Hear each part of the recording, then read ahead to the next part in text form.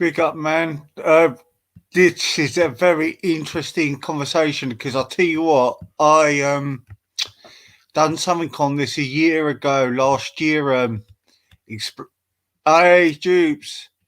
Hey, Mr. Porky. Hello, mate. Hang on, let me put the link in because Jupiter, I showed something a bit similar to that other one Vellie was showing. Do you remember? You broke it down. Here we go.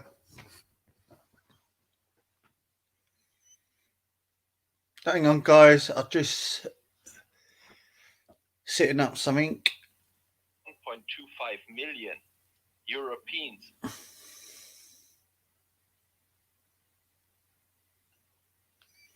So we're going to carry on with this conversation because I can't remember which video I put up. Jupiter, I think you might remember it because you broke it down in the end. Because I didn't do it because I wanted you to do it. Do you remember? Jupiter, I think you might remember. I was saying about this slave trade all last year, and I got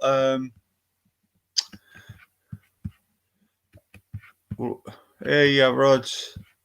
All right, mate. Big up, easy. You're all right. I was covering this last year.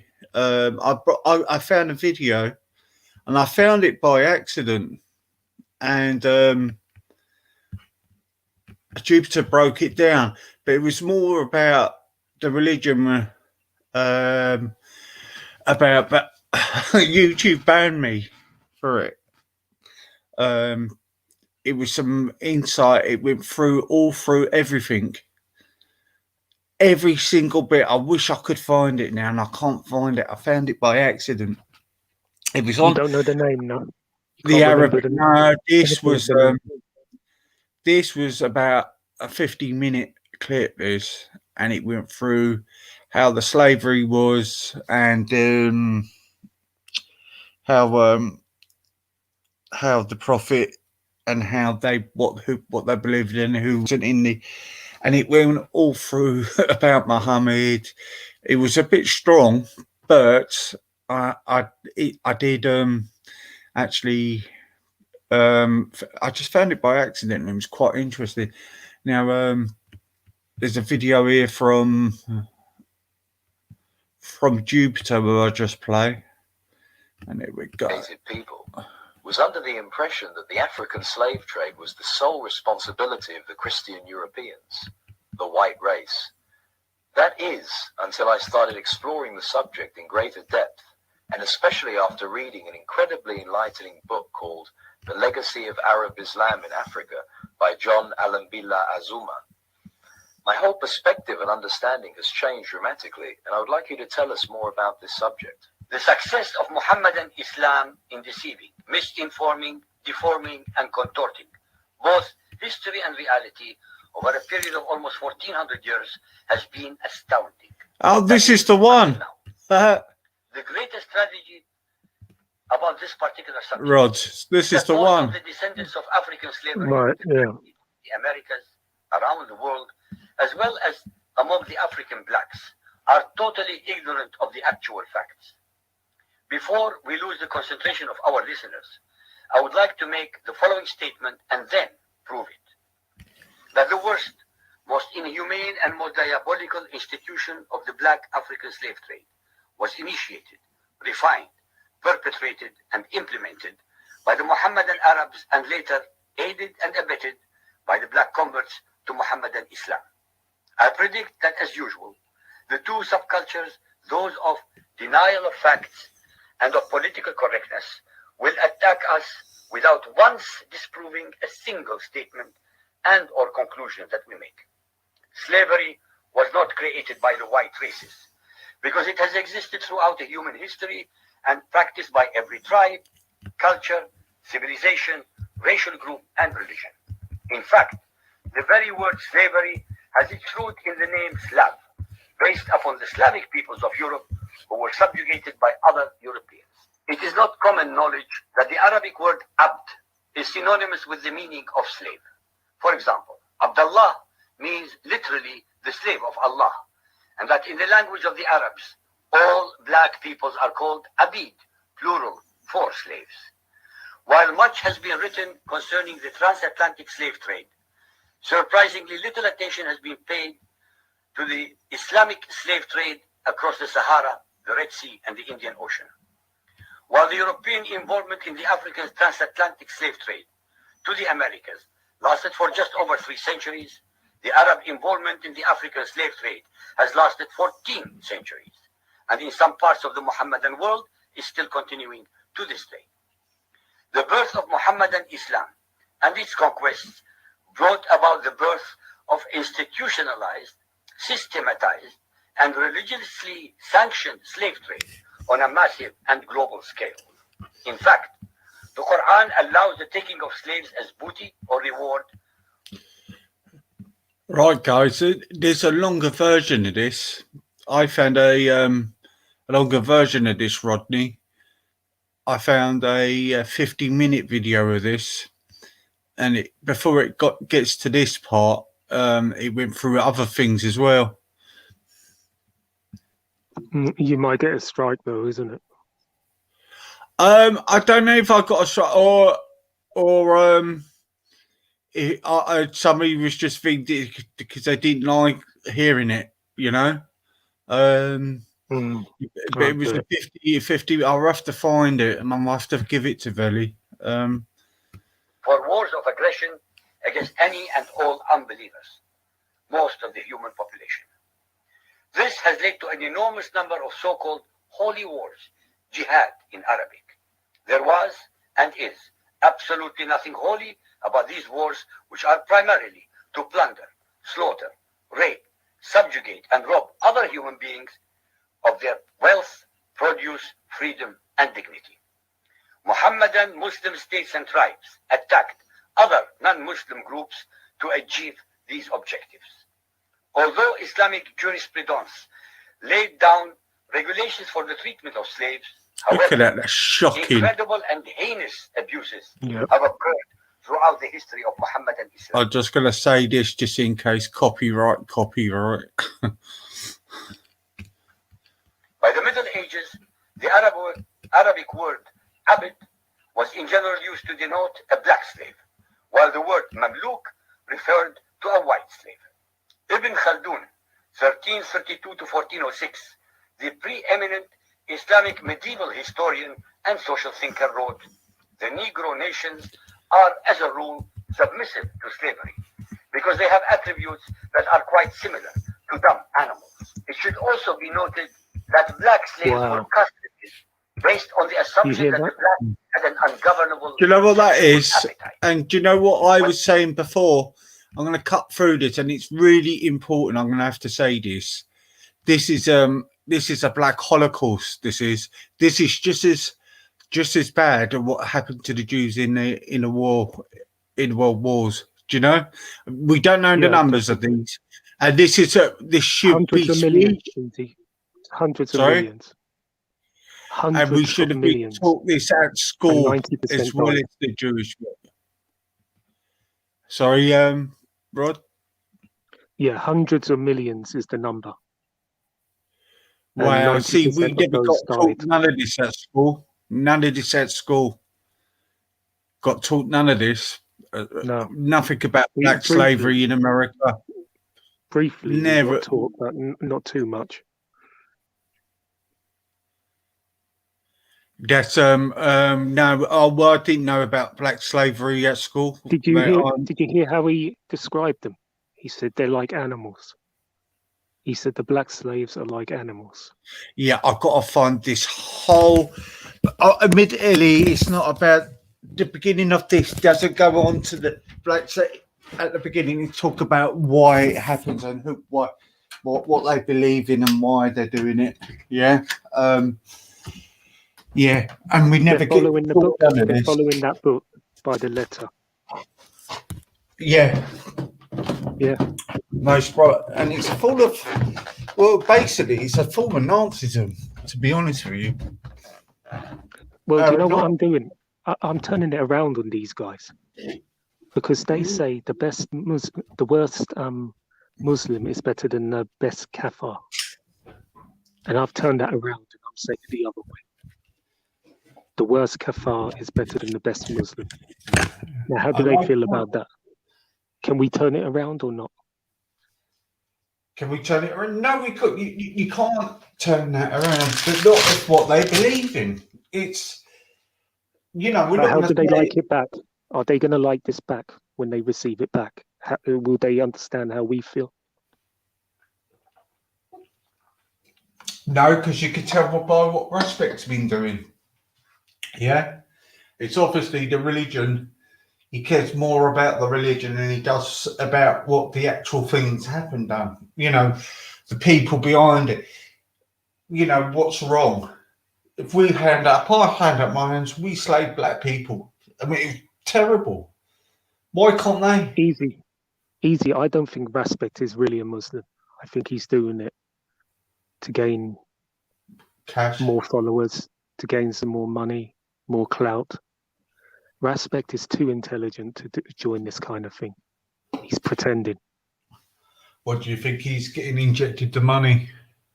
He's pretending in order to get the money, in order to get the clout as well. It's just a money tool for the man. Respect is an intelligent young guy. He's not going to join this. This is what I found really strange about him, to be honest with you.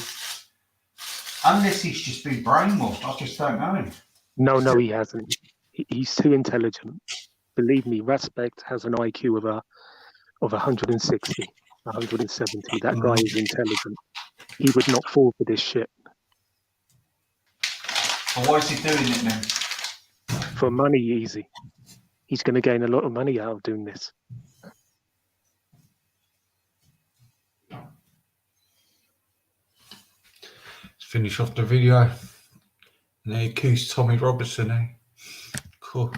When the Fatimid Caliphate came to power in Egypt, they slaughtered all the tens of thousands of black military slaves and raised an entirely new slave army. Some of these slaves were conscripted into the army at age 10.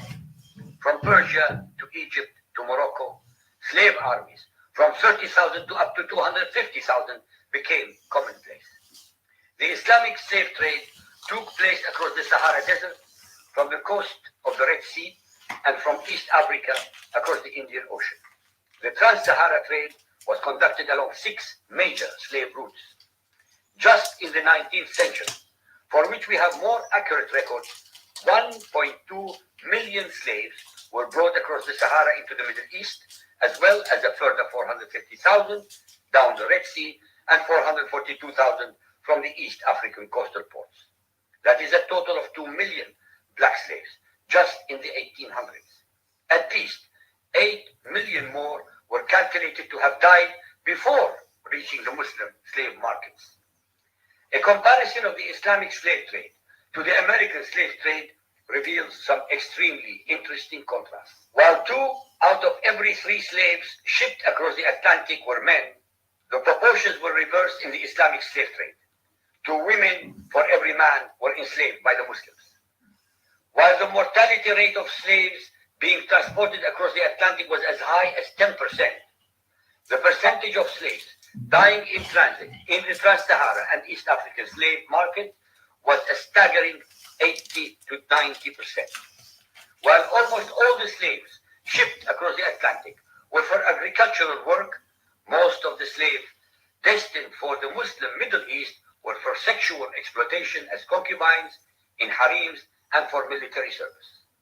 While many children were born to the slaves in the Americas, the millions of their descendants are citizens in Brazil and the United States. Today, very few descendants of the slaves that ended up in the Middle East survived. While most slaves who went to the Americas could marry and have families, most of the male slaves destined for the Middle East were castrated, and most of the children born to the women were killed at birth. It is estimated that possibly as many as 7 million Africans were transported transported across the Atlantic. Yeah, so Yeah, so they killed the children. They used the women. It was mostly women who was the slaves, and they used them as sex objects. yeah, Castrated the black men so they couldn't have a family. Man, what can you say? so it's no different to the Ku Klux Klan, really. This is worse. Yeah, Let's face it, it's worse. yeah. And we should be talking about this a lot more. Exactly, and I'm glad Freddy's actually keeping up with this, because if we ever people like Vellie doing his channel, Jupiter's, and you and everybody will keep on saying this, again we can get the truth out. It's obviously our governments back in the day never done the truth on this, and it seems like, do you know what, this is when I do feel for the black community, nothing gets told truthfully about what's happened to them as well. Do you know? Things I seem want to to know how they, I want to know how they castrated the slaves. What barbaric tactic, what barbaric procedure did they use to castrate? see. I those don't poor know slaves? what's worse, castrating the slaves or the bloody putting people in ovens. Do you know what I mean? It's just all just as bad. Do you know what I mean? So Yeah, yeah. but castrating them, which they are doing to this day now, you know that. Yeah, in Libya. Yeah. And do you know they still put slaves on Instagram to sell as well to this day now Really? in Liberia, yeah, Libya, Libya, not Liberia, Libya, isn't it? Libya, sorry, Libya, Yeah, yeah. yeah. They were putting them on Instagram to this day to sell. And have you Yeah, seen? and they're scalding them with boiling hot water.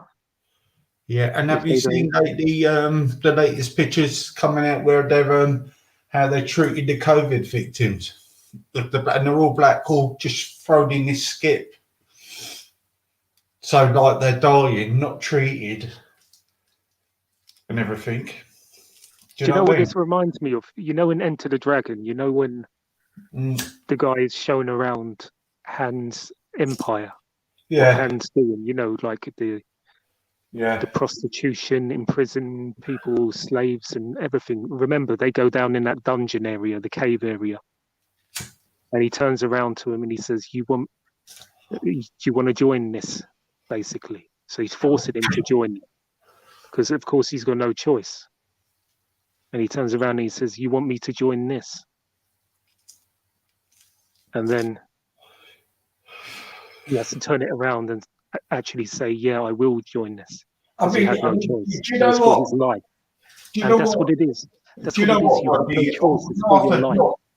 Do you know what, Rodney? I'd rather not do stories like this. Do you know what I mean?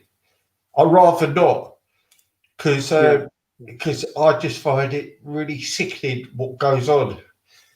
Any human being gets treated as a slave and gets treated like they do. It's awful. It's the most degraded thing they can do. Yeah, to any human being, and regardless who's been slaved, it doesn't matter who's the slave master. They're bastards for doing it, and it's evil. You know. But Muhammad owned slaves, and he said it was fine. So they're following their book to the letter. I don't know anything about that, but Yes, in the Quran, is it? Muhammad said it's fine, and especially if it's a kafar slave as well. You can have sex with the woman if it's a kafar. Wow. Just I've got to find the 15-minute thing in this, because this was at the beginning. It explains all, or I have to send it. But I don't know if we actually get strike for it, doing the clip or mind you, Jupiter broke it down in sections. I remember her doing it because I didn't do it. I got strike for not breaking it down. Really, I just played it. Do you know what I mean? So, see how we go. 95% of which went to South and Central America, mainly to Portuguese, Spanish, and French possessions. Only 5% of the slaves ended up in what we call the United States today. However, a minimum of 28 million Africans were enslaved in the Muslim Middle East. Since at least 80% of those captured by Muslim slave traders were calculated to have died before reaching the slave markets, it is believed that the death toll from 1400 years of Arab and Muslim slave trade into Africa could have been as high as 112 million. When added to the number of those sold in the slave market, the total number of African victims of the trans-Saharan and East African slave trade could be significantly higher than 140 million people. Can you stop it there, Easy? This whole subject is the Muhammadan, Muslim, and Arab culture of denial regarding their complicity in the African Sorry, mate. Here we go. well as the ignorance. Sorry, I was in the middle of struggling getting a can out of a packet. You know what?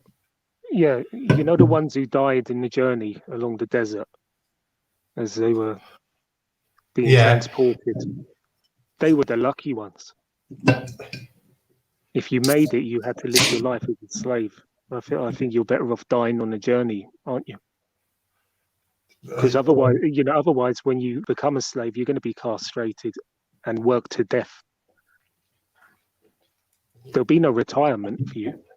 Either way, you know, Rodney, it's sickening anyway because they've died slowly anyway, haven't they? They haven't exactly died quickly, have they? They've suffered still. That's what I'm thinking. I'm thinking who suffered least? The ones who died on the journey. That's what I think. And that's fucking sad because that's a terrible death as well. That's but what did they do? What did they do to them when they died? Them ones as well. Do you know what I mean? Did they castrate when they were dead? No, they did that when they were alive. Did that to all of them when they were alive. And then the ones they raped who had children, they killed the children. We're supposed to respect this. Are we seriously supposed to respect this kind of shit and not say anything? I want to say in this stream is we're not saying that all Muslims believe all of this. I'm saying they don't follow this ideology a bit. I know some are peaceful and don't believe hurting people, yeah. But Easy, they're not the ones who are following the book by the letter then.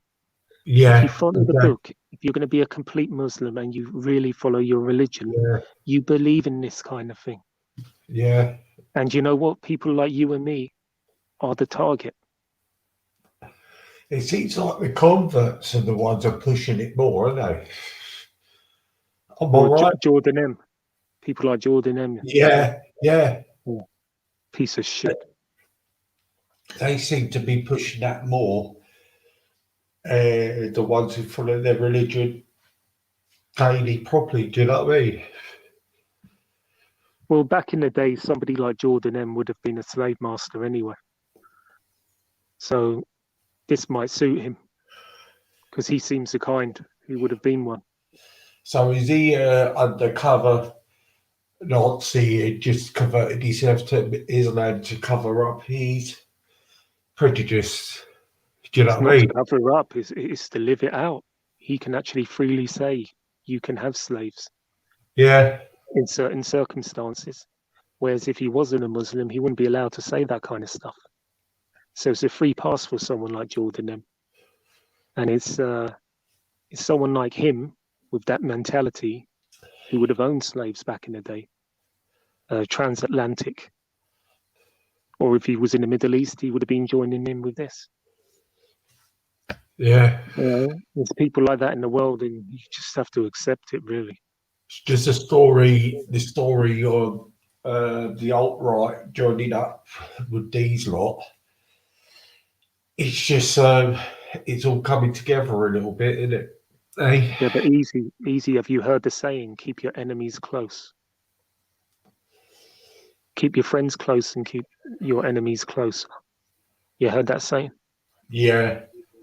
Well, maybe that has something to do with what's going on with the far right and Islam having this alliance. No, or actually, they have always gone on this side of theirs against the Jews, haven't they?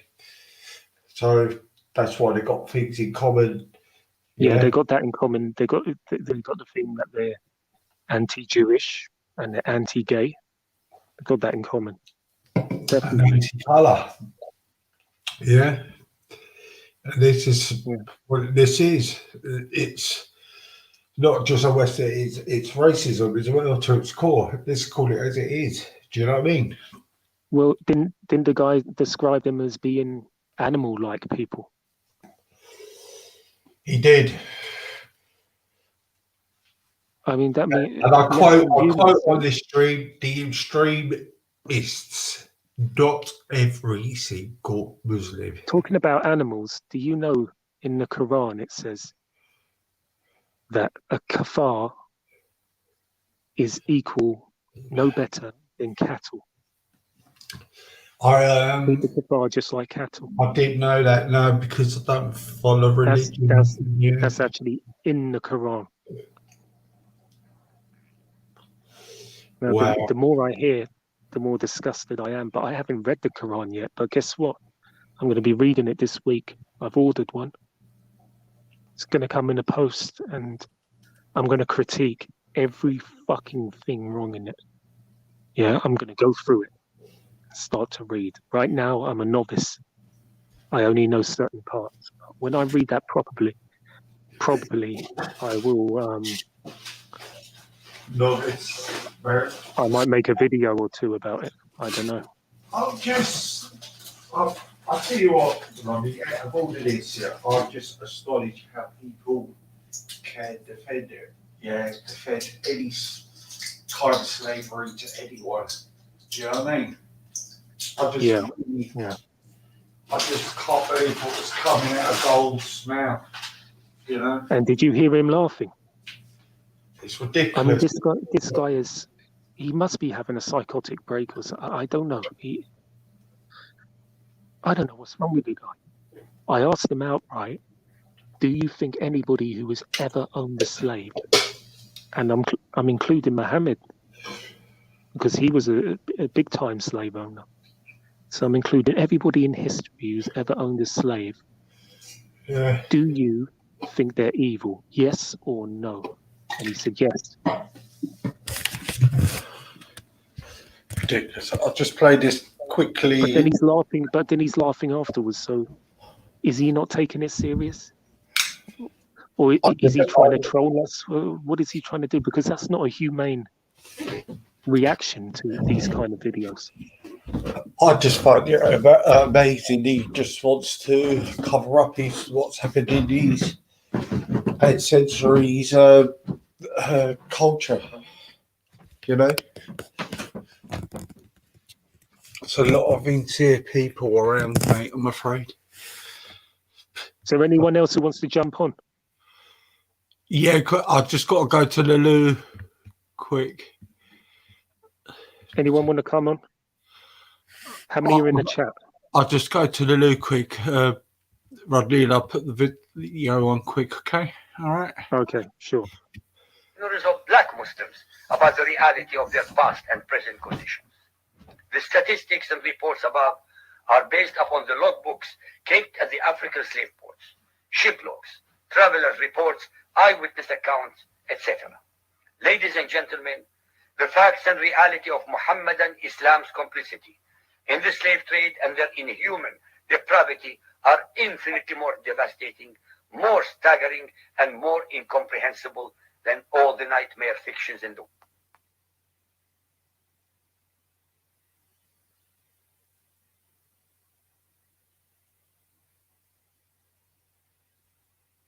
Are the radio networks, with all their experience in the swift reporting of great occasions and events. From every strategic center and frontline stronghold, Their All reporters right, this has nothing to do with it. new ways of war. The result was it's a media war. I mean, there's tremendous fakery all along the line. The UN is finally living up to its mission. You know, wondrous sea change, the New York Times told us. The only wondrous sea change was that for once the United States didn't veto a Security Council resolution against aggression. People don't want a war unless you have to have one. And they would have known that you don't have to have one. Elron, do you want to jump on, do you? And that means we went to war very much in the manner of a totalitarian state, thanks to the media subservience. That's the big story.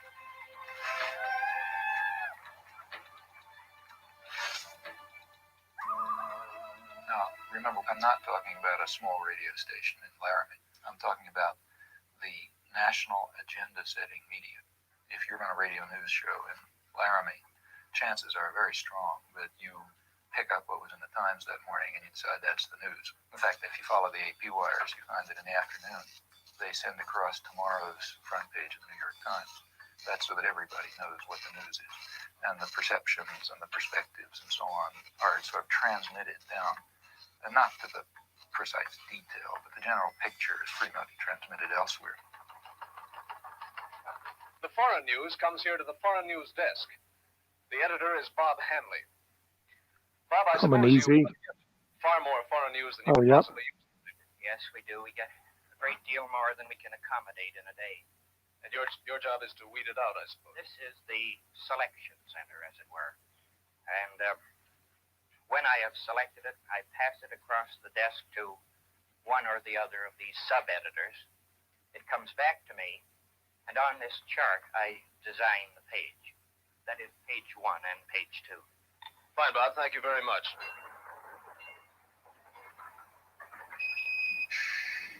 Why do you want to make a film about media? Well, Yeah, he probably can get a strike as it goes. well, we're Hope he making a hurries film up. for the mass media, so we thought, whatever, what a good place You to want to know come. where they got the name? Rod, I'm here, mate. Hang on. Yes, I'm Bowden Senko. I'm here, mate. Yeah, easy.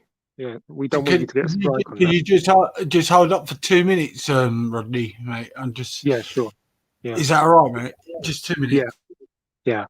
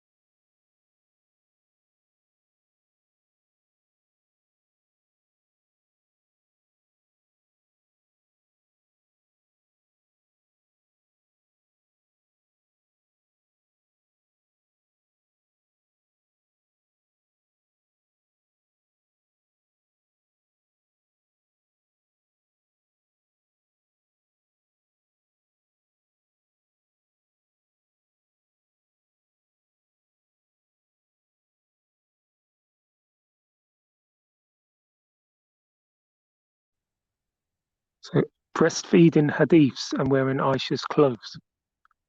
I've heard something said about that in the past, but it'd be good if Easy can bring that up so we can review it.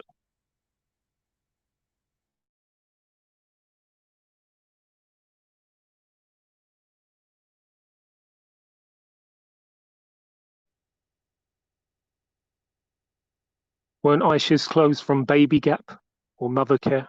How did they fit him?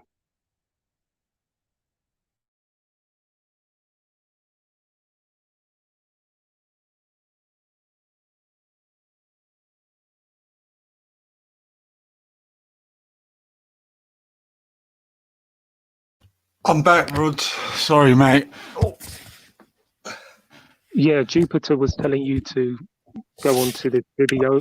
What is it, David Wood, about Mohammed wearing Aisha's clothes, and Oh, she just put it in, has she? yeah, she's put it in the chat a little bit earlier. Let's have a look.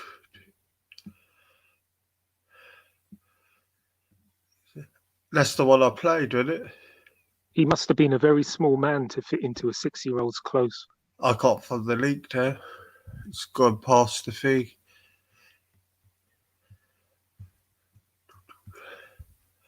Did you say David Woods?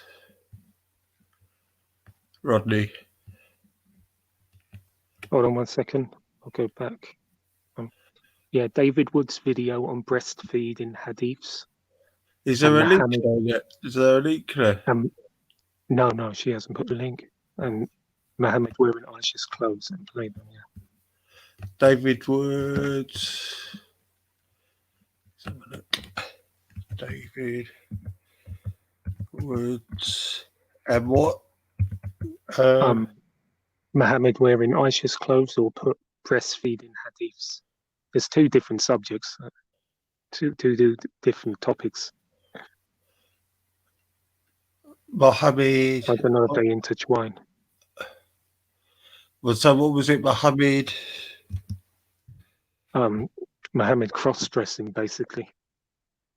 He's wearing Aisha's clothes. Or breastfeeding hadiths.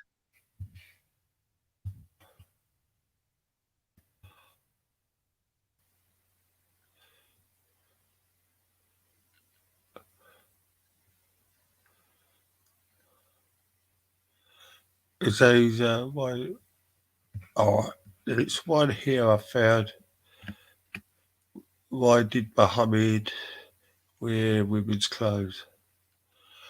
Oh, is this David Wood 111 minutes one?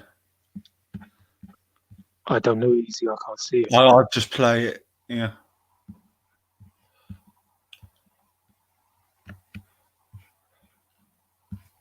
Big up everyone in the chat.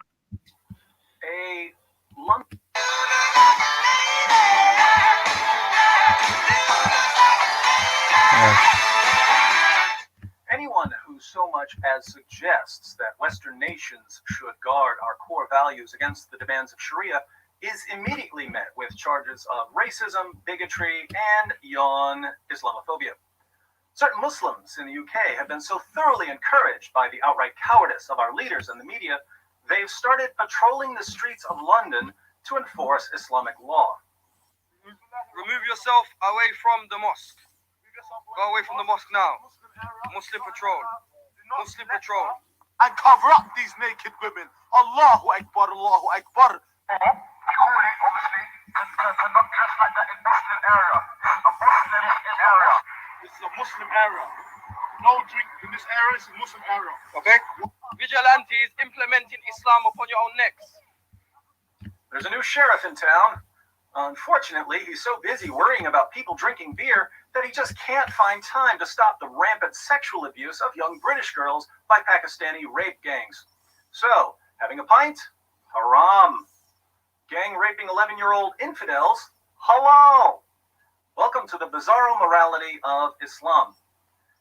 In the latest video, the Sharia Avengers harass a homosexual man for the way he's dressed and for wearing makeup. Look at you. What's wrong with your face, mate? What's wrong with your face? Why are you dressed like that for? Why are you dressed like that for? They got arrested for this. You're walking through a Muslim area. You're walking through a Muslim area dressed like a fag, mate. So far, 5 Muslims Hold it a second. for carrying out their Hold it a second. Yeah. Yeah. I mean, imagine you're walking past there, yeah. You're in your own country. Yeah. And they go and stop you and tell you what to do and say it's a Muslim area. This is going to increase. This is going to expand more and more. This kind of behavior. Well, you know the guy who's speaking And you in know that what? video. Yeah. Yeah. Go on, man. Yeah.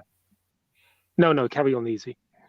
Do you know who was in that video? You know that Ginger Gotha, the fattish one? That Oh, was yeah, him. yeah. That was him in the video. He got done and went to prison for it, and he's left Islam now. Oh, he's from somewhere like Devon, isn't he? I think so, yeah. And he's left Islam now. Well, They put him inside for 18 months for this. Yeah. yes. This is a little bit long, this, actually. I don't know how I would react to that, actually, being stopped like that and told what to do. I would tell him to Yeah. fuck off. Yeah, Basically. that's what I'm thinking I would do. Yeah. But what's the consequences of that? Yeah. You know, they're just taking a piss. I know they've been stopped doing it now because I think this happened about 4 years ago. You kind of think you'd rather die than actually follow their instructions and be told what to do in your own country. Yeah, I wouldn't. I wouldn't get told. I think we've done enough on that video actually, because it annoys me. You know what I mean? It's actually talking on the concept now. Why people don't want to speak about this? Yeah, why don't the far left speak about this? You know, that's what I want. They won't. But you don't want to finish the video, no? I think they'll. Yeah, okay. They'll go into the breastfeeding part. I don't know what that's really about. I've only heard brief reference to that. Yeah. But let's face it, what exactly I don't know if I got is the right British video, legal to be system, fair. sadomasochists of multiculturalism, going to do to a handful of Muslims who are just trying to follow their religion? I mean, this is the same legal system that allowed the Pakistani rape gangs to rape young British girls for years. Why? Because arresting the rapists might have made the Pakistani community feel uncomfortable. And a few dozen young girls is a small sacrifice to make on the altar of tolerance, isn't it? So these 5 Muslims will be given warnings or fines or a few days of jail dawah, and they'll emerge stoned out of their minds on the drug they call martyrdom, more confident than ever that the British government will stand in the way of Sharia about as much as the Afghan government will stand in the way of honor killings. Your leaders, those citizens are as useful to you. All right, I get you. I've just seen it. I'll find it now. Yeah. Yeah. Got you. Let's get that.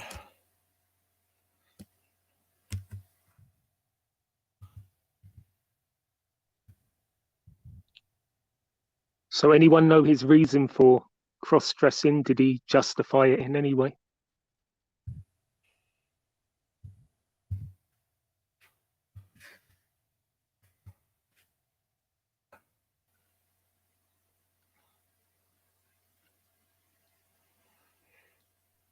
It's hypocritical. It's very hypocritical that they want to kill people who cross-dress. Sheepsgate conspiracy. Muhammad's wife changed the Quran. David Wood. Hang on. Let's have a look.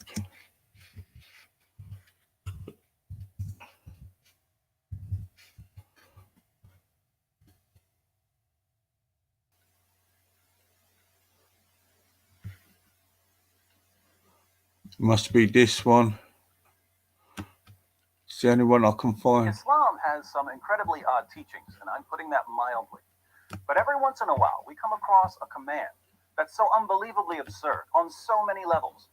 We can only wonder why Muhammad wasn't laughed out of Arabia when he delivered it to his followers. Take, for instance, Muhammad's solution to the following problem.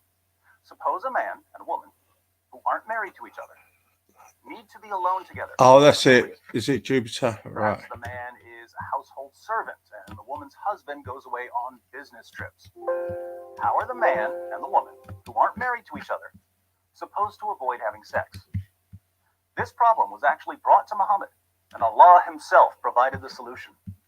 Allah, in his timeless wisdom, revealed in the Quran that in order to prevent any sort of illicit sexual encounter, the woman should breastfeed the grown man 10 times. This will technically make the woman the man's foster mother, so they won't be tempted to have sex. Now, if you're thinking to yourself, 10 breastfeedings, that's too much, don't worry. Allah has got you covered. Even though the Quran is supposedly Allah's eternal word, Allah eventually changed his eternal mind about the need for 10 breastfeedings. 5, it turns out, is quite sufficient. Sahih Muslim, 3598. It was narrated from Amra that she heard Aisha say, when she was mentioning what kind of breastfeeding makes a person a mahram. A mahram is a relative you're not allowed to marry or have sex with. 10 definite breastfeedings were revealed in the Quran. Then 5 definite breastfeedings were revealed too. Notice that Aisha says these verses were revealed in the Quran. Let's read another. Sahih Muslim, 3597. It was narrated that Aisha said, among the things that were revealed of the Quran was that 10 definite breastfeedings make a person a mahram. Then that was abrogated and replaced with 5 definite breastfeedings, and the Messenger of Allah passed away when this was among the things that were recited of the Quran. So Allah revealed 2 Quran verses about breastfeeding adults. One verse requiring 10 breastfeedings, which was later abrogated by a second verse requiring 5 breastfeedings. Aisha specifically says that this was among the things that were recited of the Quran when Muhammad died. But you can read the Quran we have today until your brain falls out, and you won't find either of these verses. So what happened to them? Well, Aisha tells us what happened to the first verse in Sunan ibn Majah, 1944. It was narrated that Aisha said, the verse of stoning and of breastfeeding an adult 10 times was revealed, and the paper was with me under my pillow. When the Messenger of Allah died... What do you think of that, Rodney? Sick. Yeah. Really? I'd like to know. Twisted stuff, isn't it? He said it changed, didn't it? The Quran. So I'd like to know who wrote it. Yeah, they tell us that it hasn't been changed. It's the original. Unlike the Bible, every word is exactly how it was when it was given from God. But it seems Aisha was saying something different. Here we go. We were preoccupied with his death, and a tame sheep came in and ate it. The 7th century version of the dog ate my homework was apparently a sheep ate my Quran verses. That explains the disappearance of the verse requiring 10 breastfeedings, but the other verse commanding 5 breastfeedings. What the hell? Did you hear that? So we can only conclude that both verses... The sheep ate the paper. Oh, mate, I just had to take it back. Did you ever use that excuse that the dog ate your homework? No, yeah. You did. It's easy. No, of course I didn't know. I just said I didn't do it. That's it. Yeah.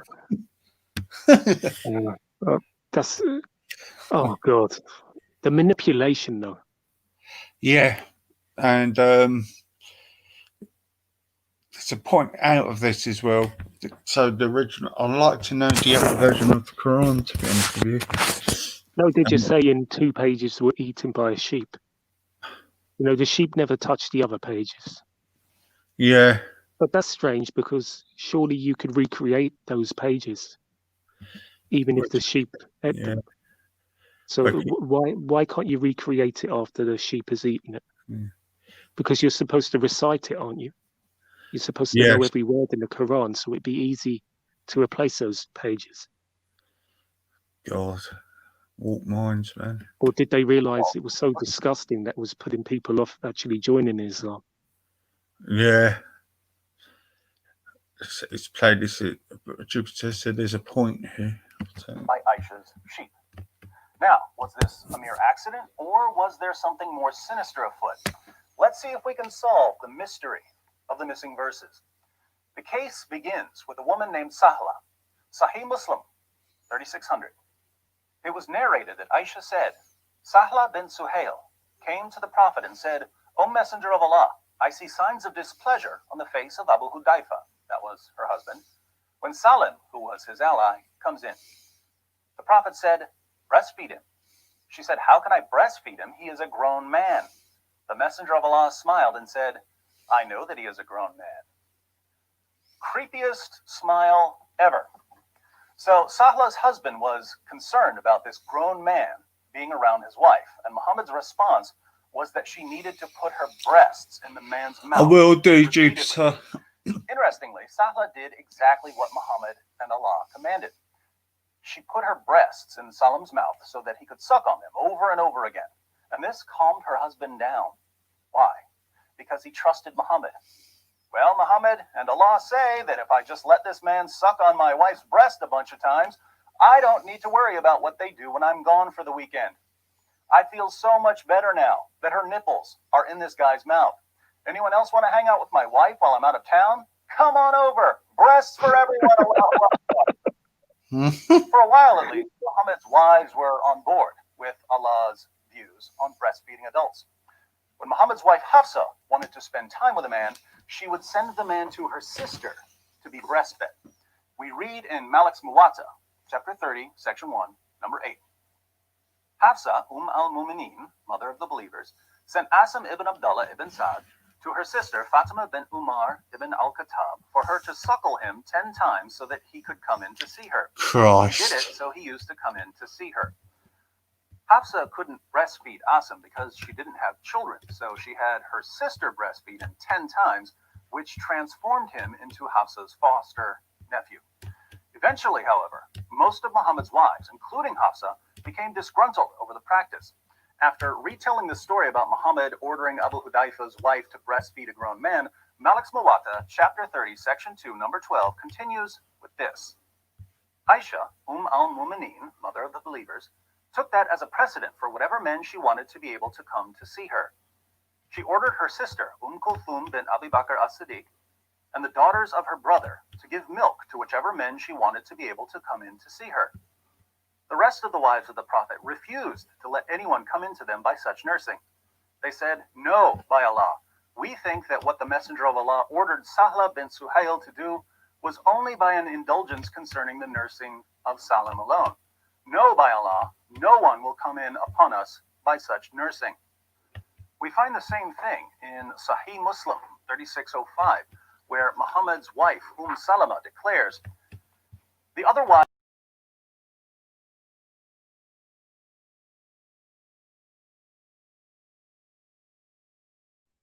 Yeah. Now we know why Islam has its knockers, hey?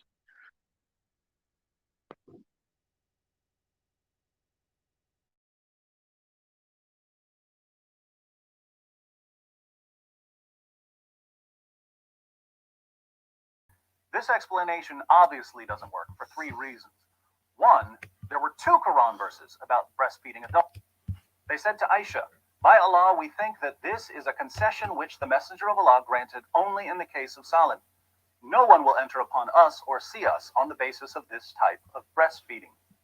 So Muhammad's wives were claiming that the command to breastfeed adults only applied to Abu Hudayfa's wife in the case of Salim. This explanation obviously doesn't work for 3 reasons. 1, there were 2 Quran verses about breastfeeding adults. Whichever verse was meant for Abu Hudayfa's wife, what was the other verse for? 2, we know that Abu Hudayfa's wife was told to breastfeed Salim 5 times. So the situation with Abu Hudayfa arose after the verse requiring 10 breastfeedings had been abrogated. The verse requiring 10 breastfeedings therefore couldn't have been revealed about Abu Hudayfa's wife. 3, as we've seen, Muhammad's wife Hafsa had her sister breastfeed a man 10 times, which means that this was already being practiced before Abu Hudayfa became concerned about his wife and Salim. So there's no way the commands to breastfeed adults only applied in one specific case, and Muhammad's wives knew this. And yet they used their glaringly false interpretation to reject the practice. Apparently, Muhammad's wives had more common sense than their husband and their God. They realized how silly it was for grown women to put their bare breasts into the mouths of grown men in an attempt to avoid sexual tension. They understood that it was absolutely ludicrous for Aisha to keep sending men to suck on her sisters' and nieces' breasts whenever she wanted to be alone with the men. And surprise, surprise, the verses commanding this practice, a practice Muhammad's wives found revolting, came up missing after he died. Someone conveniently left the sheep gate open. There are only 2 real possibilities here. Either Aisha remained faithful in her desire to preserve the Quran, and Muhammad's other wives conspired to send hungry sheep into Aisha's house to rid the world of one of history's most ridiculous teachings. Or, since Aisha had the only written copy of the verses, Muhammad's other wives may have eventually persuaded her to destroy them. I favor the latter explanation. While it's clear that Aisha initially approved of Allah's command to breastfeed adults, she was also very young and under the influence of Muhammad. When Muhammad died, Aisha was 18 years old, and by this time she had presumably learned that if a woman wants to avoid sexual tension, it's a good idea to keep her breasts out of men's mouths. But there's another piece of evidence that supports Aisha's involvement in the Sheepgate conspiracy. Got anything to say on that for a minute, Rod? The Quran verses on breastfeeding adults. It also ate stoning Or do you want me to just finish the video? Aisha was once accused of adultery. Muhammad I'll had just finish a it. special revelation claiming her innocence. She could have been stoned to death. The accusation of adultery was one of the reasons she became so careful about having her sister and nieces help her follow the breastfeeding rule. She was trying to protect herself. We don't need Sherlock Holmes to uncover Aisha's fear of the verse of stoning. And her sheep ate the only copy. Coincidence? No. Conspiracy. The verses on breastfeeding an adult, along with the verse of stoning, fell victim to one of history's least common means of malice: death by sheep. For you Muslims who are watching, here are 10 takeaways.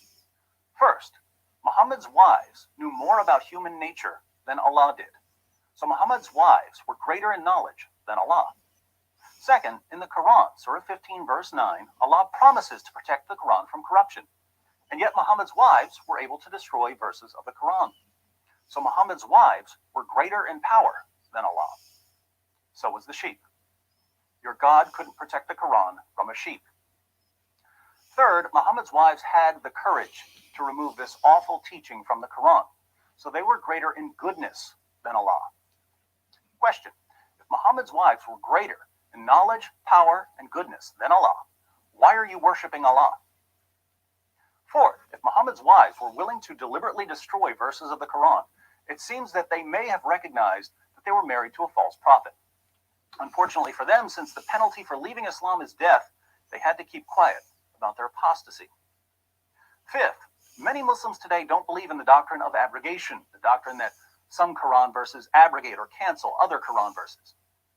And yet your most trusted sources are filled with examples of Quran verses abrogating other Quran verses. Why do modern Muslim beliefs so frequently contradict orthodox Islamic doctrine? 6, you believe that the Quran is an eternal tablet in heaven. But notice that this eternal tablet is incoherent. One verse of the eternal Quran says that 10 breastfeedings are required to make a man a mahram. Another verse of the eternal Quran says that 5 breastfeedings are required to make a man a mahram. The Quran is eternally incoherent. 7th, the Quran you read today is different from the eternal Quran. Which one's better? 8th, your Muslim leaders tell you that the Quran has been perfectly preserved, even though they've read the same sources I keep quoting to you. Your leaders know that, according to your most trusted sources, entire chapters of the Quran were lost. Large passages of the Quran were lost. Verses were lost. Phrases were lost. And yet they tell you that the Quran has been perfectly preserved right down to the letter from the time it was revealed to Muhammad. They tell you this because it gives you confidence in the Quran. But your confidence is based on deception. 9th, if your leaders keep lying to you about the history of the Quran, what else are they lying to you about? 10th, if your leaders are the ones who are lying to you, and I'm the one who's telling you the truth, why do you get mad at me? For more on changes in the text. Yeah, so it sounds like Aisha and the other wives were disgusted by everything that went on and they wanted to leave him. Yeah. And when he eventually went, they decided to remove some things from there. Poor things, they must have lived a terrible life. That's all I can say. Yep, and it just makes you think what their own women go through now. Because it would have been death if they left him. Yeah. They had no choice. If they leave him, it's death. If they leave Islam, it's death as well. I think my mic is bad. Hang on. Let me just leave it for a minute.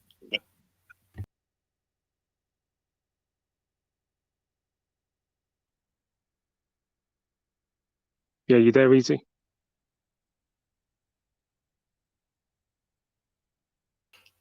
Is that better? Yeah. I just don't get it. God, where's that echo coming from? So you got that Adnan Rashid saying that the Quran is exactly how it was when it was revealed to Muhammad, and obviously it wasn't. Why are they saying Aisha is a liar? What are they trying to say? Well, exactly. Oh, God, why am I? I ain't got anything else on. Sorry, buddy. I've got to drop out again. God, All I right. can echo.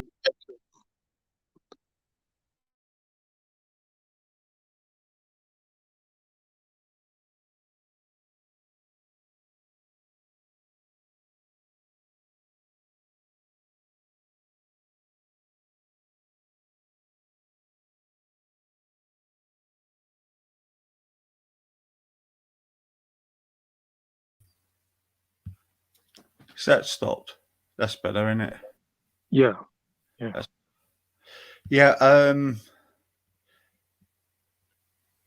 Check. He's verify who he was working. What are you on about, Shane?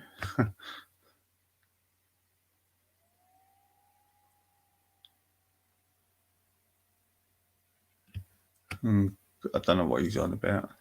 What we were saying, yeah, it's a bit How shat. perverted is that? It's like they couldn't control themselves. They had to do some kind of sexual act. So I'm saying all these people who were close to the Prophet were acting like that, and he was the example of mankind. Mm-hmm. It shows how he was acting, doesn't it? Close to the Prophet. Yeah. Sounds like he was doing a lot of muta. And the fact that he was allowed, I think he had 9 wives, but everyone else is supposed to, well, the maximum everyone else was allowed was 4 wives. Why? Why the hypocrisy? Why can he have 9 and they can only have 4? But I thought they have to live by him. So how, if he has 9, surely they're allowed 9. Exactly. Dictator, wasn't he? Really? Yeah. Like, right, Jupiter's just given me another one. We'll answer your question on this, Rodney, actually. Yeah? Listen to this one closer. This answers you what you just said. A confusing question, a simple question. And no Muslim on the planet, not the least, not the greatest, will be able to answer it. In fact, I'm so confident that no Muslim will be able to answer my easy, straightforward question that I hereby vow that I will record myself bowing down and reciting the Shahada if a single Muslim can answer it. Once our Muslim friends realize why they can't answer my simple question, they're on their way out of Islam. If you've had a discussion with a Muslim, you've probably heard the Muslim ask, "Where did Jesus say, 'I am God, worship me,' in those words?" Muslims were trained by Zakir Naik and Ahmed Didat to ask this question.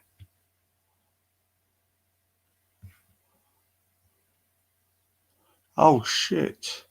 I turned it off by accident. Oh. Sorry, guys. My fault. I turned it off by accident. Oh, shit. Yeah, I was taking off another thing. It's the first one Jupiter put up. Start it again. Sorry, Not guys. a confusing question, a simple question. And no Muslim on the planet, not the least, not the greatest, will be able to answer it. In fact, I'm so confident that no Muslim will be able to answer my easy, straightforward question that I hereby vow that I will record myself bowing down and reciting the Shahada if a single Muslim can answer it. Once our Muslim friends realize why they can't answer my simple question, they're on their way out of Islam. If you've had a discussion with a Muslim, you've probably heard the Muslim ask, "Where did Jesus say, 'I am God, worship me,' in those words?" Muslims were trained by Zakir Naik and Ahmed Deedat to ask this question. More recently, Zakir Naik and co. have been training Muslims to say, "Show me one unequivocal statement where Jesus Christ, peace be upon him, says, 'I am God,' or 'worship me.' Show me one unequivocal statement where Jesus Christ, peace be upon him, says, 'I am God,' or 'worship me.'" Notice, Zakir Naik and co. demand that the statement be unequivocal, meaning unambiguous, not open to interpretation, leaving no room for doubt. They demand an unequivocal statement because they know that no matter what Jesus said, they can always reinterpret it. In the Quran, Allah calls himself the first and the last. In the New Testament, Jesus calls himself the first and the last. In the Quran, Allah says that he's the one who will judge the world. In the New Testament, Jesus says that he's the one who will judge the world. In the Quran, Allah says that he's the one who will raise the dead at the resurrection. In the New Testament, Jesus says that he's the one who will raise the dead at the resurrection. Over and over again, Jesus makes claims that even according to the Quran, only God can truly make. What do Muslims conclude from all of this? They conclude that Jesus was only claiming to be a prophet. The central and sole miracle of Islam is the miracle of reinterpretation. But Muslims don't just reinterpret the words of Jesus, they reinterpret the words of their own God and their own prophet. What does Allah mean when he orders his followers to fight those who do not believe in Allah? He clearly means that Muslims are only allowed to fight in self-defense. Miracle of reinterpretation. What does Allah mean when he says that Muslim men can beat their wives into submission? He clearly means that Muslim men are only allowed to tap their wives gently with a toothbrush. Miracle of reinterpretation. What does Muhammad mean when he says, "If anyone leaves his Islamic religion, kill him"? He clearly means that if anyone wants to leave Islam, he's free to go. Miracle of reinterpretation. And we see this method on full display when we go deeper into a specific topic. Take the Quran's interesting claims about the gospel. What does Allah mean in Surah 3, verses 3 to 4, when he says that he revealed the gospel as a guidance for mankind? Well, Allah means that even though he revealed the gospel, it was corrupted by the Apostle Paul and by Christians at the Council of Nicaea, and it ended up not guiding mankind. Then what does Allah mean when he says in Surah 7, verse 157, that Christians still had the gospel in the 7th century, long after the Apostle Paul and the Council of Nicaea? Oh, he only means that some truths still remained in the corrupt gospel. Then what does Allah mean in Surah 18, verse 27, and Surah 6, verse 115, that no one can change his words? That just means that no one can change Allah's plans. But the context of both verses is that you should read the book that he has revealed because no one can change his words. Well, then he clearly means that no one can change his words in the Quran, even though they can change his words in other books. Then why didn't he say that? Why did he say that no one can change his words when he really meant that people can change his words in other books, but not in the Quran? Oh, you know, we have to interpret these things. Miracle of reinterpretation. So why does Allah command Christians in Surah 5, verse 47 of the Quran to judge by the gospel?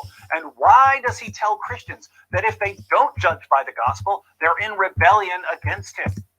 Oh, that's easy. When Allah commands Christians to judge by the gospel, he means that Christians should read the Quran, then go to the gospel and find the parts that agree with the Quran, and then judge by those, but throw the rest out. Why does Allah say in Surah 5, verse 68 of the Quran, that Christians have no ground to stand upon unless they stand upon the Torah, the gospel, and all the revelation that has come to them? Yeah, well, Allah obviously means that the Quran is the only preserved revelation and that the gospel has been corrupted. Miracle of reinterpretation. That's how conversations go when we ask Muslims what the Quran says about the gospel. They reinterpret everything Allah says so that they can bring it in line with what they've been told by their leaders. Muslim leaders have Allah on a leash, like a dog with a muzzle, and Allah is only allowed to speak when they say speak. But recall the Muslim methodology. When we claim that the Bible teaches something, they demand an unequivocal statement.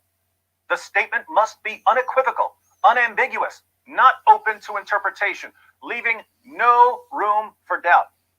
Why? Because Muslim leaders are professional reinterpreters. They do it with the words of their own God, their own book, their own prophet. Why wouldn't they do the same with our God, our book, our Lord? But now that Muslims have presented their standard, an unequivocal statement, it would be a shame if we didn't apply the same standard to them. It would be a shame if we didn't demand consistency. So let's demand consistency.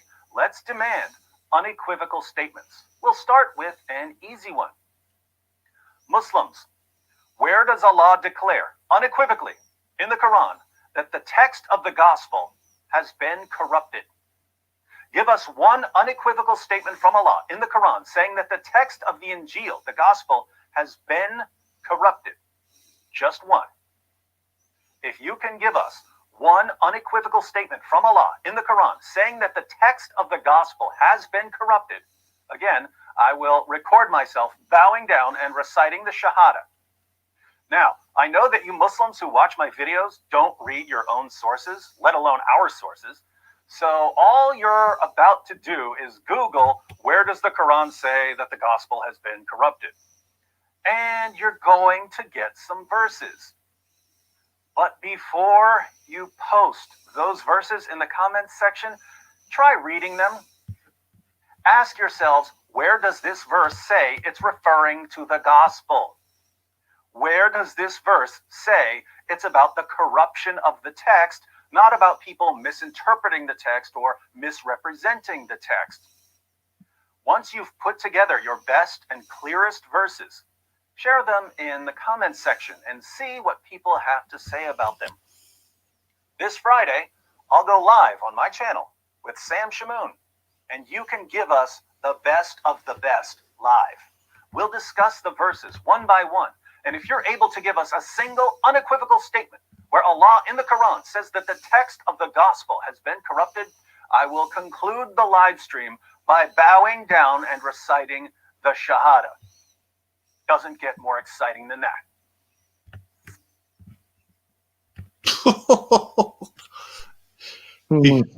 He's determined to. He does make a few good points, doesn't he? But yeah. You see them when they're given a dawah, they reinterpret everything. You know, it's plain and simple. I mean, how you read it, most people will interpret it the same way. There's violence and sex throughout that book. I thought if you get converted to Islam, does it? I thought they have to go to the mosque and get. No, they do it in the street. They try and convert you within minutes. What they do is they give you the dawah, and then after the dawah, sometimes you know they might be with you for an hour or whatever. But if they see you're weak, they can get you in like a few minutes, and then they get you to take the Shahada. So they get credit from Allah for making you take the Shahada, but they're supposed to do it for legit reasons. Like he says that you have to do it not for personal gain, but because you want to help the person and you want the person to embrace Islam. Yeah. Not because you want a reward from Allah. So yeah, most people, you know, if you're stubborn, they'll be at you for an hour with the Quran. And then afterwards you try and walk away and they'll say, repeat the words after me. Ilah ilah whatever it is, yeah. Yeah. The Shahada in Arabic. And some people do repeat that and they think, okay, we got another one, we got another mug. But to be honest, some people just want to say it to get away from the fuckers. Because they're so persistent. And if you say a few words, you can just go afterwards. And I've seen that happen. I've seen people taking the Shahada where you can tell they were doing it because they just wanted to be polite. And these people put it down as another mug that's joined the religion. Remember when that 14-year-old kid that got the Mecca in again? Why is that? That's better. Oh, I'm feeding off you, Rodney. Yeah, I saw a 14-year-old kid got converted. Well, I saw a clip of it in a street. I saw a Down syndrome guy being converted. Yeah. And he didn't know what was going on. And I'm thinking, how can you convert anybody when they haven't read the Quran? Surely you have to read the Quran. Isn't there something about you have to believe every word in the Quran before you're a Muslim? That's correct. So it makes sense that you read everything in the Quran and you understand it, and then you become a Muslim. But they get everybody. I've got to come in on my mic on my phone because on the computer I'm echoing for some reason. My helmet. Hang on. I'm just coming out and coming back in. All right. Oh, yeah.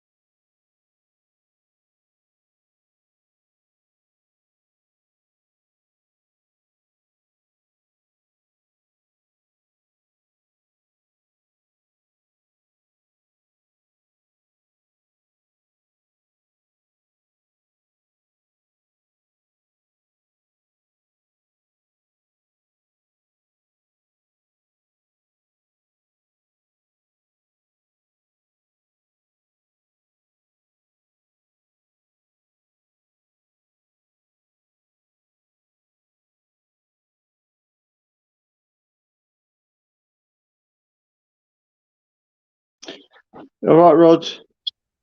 Yeah, like I was saying, they target vulnerable people. The Muslims do. And Raj was saying today about the guy on Circle Channel.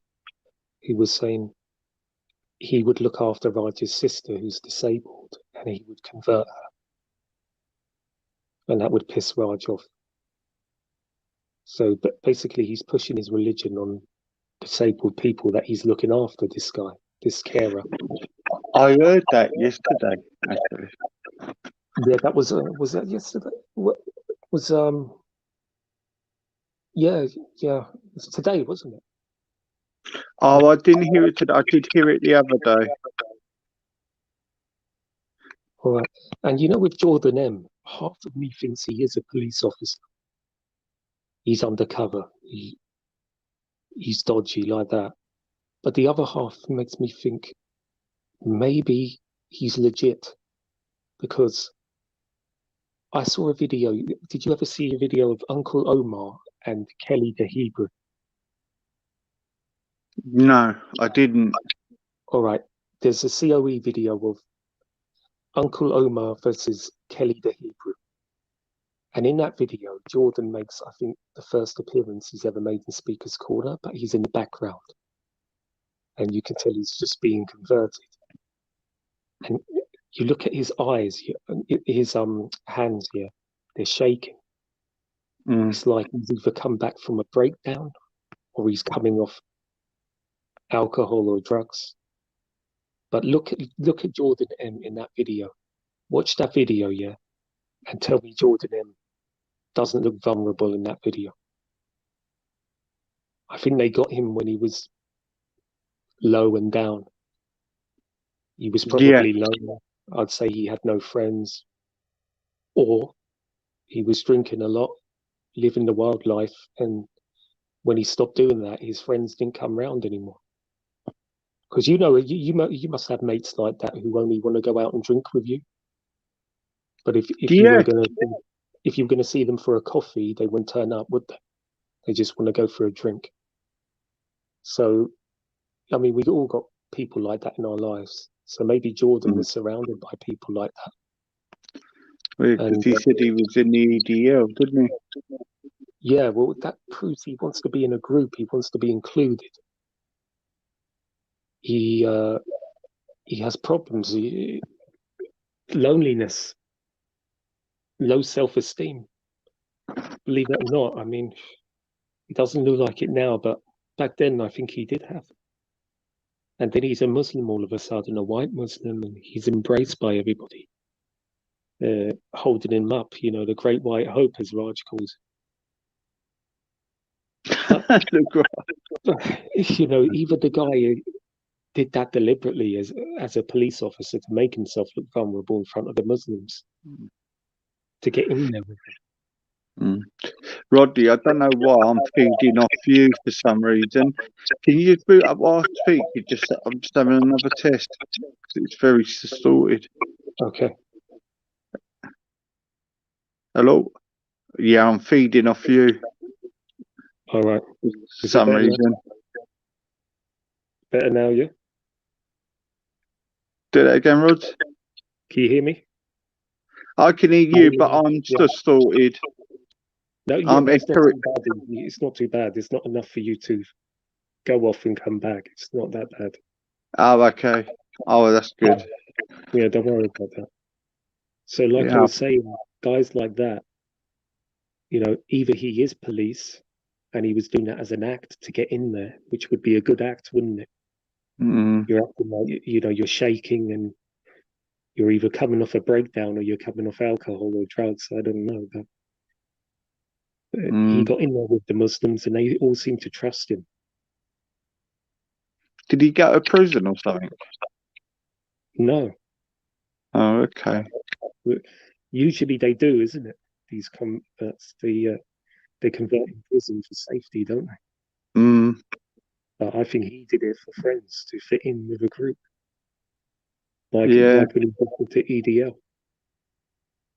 If he did. Yeah. So his false arrogance is probably narcissism. Because a narcissist pretends that they're confident. It's all an act, but really their self-esteem is rock bottom. Excuse me for a minute. Sky, not for the moment, please. We're having a thing, We're having a discussion, okay? Hi, Sky. Big up, Sky. Yeah, big up, Sky. But you just have to have a break from it sometimes. Yeah. Sorry, Rodney. I'm not being rude to her. It's just. Yeah. I get it all the time in the chat, man. It gets a bit pressurizing. Yeah. I can't work him out. Because he looked like a fish out of water in Speaker's Corner on that video. I want you to watch it. Uncle Omar versus Kelly the Hebrew. Actually, it's a good video to watch anyway, regardless of Jordan M. Yeah, it's a very entertaining video. It's one of the best ones on COE. It's hilarious. Yeah. This guy's shouting at Uncle Omar. And he's just going crazy. Yeah, I'll cover that tomorrow, or later today. These mic issues is terrible today. Christ. The mic issues are terrible today. No, it's not too bad. Easy. We can understand. Yeah. What they do with people like Jordan M will come up with verses in the Quran and question them. Like, we will cut the kuffar's neck and all this kind of shit, yeah. We will take sex slaves and all that. And they'll spin it in a different way to him. So he's mum and dad then are kafars, are they? I believe he's adopted or something. Oh, okay. Yeah. His sister is a Muslim, or so he says, and his nieces are Muslim. And he said he spoke to his nieces, and they told him they don't want him to go to the hellfire. And then he researched Islam. But the story sounds a bit dodgy to me. It really does. Mm. You go from the EDL to becoming a Muslim. It's kind of attention seeking, really, isn't it? So it's narcissism. Well, the ones who convert, especially the white ones, sometimes I think they just do it so they can have a control on women. Me personally, You notice a lot of them are ginger, and I'm not being bad. yeah, But they are all ginger, mate. Yeah, but they're not very good looking, are they? So they're at the bottom of the list of women, really, aren't they? When you look at I mean, there's nothing wrong converting to it unless you preach the right, the right path of Islam. Do you know what I mean? And not the bad one. But easy, the right path. What do you mean by define the right path? Because Look, the ones who are not agreeing to. Yeah, you mean the right path in our book, our right path, yeah. But their right path is totally different. Their right path is what we've been watching right now. Yeah. That's their right path, and it's clear in the Quran about this kind of stuff. It's crystal clear for anybody who reads it. And they can spin it, they can twist the words around like a top lawyer. But no, there's only so much you can do to spin it. You can see through snake oil. Yeah. That's what it is. Quite shocking, really, how they can do it, how they can target the vulnerable. But you find a lot of those guys who convert in prison leave Islam when they come out of prison. Yeah, why do they decide to do it, though? Easy for protection. 70% of these prisons are Muslim. Like, you get in with the Muslims, nobody's going to rape you in a shower. Nobody's going to beat you up. And 70% of it is Muslim. They're the biggest gang in prison. They all stick together. They won't integrate in the prison. You know what prisons are like.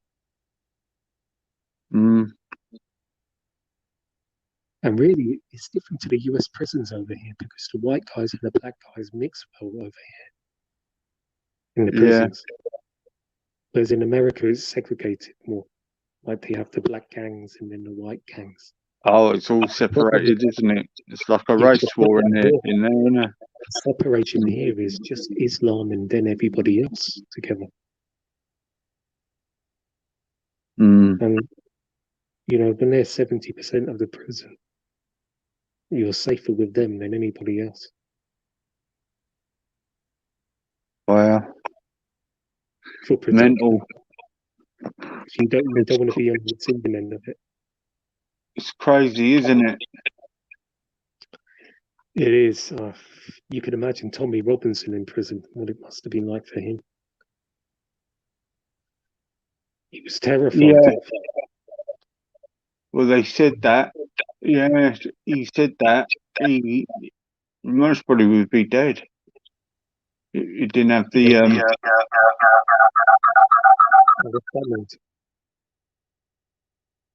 Yeah, easy.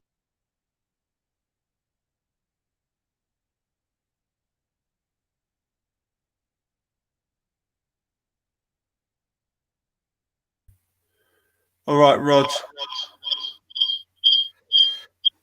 All right, mate. Oh, yeah, start speaking. I want to know about your mic. I'll test your mic. Easy. Speak because I think there's an echo in your mic. Start speaking. Let me check. Okay. Hello. Yeah, I can hear. It's understandable. It's not great, but we can still hear you.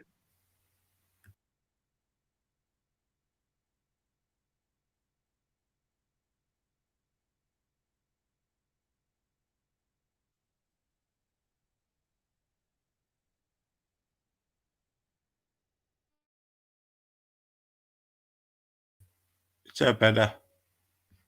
Yeah. There you go. But a lot of these guys, when they come out of prison, they leave Islam. So they convert in prison for the safety. And then they come out. If they don't keep in contact with these guys that they're locked up with, these fellow Muslims, then a lot of them do leave Islam. So you see, most people converting are vulnerable people, prisoners, Jordan Ms, gingers who are. Do you know what? I'd rather get beaten up and get forced into something I don't want to do. Yeah, me too. But we say that. But what if we were under threat from other people in the prison? Even non-Muslims. It's part of life, isn't it? You've got to deal with it the best you can. Hey, I can take a beating. I can take 2 beatings. I can take more. But I couldn't take being raped. I wouldn't allow myself to get raped, mate. Yeah, that's what I mean. Yeah. I would do anything in the world to avoid that. But I wouldn't convert to any religion for that. I would stand my ground, and I wouldn't get raped. I just wouldn't allow it. Nobody would allow it. But there's rumors that Mike Tyson was raped in prison. Do you reckon? Well, think about it. Yeah, he's a big target in there. Yeah. Former undisputed heavyweight champion of the world. Yeah. If you're some sicko gang leader there who's openly fucking other people in the arse, then who do you think would be the prize for you? Trophy, that everybody's to have a lot of them to hold him down. Whatever the case, the guy who penetrates him in a sick way. I know it's a sick world, but this is how people in prison think. This is how prisons work. Yeah. I hate to break it to people, but that's how it is. Yeah. And these guys, if they could rape Mike Tyson, that's a huge trophy for them. That's don't they? Some of the Arab gangs use that as a weapon. Yeah, well, you heard Waleed what he does in Egypt. Yeah. He said that after he beats them up, he rapes them. You heard him. Yeah. So it seems to be a thing these guys do. But apparently, when they're doing it, they're not the gay. The gay person is the one taking it. Which is ridiculous, isn't it? Hypocrisy, isn't it? I think the biggest gay is the person giving it. They're just evil. That's just evil, isn't it? It is.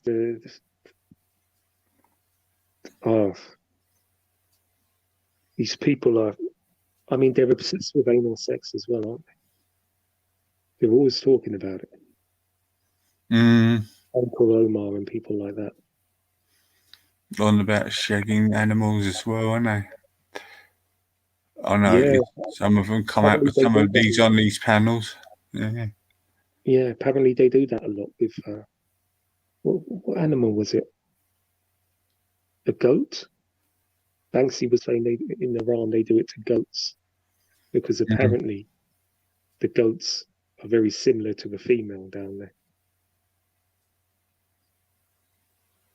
And that's what they use. And in Pakistan, the bus drivers in Pakistan. Yeah. local buses, regional transport, so forth. They hire these boys that are called bus boys. And literally 8 out of 10 of these bus drivers in Pakistan have sex with these boys. And they pass them around. And do you know what? Two men hold hands together down the road as well. Yeah, I want you to watch a documentary, all of you in the chat, yeah? It's called Pakistan's Hidden Shame. It was on Channel 4, I think. It was on one of the main TV stations in the UK. I think Channel 4. Ed. But if you watch that, you will be shocked.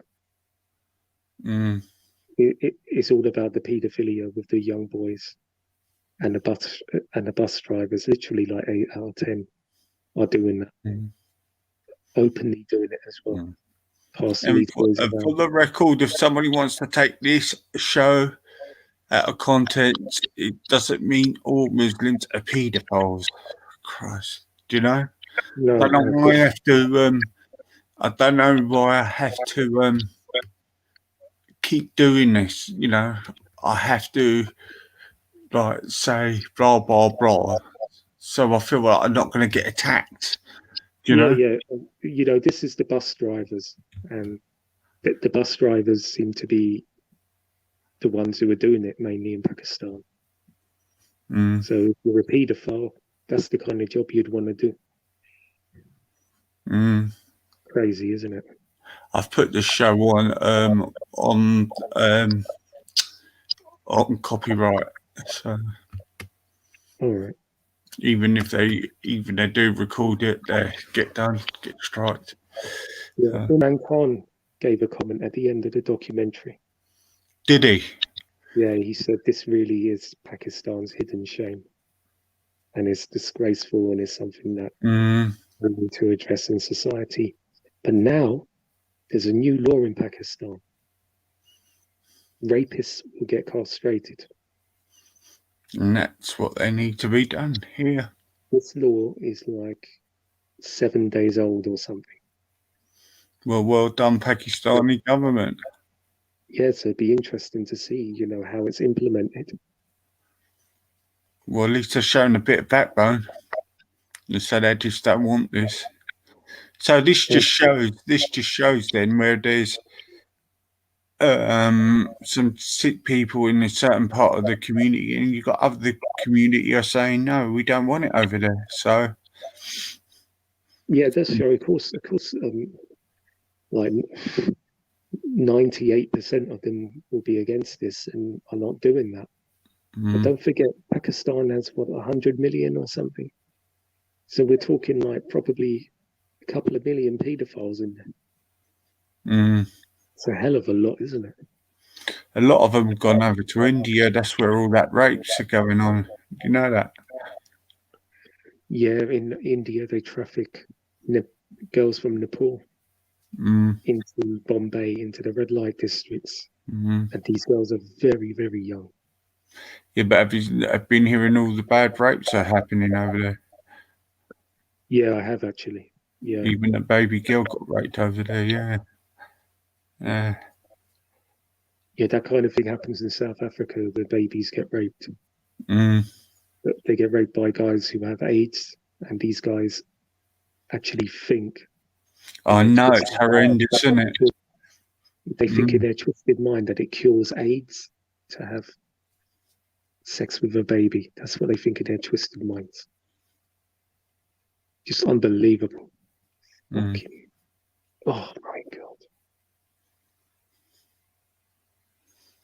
I mean, how the fucking hell can a human do that kind of thing?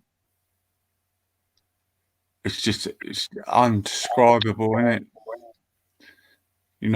It's just evil. It's just bad. It's just bad. I can't get my head around it.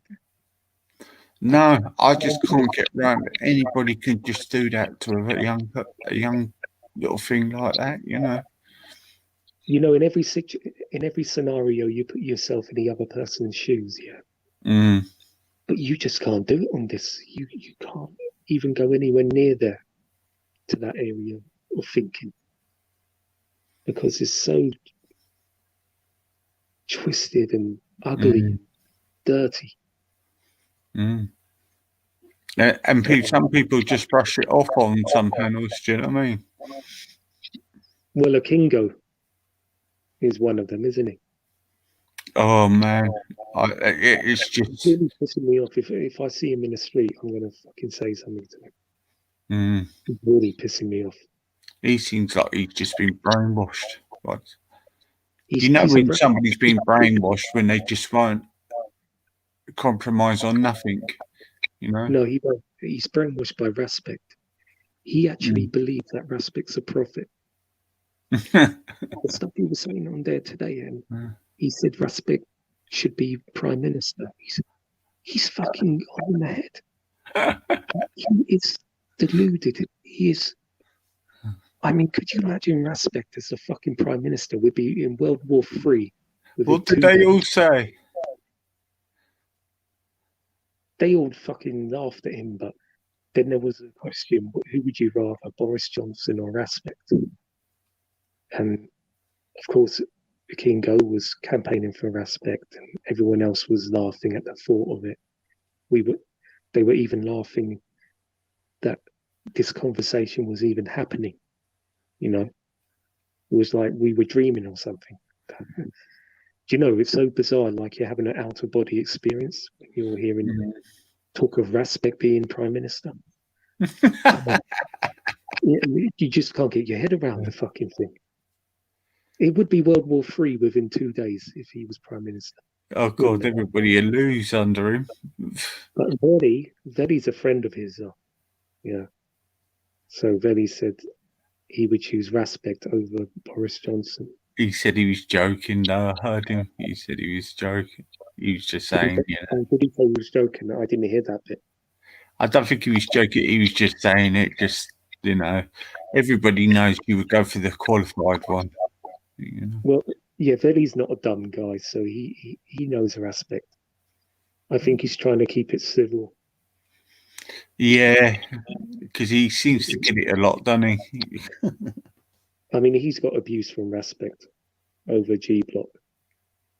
Over G Block? Well, Respect going on about G Block because the Muslims are on to him about Vellie's channel. Oh, him and Vellie have kept it civil so far. So do you think Vellie might know that he's getting paid for doing it? Oh, Vellie's not dumb. And that's why he's being civil towards him, you know, like. Yeah, but Vellie's not dumb, but you can see through it. Oh, 100%. You know what they say, keep your, people like that close. Yeah, maybe he's just trying to have a quieter life. You know, it's stressful when you're in the middle. You know what I mean? Can you imagine going against him? He'll be doing 9-hour streams about you like he did with Real. What he did with Real was obsessive. It was sick. You saw it, yeah? Fucking 18-hour streams, and the time that he put into it. Yeah. Because he didn't want the far right to have any kind of platform, because it was a threat to him debating these guys. So it's not a threat to him now because he had James Goddard on and that, hasn't he? So. Yeah, but James Goddard is the easy one to have on, isn't he? Yeah. He didn't want Ralph on there too much, did he? No. No, because Ralph is not easy. Ralph is fucking the most difficult fucker to debate anywhere because he's got the facts and figures right in his head, hasn't he? Yeah, he comes prepared. He comes prepared. And when Respect's on the ropes, he gets erratic and comes out of crazy stuff. Do you know what I mean? He gets so obsessed with OCD and ADHD. He's got both of those. And it becomes a campaign of hate where he would do anything to defeat the person. He comes up with lies, deceit. But I didn't mind it because it was real. Real deserved it. So I sat back and I enjoyed some of those streams about real because they were funny. Because obviously you knew more than what I did, Rodney, at the time, you know. Yeah, I used to see you on there, and I felt sorry for you going on there because you didn't know what the guy was like. Didn't really. And No. I could see he was using everybody. Yeah. And he had no morals. He'd let anything go on there if he got money for it. Yeah. There's nothing he wouldn't do for money, that guy. He's completely immoral. He's got no loyalty to people who are loyal to him. You're right, Rod. What about that day he said, anybody who don't show their face can't come on the panel? And another time, anybody who doesn't donate can't go in the chat. Or, you know, all these things, these manipulation tactics, forcing people to do things. You can't force people to go on the panel. You can't force people to show their face. No. People have reasons for not wanting to show their face. Like, do you think I could have a good career if I show my face on here and I give my views easy? Yeah. Do you know what I said today? As I said, the worst kafar is better than the best Muslim. Who said that today? No, I say it. Do you know why? Yeah. Because they've got a saying. The Prophet Muhammad said, the worst Muslim is better than the best kafar. So I turned that around easy. Because I wouldn't just come out and say that for no reason, I turned it around to put it that the kuffar, the worst kuffar is better than the best Muslim. I switched it around. And it'd be interesting how they interpret that. Because they're allowed to say it to us, but we're not allowed to say it back. No. I'm not allowed to be proud of my kuffar brothers and sisters. It's just bullying all the time, isn't it? These guys are my brothers and sisters, these kuffars. Yeah. They're my people. They've got their people, and they criticize us and say that their worst possible Muslim terrorist is better than you and me. Because I interrogated Faz about that. I said, you do realize some Muslims have killed people, raped. And he said, yeah, I know. And I said, so you saying these people are better than me? Are you saying I'm worse than these guys because they're Muslim and I'm not? He said, yes. He said, yes, we're worse. The best possible kafir in the world is worse than that terrorist. So pick the best kafir in the world. I don't know who you have in mind. Some kind of Mother Teresa or something. Tommy Robinson. No, I don't think so. I don't know, man. I see. I don't look at people like that. Do you know what I mean? Whatever the case, the best possible kafir, whoever it is in the world, is worse than these rapists and these terrorists in their eyes. Rodney, can you do us a favour? You know them links Jupiter put in? I'm on the smartphone, so if I come off this... Oh, right, because I kept cutting out. I can't see the links to them. I didn't get them all. Jupiter's still there, is she? No, I don't think so. She might have gone to sleep. I might give it if she comes on later to give them to me because I had a bit of technical difficulties. How many people in the chat now? 15. Okay, that's all right. Yeah, it's good this time of night. Yeah. Yeah, bloody good for this time of morning. Yeah. It's I've got more than I did just this evening. You know. Yeah. It's growing a little bit. It's growing a little bit, Rodney. It takes a while, doesn't it? You know. It's, easy. So how does that make you feel about the worst Muslim is better than the best kafir in their eyes?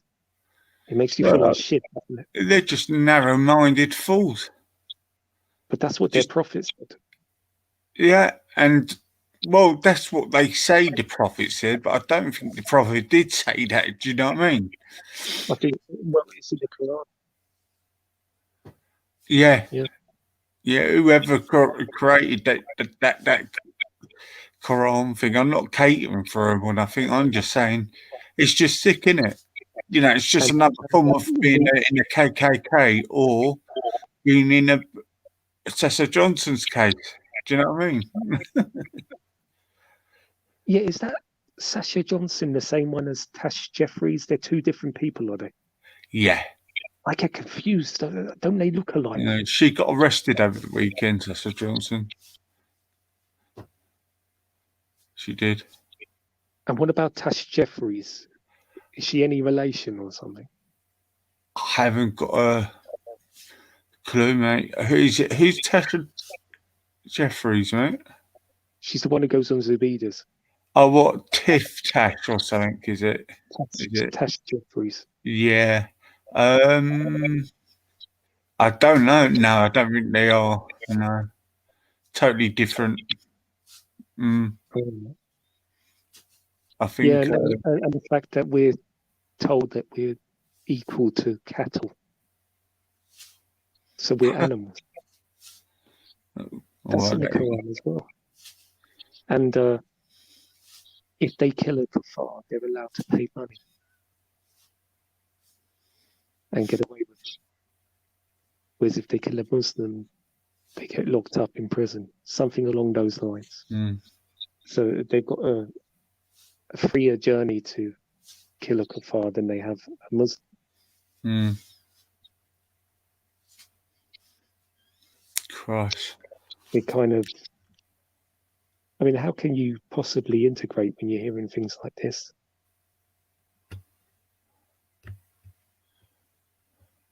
It doesn't seem possible to me. No. It's like they're just trying their hardest to bring a divide, haven't they? And I tell you with Surfaz, yeah, he's okay until you start asking him difficult questions about Islam. And then he fucking turns. And then he turns. Just like he turned on Raj. So I started to see him turn on me today. Oh, did he turn on you today? That's fine, because he's nothing to me as well. But I will go on there and debate him. I will go on there and debate him, but me and him are certainly not even acquaintances. He's made it clear. He keeps on repeating that saying that the worst Muslim is better than the best kafir in the world. So he keeps on saying that. I mean, he's made it clear on his position. At least he's honest anyway. Some of them won't tell you that. Yeah, you're rather a seedy on. I mean, by him saying that, do you know what I mean? All right, kicks in the bollocks, but can he harm you with that? He can't, can he? It's just words on the internet he's saying, isn't it? That's what makes him feel like, you know what I mean? I don't know about words on the internet. It's life, isn't it? It's how he's living his life. If you've got those views, I don't know how you can integrate it in British society. I don't know, mate. I don't know. It's, you know, I went on there and I was called a kuffar, a dirty kuffar, this and that.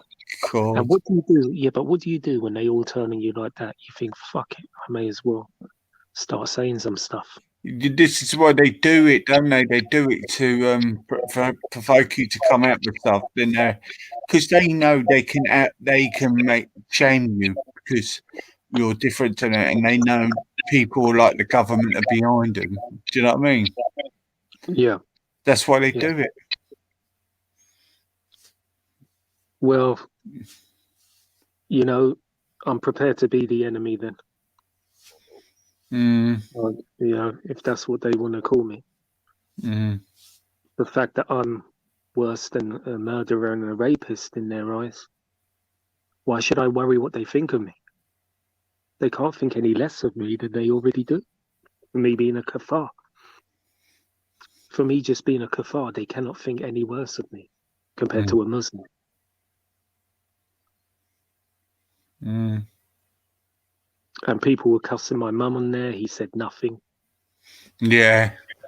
And they then always result when they debate you, they always result to the sexual stuff. That's what gets me. No, but I'm doing it back now. Yeah, but that's what gets me, Dad. It's always suck your mother, suck your sister, or do you know what I mean? They refer to that. One of them said, "Suck your mother" to me, and I think he asked him. He said something to him. Actually, he said, "We don't want to talk about mothers on here." And the guy said, "Well, his mother's probably a kafar anyway, so it's okay." Yeah, see, that angers me. But we're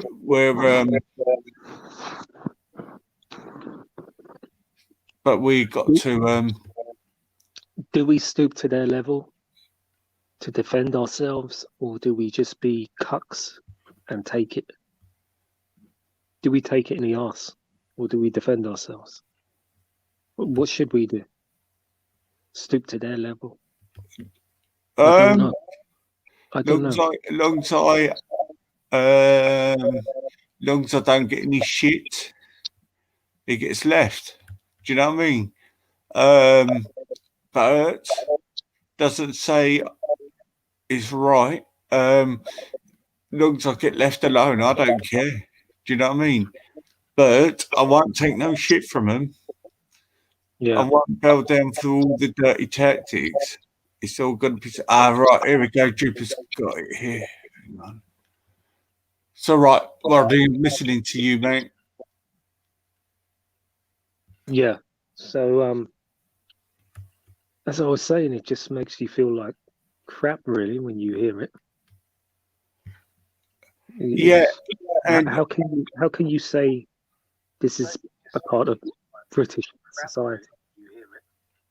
Yeah. Oh, you've got a video playing, yeah?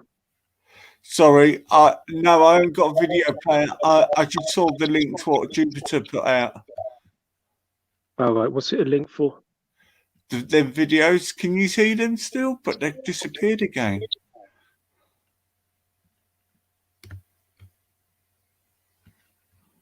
Oh, you're talking what Jupiter did earlier? I thought I saw them come up now. Hang on. I've got him. It's all right. I think Jupiter's gone. Yeah, I've got them now. I found them. They've appeared. They've appeared. I'm just saving them. Yeah. Yeah. She's left me a lot, actually.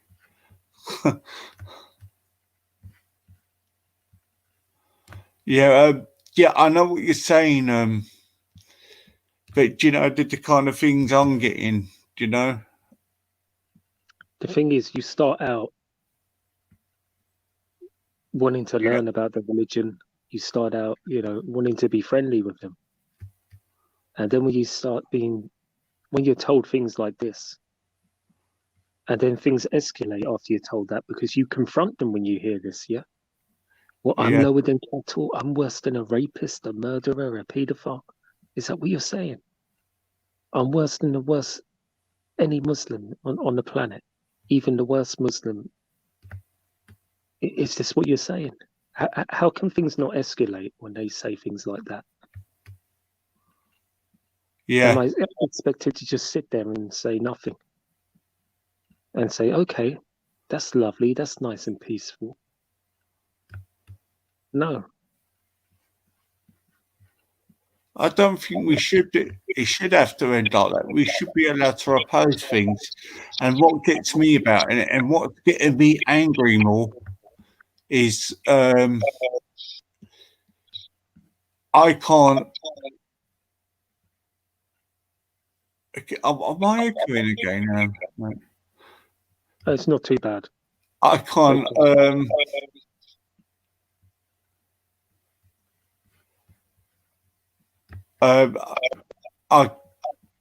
You've got to like you've got to bow down to him. If you don't stop talking about it, if they try and dox you and try and do the intimidating thing. Do you know what I mean? Yeah, I see what you mean. You see when Raj first went there to Speaker's Corner, he only went to talk about grooming because he had a relative who was groomed. So all he did is go there, and I think at first he was just watching the debates, and then he had the courage to start speaking. And when he started speaking, he was talking about the experience of his relative being groomed. And they were trying to twist it and saying, "What are you? You're an Islamophobe." And then everyone would brand him an Islamophobe, and then it escalated because he was called that so many times, and he was ostracized in the park by the Muslims. He then thought, "Fuck it, I'm going to fight back and say some things about other aspects of their religion." This is the kind of to exactly what we see now. Where that's the kind of side. That's kind of the same thing what happened with Jupiter on Reels. He got everybody to get her to tell her she's a racist. Yeah. Yeah. He actually phoned people up to get them to do it, to go and attack her. Do you know what I mean? See, this is fucking evilness. Because yeah, you know that spills out into real life. But he don't give a shit as long as he gets his viewers. And that's what they do down the park. Yeah. If they don't want to hear something like that, brand you with that. You know. But you know when you're branded it, I know from experience now, when you're branded it for no reason, and you start fighting back, and then it escalates. This is why there's got to be a law of people who does this, like idiots doing things like that on me on their shows and calling me that. There should be a law now for them to counter it, and they go to prison for it or something. Do you know what I mean? I get what you mean. They're defacing that word. You know. I get what you mean actually, because in Thailand, if you brand people something like that, like if you brand them something that's insulting to their character, it's not a civil case. You'd actually go to prison for it. They've got different types of laws over there. And I was talking to Banksy today, and he was we were talking about Zabida. Was he on today? Yeah, he was on today. I was on there briefly. Why was it cancelled? Do you know? Zabida cancelled it because she just backed out at the last minute, really. You know, an hour or so before. She said, "No, I'm not going to give a platform to him because he's done this. He's threatened to rape me. He's a nonce." You know, all this kind of shit. She's scared to debate him because she hasn't got the people backing her. Hiya, Paul. All that slander. How are we? Hello, guys. You know Rodney, don't you, Paul? I've heard of him. Yes, the last few weeks I've heard of him, Rodney. Big up, we were on the little Raspects the other night. Me and Rodney having to go at Walla Walla. Oh yeah. Oh God, you were on late on that one, weren't you? We were giving little Walla Walla some fun. Yeah. I tell you what, Rodney, you've got some stamina, lad. I will give you that. Yeah. I was on there until like 8 in the morning. Sorry, guys. I just going to the loo. Sorry. Ended up talking to Dan. I don't know if you heard much of myself and Dan together. Yeah, I caught bits of it, mate. And it was good. Very interesting. He didn't back down. You know, this guy. He's so obsessive. He is. Do you know what I call him? Next time you come across him, call him. I say, "You, your dad's pot washer. Go and wash the pots." I did say that to him. I said that to him on the show. Actually, I said, I thought your restaurant is closed now for eating, so Yeah. you won't have many pots to wash. dishes to wash. The broom And he boy, went, get your broom. and he went, yeah, that's very funny, you know, in his voice. Yeah. He sits on Discord apparently, All and he right. listens to other people's conversations without even making a comment or anything for like 8 hours. Apparently, when I had to go to him a while back, when he said, if I come to Speaker's Corner, you'll all be in fear and intimidated by me when you see my physique. I went, oh dear me. So we've all got a run in fear when he comes to Speaker's Corner, apparently. Oh, he's a daddy's boy. When we see him, Rodney, he's a beast of a man, and we're all going to shake in fear. He ain't no beast of a man. That's what he was saying last time I was winding him up. He's no beast of a man. I bet he's about 5'4". Yeah, and obese. Because he sounds that kind of guy. Yeah, he shouts a lot. That's all I know. Who's this? Have you been on this other channel I was on the other day? He's Val, this other one, this young lad. He sounds only young. Matthew, was it Matthew? Exposing evil or something. Yeah, do you know he had Earl on and Rat Boy on, and he was giving some abuse to the chat. Because I went on Rat Boy's channel today, and he was on there, and he was slagging me off because I tried to get on his channel the other night to have a go, and he kicked me off. Yeah, do you know? Yeah, what he was doing on Rat Boys, he was having a go at me because when I went on his own show, Exposing Evil, apparently I bigged up Omar before I bigged him up or something like that. Yeah. I don't know. You know, there were many people on the panel, and I said hi to, if I missed someone out, it was by mistake. Yeah, I explained that to him. I wouldn't purposely ignore him. Exactly. Yeah. Yeah. No, he had it in for you. He probably don't know you were. And then I actually apologized even after he was abusive. I said, okay, it should be all right, all that kind of stuff. And then he made some kind of sarcastic comment at the end. So I retracted my apology. Yeah, well, like I say, he was calling everybody cunts in the chat. So he said, "You come on the panel and saying in the chat." So I came on, and I had to call them and kick me off. Defend myself, kick me off. I thought, well, you're nothing for free speech, mate. You're about free speech, and people couldn't defend themselves. And he had people last night who was blocking everybody. Like if he said, if anyone comes on giving abuse, just block them. So that's not free speech channel. What he's got. No, it's not. I'm not going to go on Omar and Earl defending him. He's cutting. People are trying to tell him, and he's just cutting everybody out. He's a boy. He's got a voice of a 10-year-old. I said that. Yeah. He's an idiot. Me, right? He's got a picture of a pit bull, hasn't he? He's got a picture of some big bodybuilder with triceps. Have you seen the picture he has where he's pumping iron? I've seen him, and he's nothing like that bloke. And I tell you what it is. He wants to be an alpha male, but his mum won't let him. That's what it is. He lives in his mum's bedroom. Oh, God. He's got a voice of a 10-year-old. His balls haven't dropped. What about Rat Boy, though? Oh, the mouth on him. Yeah. Wasp's after him. He's Wasp's gunning for him, and he called him out last night. Yeah, he called him a pretty bad word, didn't he? Yeah, Wasp called him. He's always been like that. Apparently, I was on Jedi's a while back, and there's a documentary on Channel 4 called The Cops. A few years back. It's called The Cops.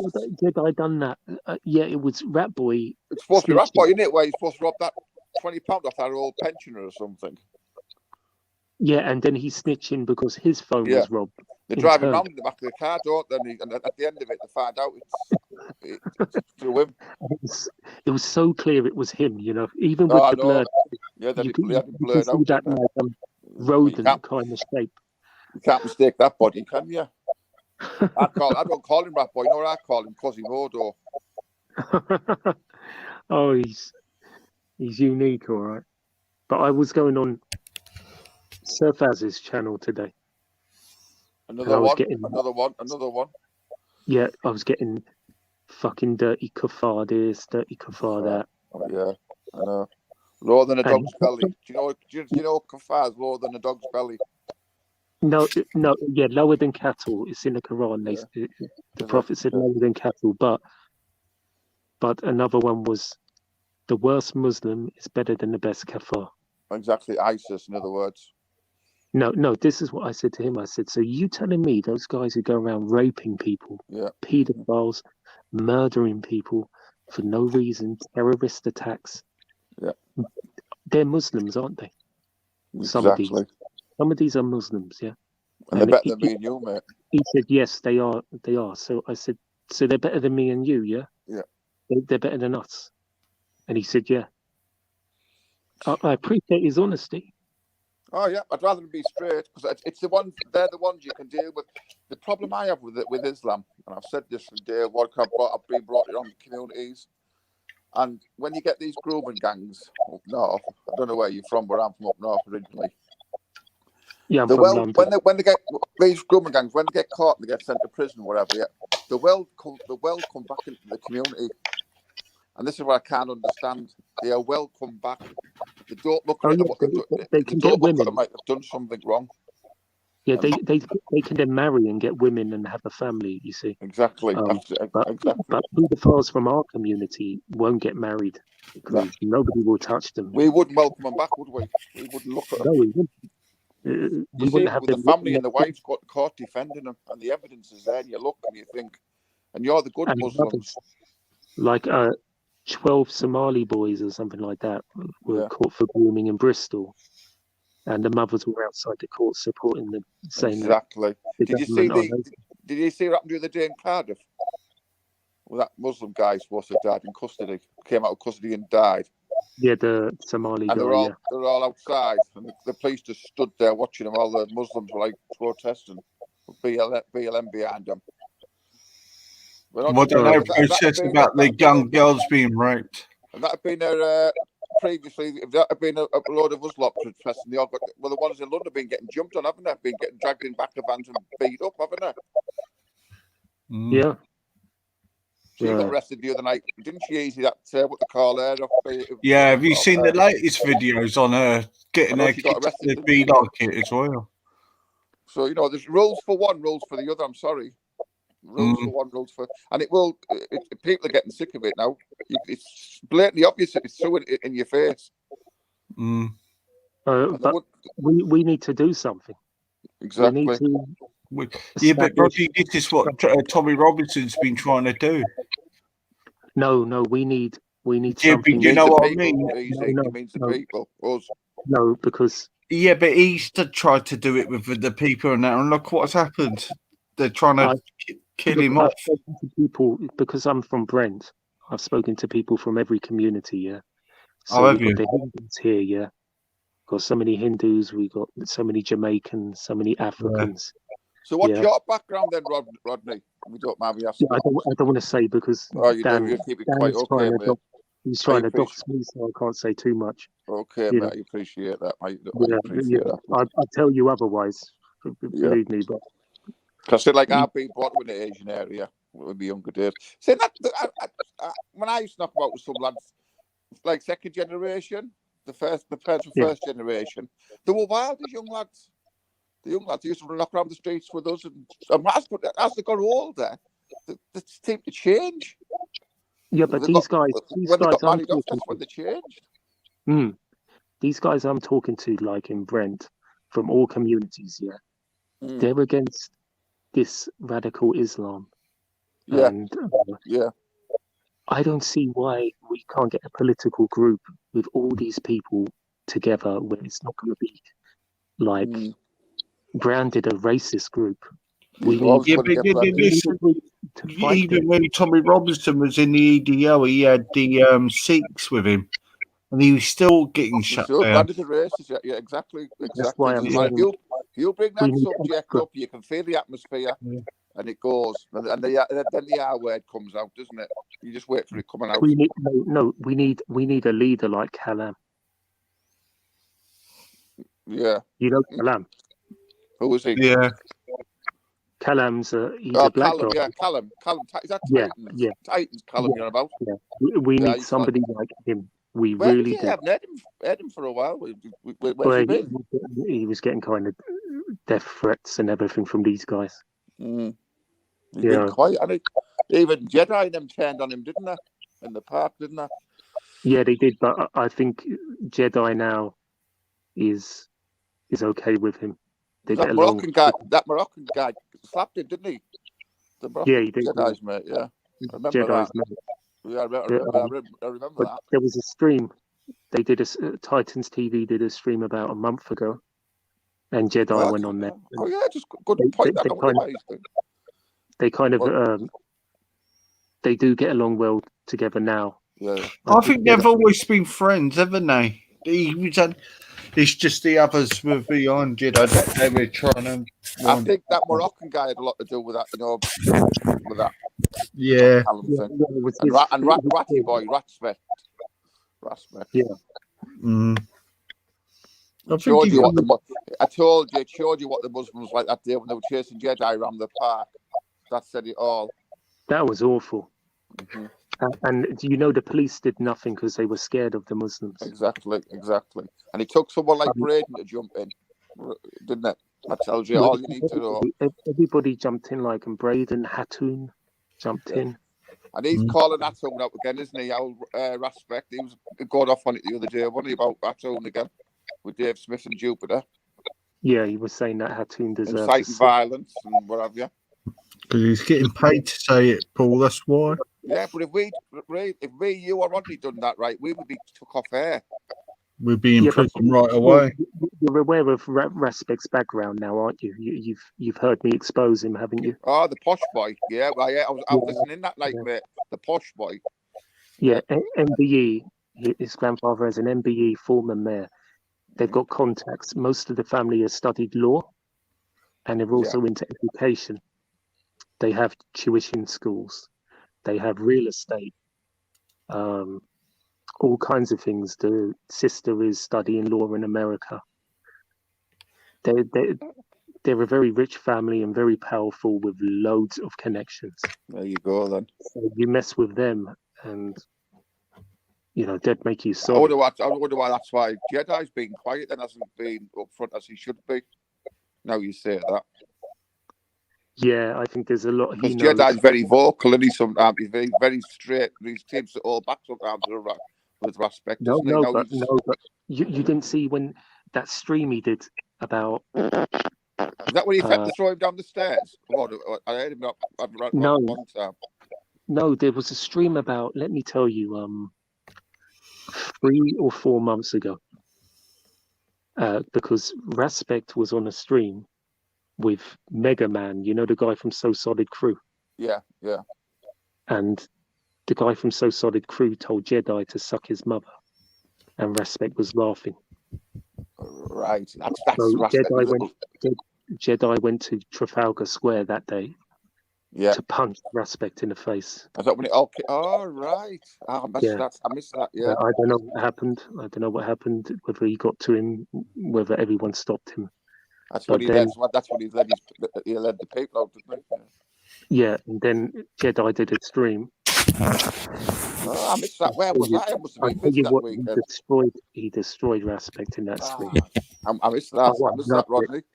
That day I wasn't planning on going to the pub. I started to hear it and I knew this is going to be good. So I just went in a pub, got a nice cold German beer and was enjoying that.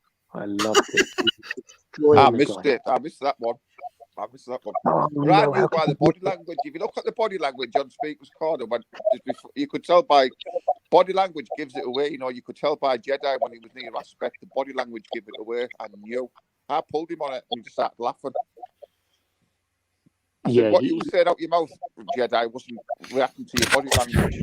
You were uncomfortable with him around you. You could see. Jedi had to go at him severely, yeah. And he also said something that was kind of telling. He said, "You're not from the roads." Exactly. Yeah, I think he knew, didn't he? Yeah. I'm afraid you got the wrong address. What, Easy? What are you saying, Easy? can I meet you at the nurseries? What? They're trying to dox me. Who was it? Do we know them? Hold What, on. are they in the chat? Yeah. Let's have a look. Oh, I haven't got it on.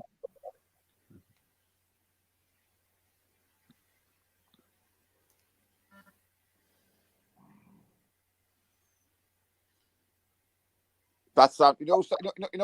Do you know that comment there? We'll meet you at the nurseries trying to intimidate you. Yeah. You know that sounds like that. He's letting on that he knows where your house from. That sounds like a hurl trick, doesn't it? Yeah. Hey, they can come and meet me instead. How about that? Meet me at the come and nurseries, meet mate, me. and I'll shove you in the fucking compost. How about that? All right, you guys, who are you? That sounds like an Earl comment to me. I don't know about what you think. He'd say something like that. Trying to make. Have you got a nursery near you? Is it a garden? Don't say. Yeah, don't say. That's Yeah, what it sounds like. It sounds like they're trying to find out where you are. Ignore them. That sounds like an Earl comment. Is that you, Mr. Earl? Sort of thing you'd say. There's a lot of sickos who could do it. You know, we can't blame everything on him. Yeah, I just sniff him There's out, other mate. people out there. Anyway, let's carry on with the conversation. Ignore them. If he's got any balls, he'll come on, won't he? Or she? Yeah, it kind of ruins the fucking conversation, doesn't it? It ruins the mood. Yeah. Let me see what they're saying now.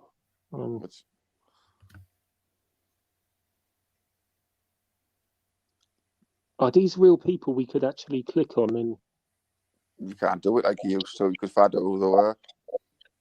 This Graham Partridge. Don't worry, I know. Easy takes screenshots, yeah? I've done it. Easy. Listen, so you can prove, you know, when you smash the shit out of them for trying to come near you. Yeah. You've got evidence here. Take the screenshots. You've got evidence to show how they've been intimidating you and how scared you know, how you feared for your life. Isn't it? Yeah. Because it's pretty scary, you know, and if you're going to knock the fucking shit out of them. I know some lads around Bognor Regis where some ex-door lads used to work on Butlins. If you've got any problem, I can give you the thing, mate. Yeah. Well, firstly, they've got the wrong area.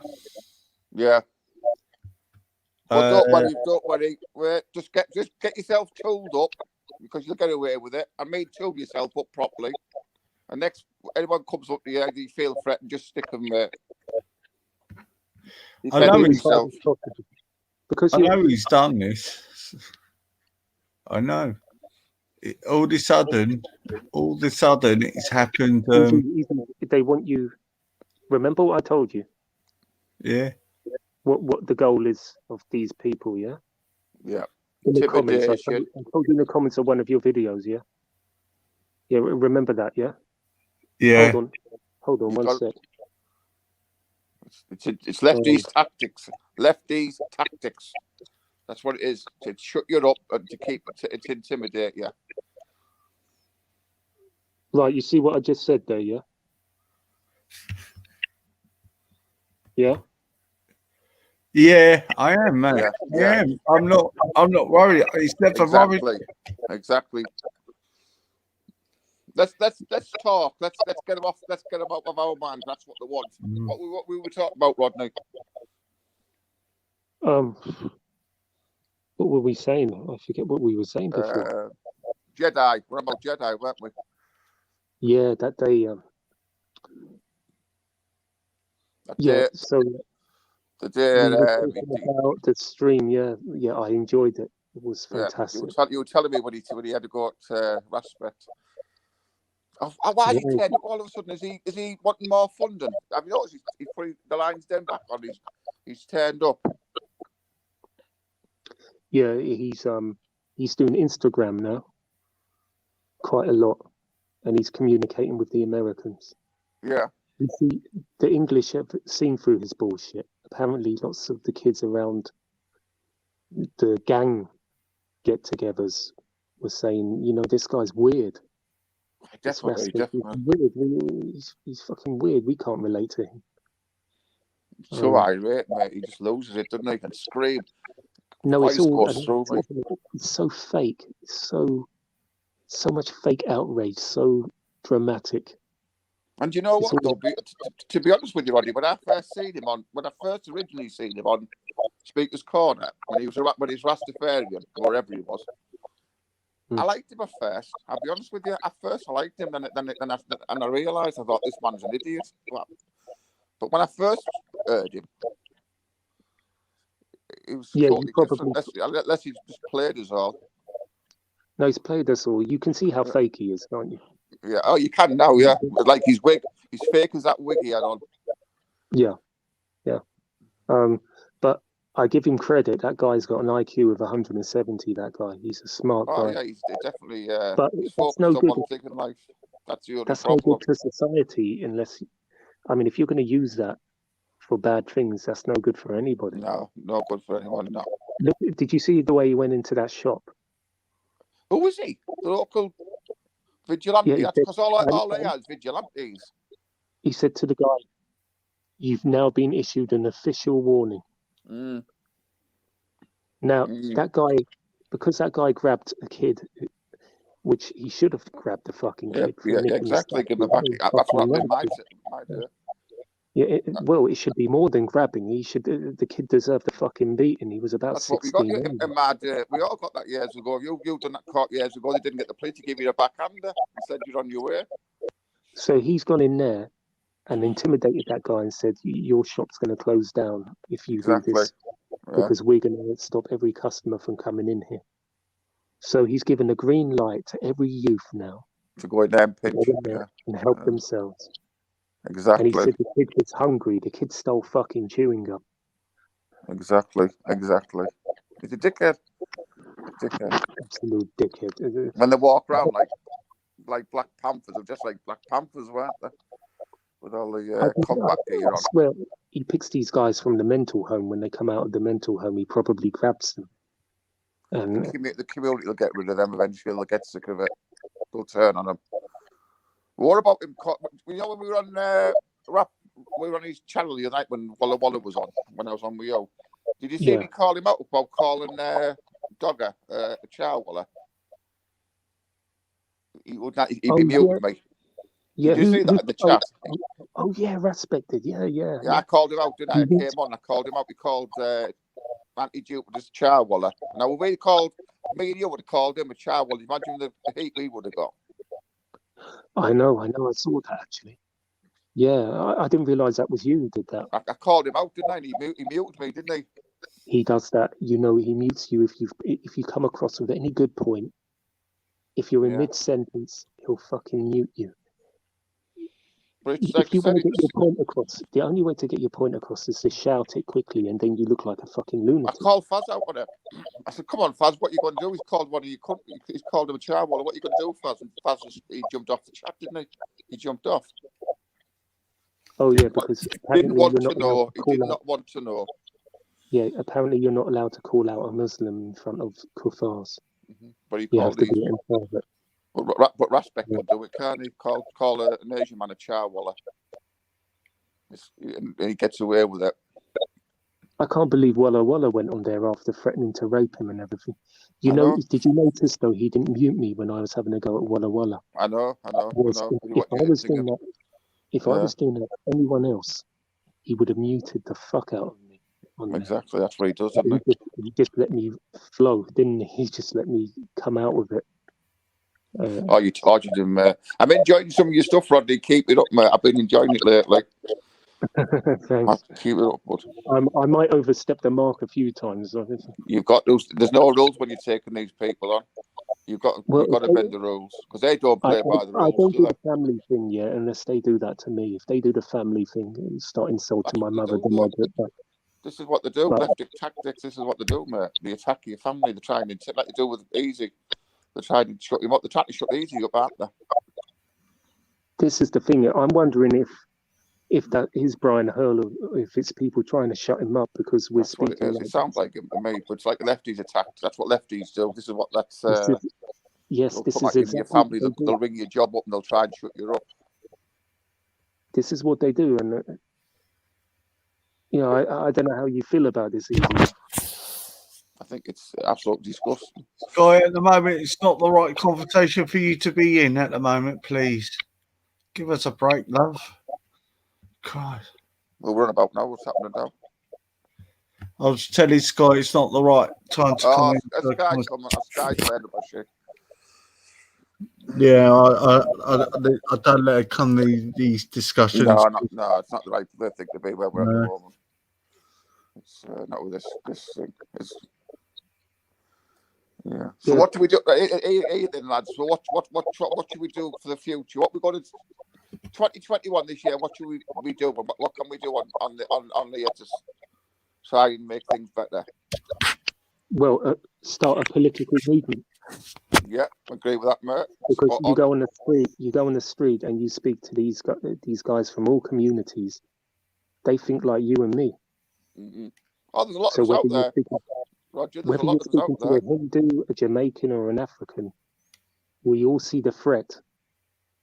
That is extremist Islam. Islam and the far left. Yeah, and the far left. Right. And the far right. And the far right are a threat as well. So we need something more central where we can take policies from both sides, because both sides do have some policies we can all agree on, isn't it? Mm-hmm. I mean, the left might come out with some good things, and if we see they come out with good things, we can implement them. Exactly. The same with the right. But it's important that we don't side with one. Because once you side we with one, take bits from all sides. Yeah, I totally agree. Me and you are on the same wavelength, mate. We think the same. Yeah, because if you side with them, you have to go completely in, and then you have to be all in their policies. Unfortunately, we have to, in a community, we have to work with them. We can't keep fighting each other. There's got to be a middle ground. Well, there's got to be a middle party. There's got to be an alternative to what we've got. Tommy Robinson's backing Farage now, isn't he? What's he doing? Tommy's backing Farage now, telling us to back Farage. Did he? Yeah. He just want the vote split. You know, these little parties that are coming out. Yeah. He said best thing we can do is if this new party Farage brings out, we back him. Oh yeah.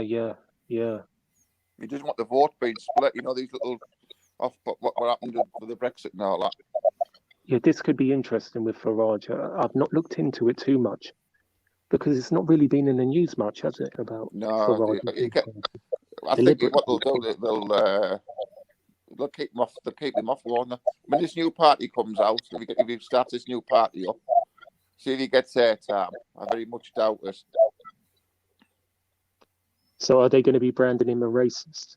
Well, it's going to start, because he's done Brexit, and he's sorted that out, and he's an ex-Trump. Very well. He's Trump's mate, and so they're going to come out with it, and they'll probably try and drag it in with Trump. If Trump gets impeached, you watch Farage try and they'll probably try and drag Farage in with it. I mean, what we've got now, you watch. We can't carry on with what we've got now, having a Tory government and then a Labour government. You've got one extreme to the other. You've got nothing balanced. Nothing. And that's why I can't side with either of these guys. No, it's not. Totally. I'm accused of being far right. I'm accused of siding with the right. And then you're far left, aren't you? Yeah. So. But what I've seen, Prospects marching through that town with all the military gear on it reminded me of Antifa. There was no difference the way Antifa marched through towns. They looked exactly the same to intimidate the population.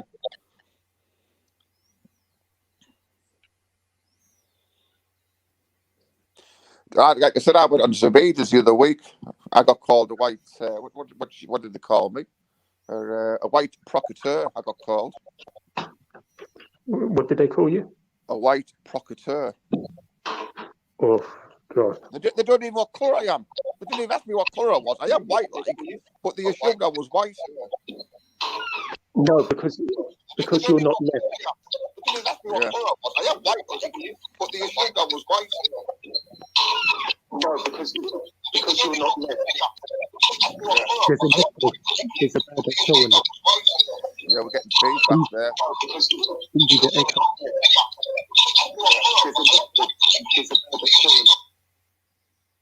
Sorry, Taffy, I timed you out by accident. Oh? Taffy. Oh, nice. There's somebody putting out silly things. I've just hidden a guy called Donald Trump. I said it's all coming, mate. We've just been up. It's coming. We know these people. He said, Mr. Hell and Paul M. Esau and Sabida are holding children's photos. Get a sick. Take snapshots of it all, mate. I have. I've just blocked him out. I told you Earl's behind this. I'm telling you, it's that lot. And Donkey Boy and all them. I can tell the way they're talking. I've dealt with them. I've just done it now. I just got the put guy from it. Even though saying bad about them, I wouldn't wish any lies on them. I tell you who's always up through the night. I tell you who's always up through the night later on. Esau. He's always up through the night. Oh no, this was about Esau and Brian Hill.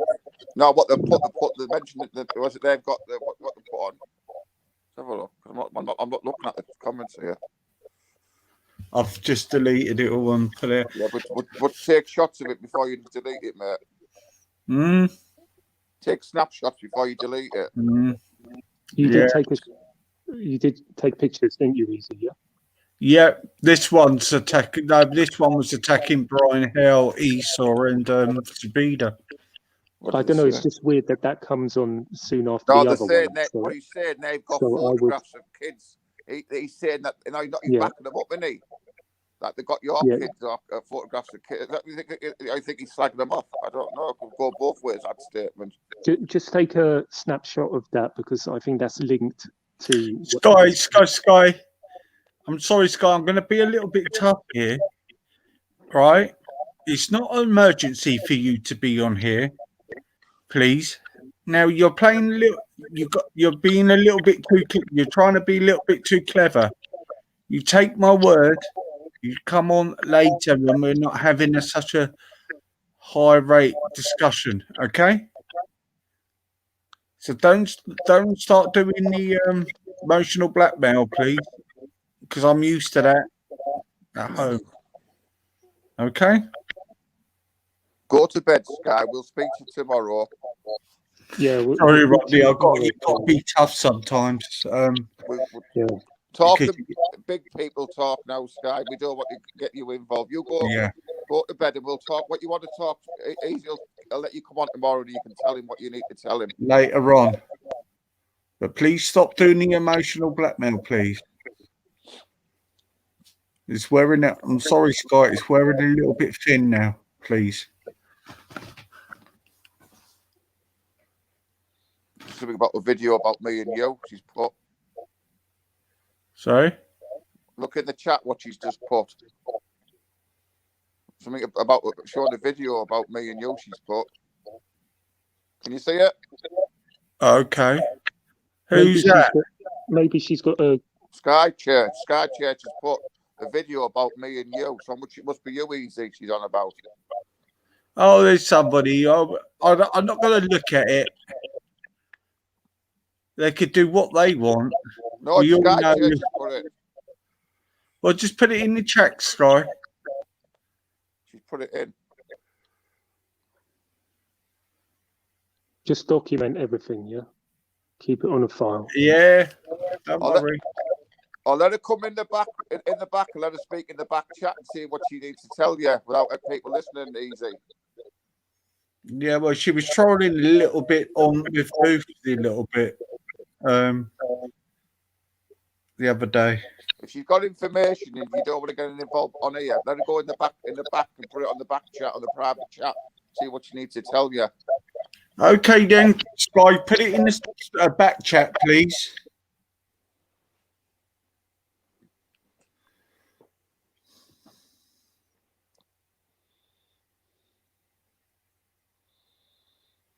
Well, come on then, Sky.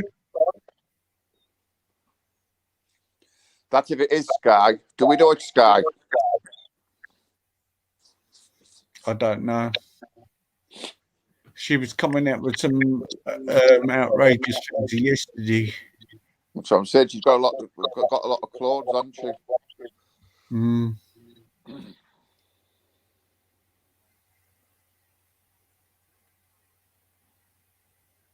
But she's put. I don't know how to put it on my phone, on the private. Yeah, she does. She's always on. She knows how to do there. She's better than me. Coming on here, Sky. Are you sure it's there? Mm. Oh, well, it's not important. They're the ones, Sky, don't worry about it. They're the ones with the sick thoughts, if it's bad.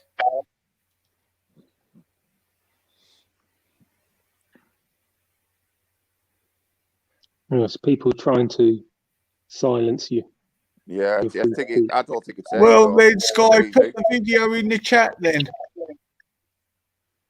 Come into the back chat, Sky. Go on and put it in the back chat. Just enter the StreamYards link and then go into the back chat and leave it in the private chat. That's all you've got to do. You don't have to come on. Turn your camera off.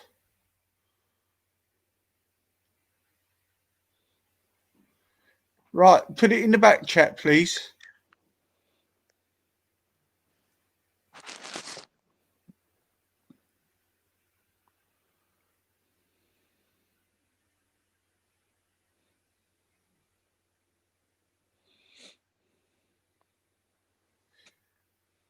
You can put it in the back chat. You always put things in the back chat. Tell me what it's about, then, Sky. Easy.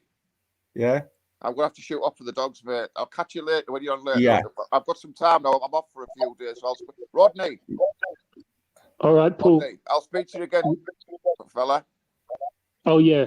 Yeah, nice Stay talking strong, to you, mate. We've got your back. We're rooting for you, mate. We're all out there rooting for you. Thanks. Cheers, mate. You too. Cheers, mate. Good night, Cheers. lads. Good night, mate. So, Sky, you playing games or not? Put it in the back chat.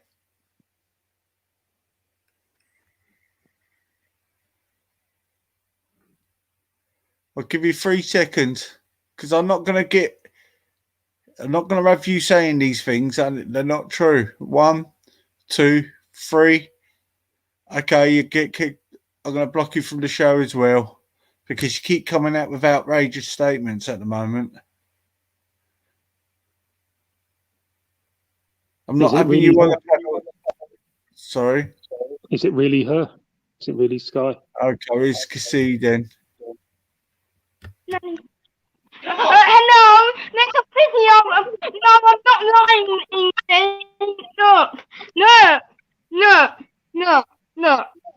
On air. Wait a minute. There's a video about him snacking off Jupiter. Jupiter in... No, it's Sabrina. I'm not lying. I got it on it. Okay. All right, Sky.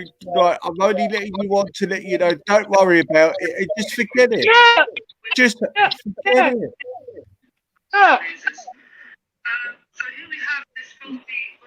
That's all right. I don't want to hear it, Sky. It's okay. I believe you. Yeah, don't worry about it. Okay. Go back to sleep and just don't worry about it. Don't worry about it, okay? Just react to it. Just don't react to it. Ignore her.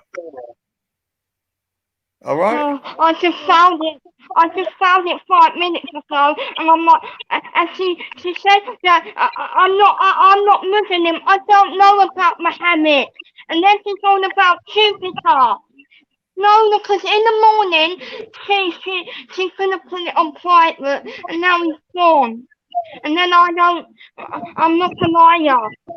Well, keep it to give it to Jupiter or Wendy, yeah. Everybody's having a go at me. No, I'm not having a go at you. I'm trying to not you to get you in the middle of this, Sky. Please, But you make. friend. I'm trying to I'm a stop good you for not friend. being caught up in this. Okay. I'm a good friend. I'm a good friend. You are a good friend, and thank you. But I really don't want you in the middle of this, Sky, because it's not fair on you. Yeah. Okay. Yeah. So don't Yeah. worry about this and just ignore it. Okay. Okay. All right. No, I don't want to be blocked because I haven't done anything. No. No. What do you mean? Okay. I believe Sky. I know they are. I know they're doing it all. I'm expecting this. Don't worry. Thank you. Yeah, Sabina just posted. I got it on my other phone, my old phone. Yeah. I got it on my own phone. I saved Sky, it. sorry, Sky. I didn't mean not to be, but I just don't want you to worry. All right? Just don't Yeah, worry easy. about it, okay? Easy. I got an alert on my phone that Zubida did a video. You know, Yeah. the alerts. So Yes, Mosley. Yeah, well, Tell do you know what? I'm no not one. paying no. She can watch. I'm not going to pay no attention to her. Yeah. Oh, you say What's wrong with me having Sky and being kind to Sky and keeping her safe? exactly. Yeah. It just shows what they are, isn't it?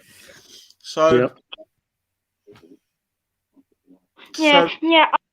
You are kind, Easy. I will speak to you tomorrow about it because No, I don't want you talking about it at all because it's not fair for you to be in the middle of this. Please, Sky, don't get involved, please. Okay? Okay. Because you shouldn't be getting involved. Okay? Yes. Okay. I appreciate you. I appreciate you. Private. Yeah, She listen. will put it on private. Yeah, but look, I appreciate you. I appreciate what you're doing, Sky, but I don't want you to get involved in this. Okay? Okay? Yeah. Please? Yeah. Okay? Okay, I won't worry, Aslan. I won't worry. Yeah. Okay. All right. Go and get some sleep. Okay, Sky. And thank you very much. Yeah. But promise me don't get Yeah, involved. Sky. Don't keep looking for these videos, please. Okay? All right? All right, Yeah. Sky. Good night. Yeah. Good night. Yeah. Good night. Okay. Good night. Good night. Bye-bye. Bye-bye. Bye. Bye. Bye.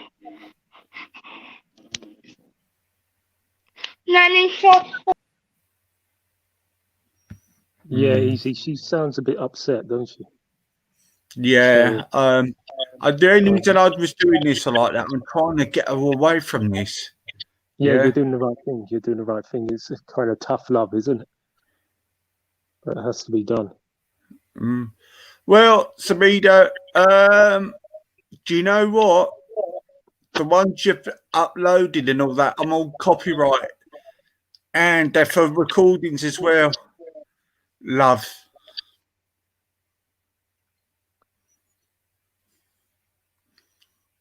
I see. I got an alert that someone's done a video with me in the title as well. Oh, they're just doing it. They're just doing it because what have I said wrong? Nothing. I'm just having a discussion. So I'm having a discussion with someone, so I get a hit job. Oh, it's pathetic, isn't it? Still not going to be quiet. If they want to come for somebody, they can come for me. I'm the one who's. Oh no, I'm not the weak link. You know, they seem to forget. Yeah, I'm not the weak link. Yeah. Yeah. Yeah. More they do this, more I just talk about it. Exactly. They just make. And we all know who's behind it. We all know who's behind it. You know, everybody makes it they're this and that, but we all know who's behind what. They're all joined up. I know certain things. Well, yeah. She thinks she's clever. She thinks she's clever. she's not that clever. Because I'm not. No. I'm not going to fucking back down. Why should I back down for it? I'm entitled to my opinion. And the thing is, they're doxing people, but they think they're doxing people, but they're picking out random people who have nothing to do with this and harassing them. Like Banksy told me that Zubida's been harassing this solicitor who she thinks is related to him. And they're pretty pissed off. So she's going to be in hot water with powerful people. Mm. And also the one she put up about me, I don't know if he's been harassed. That solicitor, the Indian one. I'm just going on mute because I've gone downstairs.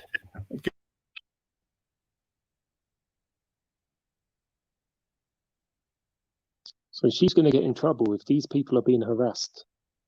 These random people, innocent people. She's going to be in trouble. Shooting herself in the foot.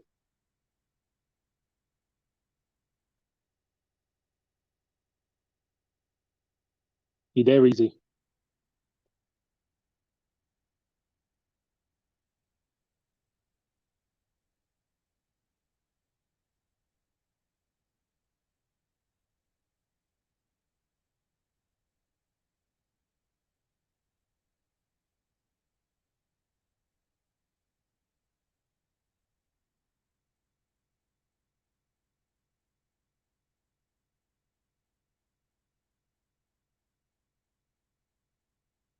Yeah, big up everyone in the chat. Sorry, Rod. Yeah. Thank you, Sky. But go to sleep now. Yeah. I mean, well, I know what they're who's putting in addresses at. They give themselves away. And do you know what? The ones who've done it retract the IP addresses anyway. So they're thick. Yeah, of course. Well, the police can track it easy. It doesn't matter if you've got a VPN or you're using Tor, they can track it. There are ways. Because if you use Tor, the IP address bounces off 4 or possibly 5 servers. And all it is content for their show. This is why I'm trying not to talk about anything about it, because it gives them content for their shows. Yeah? Yeah. You know, they make out these brilliant, intelligent people, but they've got to use propaganda to do their shows. It's quite pathetic, really. It kind of feels like the way Real was shut down, doesn't it? The same kind of tactics. These accounts doing these veiled threats. Yeah. I remember seeing that on his. I know why Sean was in here, because he was getting told to come in. You know? I don't know, Easy. I think he's not right in the head. Get what I mean? God. Yeah, I do think it's dangerous. I know that. Oh, he's a horrible little bastard. Yeah. Yeah. But when he went on the Lions Den and tried to cuss myself and Raj out, it didn't work too well for him. No. He said, "Hold on, Raj, I want to tell you what I think of you." And Raj said, "I don't give a fuck what you think of me, you prick." You know the way Raj does it. Completely shut him down.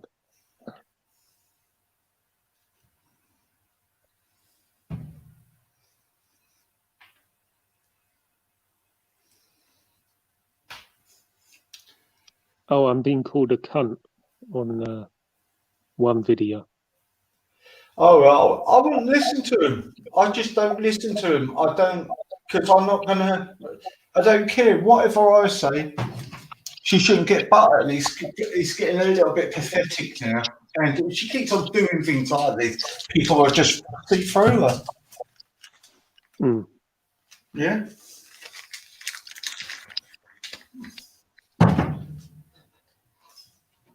It's the dirty, filthy tactics, though, that get me.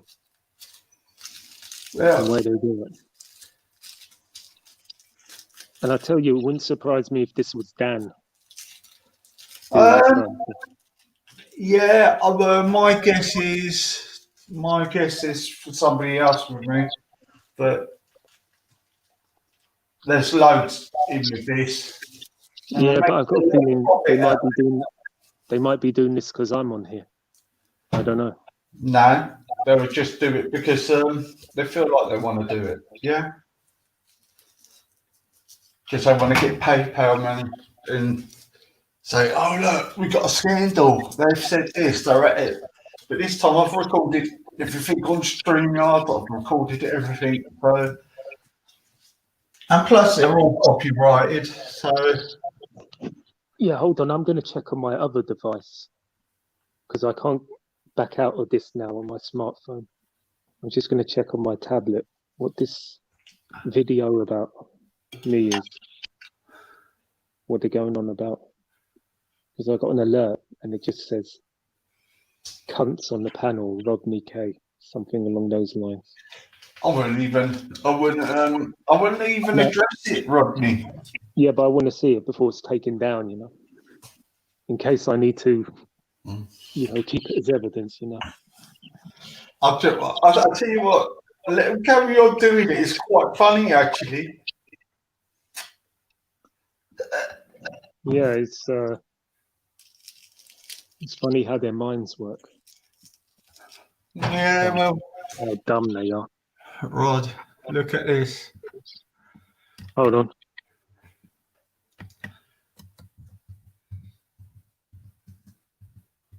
Oh yeah, thanks. Good thing you did, Rodney K, trying to shut up a Kinga. Yeah. But I don't think anyone can shut him up. There you go. Let me see now what this is. Okay, well. Coke bracelets, Rodney on every single niggas. Oh, that's a comment. Oh, that was a comment, not video they did about me. It came up on an alert like it was a video, but it's some comment that someone left in reply to me. Rodney, look at the private chat. Oh,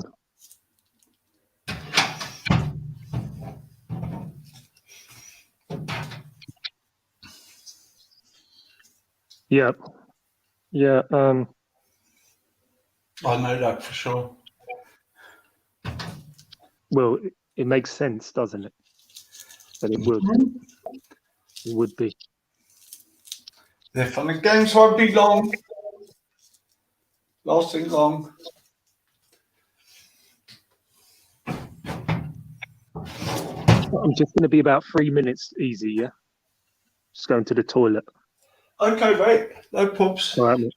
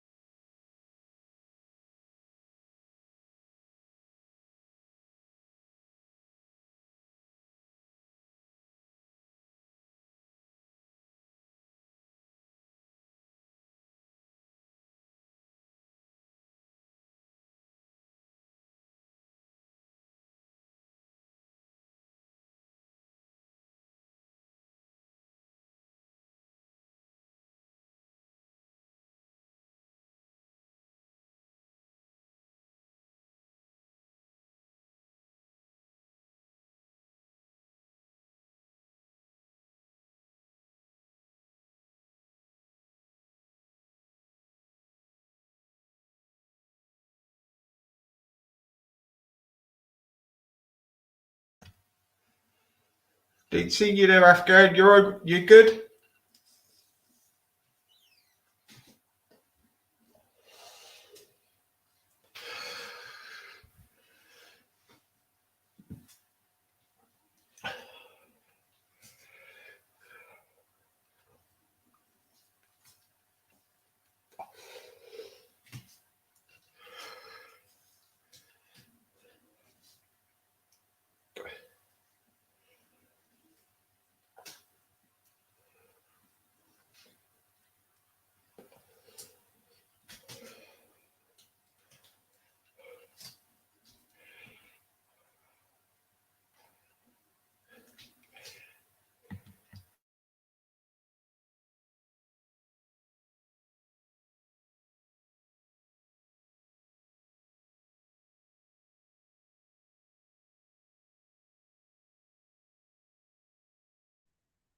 Easy, you there?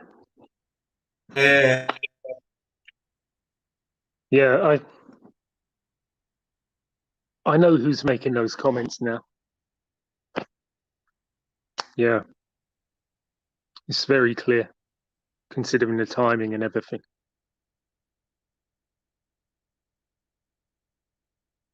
So I want to say she better back off. Really, she better back off. Because she doesn't want any phone calls to immigration, put it that way. So she backs off from here, leaves you alone, and I won't be making any phone calls. I'm nice and calm. Where they could come round. If you think it's the right address, I don't think it isn't. It isn't. I know it. Oh, it could be, guys. Come round. It's damn obvious who it is. And I don't think that person is in a position to be making enemies right now. Yeah? Who is? The person who's making these threats is not in a position to make enemies, considering... Well, what threats have they been doing? Say. Well, the threats in the chat, you know, the addresses and all this stuff. Oh, Ed. I was told today they get caught doing it, they get 3 years for it. Inciting violence. Yeah, so it's easy to catch them anyway.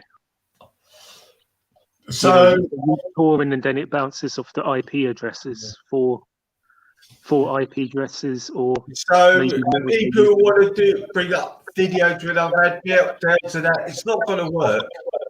So the video was more about and you're not very clever, you're very stupid. But big up David Wood anyway. Yeah. He's very good. They're just very stupid because what can they do if it is my address? What can they do? Kill me? They can't do anything. They've had Raj's address for years. They've had Jupiter's address. They've had Sarah Garvey's address. They haven't done shit. He had to move one stage. Did he? Yeah. Moved house. Yeah, I think someone said. I don't know if it's true or not. No. Sarah wouldn't move over that. He would never move over them. He had a death threat about coming to the park. An Osman warning. For what? Well, somebody was threatening. They had inside information from an MI5 that somebody was going to stab Sarah Garvey a couple of years ago. So they gave Sarah Garvey Osborne warning. And he kept away from the park for a while over that. He still came back. They couldn't stop him. And he can still come back now. I think they've tried the same thing with Callum as well. Not sure on that. But Callum just disappeared strangely for a long time. So, Dan, if you're listening, jump on the panel. Let's have a few answers to some. Yeah? Who, Easy? Dan, I'm saying. Yeah.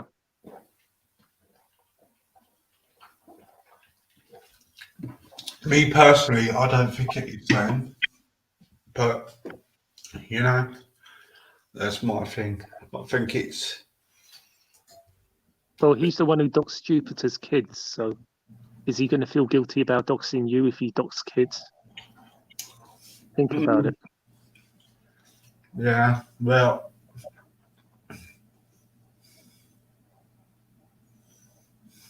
Yeah.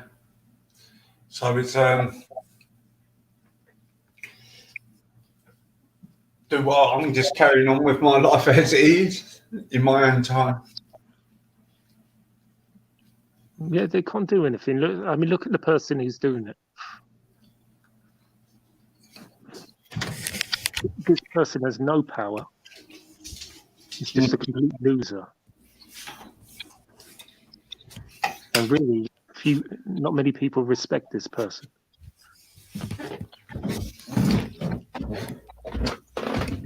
But you know, one day they'll get caught out. One day they'll what? Easy. They'll get caught out one day because they don't know how to stop. Yeah, they don't know. It's like an addiction, isn't it? Mm. Oh, they will get caught. Doing this. I know exactly who's doing it, and she should be careful. Should be very careful.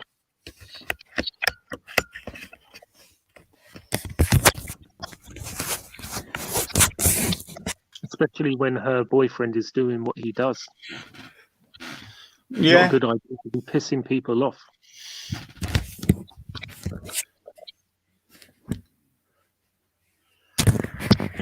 I mean, you know, people do underestimate other people. And, you know,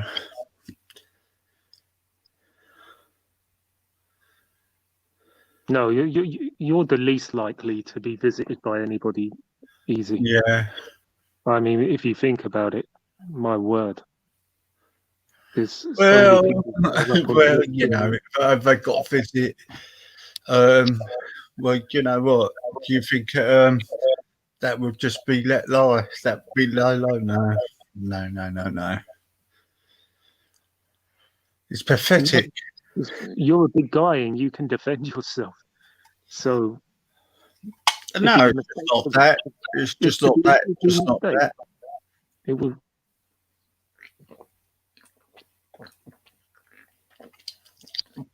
It's not just that. I'm not on about that. I'm just on about other things, because these people think, oh, because you have meltdowns, people, you want to get shocked into things. I'm not going to get shocked into things. Everybody says things on them, but I'll tell you what, I haven't put a hit list out on people claiming you put out a hit list. Pathetic. Yeah. What, I'm going to get done over for disagreeing with you? Christ. Pathetic. Well, there's no chance of you getting done over, I tell you that. No chance whatsoever. But it's an irritation, that's all it is at most. It's an irritation that you would get comments like that even. It's harassment. And just record it. What you got to do actually, Easy, is give her a warning now that you're taking that as harassment. So if she has if she has free correspondence with you after you tell her to stop. So what you got to do is give her an official warning, that you're taking this as harassment, and she has to stop right now. Yeah, but I've just got to make sure before I do that statement it's her first. Well, do it now. Do it now to her. I would, if I was you. And you got it recorded. Record this that you've actually told her. You got the time and date. Mm-hmm. Any more correspondence, and it's classed as harassment by the police. Mm.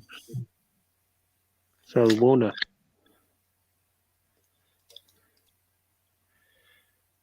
You know, look, they're up late. He's probably been drinking or what have they do the non-Islamic way.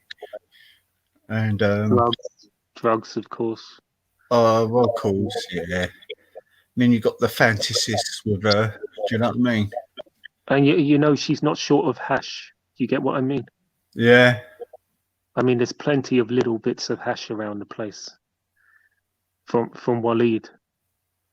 Yeah, well, I'm not. Loads of different. You know the How do they sell them in the?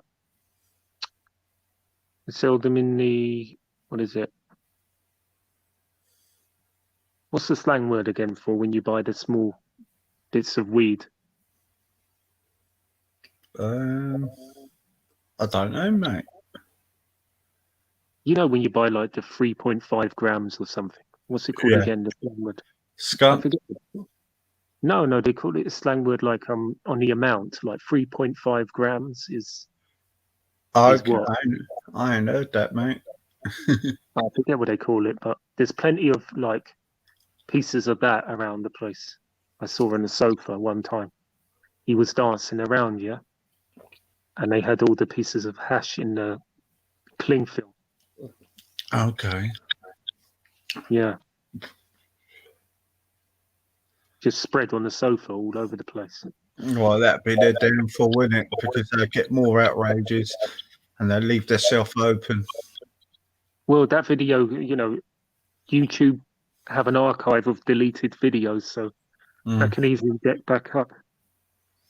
So she wouldn't want that coming back up, so it's a good idea for her to leave you. I'm not going to do it as on an online thing because I know why she's doing it. Yeah. But all I say is be careful everything you say because yeah, I get you. The evidence is growing on you, young girl, silly little girl. I'm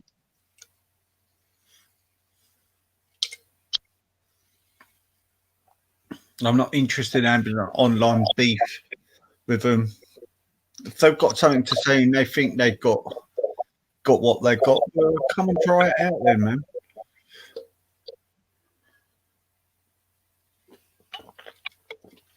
And just to make it clear, you are taking this as harassment, aren't you? Any further? Of course I am.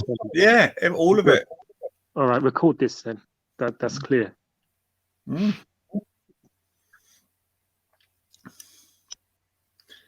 All of it's being harassment. It's disgusting how they treat people. You know, all for getting PayPal. They don't believe in anything they say. They're just conning their viewers. Exactly. They don't stand for much. No. You know, all these GoFundMes for immigration lawyers, but really the immigration lawyers are free. Duncan Lewis are free. Yeah. Banksy phoned them.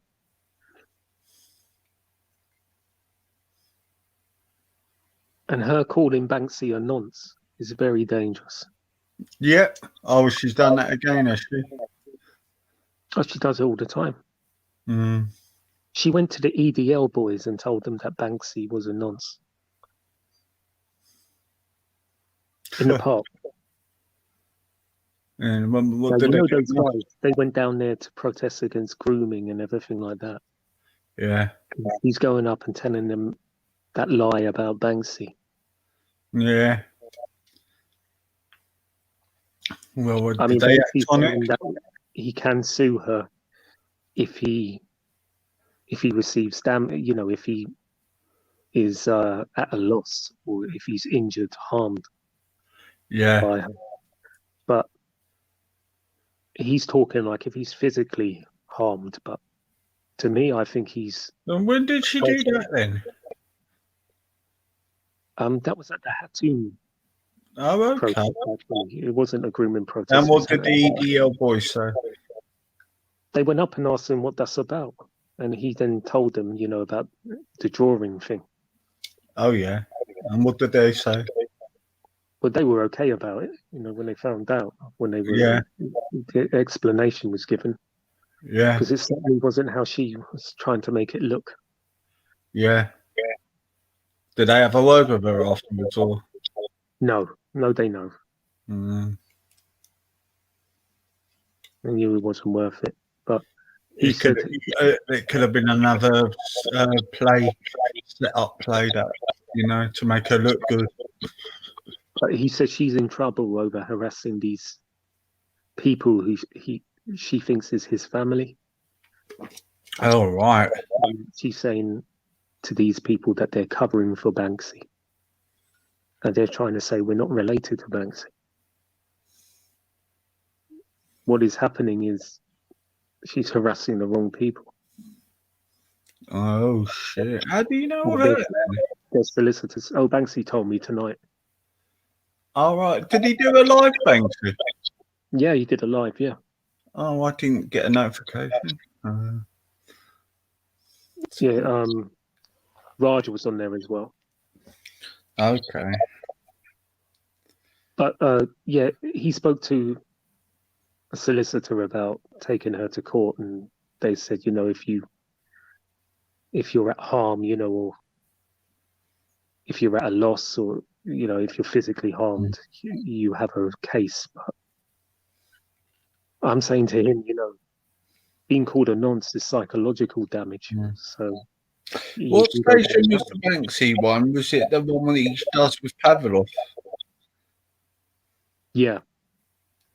Oh, wait, no, sorry. It was his main channel. What, Banksy? Banksy Style. He's got two main ones, only Banksy Style Live. He had Waleed's sister on there. Pictures of Waleed's sister. Yeah. What, talking? No, well, I think he had some of her talking because I came on his stream late, but he was like 15 or 20 minutes into his stream by the time I got on there. When was the show? When was this stream? Oh, he's taking it down actually because he said it's going to get struck by her. Oh, because okay. He was joking about Waleed's mum and his sister on there. He had pictures of them. He's putting it on BitChute. You know BitChute? Mm-hmm. Yeah, so you'll get that on BitChute whenever he uploads that. Probably. Oh, hang on. It was on Banksy Style Live. Banksy Style Drama. Mm. Is that him?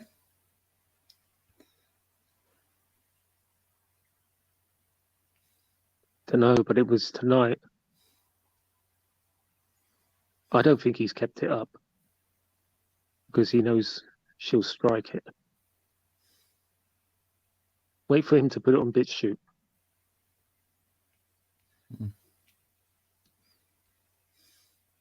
I don't know. But his sister's a good-looking girl, actually. Surprisingly. Doesn't look anything like him. Bless her heart, eh? Having a brother like that. Yeah.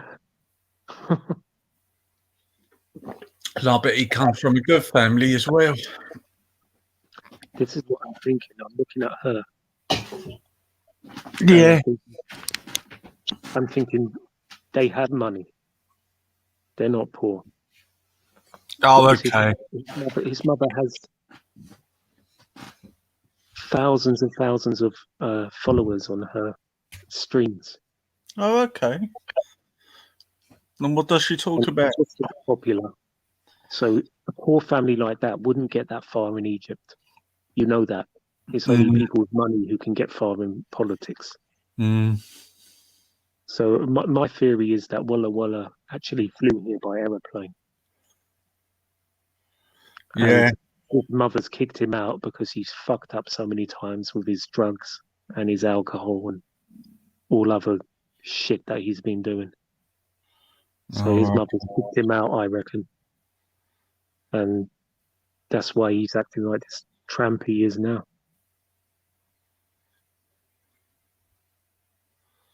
That's my theory. I certainly don't believe in stories of going through all these different countries, all that shit. No. He wouldn't survive in many of these places. No. You ever been to Italy, have you? Italy? Yeah. Oh, yeah, man. They're fucking nuts over there, mate. Did you go around Rome Termini station, you know, the main train station? And you see how the poverty, do you see how the crime is and the poverty? In Italy, mate, yeah. Oh, man. It's lawless. You go anywhere around that station, you get offered cocaine, weed. The mafia runs it all, don't they? So it's if they lived in Italy, they would have no rights at all, because it's a fascist country. Yeah. They're very. Oh, man, it's a very hard life for immigrants there. They're not housed like they're not housed like they are here. They don't get no help at all, mate. No, they think they shouldn't. They've got a fascist prime minister in there now. You know what I mean? I believe some do get housed, but many are on the streets around the railway stations. Yeah. Yeah. The trouble is, that's a tough country. That the authorities are really tough, and Yeah, especially bad at night time around there. I mean, in one night, I saw 3 fights. And is that with the locals and the immigrants? One was with one of the immigrants was attacking an Indian guy for his bag. Oh, okay. An Indian tourist. And then there was fights between hookers as well, I saw. Yeah. And some other guys, some other immigrants were fighting each other. Over there, I tell you what, they don't care over in Italy, actually. They're quite, Do you know what? You know what? When they were breaking up the fight between the hookers, one of the hookers was still trying to get to the other one. Yeah. And they weren't holding her back strong enough. They were very passive with this girl. I was very surprised.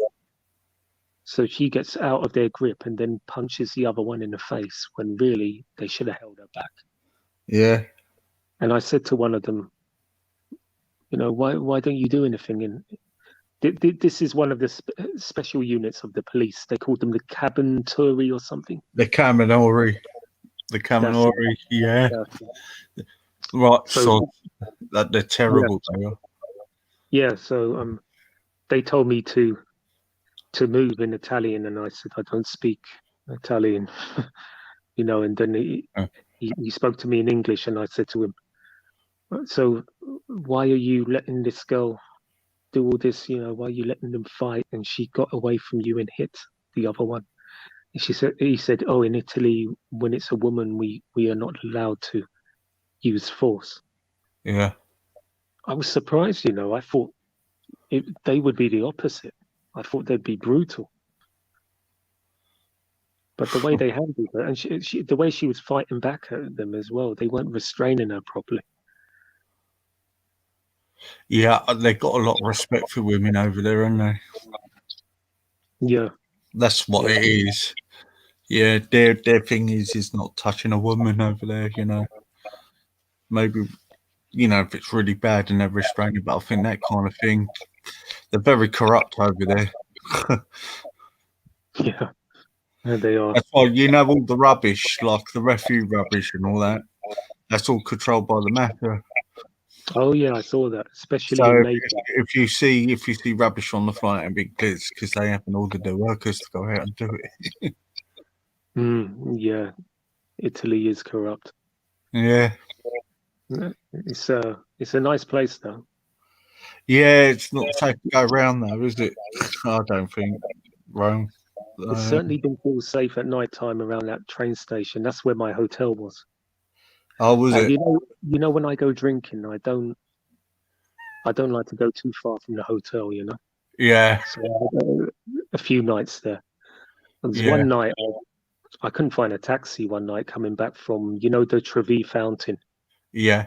So I had to walk all the way to Termini. And I'd say it was 3 miles or something. But Oh. the streets were so deserted, it looked pretty scary, actually. Mhm. Yeah, because it's dodgy round there, mate. I've been there twice over football, and it was a nightmare. Oh, yeah, the football fans are quite something. Well, it's not just because of the football. It's just how it is over there, isn't it? It's I love it though. Don't you love the culture? yeah. When I speak to the proper people from there, do you know what I mean?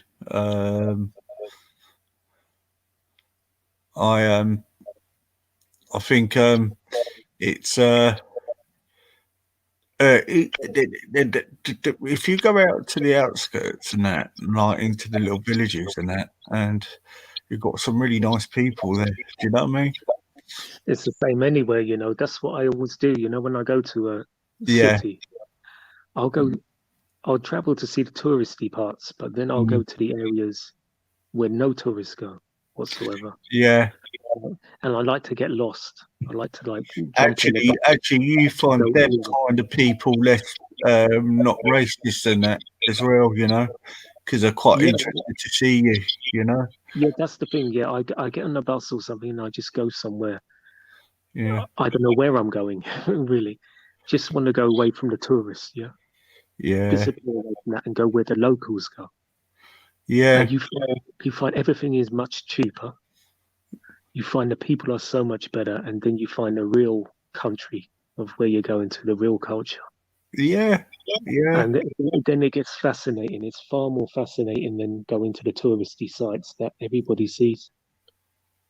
You know, the same old stuff. You get to see the real locals, and that's how you get your stories, your adventures. It's what I always do when I go anywhere in the world. I love to just get around and meet the real people. You don't meet real people in touristy sites. Anyone who talks to you in a touristy site, like, you know, around the Trevi Fountain or anywhere like that, they're after your money. There's an agenda. You know, like the tourist traps. Yes.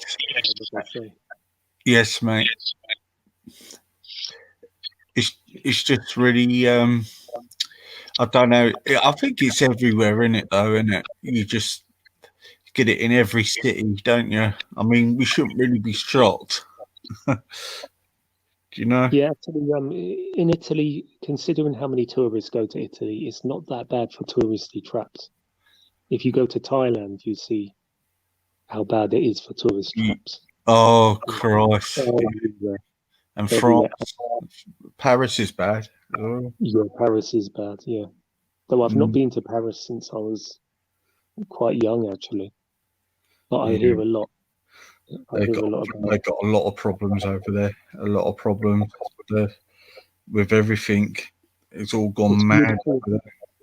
It's beautiful in the centre, but the centre is only a small area. Like, I Yeah. believe Paris has only like 2 million people, but the outskirts have something like 8 million, don't it? Yeah, and the ones on the outskirts live. We got ghettos there, but over there, the conditions of living is terrible.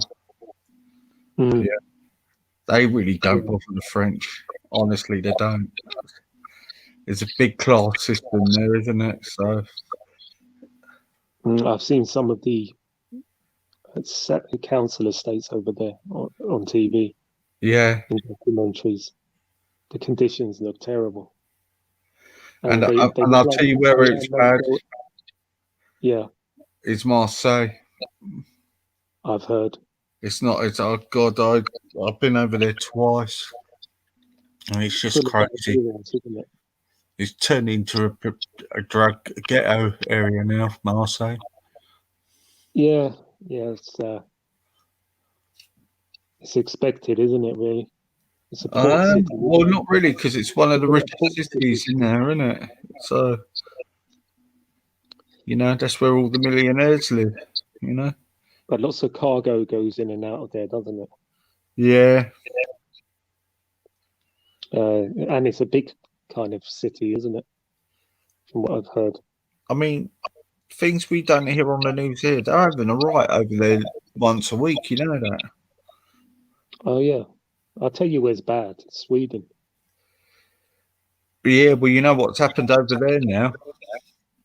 What's What happened they've now? done, where They've they've got the been women really now. liberal, and but then realised it's all gone wrong. They're deporting a load of people now. I don't believe they'll deport. They the said ones they that are will be- deporting them. They're taking down certain places, everything now. Because you know Malmo. Malmo's a hellhole. Yeah, well, apparently girls who had blonde hair that stopped having blonde hair now, so they don't get raped. I believe Malmo is like 70% immigrant now or something. Well, apparently a lot of these gangs are causing trouble over there and doing what they're doing. They're getting deported right away. Well, the Jews have moved out of Malmo. They can't live in Malmo anymore. No. There's very few Jews left. Just a handful now. Used to be loads. Because they're being threatened, they're being beaten and robbed. And what is done in Sweden, they've got a big surge of far right over there as well. But it's not sufficient to do any big move politically, I don't think. I'd say the percentage of far right would be far Well, that's less. where that Martin Sellner's from. No, I'm wrong. He's not from He's there. Austrian or something, isn't he? Austria. No, I'm wrong. He's Austrian. But I'm thinking of somebody else. I mean, Martin Sellner. I don't listen to him, man. That's. There's a good guy who speaks about Sweden. He's called Angry Foreigner. He's a Bosnian guy, a Bosnian refugee who moved to Sweden, but he is integrated. He's well educated. Oh, I've seen him. Yeah. Yeah, he's good. And it's good to get the perspective from the immigrant as well, isn't it? Yeah, and the other thing is, he's done so well, out of Sweden. So they can't be saying Sweden is holding us back, because it's not. It's not. They've got opportunities in Sweden if they want to take it. There's free university in Sweden. Do you know that? Yeah, I know. They've quite even master's degree is free. Christ. And they charge about 60 quid for a bottle of whiskey. They do, yeah. Yeah. There's government shops, isn't it, that they have to buy the alcohol from. Yeah, because they had to do it because they had the high rate of alcoholism. Yeah. But what they're doing is getting the alcohol from neighboring countries. I think they border. Do they border Estonia? I'm not sure. Yeah. Well, all these Scandinavian countries are dear. Yeah, Denmark's very expensive. I'd like to go to Denmark. Copenhagen looks really nice. Yeah. So you've been there, Easy, yeah? I've been there, yeah. Yeah, I've been to Denmark. It was, I'm talking about, 2010? A cup of coffee and a sandwich was about 25 quid. You sure you wasn't ripped off? No, that's what they were charging. It was in the guidelines. Yeah. Oh, God, Jesus. Bloody hell. I'd rather go without. No way. I didn't There's realise no choice when you're there, isn't it? I heard Norway is crazy expensive. Crazy. Yeah. You're like £15 a pint. Oh god, well, Wembley Stadium costs that. A Wembley Stadium, yeah. To buy fish and chips in Wembley Stadium, it's £18.50. And it's £8 for a burger. Yeah, blimey, that is Mm. pretty expensive. But Wembley's coming up now. You see the way they built all the flats around the stadium. I Yeah. don't actually like it, to be honest. It's blocked the view of the stadium. Yeah, I like me personally. I like the old Wembley Stadium. If they kept the walkway there and the famous steps, then I would like it. But I just like the older stadium. You know, just had Do you know more. what I think they should have done? I think they should have built a stadium, but they should have kept the towers. Well, I can't see why they couldn't refurbish the Wembley. You know, I don't know. The capacity couldn't be increased anymore, could it? well, And with then 80,000. there were health and safety problems as well. I believe. No, they lied about that. It's because they could make money out of this one. Yeah, 100,000 used to hold that stadium. Oh, was it 100,000? Yeah. Yeah, before it got locked down to seating, it was 100,000. So the new one is like 92, isn't it? Yeah. Smaller than. Crazy. No. They had to. It got downgraded to lower. It was 91, and it was literally about 89 when with all the seating. But without the seating, I've been in there when it's 100,000. So when they say health and safety and all that's rubbish, they just done it because they wanted to make money out of the new stadium. You know? You know, they wanted to sell that to a Pakistani guy who owns an American football team. Yeah, he owns Fulham as well. I don't want him owning Wembley Stadium. No, he owns Fulham Football Club. Oh yeah. It'd be worrying if he bought that, but for the reason of what would he be using it for? Would it be for the English? Do you know what I mean? For the England team, we would lose that stadium. You know. Well, he'd be charging a hefty sum every time England play. They can't. The rules is by the FA, mate. Actually, he can't put the charge on him. He can charge the rental of the ground to the FA, but he can't do the prices for the games. No, but he can put the rental up sky high, can't he? Yeah. That's what I mean. That's what he would do. You know what he would have done? He would have just sold it. You know. You buy it, keep it for a while, sell it. Oh yeah. It'd be a great investment. But with Wembley, there's too many flats going up in Wembley. It's crazy. I don't know why they're giving planning permission to it, and they're not improving the transport. We're so packed in. Oh, that road there, though. That road is quite mad, isn't it? Which the Harrow Road and that. Yeah, all around there. Harrow Road, Ealing Road, all of that. It's mad for traffic. All along the high road. That's why it's easier just to go on the tube. It is. I don't drive. No, I don't drive in London. No. So I do use the tube a lot, or the bus.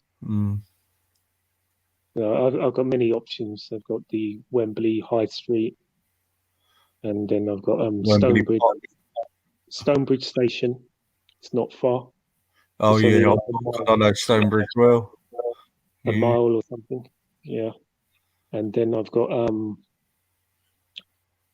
other stadium? Got Hanger Lane, not too far. Yeah, Hanger Lane and Greenford. Alperton, not far. Yeah, and we've got all of those. And Euston's not far really. So Yeah, I'd have to get a bus to Euston, and then then I'd get the train from Euston. Well, you got Acton as well, haven't you? So Acton, yeah, it's not far, just a couple of stops. yeah. Tube. What's Stonebridge like now, Rodney? Because it was really bad when I was there. I don't go there much, because there's nothing there, Yeah, The shops that are there, there's like betting shop, there's a couple of Caribbean takeaways, near Stonebridge Park. yeah. There's one cafe that's owned by a Greek guy. It's quite good actually. But apart from that, there's nothing in Stonebridge. I mean, has it calmed down? Is Stonebridge Estate calmed down now? Well, it has, because they've knocked it down. Yeah. And they built flats, nicer flats, but there's still crime around there. Still, but it's better than before. Yeah, it was a nightmare before. 20 years ago, it was a nightmare. Do you know why? They had the big tower blocks up, and then they had walkways to go from I know each tower him. I had a friend who lived there. Yeah. And then you get to that block, and there'd be a walkway to get to another block. So the police could never get the criminals in there. If you chase a criminal, it's impossible to get people. Yeah. So it was a magnet for selling drugs, because they knew the police can't get them. And a magnet for murders and all kinds of crime. I mean, why would you design social housing like that? They did. I don't know. Is it because it was cheaper to do? I don't know. Sometimes you wonder whether they did that deliberately. Yeah. Whether they're in on this. Because who's bringing the drugs in to the country? It's not those dealers. How are the drugs getting in? Southampton used to be all bad, but not as bad. Southampton. Remind me of Southampton, which... Southampton Estate. It's not far from,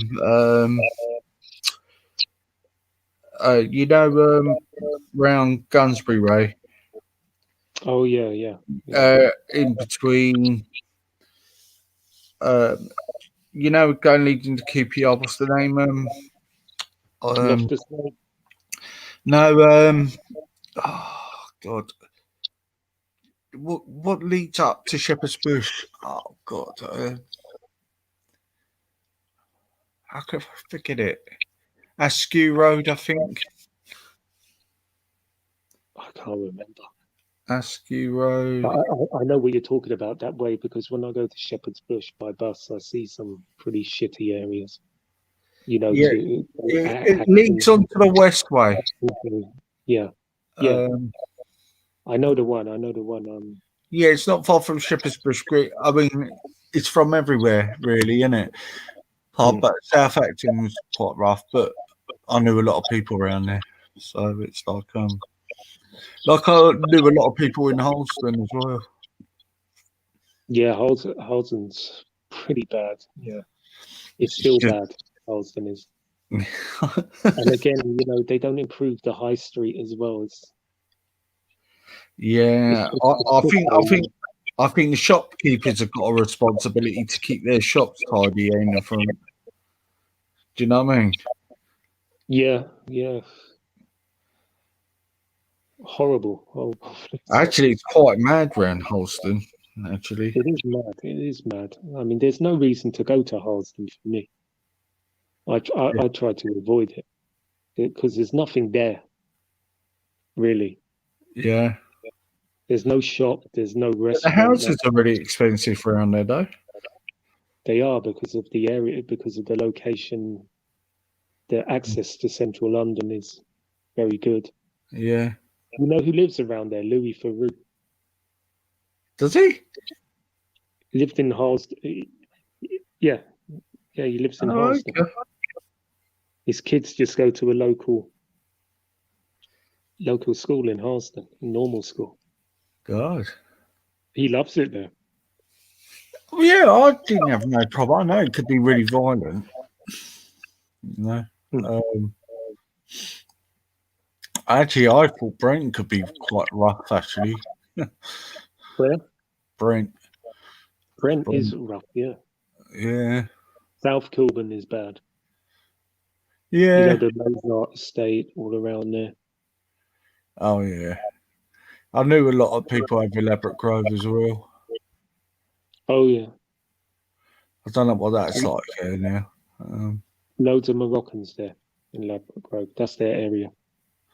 Well, that part of West London is. But again, it's a great location to get to central London, isn't it? Oh God, Louis Theroux. Have you seen Louis Theroux? He's a bodybuilder now.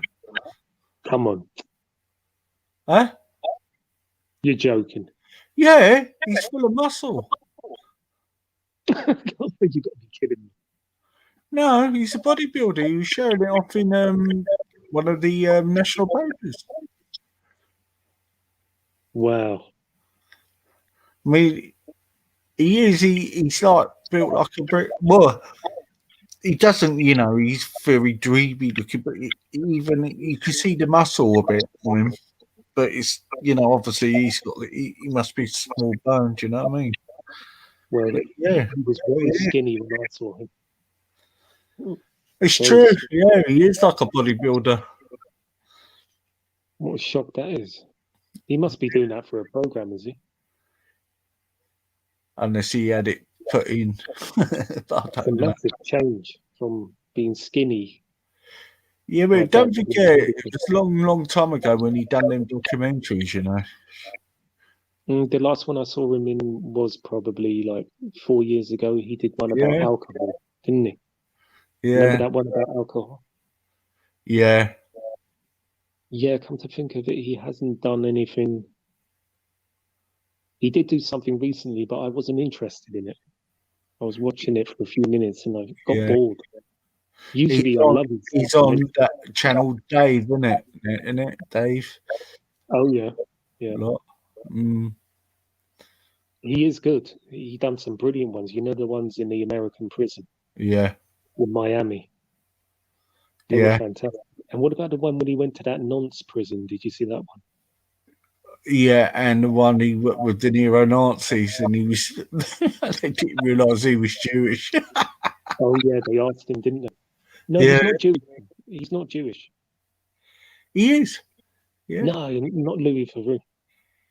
Louis Theroux's Jewish, mate. No, he's not. I thought it as well. He looks it, don't he? Oh, you said he was. No, he said to the guy, I don't want to answer that question. He's trying to say to the guy. No, he is. He has got Jewish blood in him, mate. Yeah. He probably has got some Jewish blood, but Yeah, but what did he say where he's from then? I don't know. But well, what did he say? Because I remember I was thinking he's definitely Jewish. I was always that thinking surname he should. Then I found out he's not. But I'd say he does have some Jewish blood in him. Yeah, with that surname, Theroux's Jewish name. He mentioned some other country. You know, some other kind of background. Oh, okay. It might be over that way. Yeah. But it is possible he's got some Jewish blood, isn't it? Oh, well, no, it's only because I thought I heard him say he was. Not the way he looked. I just thought he just had a big nose. That Nazi, yeah, I remember the Nazi asking him, and he said, "It's an irrelevant question. I refuse to answer that." Along them lines. Theroux said that, did he? Yeah. That's why I thought he might be. Yeah, and I thought Yeah, by that's what I his thought. surname, you know. Yeah. But then But again, he's brilliant. I like the way he asks the questions. He does it in an innocent way, doesn't he? And oh, like he's stupid. Yeah. Yeah. About the gambling one, do you remember the gambling one he done in Las Vegas? The people addicted to gambling. Did you see that one? Are we talking like from 20 years ago? I don't know when it was. Yeah. I might have seen that. And he was went to surprised. that porno thing as well, didn't he? He I started. saw that one. Yeah. Oh, that was funny, that one. He done a lot of shows on Channel 4, didn't he, for a little while as well? He did that one, you know, where they were the doomsday Yeah. kind of cults in America, where they have underground bunkers in case we Yeah. go into a war or something happens. Yeah, he did those. Yeah. What other one did he do? Oh, he You did done them, Philadelphia. do you remember that family who brought them twins up to be Nazi singers? The twins. Oh, but I didn't see that one. America's Most Hated Family or something along them lines. Yeah, I don't know if it was the one from the church. There was one from the church, wasn't there? Like they had this for that they would go out on things about abortion and things like that. Yeah. Yeah. Yeah, the other one he did, a good one, was in Philadelphia. Is that with the Time in Philadelphia? Yeah. Yeah. That They was seem really to get along. They seem to get along with him, didn't he? He done one in Tennessee, didn't he, with the black gangster rappers, wasn't it? Down in the south of America. Yeah, but the one when he did the drinking one, you know, when he went to one place, he almost got attacked, didn't he? Oh, did he? Yeah, they went after him. They were Oh. drunk, of course. But I've not seen people really do that to him before.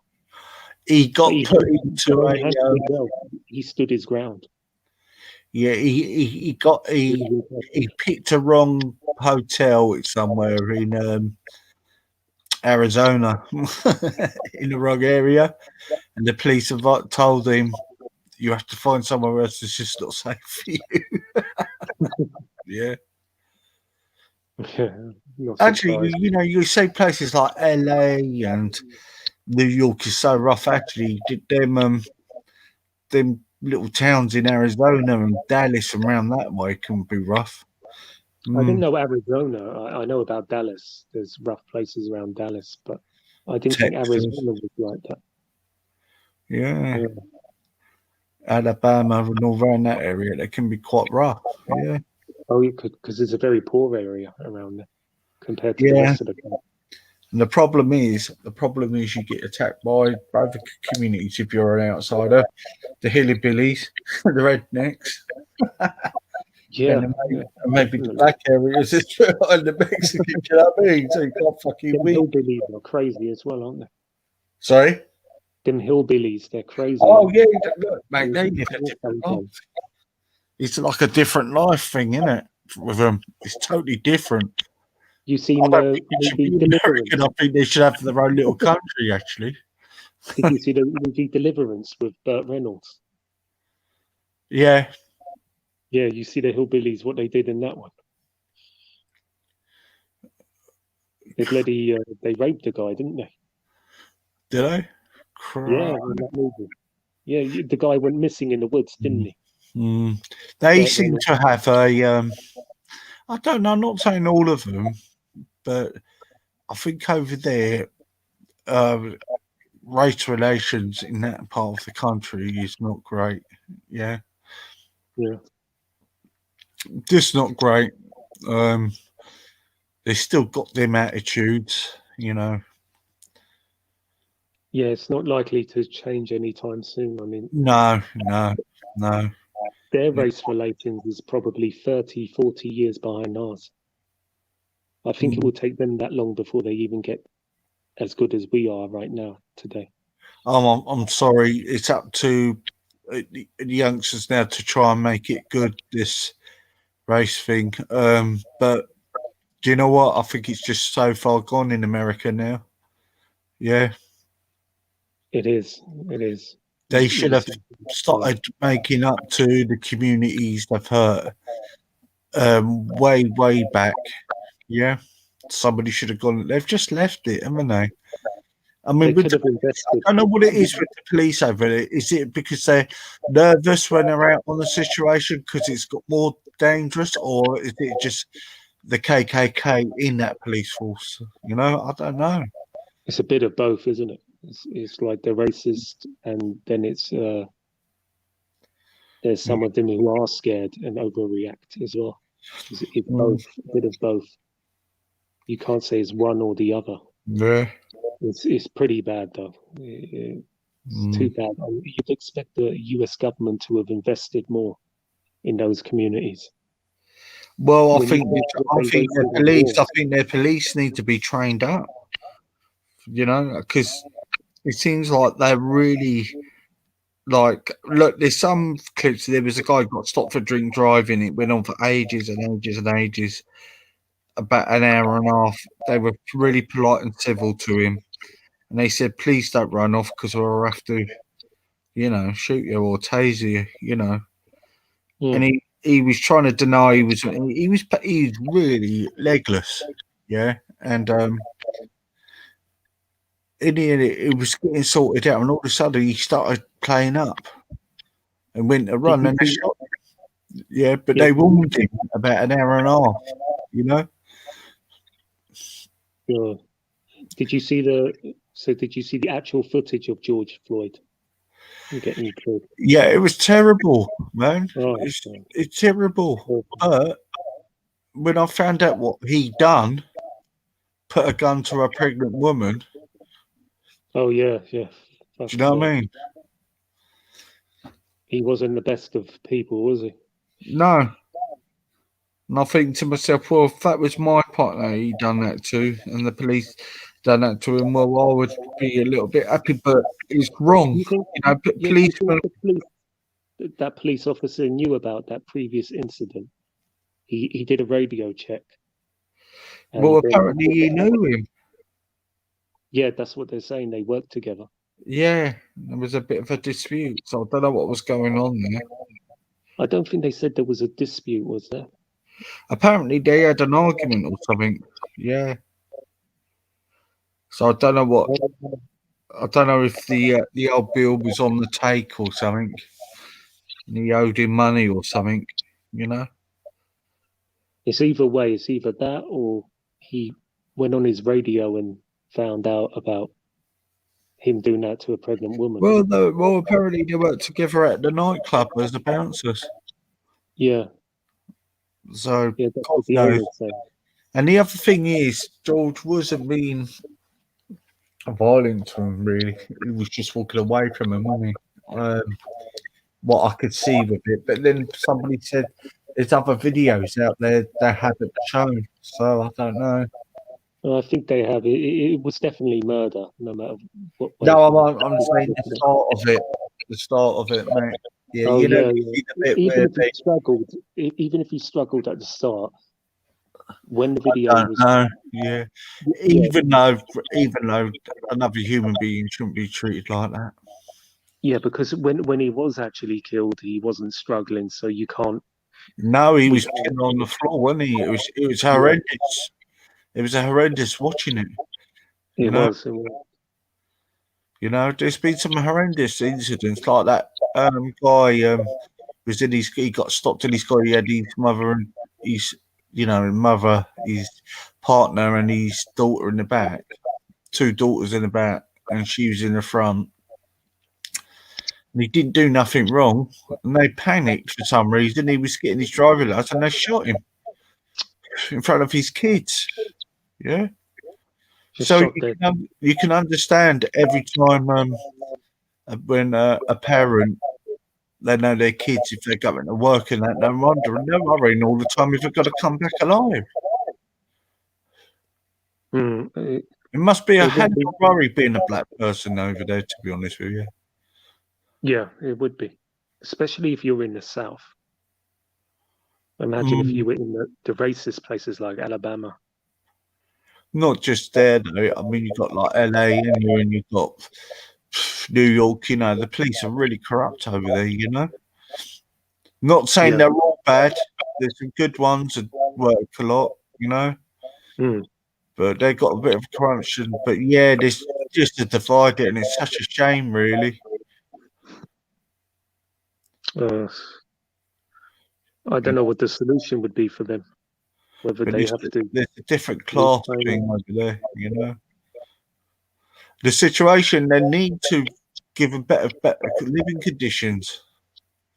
Well, that's what I mean. You know, they wasted all that money on the Iraq War. Can you imagine if they spent $1 trillion, which is what they probably spent on that? What they need to do is knock down the projects and make them into houses for them, so they've got a bit of garden for the children to go out. You know. I mean, did you read that story? Good. One guy in Chicago, he just had enough, and he just threw himself off the tower blocks in Chicago. He just couldn't cope living like it anymore. Yeah, that's probably an everyday thing over there in Chicago. South Yeah. Chicago is supposed to be terrible. Apparently, he just couldn't. He got fed up with what everything was happening. You know, obviously the shootings and that. 'Cause it's bad over there, isn't it? So. And it's hard to get out of poverty there. That's why I was saying in Sweden, there are options. You can actually get a degree and a master's degree if you've got no money. Yeah. But in America, if you want an education like that, you're going to be in debt more than 100K. They have to find money. They can't even get paracetamol or bloody prescriptions or anything. Everything, you know, is so high over there. Here we could get a packet of paracetamol for 30p, but over there, people can't just afford it. Their medication. Yeah, I heard that the cost to see a doctor over there is astronomical. Yeah, yeah. And then you got other charges on top of that. They put tax on everything. Mm. You pay it. They put the price, and then when you go to pay, you have to pay the tax on top. And there'd be hidden charges in the hospital. But you know what? This race thing could. I reckon it's going to head into a little bit of a civil war in that country. Firstly, right, it's not just the black and white thing over there; it's the Hispanics and the black people fighting each other as well. Because the Hispanics are very racist towards the blacks over there. They are, you know. The Puerto Ricans, for some reason, they can say the N-word. I don't know. It's in it, yeah. That's what. I don't know why they get a pass, but the Mexicans. Apparently, I've been to South America. They do use it widely, but the black people don't find it as offensive over there. That's the thing. How come Puerto Ricans can use it, but Mexicans can't? When the Puerto Ricans are the same color as the Mexicans. Don't make sense, does it? Me personally, I don't like it, but you know. No, because you know, if you want that word to go out of existence, you've got to stop using it. So anyone who uses it is contributing to its staying in existence. If we all stop using it now, can you imagine? Wouldn't the world be a better place? Yeah, I do, but it doesn't help when you've got Ice Cube coming out and saying they had to go at that TV presenter over there, and he goes, "We own that word, and we can only use that word." And blah blah blah. And I just think, what message are you giving out to that? You know what I mean? I know. You see, he doesn't live in these areas anymore. No. So he's detached from all of that. Although he did grow up in a rough place and everything like that. But you know, when they've got money and they move out of the area, they change, don't they? Yeah, well, he's a part of the Nation of Islam now, isn't he? Oh, is he? Yeah, he always has. He has been for a while. Well, they're extremely racist, aren't they? Yeah. I mean, didn't they call Jordan, when Jordan went up to them in Speaker's Corner, they called him a white devil? Yeah, they're just copying Farrakhan from America, aren't they? Yeah. I'm surprised Raspek didn't become a Nation of Islam. Most probably is. Without, you know, what do you think all that military acted? That's all because of them, right? Oh yeah, probably. It's not a good look anyway, is it? Not a good look, but then again, I can understand why they formed it in America.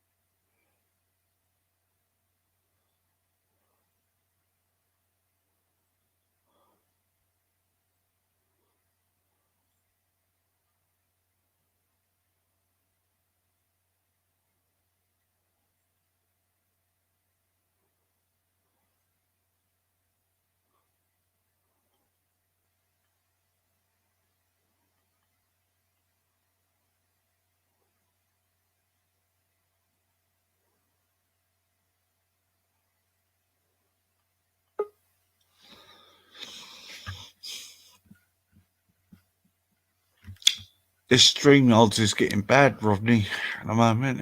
No, I pressed the wrong button when I came out. I Do accidentally. you find your phone goes really hot on StreamYards? Yeah. I don't know why. I don't know why it does it. Really hot. Yeah, it's all with you see Samsung have brought out a new phone now. Yeah, I use Samsung, but I get this problem on mine. You know the line from YouTube Yeah. where you got the top bit. You know when you're watching YouTube and you got the comments up on your phone as well. At the Yeah. same time. Where the comments are divided from the video, there's like a red line, isn't there? Yeah. And I always get that mark on my phone. All right, what phone have you got? The burn mark. The All right, Samsung, you know, I've got the one, well, the latest one. What, the 20? No, the one before the new one. S10. Yeah. Okay, right. Because it's the Samsung I had before that, the S9 or whatever. Yeah. Same problem. Every Yeah. single one I have. Well, I haven't had that on my 10. I've got the 20. I've been asked if do I want to upgrade to the 21, and I said, well, really? I mean, I said, you know, what else can you do to the phone? I said, have you changed the battery life on it? And they said, no. I said, well, no, I'm not upgrading. I'm happy with the 20. Yeah. It's only so much you can do, you know what I mean? And I'm getting a little bit peed off where the battery keeps running down. They've got to design a phone where the battery's going to stay alive for a whole day at least. True. Especially, you know, when you go abroad and your battery runs out. Yeah. No, because you want to go out for the whole day and use your phone. Yeah, because every time I go football and that, and I'm away, you know, my phone the 20 will last for about, 5 hours. Then I've got to bloody recharge it all the time. Do you know what I mean? And they should find a way. Surely they can find a battery, you know? Yeah, I think the same. And but it's the same with the iPhone as well, isn't it? Oh, they do it on purpose to slow it down so you get a new phone. You know that. Oh yeah. After 3 years, that it's slowed down. I don't like iPhones. I never have done. They're a pain if you need to get it fixed. It's a pain. You know. Yeah, I've only used Samsung's Androids. Yeah, so I don't know I'm going to upgrade anymore. The only time I will upgrade when my screen goes. Yeah. You know, when it goes, then I'll get an upgrade. This new one has a 8K quality video. Yeah, and we'll see it. Shall I get it up? Shall I play it and get it up? Hang on. Yeah, sure. If you ever get the 20, yeah, don't get the largest one because it's not needed. Just get the normal one. It's quite big. All right.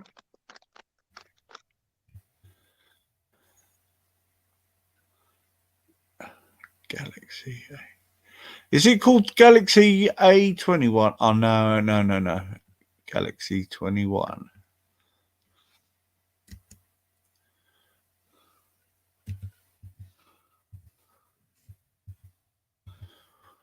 I didn't know they were getting a new phone out. Yeah, they didn't really give much publicity to that. No. Hang on. I'm trying to find it. I better Google it. It's not on YouTube at all. Hang on. Let's see.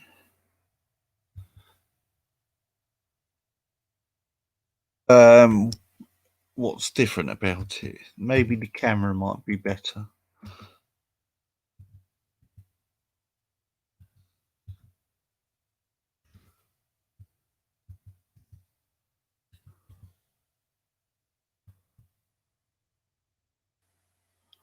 All right, let's have a go. Right, it's charged at £189. Yeah. How much is it? £189. No, it's more than that. Easy. No, I've got it here. Hang on. Can't be that. It's going to be much more than that. I'll show you. Right, Galaxy Slim. £819. I'll show you. Yeah, 819. Yeah, that Yeah. would be about right. Yeah. Yeah, that's what I said. I thought you said 190 or something. No. That's what I thought you said. Let's read about it. Hang on. Right, the extra slim, right, like they say. Hang on. Yeah, it's got. Do you know what the difference is? I'm not going to bother reading it out. It's basically got more camera. Yeah. Yeah. Yeah. So it's got like 6, another 2 lenses.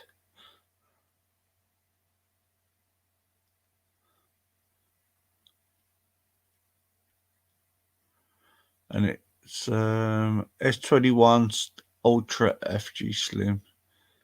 It's just the same, to be fair. Just the screen might be better. So not worth upgrading, is it? Maybe if I do upgrade, I might upgrade to that one you fold into a little ball. Oh yeah. The flip one. Yeah. But that's really dear still. How much is that one? Apparently, if you have it online and that, and you do it monthly, it's about £80 a month. Huh. Well, it's a lot. Yeah, I'm not doing that. I mean, I'm on £48 a month on mine, and that's everything unlimited. But I've got this problem, with this line going across the middle all the time. Yeah. It really pisses me off. It's a big burn. Yeah, it's a screen burn, isn't it? So what am I doing wrong? Because when I No, went you to bring ain't done nothing wrong. It's just where you've had it up on there. It's just screen. Now, but one guy refused to repair it for Samsung. If you got it from a shop, really, you should have that take that back and say to them, you got to give me another phone, because they shouldn't be screen burning. I've had that before. I've had that twice already with Samsung over the past few years.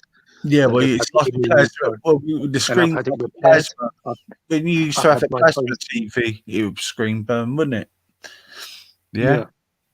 So unless you haven't got one guy at the Samsung shop, the repair guy, he saw I brought it a few times with the burn mark. Yeah. And he said, it must be something you're doing. I said, what am I doing? I'm watching the bloody, I'm using the phone. Have you not put a device on it? Haven't you looked in your notifications what you need to put on to protect it? I don't know. It's definitely from YouTube. Okay. And because where that line comes, right now, how I'm doing this now. Well, not now, like when I'm on the main YouTube. Yeah. I can tell, I can just move it slightly and I can see the burn mark is exactly where the YouTube video starts. Oh, is the line gone sort of like straight down the side? It's straight across, right between where the video and the text meet. Well, you got a screen wherever you got your phone, mate. They haven't put the proper screen in then. No, but this is every single Android I have. I get this after 6 months or 8 months. I get the burn mark. Definitely from YouTube.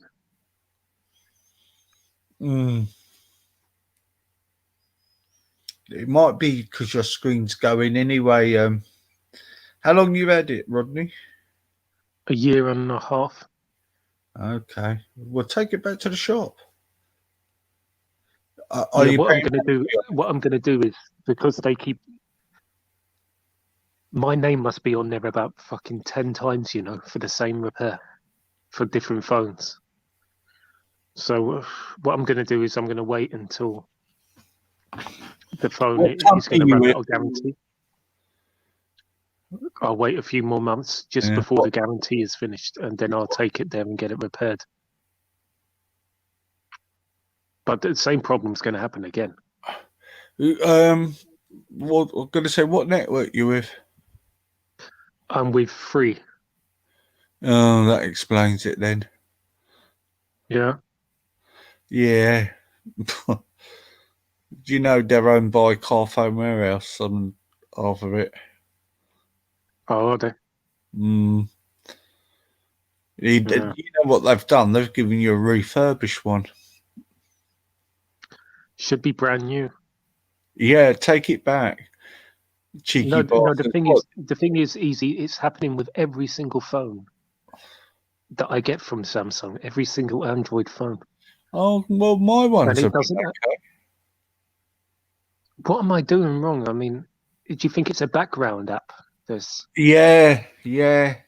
It's just that. Let me go through. Let me have a look on my old phone. I'm saying Sun 10 old phone. Hang on. It can't be from just watching YouTube. Right, display. Right. Right. Adaptive brightness, blue filter lighter, screen mode, natural. Hang on, full time screen timer. Are you on? Can you get on your thing? Oh, I can't right now. On your settings. No, I'd end up logging off. I'd end up. All right. Of this.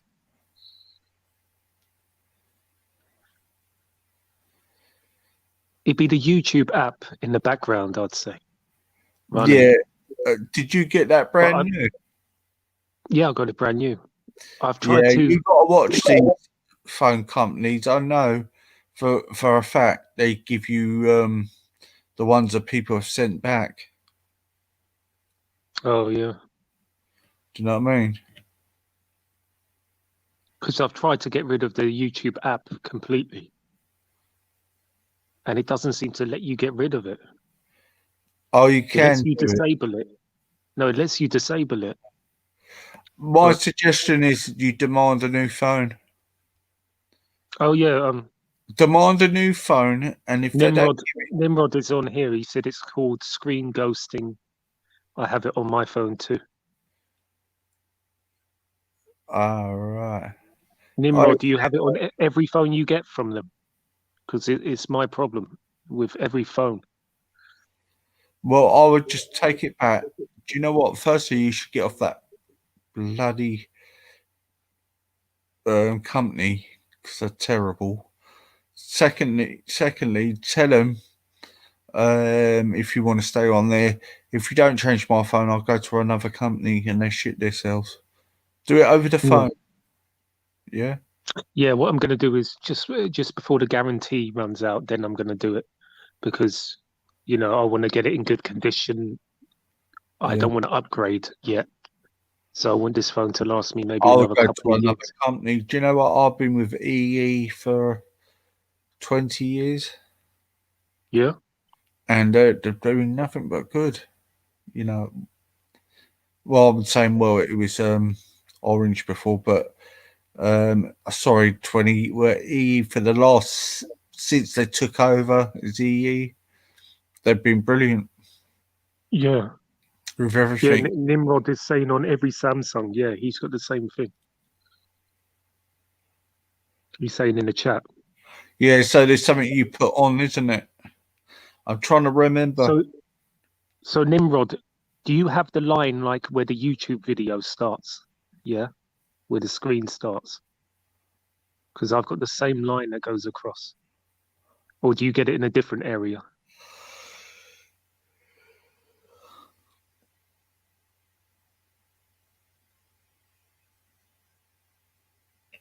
It's annoying because when you bring it to them, they act like you're doing something wrong. Have you had any updates of upgrading the system on your phone? Yeah, of course, yeah. Well, maybe they putting software in for that.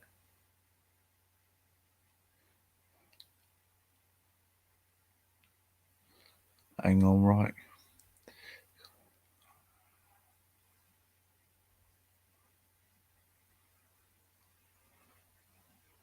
Yeah, I was thinking of going to the iPhone over this because my wife don't get any of this.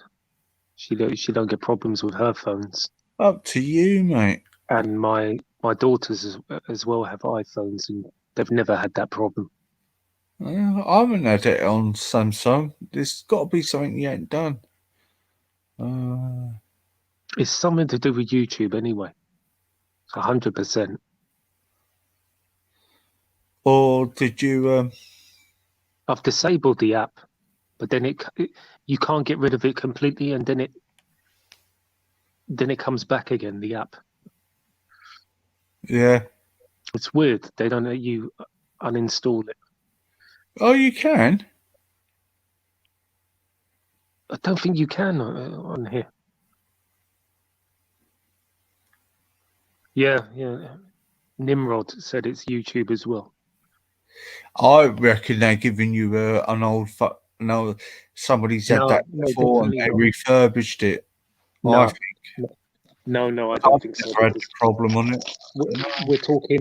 We're talking like 5 phones I've had now from them, the same problem. And every time I bought it new. So they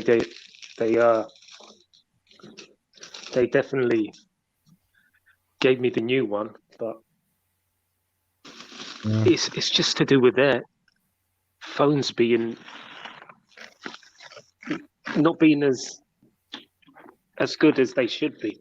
Sorry, I'm just getting something out of a box here. 1 second, yeah.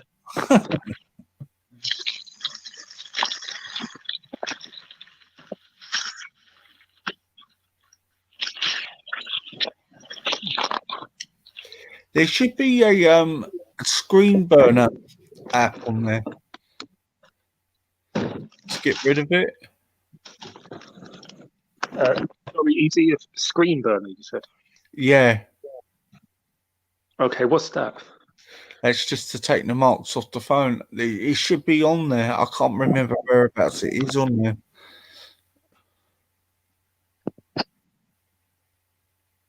Yeah, it's not going to take the mark off the phone, though, is it? No. Well, it's sort of. I don't know. I reckon if you knew somebody's used it for a while and they made it up, polished it. No, definitely not, because that kind of happened to my last 5 ones, and Nimrod is saying he gets the same thing on every single phone he's got from Samsung as well. I think you don't use yours much. That's why you don't get it. I bet you don't use yours for YouTube much, do you? No, I've done it to watch the football on there sometimes, and it's been okay. But like, you wouldn't watch 2 hours of YouTube Out a of day. curiosity, you know the last 5 phones you had from them? Did they all have the Samsung Edge, the Edge bit on it? No. Oh, okay.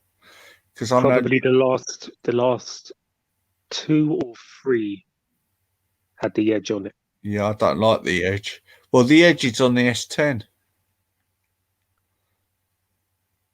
Yeah. Yeah. I thought the Edge might be screen burning it. You know, the side bits. No, definitely not that, because when I had the other one, what did they call the other one? The Galaxy S6, wasn't it? Yeah, I think it was S6. That was a good phone, that one, actually. Yeah. Same problem all the time. Yeah, An exact same area as well. Sometimes it has the text on there as well, like Nimrod was saying. Yeah. I don't like the I didn't like the S8, to be honest with you. S9 was good. I don't even know what one I've got now. This one is, I mean, it was the latest one about 1.5 years ago. Okay, they've got all different brands, haven't they, now? Turn it on later on and tell me later on. Yeah, I don't even know. Actually, I'll tell you. Would it be the 10? I forget now. I can't remember. The I think 10 it's the 10. was about a S10. year and a half ago. Yeah. S10, I think it is. I think I remember seeing it on the box. Yeah. They're just bringing so many phones. I know they had trouble with the Note, didn't they? The Note phones. Oh yeah, that's the one I had as well. I had a Note as well. What was it like? Yeah. Out of curiosity, Rodney. It was okay. Quite a good phone. Yeah. See, I just can't bring myself onto iPhones. I would have gone with the other one, Hawaii, because the sound on their phones are top notch. But No, but haven't they banned Google search on there or something? Haven't they? Yeah. Yeah. So that Google's would put me banned off. them, haven't they? Yeah. Yeah. Yeah. That's the other way round. Sorry. Yeah. Mm. Google banned them. Good phone. Everybody I know's got one. That's it. It's brilliant and it's really cheap as well to have. Yeah, but how much of a hindrance will not being able to have Google on there be? Not I know really. they've got their own equivalent because my nephew got one from my brother. Yeah. He requested that one. He was offered an iPhone, but that's the one he requested. And how does he find it? I think he's fine with it. Yeah, no, I've I mean, not heard of any you complaints. can still use YouTube with Google with Microsoft or something. Do you know what I mean? Or Safari. Do you know what I mean? Yeah, yeah. Google's not the be end of it. It's easier. Google's easier. Yeah. Mm. Yeah. Because the other one is very Americanized, isn't it? Yeah. I prefer Google. I must admit. Yeah, I do as well. Yeah. Mind you, they say the Google phones are good as well. Are they? Yeah, very good. And they're cheaper. I don't know if I would risk that. I don't know. I'd just go for Samsung or iPhone. Yeah, look. I can't imagine going for anything else. I know Nokia. I'm waiting. The reason I'm not going for the 21, I'm waiting to see what Nokia are doing with their smartphones. They're coming back onto the market again. Yeah, those Chinese smartphones are good. They're so cheap. You get them for like 50 quid or something, wouldn't you? Yeah, well, they did the same process. I bought one, didn't I? It was just the same as my Samsung S20. Exactly the same stuff on it, the processing, everything. I know. It just don't have the Samsung sign on it. That's all it's all about. Yeah, that's what it's all about, mate. And it's just that's better to give to the kids, isn't it? Yeah, but really, I mean, all you got to do is engrave Samsung on it. Do you know what I mean? Like, yeah. I mean, if you worry about that kind of thing. I think it was $79.99 I bought it for, and I paid £20 for the delivery. Okay, so you think about it, right? I'm renting out my £48 a month. Then I buy one for what? Nearly 80 quid, 90 quid, And is the camera as good? Is the camera really that as good? It's exactly the same. Exactly the same. 5G. I might buy that next time, actually, if that's the case. 138 gigabyte, room. Good. Very good. Well, I might buy one. Yeah. Well, I just checked it all. Anyway, a mate bought it off me. I said, look, it's a Samsung, but it's just not named. And he even checked because he knows his phone's inside out. And he goes, it is exactly the same. So he said to me, how much do you want for us? I said, well, 120, 150 quid. He was happy. He's happy as Larry. Yeah. Because you're buying them. Where did you get it from? Sorry? Which site did you get it from? Wish. Wish. Okay. Mm. Do they do tablets as well? Yeah, I don't know what they're like, mate. They seem quite good, actually. If you look at the memory in that and the screen size and that and the camera on it, yeah. And laptops. Yeah. So how much would a Chinese laptop cost? Let's have a look. Decent one. Have a look for you. I don't know what. I haven't looked at the spec on them, mate.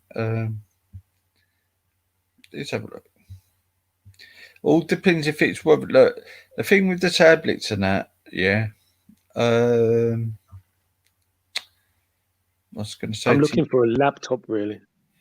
Well, I've got you a can get tablet. one quite cheap in England now. Do you know what I mean? For a laptop. Do you know what I mean? You can just go to Curry's and get one. You know. Yeah. If you really want. But if one. I can get a decent Chinese one. Yeah.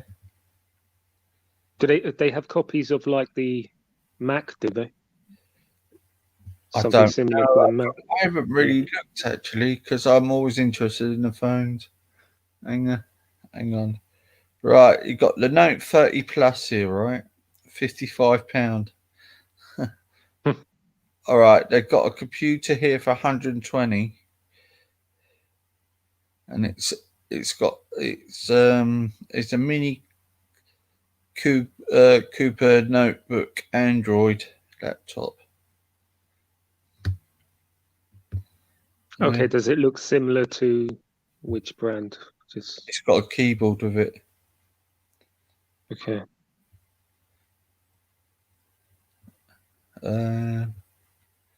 Got a tablet for £86 here,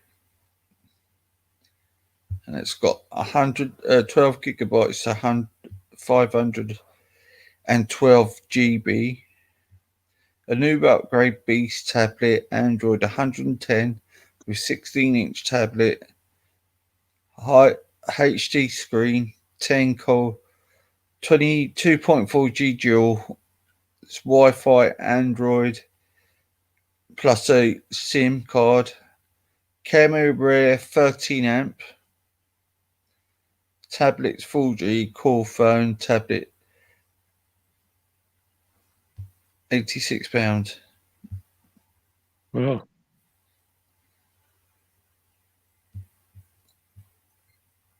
Yeah. It's worth thinking about anyway, isn't it? Mm. All right, with the delivery and that, it goes up to £104. Right. Okay. They do things like beats and things like that. Oh yeah. How much are they? It's £9 and it arrived at February the 11th.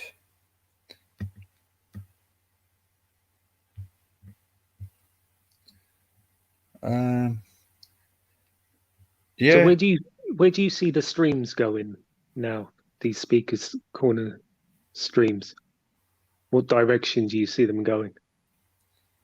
Do you see more? Yeah, hang on, Rodney. I just found the Galaxy S20 Plus Pro 5G, right? And that's £118. Yeah. 16 amp, 32 amp HD camera.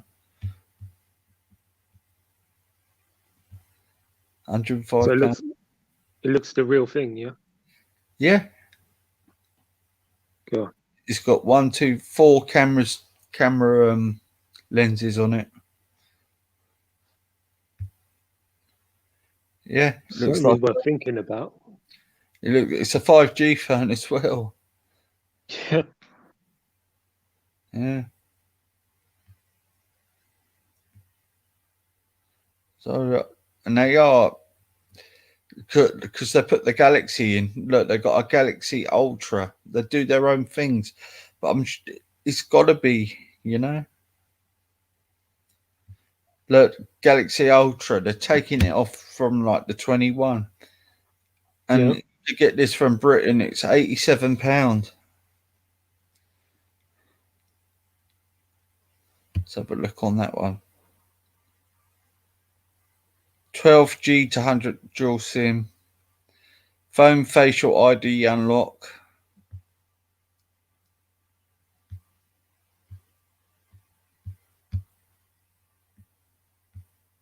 Yeah. 5G. It's just like the Samsung, mate. Because you're just paying. Sorry. Yeah, kind of feel you're paying for the name, as you were going to say, just there. Yeah. It's most probably them have made them. But they're just not putting the name on it. Yeah. Yeah, true. So they just say get more sales. Well, it's people with inside information of how they're made.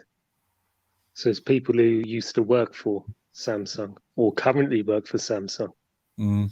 And then they give out the secrets of how it's done.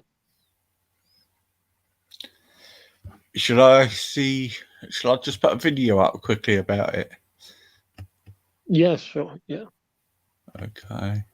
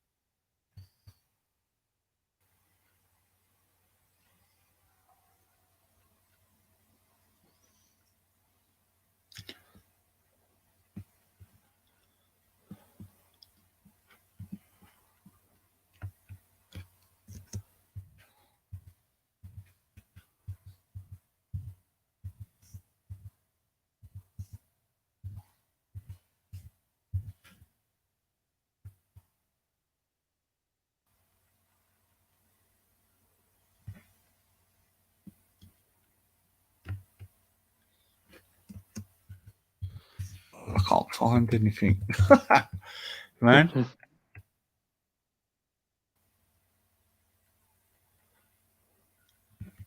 Yeah. Something a bit. S20 Ultra and see what the crazy space zoom camera looks like from the inside. This video is sponsored by my own self. I went and asked myself if I would like to sponsor a video. And I was like, hey self, you want to sponsor a video? And then I was like, yeah, I do. So here we are with the brand new lineup of teardown skins. The skins that let you see all the magic inside of your phone without actually taking it apart. You might be thinking to yourself, hey Jerry, isn't that just a sticker? And yeah, maybe it is. But it's also something much more, deeper, significant. It means something. I just got to go toilet quick again. It could very well be a statement of our generation. On the off chance you ever do have to go speak to someone and need a conversation starter, you could be like, look at this circuit board. And it's a 50-50 shot that the conversation's either going to be over real quick or you've met someone cool, which I see as a total win. We cover most of the mainstream smartphones, flagships, and budget phones, along with MacBooks and the Nintendo Switch. So if you want any of your devices to look like they're falling apart, I got the link down in the description. And thanks to my own self for sponsoring this video. You're welcome. Aw, thanks, you're the best. Nah, you. Now let's see what this S20 Ultra has under the hood in 3 dimensions instead of just 2. Let's get started.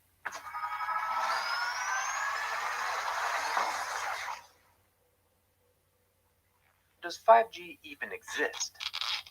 Well, yes, but also no.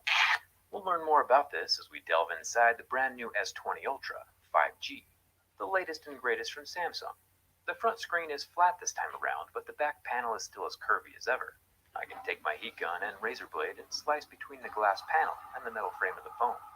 Now, purely for educational purposes, and definitely not on accident, I'm going to show what happens if you round the corner with too much pressure. Using a hot plate or vacuum separator tool would probably make this removal a bit easier. Luckily, replacement back glass panels are usually around $20 or $30, so it's not a big deal if it does crack.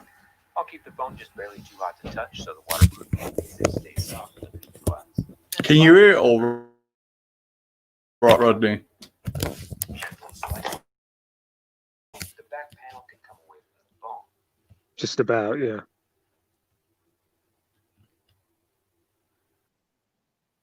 I'll turn it up.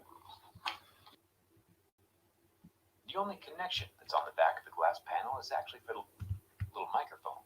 sits up here between the flash and the top camera. It has 4 little circular contact pads that allow the microphone to communicate with the body of the S20 Ultra. Speaking of which, the S20 Ultra body does have a wireless charging pad. It can wirelessly charge at 15 watts and reverse wireless charge devices at 9 watts. Trick.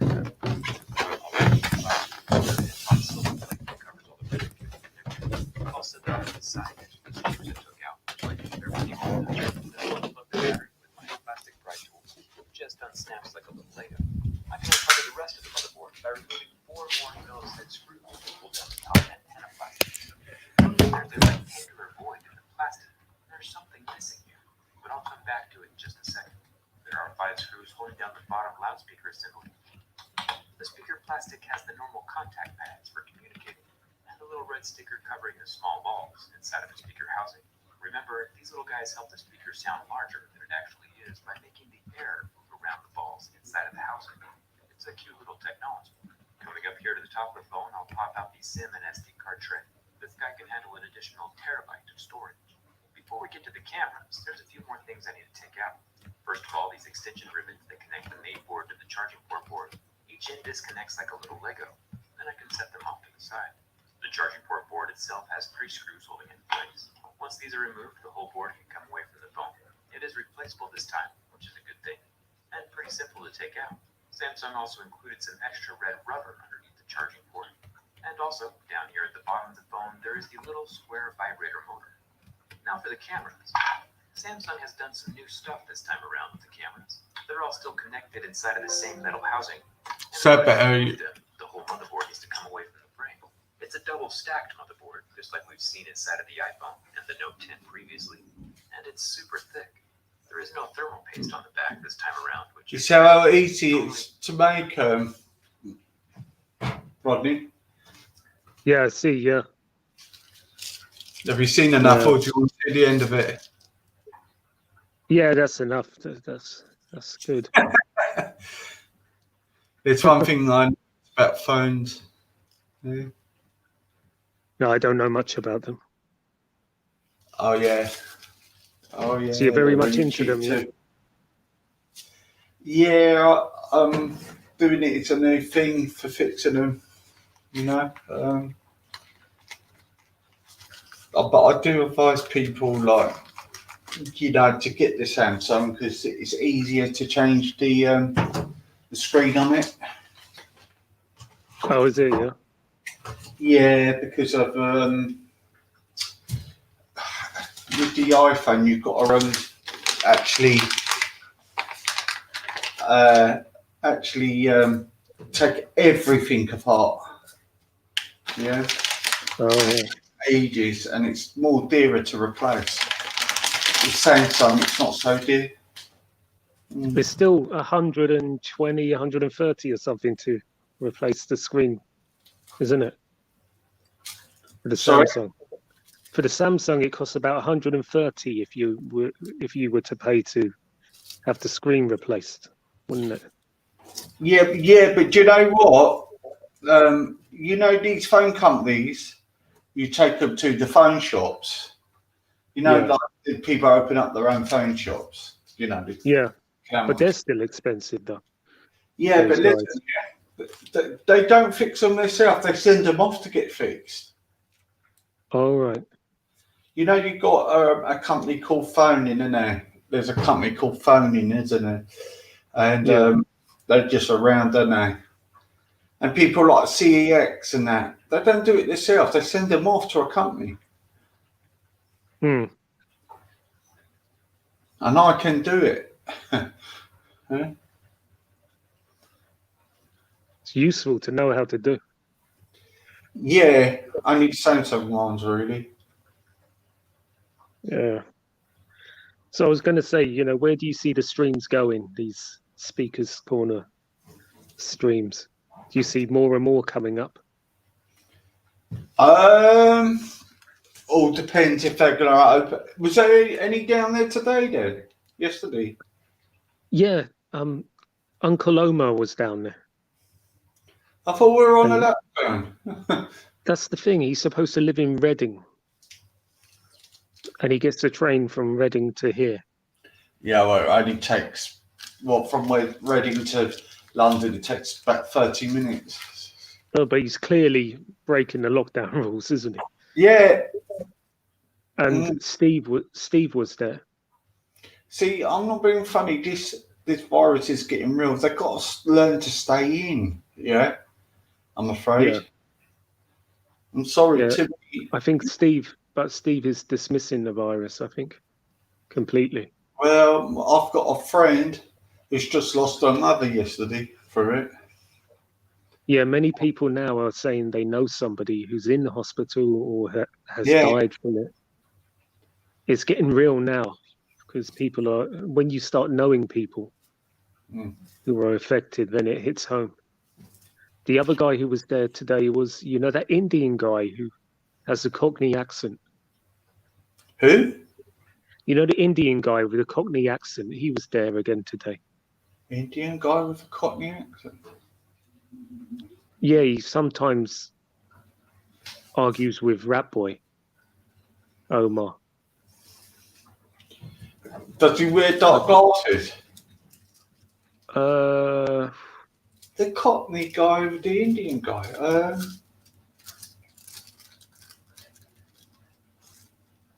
He's not been on the camera that much, but he heckles a lot. I tell you, it was a really good kid down there. He was Moroccan. And I really liked the way he spoke. He was speaking to Maku, actually. And he was talking about when Maku was on about the mixed race people. Oh, Maku called him an albino or something, isn't it? And he was saying... Is that the one? He was just saying to me he liked it. He was saying, very racist and things like that. Yeah. Yeah. And I thought he spoke really well. Yeah. What a nice kid. Oh yeah, I think I know the one that you're talking about. Yeah. Yeah. Yeah. He's a big. They surrounded Maku, didn't they? Yeah. But Mr. Rax is still going down there. Is he? Yeah. I know that you're on about the Cockney Indian one. He heckles Raj, doesn't he? He always wears sunglasses. I'm trying to think if he wears sunglasses. He's probably about 60 to 65, and he's got a real Cockney accent. I haven't seen him. Mind you, I haven't been watching much of Speaker's Corner, but... Okay. Did you ever see the gypsy guy knock dust off his ladder that time? Oh yeah. He got knocked off his ladder. Yeah. Do you remember the Indian guy? The Indian guy who said, "What's wrong with you?" to the gypsy guy. He said, "What is your problem?" I love it. And the gypsy guy did the... I talks Cockney. It's funny. It suits him. Yeah. Doesn't it? Yeah. And the gypsy guy was doing a Cockney accent at the end of it. It was funny when he knocked dust off his ladder, though. Oh, is that the one when he was heckling Tommy Robinson? You're on about him? He goes on his bike a lot. No, not him. No. He was a really nut job. No, that's what's his name? Hoi Kai or something? Oh, that's it. I think that was the one who was heckling Tommy Robinson, wasn't it? Oh yeah, he is, because he's apparently he's the most far left you can find in that park. I don't think he's. I just think he's just not there because he's just having to go at everyone, isn't he? Like, you know what Dan was saying to me on this? He said You know, when I was talking to him on the Lions Den, Yeah. he said, if I think that he's far left, I should see some of the guys on Discord. He said some of the guys on Discord are so far left, it's unbelievable. They even think that Lister is right wing. They're that far left. Yeah. I'm just trying to. Do you know what? Do you know what? I fed Dad all right with me, and I don't understand why he does that. You know. Yeah. Yeah. He's always been okay with me, and I don't know why. Like, if he does these things, I'm very disappointed in him. To be honest with you. I thought he was okay at the start, but showed his true colours now. Say that again, Rodney. Yeah, he showed his true self now from his behaviour. Easy. I'm going to go on a different device now because this one. I'm going to log out, and I'm going to come back. Yeah. All right. It might be my kettle eat it through. Right. All right.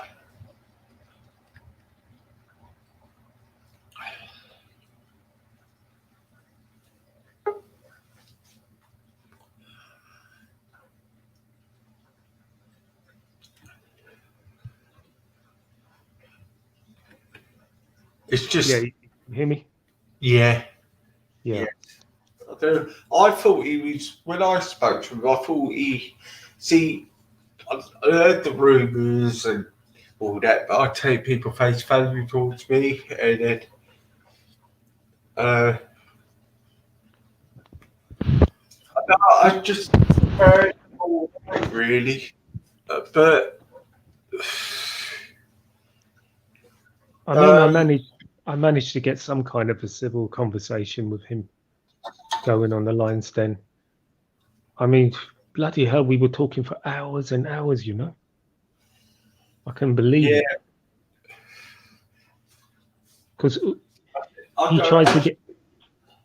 I just think it's if he has done it, then what's he achieving out of it?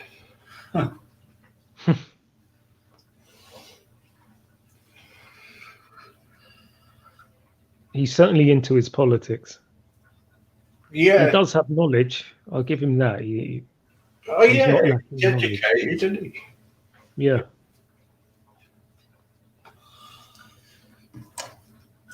He's very left-wing, though.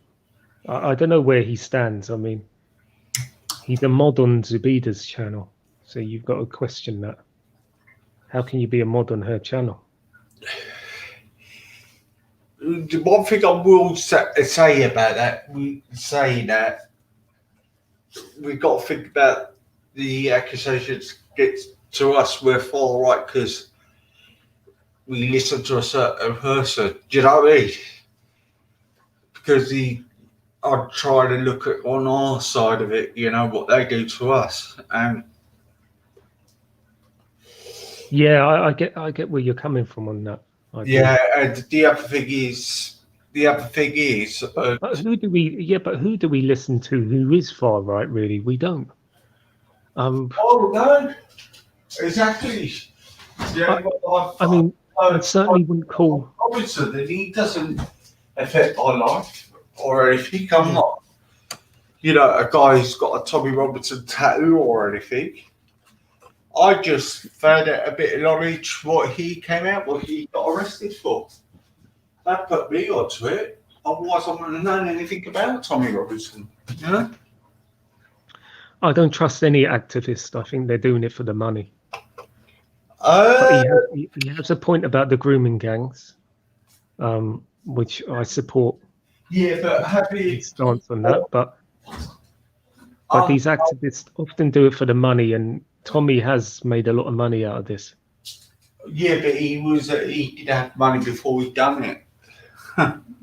No, he didn't. But the fact of the matter is, he's got a lot now. He's living in $1 million. Money when he had businesses when he first started out. Actually, he did lose all of those businesses over this. Yes, Did he, that's it. That's did what he not have like sunbed shops or yeah, that's it. beauty parlors and stuff like that? Yeah. They took everything from him, didn't they? They tried to. Yeah, this latest court case with the Syrian boy. Mm. And there were stories come out. People came out to say this Syrian boy was the bully himself. Yeah, that's what I heard. But of course, the media won't spin it that way. No.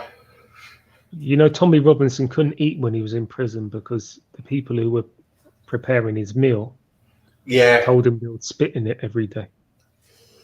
And the other thing is when you've got untold Ottoman warnings on you, and when you're in prison, they were saying things like they're going to throw acid in his wife's face and kids. You know what I mean? So is he just doing it for money? He would put his family in danger for money. You know what I mean? He's got to do it. He's got to be doing it for what he believes in. You know? Well, I'm sure he believes in it. I'm sure he's very passionate about this grooming situation, which is a benefit. It's a benefit to society that he's doing this. And if it was a person with a different colour or a different background, different religions, I would agree with them if they came out and done the same thing what he's done. Yeah. You see, someone like Ralph could have done that if he played his cards right. But instead he had to be a complete cunt. Yeah. And go as far right as you can get. And then now he's going a bit more left. We don't know where the guy stands. But one thing's for sure, I never took to Ralph. I've only spoke to him once and he was okay with me, but apart from that... Oh, he's charming, he's polite, but what is he up to? What is he doing now? Well, if you read up his name he puts under, you know... Oh, he's got this incredible CV where he's been leading these massive companies throughout the world, but I think that he's a fantasist. I don't think he's worked for these places. Because I just think he's just crazy. Christ. I don't think any of these companies would want someone like him working for them with his views. I mean, 1 minute he's peeing off the publicity, though, isn't he? Do you think Microsoft wants someone like him? Of course. His reputation. Yeah, of course I do. No, not with his reputation. I think he's playing the game. He could probably work for them. He could probably lead them, but he's playing on people, all different people against each other. In the end, people are just wise up to it. Do you know what I mean? So he's not on Zubida's channel, is he? I haven't got a clue because I don't watch her channel. Yeah, I don't watch it myself unless I went on it.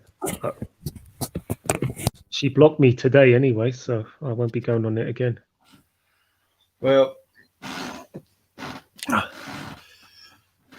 far as I can say, good thing anyway. One's no concern of mine. Yeah. Yeah, I don't know what Ralph's agenda is right now, who he's associating with even. I How think can he have followers? Because you don't know where he stands. Well, I don't normally big up Lister, but he did do a good analyst video of him, and it's very interesting. He done a lot of hard work on that one. I have to big him up for it. Oh yeah, I saw that. Yeah. Yeah, well, watch it again, and that gives you a more of an understanding. Yeah. He studies. He looks into psychopaths psychopathy, doesn't he? Yeah, but I don't agree with everything he does because No, of course I don't as well. He's far left, isn't he? Do you know what? I don't think he's anything. I just think he's just a person who just wants to butt into things and make himself a name. Yeah. And he thinks that it'd be easier to make himself a name being a far left. Well, maybe he is a far left. He does come out with what far left do come out with, but to get evidence of that, mind you, he does play the Antifa music, doesn't he? But, You see, it's so hard when you're central, when you're not left and you're not right. You don't get a movement behind you. The left always get a movement and the right always get a movement. But when you're central, you're not either way. Well, it's so difficult to get any people to back you because people don't know where you stand on certain things. You can tell them, I'll take a bit from the left, I'll take a bit from the right. We'll pick out the good bits and then we'll blend it all in together. I just wish it was a peaceful life now, we've got a bit of peace with it amongst everybody. I thought, morning, Jacket Radio, you slag. I just think I've loved my time of year now. I thought things would get better and people can live together, but do you know what? It's getting bloody worse, isn't it? It is getting worse, and I think when I grew up in Brent, everybody was more integrated. We had Jamaicans, Irish, Scottish, Africans. There was a lot of Scottish and Irish in around that area. Yeah, Kilburn. So we had everything in the estate, and everybody got along with each other. Everybody was integrated into society. And things were, you knew all your neighbors back then. It was like one big family, the whole estate. Now, when I go in there, I don't know anybody. When I go back to the old estate, I might bump into one or two, but literally everyone's moved away and it's been replaced by Somalis. Well, I know about Afghans. Ago, there was a bit of a problem in West London, a certain place, and the whites and the locals, the Caribbeans, all joined together to fight the Somalians because there was a bit of a hoo-ha between the two. You know what I mean? And it was like that in Birmingham back in the late 90s. You see, they're the least. The Somalis are the least integrated into British society. They come the lowest. They come the lowest when it comes to educational results, and the lowest when it comes to employment. We got a few Somalis living around here, and they're really nice people. I just don't know. Well, they run the drugs. They run the drugs now in London, the Somalis. I thought the Russians do, but No, the dealers on the street though. The dealers, yeah. Yeah, the dealers are mostly Somali now. Okay. Yeah, and apparently they're even more brutal than the Yardis. Well, yeah, they're a bit different to Somalis, aren't they? They've come from a war-torn country, haven't they? So, yeah, there's a big gang in Woolwich called the Marley Boys. Oh, okay. Yeah, hundreds. And they're pretty bad. And I think I'm not too sure if the Turks fill London with drugs now. I don't know. Not that much. They used to. There were the There'd be big. some. Yeah, of course there'd be some. No, I'm not on about the With the legal. heroin, lots of Pakistanis are selling heroin. Yeah. Southall. Around Southall. Oh yeah, Southall. I thought it's mostly Yeah. Hindu and Sikhs, and It's a bit of everything. Yeah. yeah. Oh no, I know Southall and Norfolk quite well. Yeah. Yeah. Greenford around that area. In Wembley is mostly Somali who are doing that. Well, there is loads of Somalian people in West London. Actually, it's not I always think every known for part that. of London. The only place I didn't see them was like what's it, Richmond? No, Or Richmond, but I'll tell you the main part they are. They're around Shepherd's Bush Way, East Acton, around that way. It's always well known for it, even when I was a kid. Yeah. they weren't around when I was growing up though. Oh, they were in my part of West London. Yeah. I mean, we had like one or two in the school. And actually, But not growing many. up, mostly we had mostly Sikhs. Actually, not so many Pakistanis. Actually, to be honest with you, it was mostly Sikhs, and then they always had the shops and that. I know it's changed a bit. But even if I go over to Richmond Way and things like that, if you have the corner shop, the Sikh owned, yeah. But if you go to like Acton High Street and that, it's all Muslim owned, yeah. So, yeah. But I've never, to be honest with you, I've never had any problems with the Somalis. To be honest with you, mind you, I haven't had a problem with anyone. Yeah, but some of the crimes, and I've been reading in the papers because I do look at the local online, and yeah, There's a lot. There is a lot out there now. Yeah, it is getting worse. It's true what they say. It's getting worse. It's a lot of them have got their own businesses in West London, though, haven't they? Like cafe. Yeah. Oh, you mean Somalis? Yeah. Internet cafes, but they're not too popular now, like they used to be. No. What else do they have? That's about it. The jobs they do mostly is like driving buses or taxis, Yeah. that kind of thing. Ubers. The women usually don't work; they stay home, don't they? Yeah. Yeah. And the man goes out and work. I've hardly ever seen a Somali woman work. Have you? Yeah, a train station. Yeah.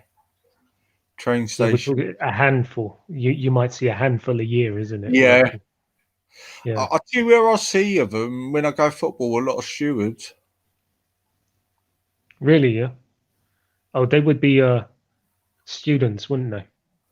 Doing it as a part-time job. Yeah, many students. So I explained to you the other day.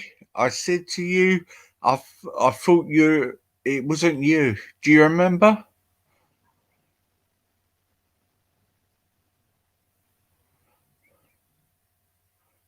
Jake. Christ.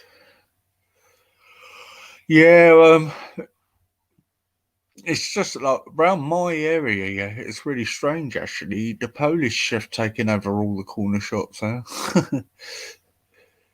The what? Sorry, the Polish. Yeah, the Europeans. Like you had the Muslim or the Sikh guy always had the corner shop, didn't they? They bought the business, bought the lease, and that. Oh yeah, the Polish buy the supermarkets now, don't they? Yeah. Shops. You're right. Yeah.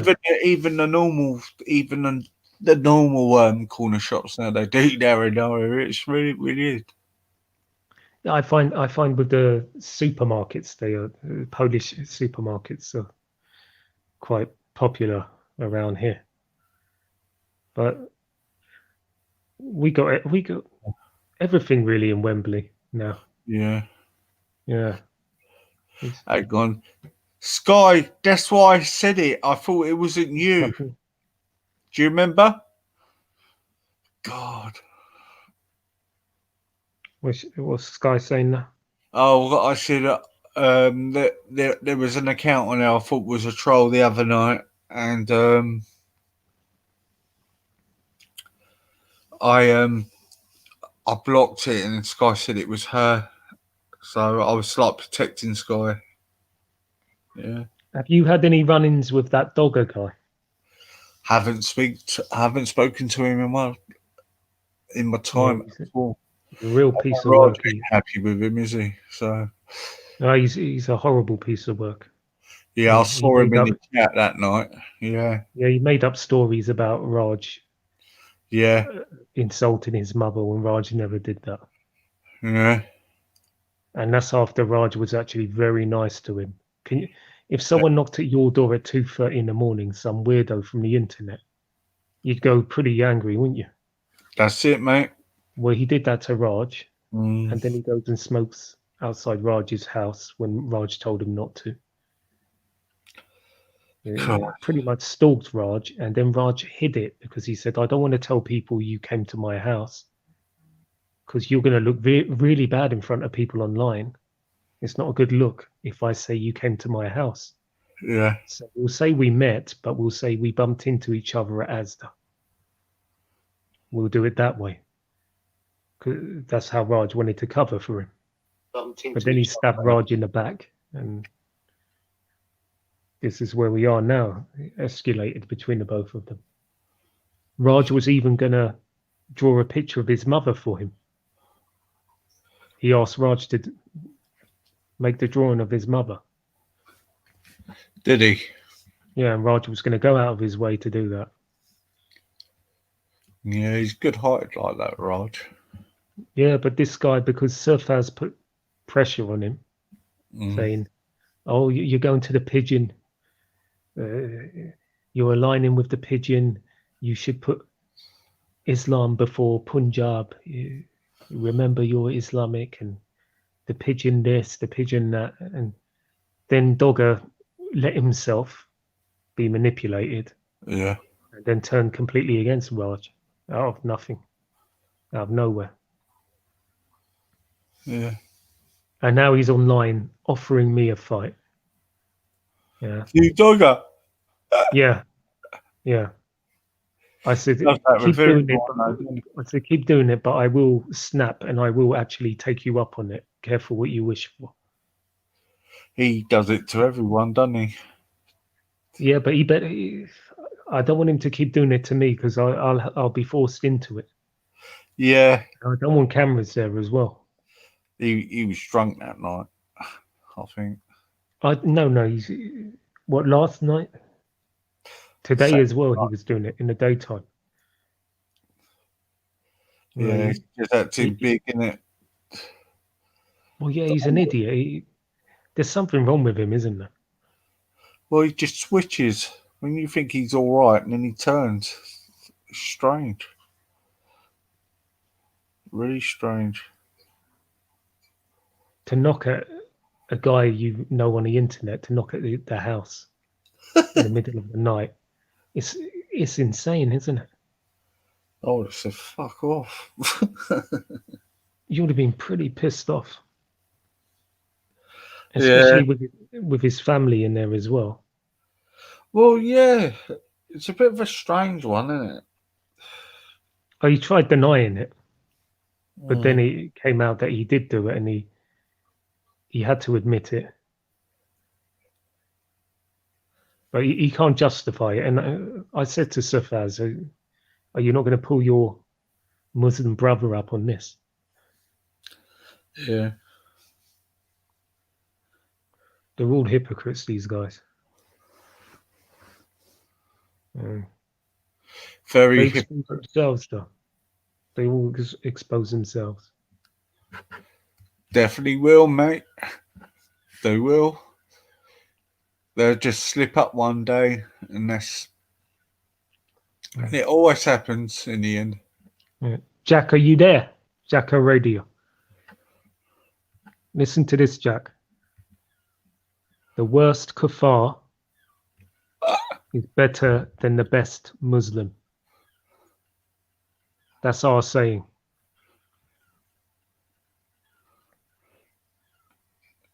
Now record that. You might really do a song about it. He did a song about you, didn't he? Oh Christ! Yeah, I went through the stage. That was funny though. My way, wasn't it? I've laughed. I didn't. I thought it was really you singing when he first did that, and then I thought he was doing a mask thing, but it was really your voice that you were doing songs. When I first saw it. No, that's a punk rocker doing that voice. Yeah. You thought it was me? Yeah, no, the other one, you know, the blondie one, Maria. I don't remember that. Is that the one I've missed, Jack? Blondie Maria, and it's set in Japan, and there's all these Japanese girls looking at the camera, and you're waving in the mask. you didn't see that one? No, I didn't. No, that's the one I thought was actually you singing on that one. Oh, shit. He's done quite a few on you now, hasn't he? Yeah, I'm giving him. He should be giving me some money for that. Well, if it very easy, that's happens you when do I your get own drunk. channel.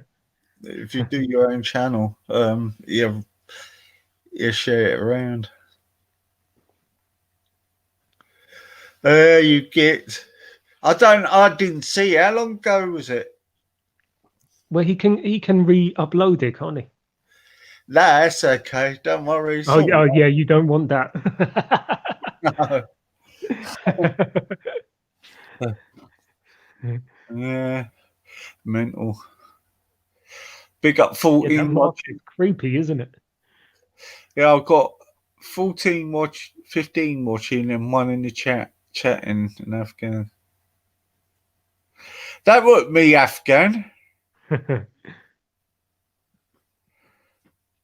That was Jack's a nutter, isn't he? That was easy. No, it weren't Afghan used to do good videos. Did he?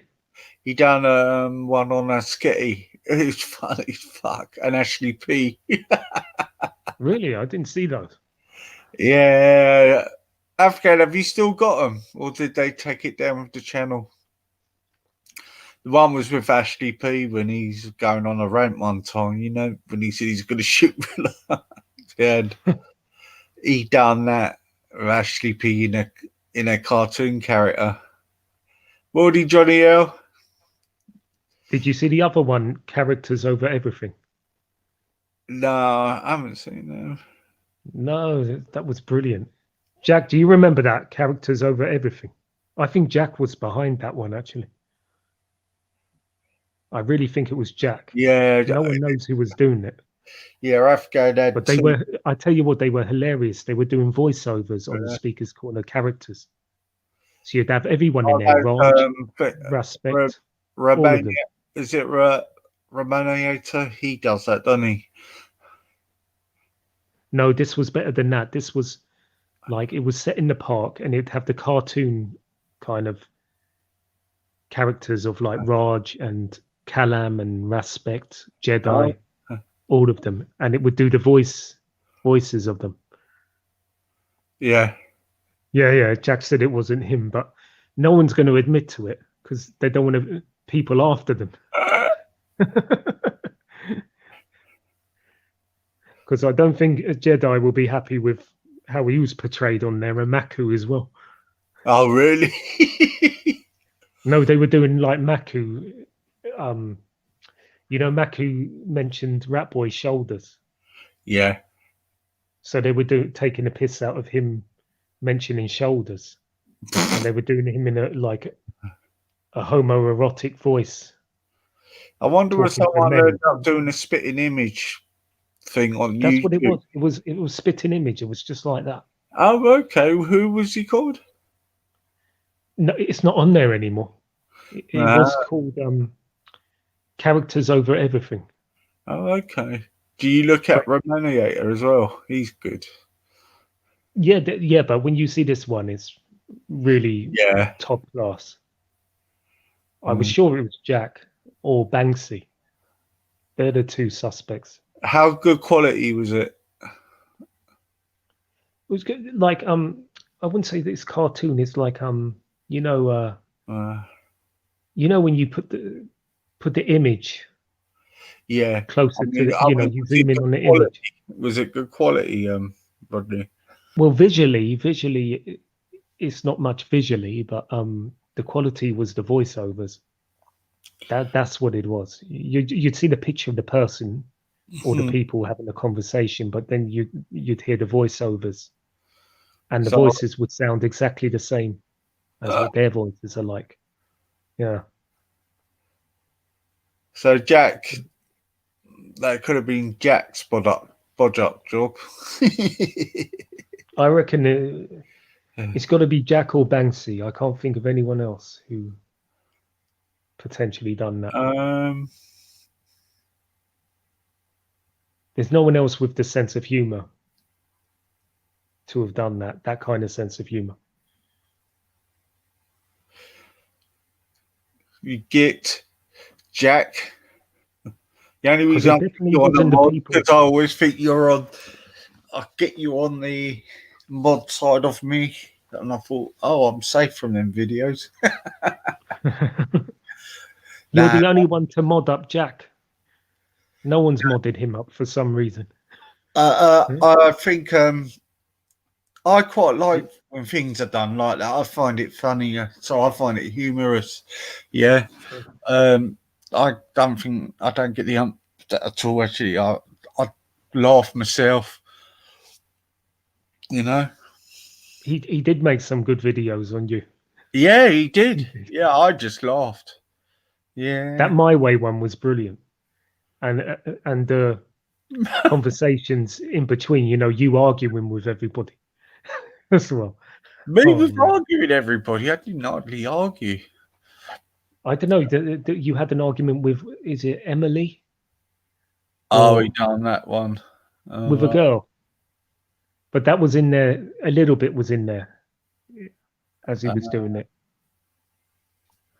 I don't know. So it was all about, it's all about Easy doing everything his way. And then it had the My Way song. So it'd be Easy having fun and Easy having arguments. Just doing what... It was a good promo. It was good. It was a good promotion for you, actually. Oh, he done a promo. Yeah, I know. He's good. Yeah, they were good. I don't take it. I find it funny, actually. I'll be hypocritical if I laugh at somebody they're done on someone else. I laugh as well. So, you're out there, you get it on. If it gets in more views and more things. With the cartoon character with Real's voice. What's that Yeah, one? I think I heard. Yeah, I can remember something like that. Yeah. Yeah, that was funny, actually. Come to think of it, yeah. The Wasp is doing some good ones. And Batfleet. Oh, he done some good ones of Real, didn't he?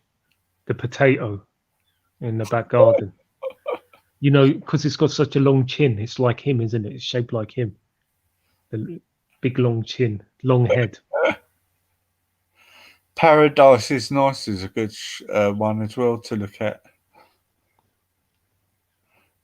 Don't know that one. He's a mod on Wasp. Paradise is Nice. It's called. Look him up. Yeah, he had something going on long. He's good. Afghan Wasp is funny. Wasp is funny.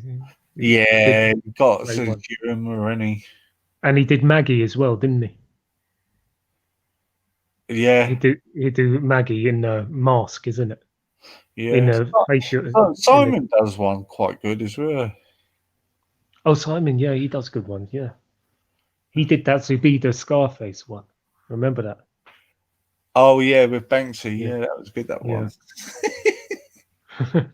No, that wasn't with Banksy. That was her against Real when she attacked Real. Charlie Potato. Yeah. I think that will come up soon. I think that. I hope no one does one of me. Oh, they will be soon, won't they? You might Oh, be yeah. remembering. Oh, actually, they did do one of me. They put an Indian guy taking a white woman from behind and said it was me and Jupiter. Oh God, who done that? Mr. Singh, I think. Oh, that's the one who hates Raj. Yeah. God, where are you finding all these channels, Rodney? I don't know. They come up on my suggestions from watching other Speakers Corner ones. Okay. Yeah. Yeah. Mad, isn't it? It is mad. Some crazy people out there on these streams particularly. But you know, they say Speakers Corner attracts crazy people. So these streams are going to be the most crazy of all of them because it's Speakers Corner, isn't it? Yeah. It's the type of people. I think it's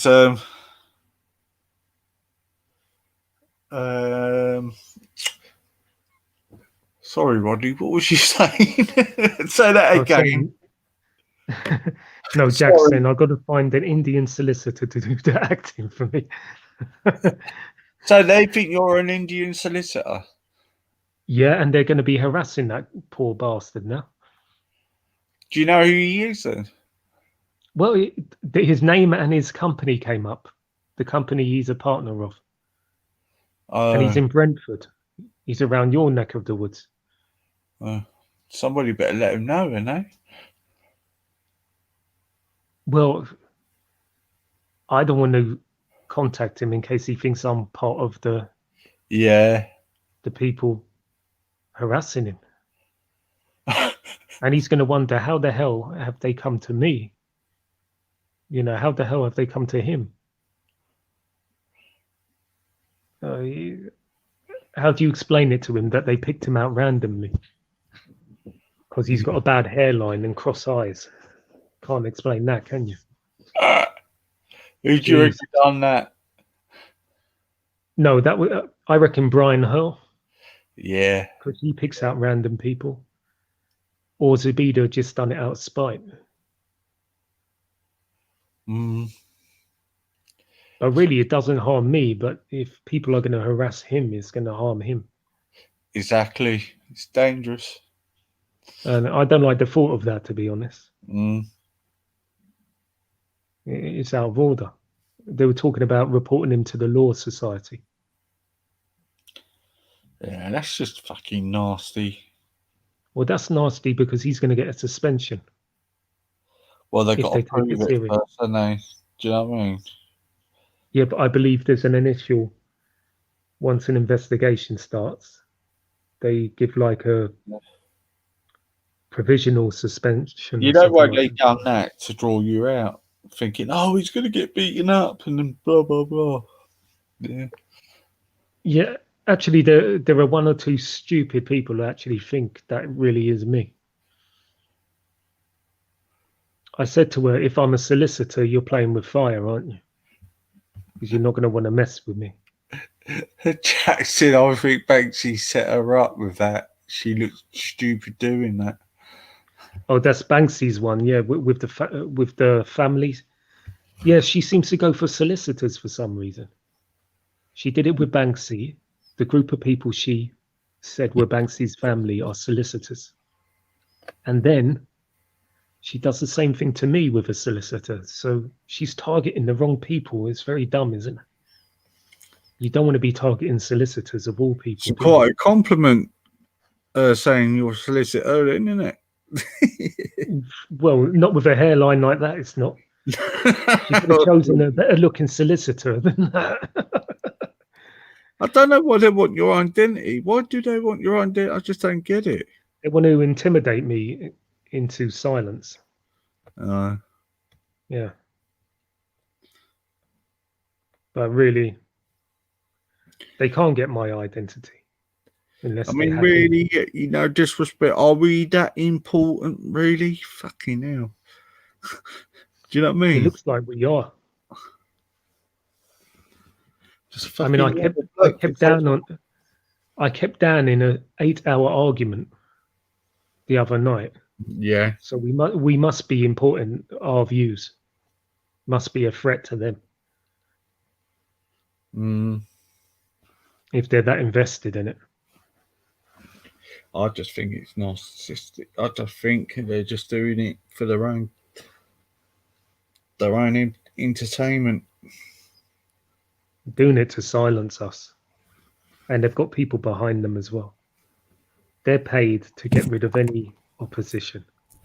They did it with Real, even though he deserved it, but I saw the way they got. He done it to They himself. threatened, but they threatened to contact his daughter and everything. I saw it. I saw the threats, and it was troll account threats, but it was really done by people in power because they said you're messing with powerful people. We've got money and all this kind of stuff. I know. I do hear the government do pay trolls. Well, I wouldn't call them trolls. They pay. They pay people. Yeah. To assassinate the character of others. Yeah. Anybody with a different political agenda. And for some reason, they're branding us all far right. They're branding us all racist. They're branding us Islamophobes. Just labeling us all. Anybody who's friendly with Jupiter or Wendy gets labeled. That was pathetic. But to me, they've just got their opinions, you know? I don't see anything far right about them. No. That is the thing. How can Jupiter be far right? She's got Hector. You know, it wouldn't make any sense, would it? Yeah, they just do that when somebody's got a good case of an argument, you know? Like Dan was asking her about being an ethno-nat. And, you know, she said she never was. And he wouldn't take that for an answer. No, I don't recall her saying that. I know she used to listen she joked. She joked with Raspect once. She joked and said she'll become one. And they've twisted that. Of course. They twist anything, mate. They will. But it's quite disturbing the way they go after people. Well, it's strange, man. I don't know what the end goal is. What is the end goal? So you just want nobody to have no opinion in? Because you're a threat to them. But how can we be a threat to them? We're on the fucking net. We could gain more followers. We can expose them for their hypocrisy. We're here now. We can speak freely. We can say what we want about Respect or Zubida, and the word will spread. And they don't want that. They don't want people with an open mind who can critique them. They want people who are scared to speak out. And they want people who are left, far left like them. You and me don't suit their agenda. Normal, because we're normal. We're just normal people. We're central, aren't we? If anything. Well, we just got an opinion on things. I don't. We're not left. You're not left. You're not right. I'm not. You're just normal. You know. It's just nuts. I'm not going to get censored. I'm a fucking grown man. Your mic easy. Is that better? Is that better? Yeah, now. Yeah, now. Yeah. Yeah. So bollocks to them. You know what? what they think their class is. It's just bollocks. It's all bollocks. I'm glad, Jack, you caught that one. Did you see the one Jack caught What did he catch? about the Chinese Muslims? Oh, okay. Did you not see that video? No. Yeah, Raspek said that more Chinese Muslims have died in China than in the Holocaust. Oh, he than would. Jews in the Holocaust. And then I said to him, "Oh, Raspek, really? So how many Chinese have died?" And he said, "Oh, it's more than the Holocaust." And I said, "So how many people died in the Holocaust?" And then he said, "Oh, I don't know." He didn't want to answer it, of course. You know, they want to deflate the figures. Yeah. You know, and it's against the law, isn't it? Yeah. So I said to him, "So 6 million Jews died in the Holocaust. And you're telling me that many have died in China?"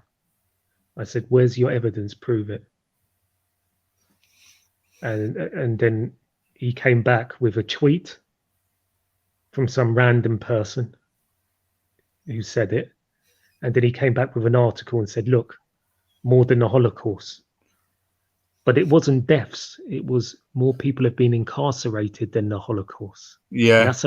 And that's only one dodgy newspaper, one dodgy website that said that. So he tried to twist that. He tried to make it look like it was deaths, but really it was incarcerated. Really sneaky fucker. Really sneaky. But I tried to incriminate the cunt. Yeah. By getting him to say the truth of the truth in his mind, what he thinks is the truth about the Holocaust. Because you know he's going to downplay it, don't you? Yeah. But he said allegedly more than a Holocaust. But I said, "You never said allegedly." He said, "I did." And he said, "Suck your mother, I did. Suck your grandfather through a straw." I said, "Allegedly." But when we went back on it, he didn't say allegedly. He said more have died than the Holocaust. And I'm saying, what, a few thousand have died in China. So what are you trying to say to me? Oh, it's always the Jews' fault. Oh, yeah. Yeah, I almost caught him, you know. I almost caught him because he was on the verge of saying it. You could tell in his voice he was on the verge of saying it. Yeah. And that would have ended him completely. That would have. He totally made it up. Yeah, like Jack was saying, he totally made it up out of fresh air. And I thought, no way you're getting away with this. I had to ask him 100 times about this. And then he went away for an hour or so. Mm. And he comes back with that, the worst kind of evidence you could ever see in your life. The most shit evidence. And he put the article on quickly so would see more have been locked up than the Holocaust. You know, he tried to make it look like they were the deaths. He did it very sneakily, but that's just no, evil. But to me, I caught him anyway on that. Yeah, because we know what he was trying to say, and we know what he was thinking, and we know what he almost came out with. Who was on the panel at the time? Sorry? Who was on the panel at the time, Rodney? Reggie. Okay. Myself and Reggie. And Reggie pushed him on it as well. Was Dan about? No, Dan would have jumped in, isn't it, and helped him. You know that. Well, he Dan doesn't like. Apparently, Dan told me he doesn't like the anti-Jewish thing. But he wasn't there at the time. No, definitely wasn't there. Mm. I asked him if he would call out Raspek if Raspek said or did something wrong, and he reckons he would. I don't think so. No. Too much double standards. Yep. But watch the video. Jacko Radio's got it. Yeah. Yeah. So, well, I know he doesn't like. It's known for ages. Well, the Daily Mail said it as well. Yeah. They called him the face of hate. Imagine that, being called the face of hate. Well, I think that's the fame he wanted. I think he, I don't know why he's going on the Tommy agenda. He's never in the news. He's obsessed with Tommy. Tommy and Sarah. He thinks Stream after stream about these two. Yeah. You know why? It's his propaganda to get money, isn't it? Get them names to debate him and that. He's trying to get on this Chinese thing now. That's what he's trying to do. Yeah. Because he knows there's a lot of money to be made from this propaganda. Yeah. But let him, because if he's going to start throwing that around, he's going into dangerous territory. Yeah. Who's that? Nicholas? It's Kaz. Yeah. Yeah, that's Nicholas, the nonce. Hi, Kaz. Big up, Kaz. Kaz.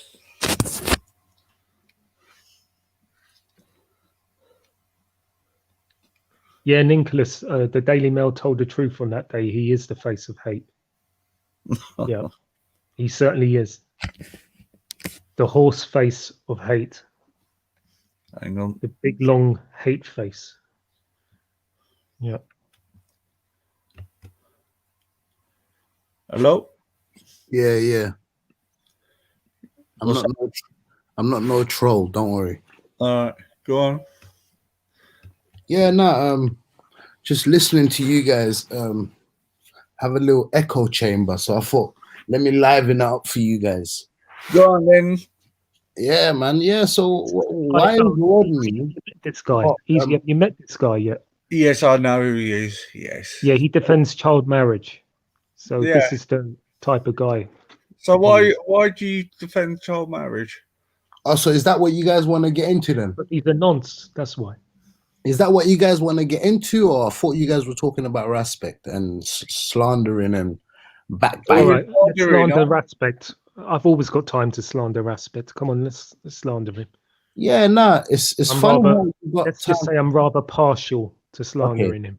Okay, it's funny how you got time to slander respect, slander Sir Faz, slander I've got time. Z. I've always got time to slander. It's funny how you always got time to slander Muslims, but always have time to big up Islamophobes. I wonder why that is. I wonder why you always big up people like Raj. People like Raj is a great guy. Raj is a great guy. Banksy, great guy? Banksy's a great guy too. Oh, even though he said he'll wank over little pictures of 3-year-olds that he's drawn. No. I was on the panel that day. It's been twisted. He said there was, at the time of the law was, they said people can do that. He didn't say he would do it. No, he said he himself. Listen, Phil was asking him. I can show you the video. I got the video right now. Phil was asking him on his channel, and he was actually asking. He also asked List a few questions, but it got to Banksy. He was asking Banksy, "Would you do it?" And he said, "You know what?" Banksy said, "I would do it on your picture." He said, "Phil, on your picture, you as a little kid, 3-year-old, I would draw you and I would wank over it." That's what he said. All right, Nicholas, a question then. What is worse? Oh, no. Is he still a great guy? Listen to me. What is worse? Is he still a great guy, Rodney? No, I'm answering it. Can I answer it? Can I answer it? What is worse? What Banksy said he'll do, or what your prophet did marrying a 6-year-old? Oh, so now you've gone to my... I thought you talked about me. I thought you said I was the pedophile. I thought you said I'm the nonce.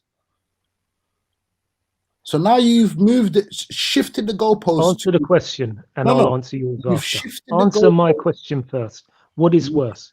No, but listen, you've shifted the goalpost.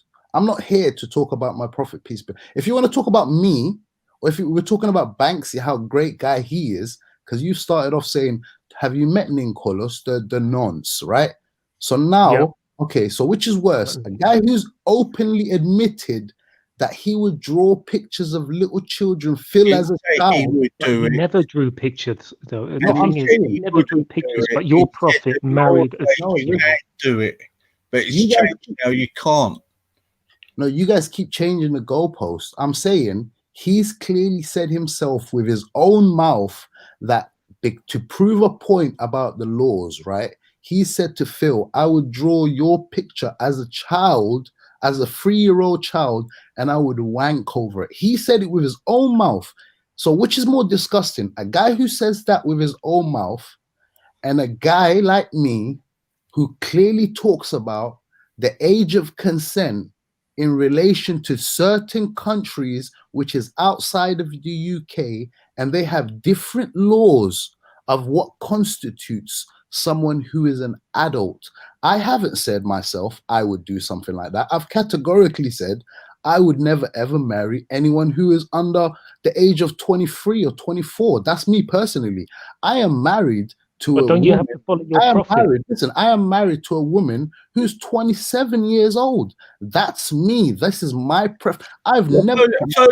First, But I thought you have to live according to your you prophet. said a stick picture. See, this is how you're twisting it. You said of a child. He didn't. He said of a stick picture. I remember. Regardless of if it's a stick picture, if it's a coloring book, if it's an image of a said 3-year-old Phil, right? He's clearly said of Phil. He's even specified that it was Phil that he wanted to draw a picture of, right? Regardless if it's a stick or anything, the imagination is there. Yeah. He knows that this is a 3-year-old Phil Oh, yeah, right. on a paper, and he would sit there and stick his balls out and literally wank over it. And what kind of imagery, what kind of filthy person does that? But me here, I've clearly said I wouldn't do nothing like that. I wouldn't marry someone who is under 24. That's my preference. I'm married to a woman condemn who's your 27 prophet. years old. No, I'm married to a woman who's 27. You condemn your prophet. You know who I condemn, Rodney? I condemn you. You know why I condemn you, Rodney? Because you've clearly said that I'm a nonce and a pedophile, right? You are. On the other show, I've clearly showed you my face. I've turned on my camera for you. Do you remember that, And Rodney? you look like a nonce as well. Okay, You do. You okay. look like It's funny how it's a black it's funny Jimmy how- Savile. Okay, it's If funny how Jimmy the Savile person, was black, he would look like you. okay, fair enough. Oh, ha ha ha ha. It's funny how the person that you accuse being a nonce has the audacity and the bravery to turn on their camera. Well, you the one who's actually Because blaming you don't me, have any accusing career me. prospects. I do. Let me Okay, finish. I have career prospects. You don't have any. Okay, let me finish though. So that's the difference, pal. Okay, If it wasn't for that, what do I'd you know about my life and what I do? well, you advocating for child marriage means that No, you no, have you're no talking career about careers prospects, now. Now that considering you show your face. Rodney, Because no you company mentioned- would employ you. No major company would employ you. No corporation would go near you. You're untouchable. You're unemployable. Okay, Nobody so wants you a guys- non-apologist. Okay, you've mentioned career now. Do you know anything about my life of who I am employed by or what company I work You must for? have your career set up, or you have no ambitions of a career. It's either one. You're self-employed, or you work for somebody who doesn't mind nonsense. Oh, so everything Whatever is one. just guesswork, right? It's funny how the person who accuses someone of being a nonce is scared of turning on their camera while you got something to hide. What is It's it not that you scared to of hide, turning Rodney? on the camera. It's being wise not to turn on the camera. Do you understand the Why? difference? Why? What have you got to hide? Most people in the chat don't turn on their cameras. So Most what? people don't even put their voice on camera. Okay, so what have you got to hide, Okay. Rodney? What are you hiding? I have career prospects, So unlike what you. is the career? What is that career? I'm not telling you what that What are career you is. doing now that's You going can to dox me. hinder you? What are you doing now that's hindering your career prospects that you can't turn on the camera? Because we live in a politically correct country, an over the top snowflake country where you can't give your views and be safe. Oh, but you don't believe everything you say to be true, or you actually do believe everything? Everything I'm saying is true, and we all know that. Okay, so the things you say to be true, you don't have any balls to stand by it and actually show your face and mean what you say. I would be economically punished. Okay, that's what I'd be worried about. Coming back to so we all know now. I'm actually disgusted with you, Rodney, because you claiming that someone like me is a nonce and a pedo and is a harm to children, right? This is your claim, right? And I've shown Just my you claim. Aren't there 100 people who were watching you that week who all agree with me? Okay, so let me make my premise They then. all agree with me. Okay, let me make my premise. It's just me who thinks you're a disgusting piece of shit. It's I not have just me. shown. Listen, I have shown you my photo. I've shown you my face. I've opened up my camera on a panel, and I've given you a few seconds to screenshot it. And I said, screenshot my face. And if I don't hear from police in the next 1 or 2 days, I'm blaming you because you genuinely believe that I'm a danger to children, right? And if I'm not in jail by the next couple of days, I am blaming you because you are the one who is not looking after those children because you have a genuine concern for those children that I am a nonce. And I've shown you my face. Why are you turning around what you said?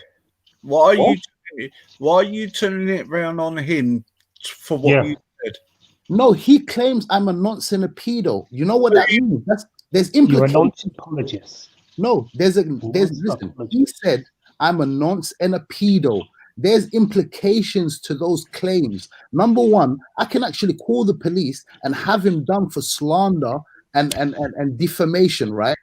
If I'm what he says I am, he should be calling the police and be caring for the children that he thinks I'm a harm to. Well, if you knew someone was a nonce, you'd have to call on about 20, 30 people who've said the same damn thing as me. What's his name? The guy who runs the channel. Wait, one second. Let me see your name. What's your name, brother? The one who owns the channel. Easy. Yeah. If you knew that someone was a nonce and a pedo, right? If you knew you had a couple next door neighbor or something who was a nonce and a pedo that was a harm to children, would you not call the police and advise them that, yo, we have a nonce here and he's a danger to the children on my street? Would you not do that? Of course I would.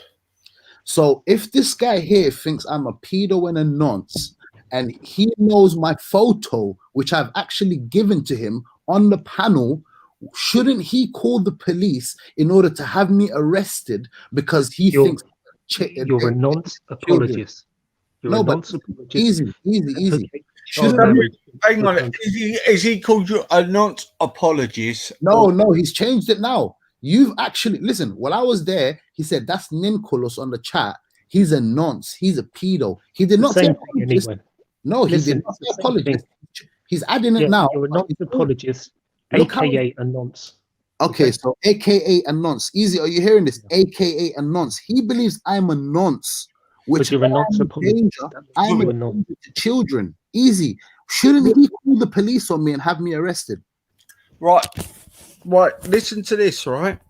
Reason he's come out with a statement, right? You answer me this question. Why did you think it was all right to say it was okay for child marriage? When did I say it was all right for child marriage? You said you advocated for child marriage. No, I didn't. For 1 week on G Block. Everyone knows it. Ultra knows it. Vellie knows it. So do you want to hear what I said? Easy. Yeah. You know, in certain countries, they have certain laws where it's not 18 years old where a girl has to be and above to get married. It could be 15. It could be 13. Do you know that there's different laws? I'd say it's totally wrong.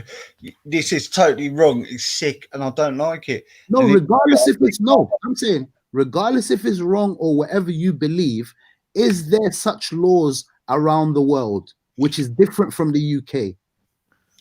If there's a law, say in France, that's 13, and you say it's okay, then you're a fucking nonce. Okay. And so listen. So that means. Under 16. Listen though. That means if I'm in France, right? If I'm in France, every single person in France who is living under this law are. Hold on, you are in France, aren't you? No. Are non college. No. Listen, let me finish though. You're in France, aren't you? Okay, let me finish though. Don't change the subject. Don't look what you do, Rodney. No, it's very relevant. Okay. You're in France. I'm in the south. There's no... Listen, I'll make it more easy for you. I'm in the south of France.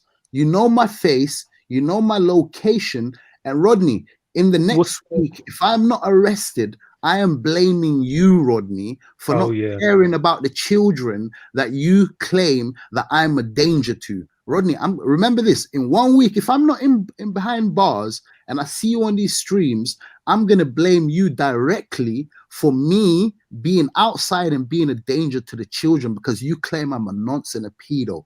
But anyway, Am I the only one? Okay, let's get back to this whole claim. Am I the only one?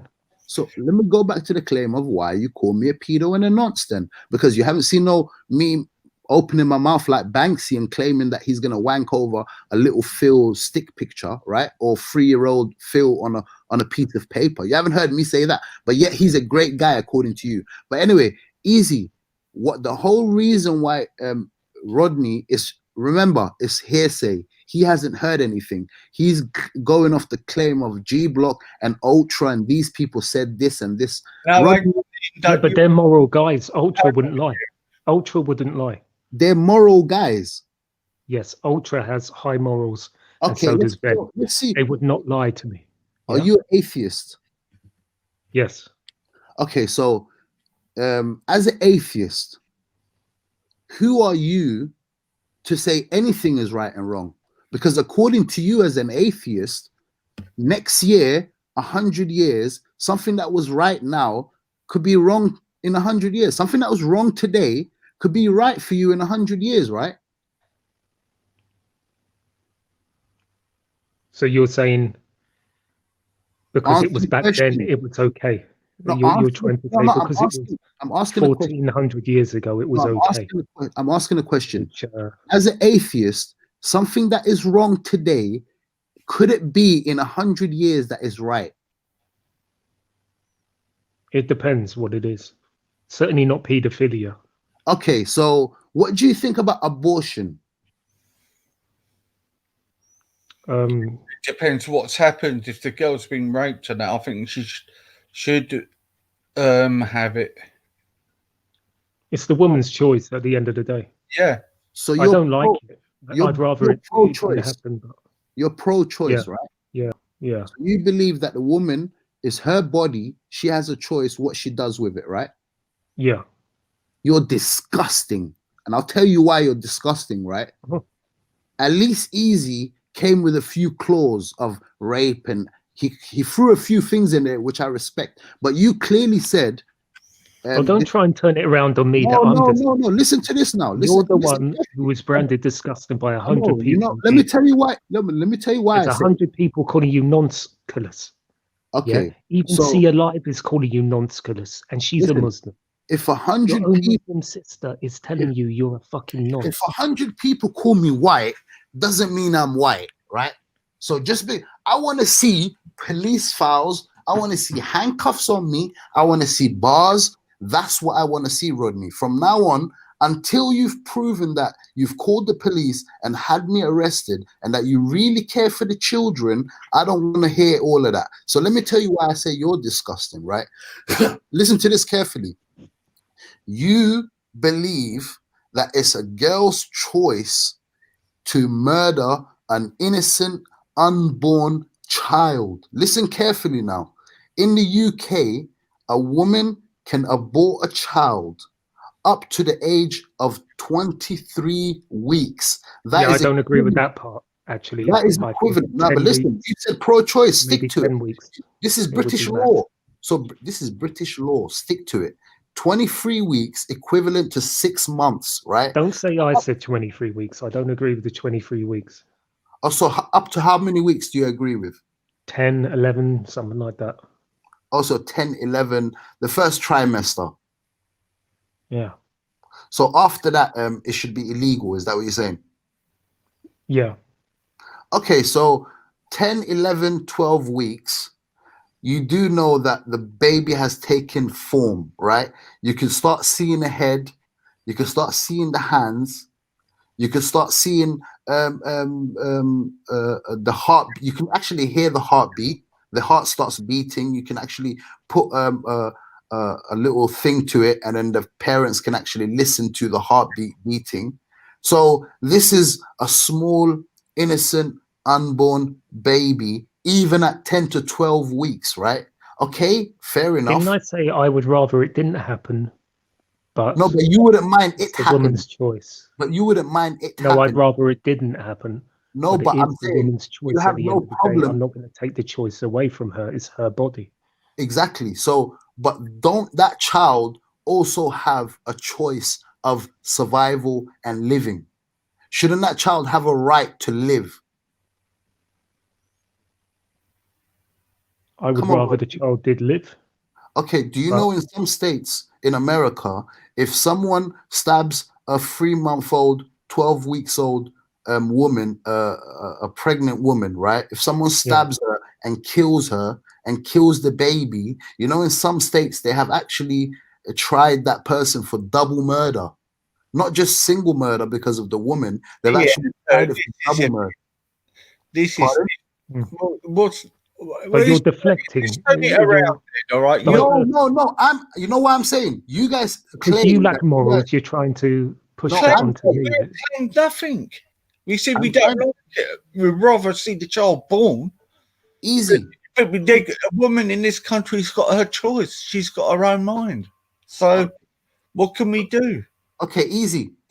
By that standard, right? You're saying that woman has a choice and right over the baby, right? All I'm showing you is you guys claim you guys are so pro children and care about the children, and I'm a nonce and I'm a pedo and I'm an apologist. That's what you guys claim, but you guys have no problem. Let me finish. Let me finish. But you guys have no problem with a woman deciding to kill an innocent, harmless, unborn baby. You guys have no problem. You guys won't condemn that and don't find that as abhorrent to kill an innocent unborn baby in a woman's belly. You guys have no problem with that.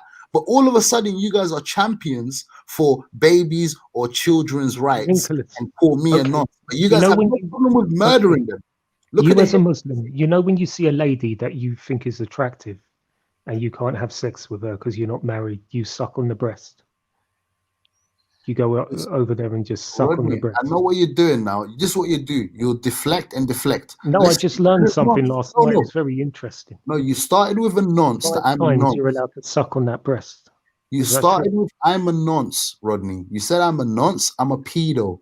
All of a sudden now you want to switch from that direction. I thought I'd rather you sucked on the woman's breast, real women, you know, instead of doing. No, I want to show you hypocrisy, Rodney. That you don't care about the children. You haven't called the police on me, even though you know my face and my location. You haven't even like, bro.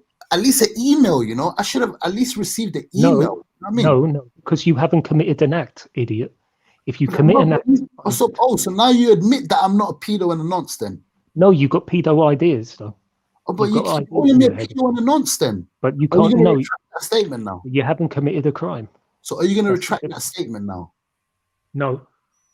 Oh, so I'm still a pedo and a nonce. Yeah. Oh, so that means that you're going to call the police on me? No, because you've got the ideas. So what the hell are you talking about? It's either I'm a nonce and a pedo, right? And I'm out here being a danger to child, or I'm not. And I'm not a pedo and I'm not a nonce. And you're only doing that to defame my character. And the only reason is because you're an Islamophobe, Rodney, and you only back Islamophobes. No, that's unfair. That's unfair. No, you came out with some statement, right? And that's why people think what they think. What statement have I come out with, Easy? You defended it. You defended it. I was on a panel with you one time. Okay, so can you take me back of what I said? Can you remember or you don't remember?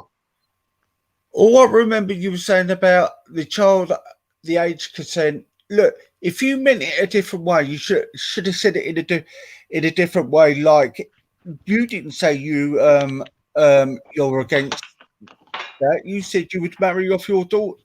I'm sure you said. Nah, you're mixing me with someone like Ali Dawa, where Raj has been running around You on did say Banky. you said you're all right with child marriage. No, what I said was, listen carefully now.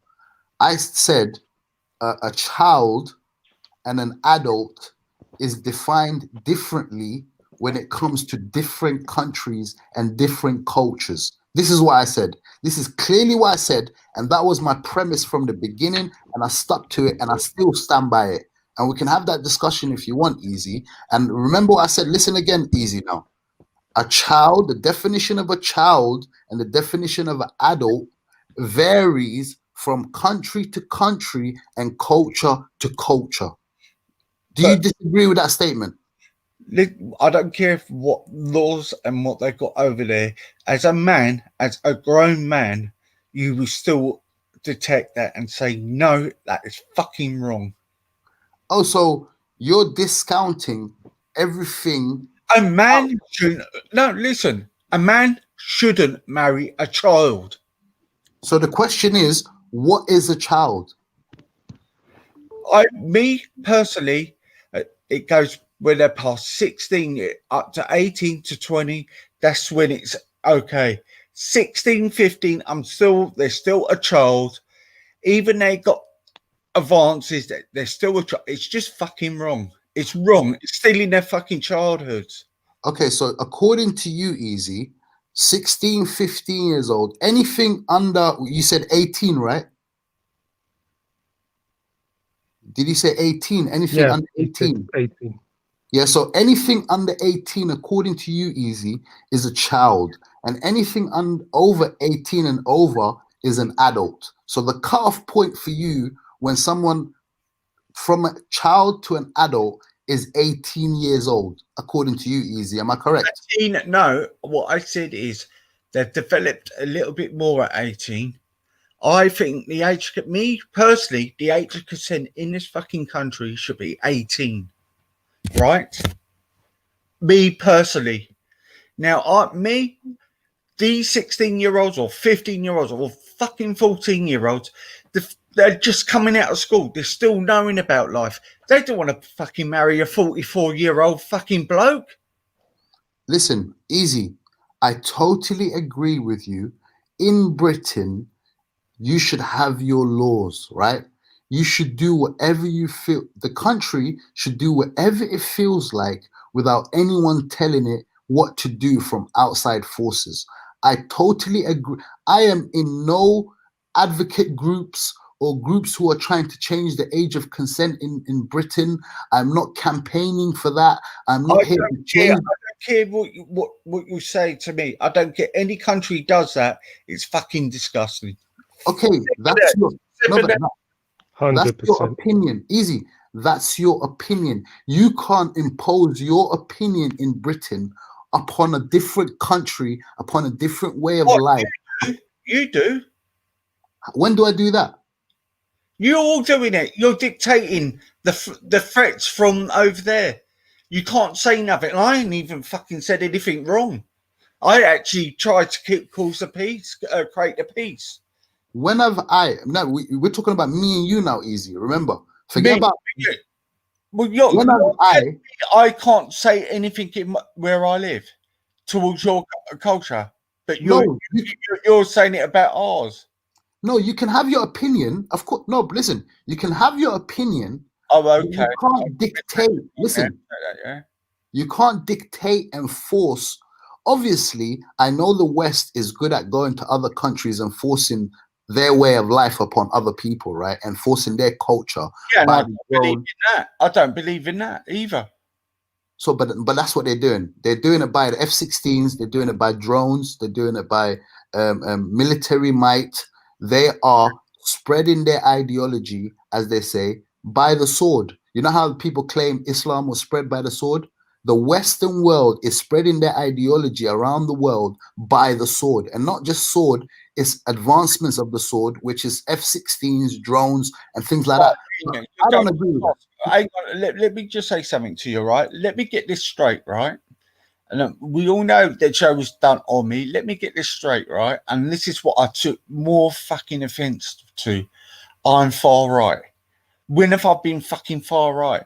I've always stuck up for minorities on here. If they got attacked and got called the names, I was always the first one, right? My opinion about child marriage is nothing to do about your religion or anybody's religion. It doesn't matter what colour you are or who you are. I don't fucking like it, right? I just don't like it. I think it's disgusting and it ruins the child's life. And I don't like it. And it's regardless, whoever wants to say it thinks it's all right, or different country, or if they're white or anyone, I will say the same thing. Nothing to do about religion, nothing to do about race, which I've been accused of things. Okay, fair enough. Fair enough. You do know that this whole thing hinges on definitions, easy, right? We've both disagreed that it's wrong for countries to impose their ideologies on other countries and to bomb them and to make them into their way of thinking. We both agreed that this is a wrong thing to do. But yes, you're entitled to your opinion, and yes, you have a right to feel abhorrent about certain practices. See, you're saying that you're not campaigning for child marriage, and this is exactly what you're doing. You're trying to justify it here by going around in circles. No, you're talking about foreign policy and everything, but it all boils down to the fact that you advocate for child marriage. Fair enough. I don't advocate for child marriage in the UK. I'm not. No, you don't. But you're happy. You're happy for a 9-year-old to marry in Yemen, aren't you? Listen to me carefully. I'm not campaigning for any advocate groups of changing laws. There are actually some groups in the UK, some paedophile groups, who want to change the age of consent and lower it down, right? There are actually some groups you can look into and you can actually join them and change them. I'm not in any of those groups. That's not You're me. probably the chairman of them.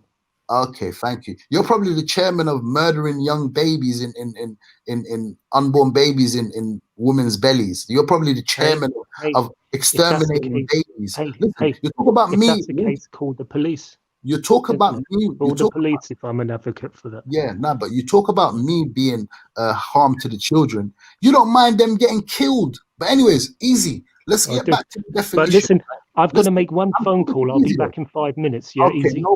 No problem. Yeah. Go 5 minutes. I'll go on mute. Make sure you tell that girl to not kill that baby, okay, Rodney? Please just tell her, reconsider. Tell her you're going to look after her. Make sure you don't change any rules on child. Rodney, tell her you're going to look after her and you're going to support her and you're going to support that baby. Tell her not to go kill it, okay? But anyways, don't easy. Go campaigning for lower ages of consent in the meantime, Rodney. yeah? Go to your call, Rodney. Go to your call. But anyways, easy. We're here talking, me and you, right? So let's talk clearly. Mm-hmm. Let's define. Remember when you said anything under the age of 18, you would classify as a child, right? That's what you said.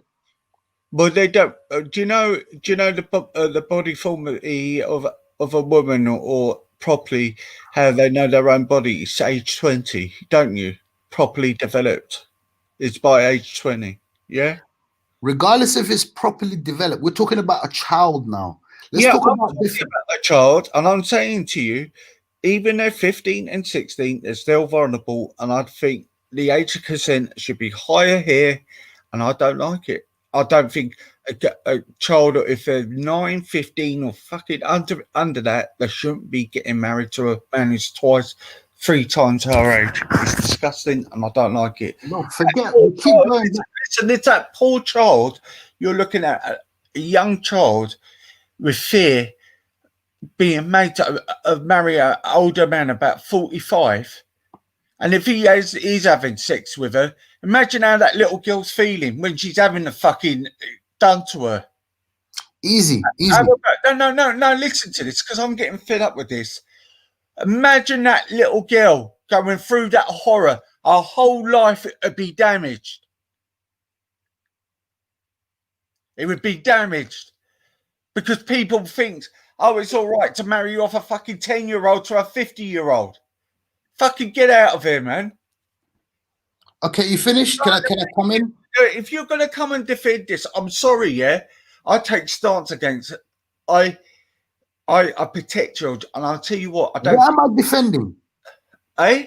What am I defending? You're not saying to me, coming to me and saying, "Oh, yeah, I think it's wrong." The law. You should be saying to me, the laws in certain countries should be changed, and it shouldn't be working.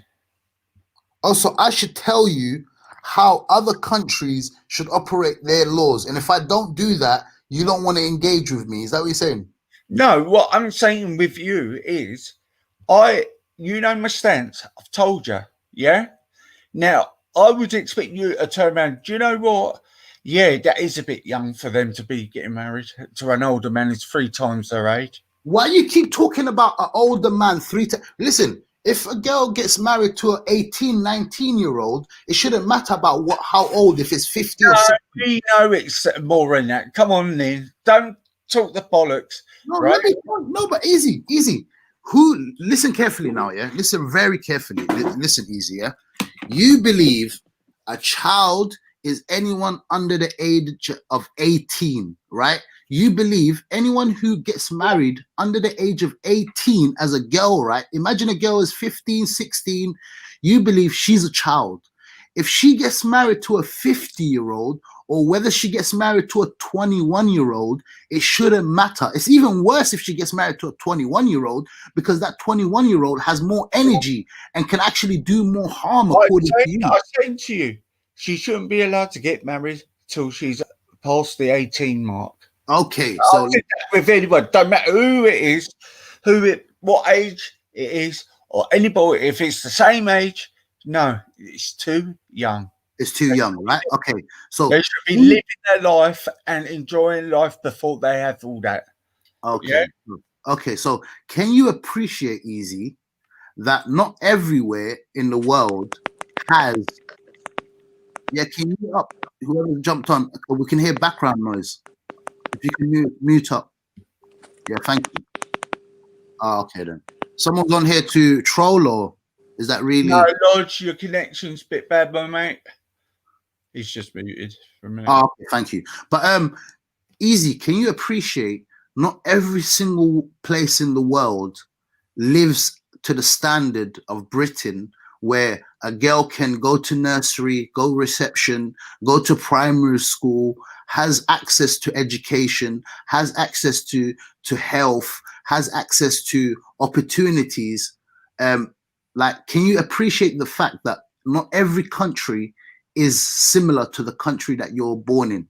Can you appreciate that fact? Yeah, I know that, but that's just my stance then, Colours. So you're saying living in poverty, blah blah blah. You know the number one, let me tell you, and this is proven statistically, right? I can bring up the stats for you if you want me to share my screen or send it to you in the back chat. The number one reason for so-called child marriages that happen, do you know why that is? The number one reason. What is the reason? Poverty. So I don't care how much poverty I was in, I would still not do it. No, listen, there's nuances to arguments. You can easily just say, I would not do it, it's abhorrent, I don't want to talk about it. We can easily go that route, but then we can also talk in reality of what's really happening around the world. There's over 200 million, I think, who is getting married just this year under the age of 18, right? Even more, maybe. Probably, I think there's probably 1 billion people. But then why don't you say the younger end, 15 and 16 as well? We all know that. No, I wanted to actually that's why I said, let's get back to definitions, Easy. If you allow me, Easy, I know it's your panel, right? And I respect you for actually. No, it's a debate. We have take turns. You say your piece and then I'll answer you. Go on. Okay. So, yeah, by the way, I respect that you let me on, right? Yeah, I've never been on here, but obviously I was just someone must have sent it the thing on a Discord that I'm on, right? So I thought, okay, let me just listen to it, and I just heard you guys just having an echo chamber. I thought, let me just liven it up. That's all right. You're entitled to your opinion, and you get no threats, and you won't get people trying to dox you for it. I appreciate. I'm not. I mean, I'll happily turn. As Rodney knows, I'll happily turn on my camera. Do you get it? So it's not. I'm not afraid. Everything I say, I stand by it. I'm not here because what I'm talking about now, easy. I've actually researched it. I've took the time and looked at statistics and looked around the world and looked okay, well, tell me then. Okay, so let me tell you this then. Yeah, we have something called definitions, right? So the definition of a child and a definition of an adult can vary, can be different, right? From country to country and culture to culture. Do you understand this bit at least, easy? Forget about condemning or abhorrent or I disagree. I know what you're going to say, and I know what you're going to say, because I know France about 7 months ago didn't have an age consent, and now they put it. According to Rodney, I should move out of France and look for another country which doesn't have an age of consent so I can be a pedo. According to Rodney, by the way. But yeah, okay, that's just a dry joke. Did I say that? No, it's a joke. It's a joke. Rodney, it's a joke. It's a joke. Rodney, it's a joke. I'm saying I could have gave you the alley-oop there. You could have been like, oh, you should have moved out of France there because they've changed it. But it's a dry joke anyway. But easy. What I'm saying is, if you want to... This isn't a joking matter. Okay, if you want to look at science... Nobody's laughing here. The reason why I'm laughing is because I know myself and I know my wife is... Bro, Rodney, if I showed you my wife, you would be like... I think you would go blind, Rodney. You couldn't get the type of wife I have, Rodney. I'm telling you this. This is just me telling you for free. Rodney, she's over 27 years old and she's a bombshell and she's gorgeous, Rodney. And I don't think you could dream about the wife I have right now that's sleeping next to me. But anyways, that's a bombshell. Let's not go on that subject. Okay.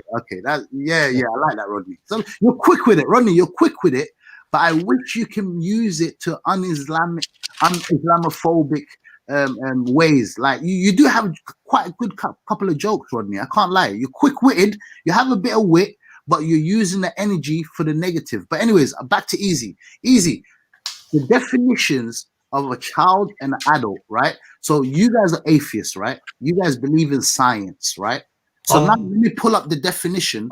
I'm not nothing. What? I don't follow no religion or anything. I'm nothing. You're atheist, right? Nothing. I'm not anything. You have to be something. I'm not. I don't follow anything. I'm my own person. I just don't. Do you believe in God? No. You don't believe that there's a God? No, I believe in me. So you're an atheist. Regardless of however you want to put it. I refuse to be labelled then. There's a word for everybody.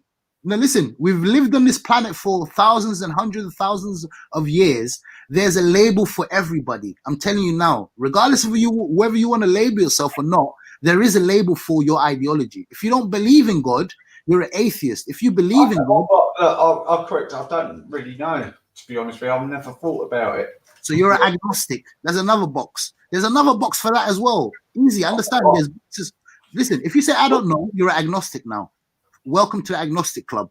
But anyways, what I'm saying is, you believe in science. Do you believe in science? Of course.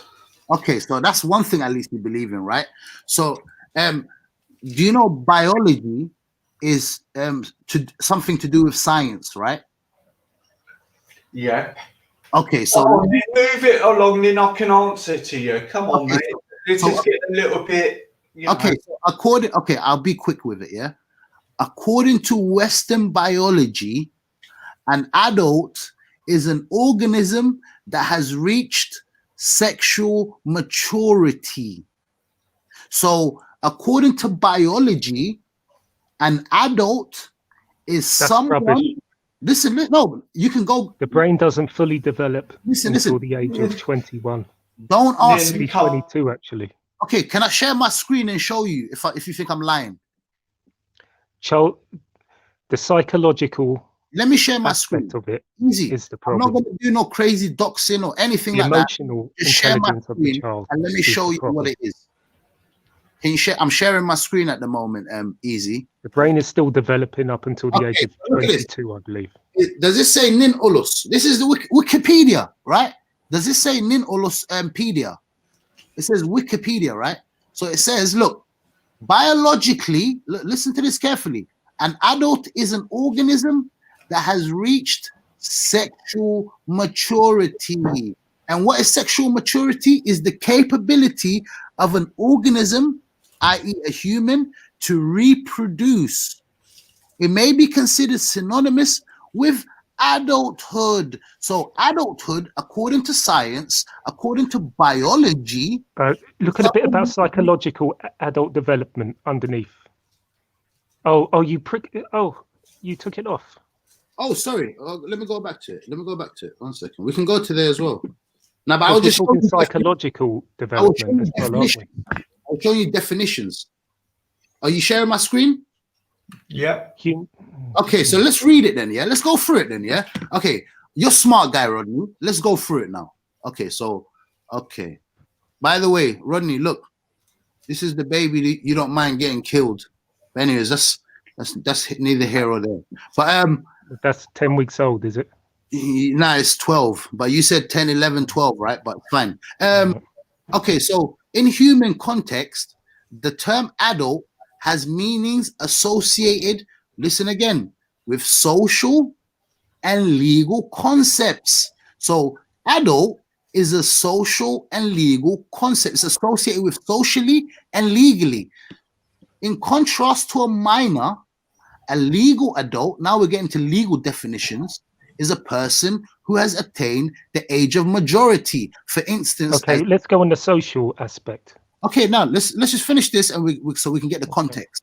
So a legal adult is someone like what Easy was saying. Someone, look, it says typically the age of 18. Legal adulthood 18, right? So according to Easy, he would be correct in the legal definition because of the age of majority in the UK is 18 years old. But that doesn't mean that person is an adult. It just means that person is legally an adult due to the age of majority in that country. Because remember, it said social and legal. Okay, so now it says, and look what it says, although definition, listen to this, may vary by legal rights, country, psychological development. Human adulthood encompasses psychological adult development. When does the brain finish developing? So let's read on. Definitions. This is why you guys will never ever understand and never see the nuances I'm coming from. And listen, this is Wikipedia saying this. This is Western people saying this. This is not no Abdul blog. Sorry, what you're coming from, nuance or nonce? I didn't quite get that word. That's another. Yo, you're good with it, man, Rodney. Rod. I have to find something. Right, then, you know what? I've got to stop you on this. Look, you show me this, yeah. That I don't care shit about, because I know the government are trying to sexualize our kids in this country. So big up the kufar. Big up the kufar. So read this. No, but read it. Just let me read this last bit that I got highlighted. That's it. Just the last bit, yeah? Look at this. Definitions of adult are often inconsistent and contradictory. And you wonder why. Like, let's get into that. Who writes Wikipedia, by the way? We can go into anybody can write in that. Okay, but it could be a 9-year-old who put that in there. Okay, exactly. It does have at the bottom, you can go to references which tell you the name. Is he trying to justify paedophilia again? No, listen, it tells you the names. Is he trying to justify being a paedophile? Are we again? We're going through all this rhetoric again, are we? You guys are not ready to have an intellectual. Hey, I'm not ready to have sex with a 9-year-old. You guys are not ready for intellectual. Carry on. Let's hear all your rhetoric, all your garbage, what you've got to justify the way you live with paedophile. Come on. I'm reading science. I'm literally reading science. I'm reading a Western psychologist and You're reading about body development. You're not reading about psychological development and social development. Okay, fair enough. But biologically, that person. Economic development as well. Okay, so listen to All this. aspects of your social life. We could have got into that, but I just said from the beginning, I said, let's start off with the biological definition of an adult, which you guys, if you guys just say, go on your Googles or go research, what is biologically defined as an adult is someone who When is... did I say the brain finishes development? Some people... Didn't I say something like 22? Some people say I actually... think I'm right. It's 21, 22. 21, Rodney. 21. Some people say 25. Some people actually say it's 25. I've heard 25 as well. That makes your argument even worse. Exactly. You're digging yourself a hole on that one, mate. No, it does. No, it doesn't. You know why? Yes, it does. You know why? I'll tell you why.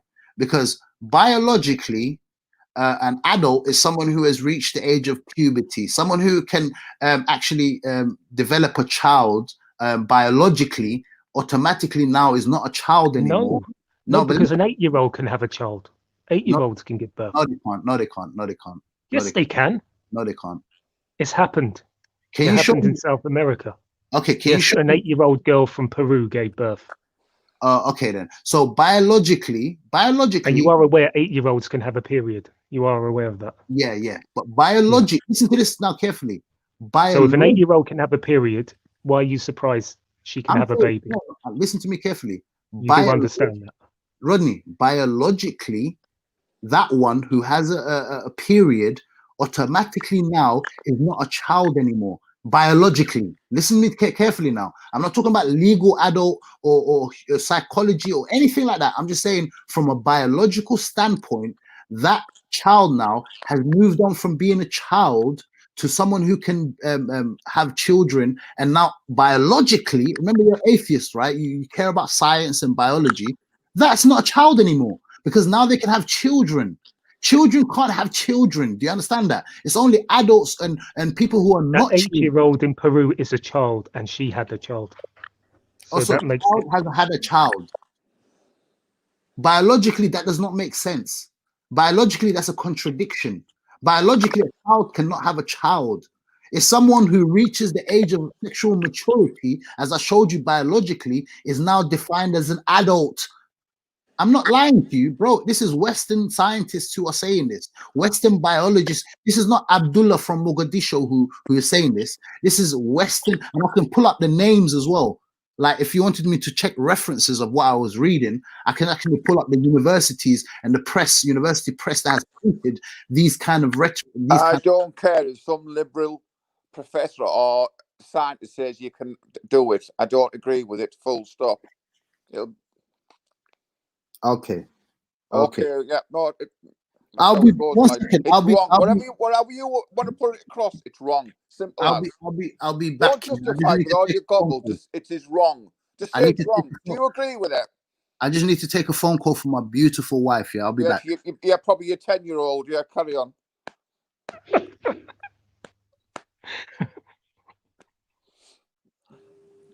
What a load of tosh. Yeah. It goes down to a lot of it's down to each different country and different values. You respect the values of the country you're in, and if the country you're in says the age of consent is X, Y, or Z, you respect that. You don't bring your shit to that country. Exactly. Do you know he's trying his best to worm his way out of it, isn't he? I've got a big stance on things when it's towards children, and that I would never, no matter how it would be on for 24 hours, I would never agree. Not the stuff this bloke. It makes me feel sick, to be honest with you. Exactly. Where's he gone? On the phone, did you say? He's taking the phone, Palmo. It's probably the school asking him to pick his wife up. I can't believe what I'm hearing. He's Rodney's dropping his right. wife Rodney, to nursery. Yeah, you was right, Rodney, in what you said. There's no point Wikipedia and all that, because we all know the government wants to sexualise our children. So yeah, liberalism. That's what I just said to him. Liberalism. That's where it's all coming from. I don't know, but all I know, it needs to fucking stop. Don't it? It's just. Did you see the way he tried to skip the other parts of it, like the psychological development him, and so forth, and social, economic, all of that? He wanted to skip that and just go through to the body changes in a woman. Oh, No, yeah. And having a period. Rodney, that was biologically. Remember, I keep saying biologically, and I'm not saying an adult. I'm just saying biologically an adult is someone who has reached the age of sexual maturity. This is standard. This is standard Western biology. This is not me from Mogadishu, some guy called Ali in a rural city coming out with this. This is Western academia from liberalism. Liberalism. Okay, no liberalism. problem. Okay, no problem. So what I'm saying is, we'll destroy this country. Islam and liberalism will destroy this country.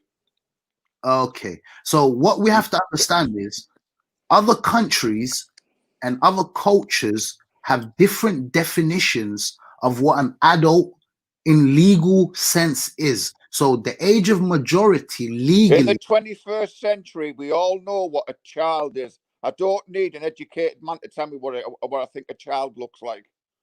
I know what a child is. Is a 15-year-old a child? Yes. Is 16-year-old a child? In this country, yes. In other countries? In this country, I'm concerned about this country, yes.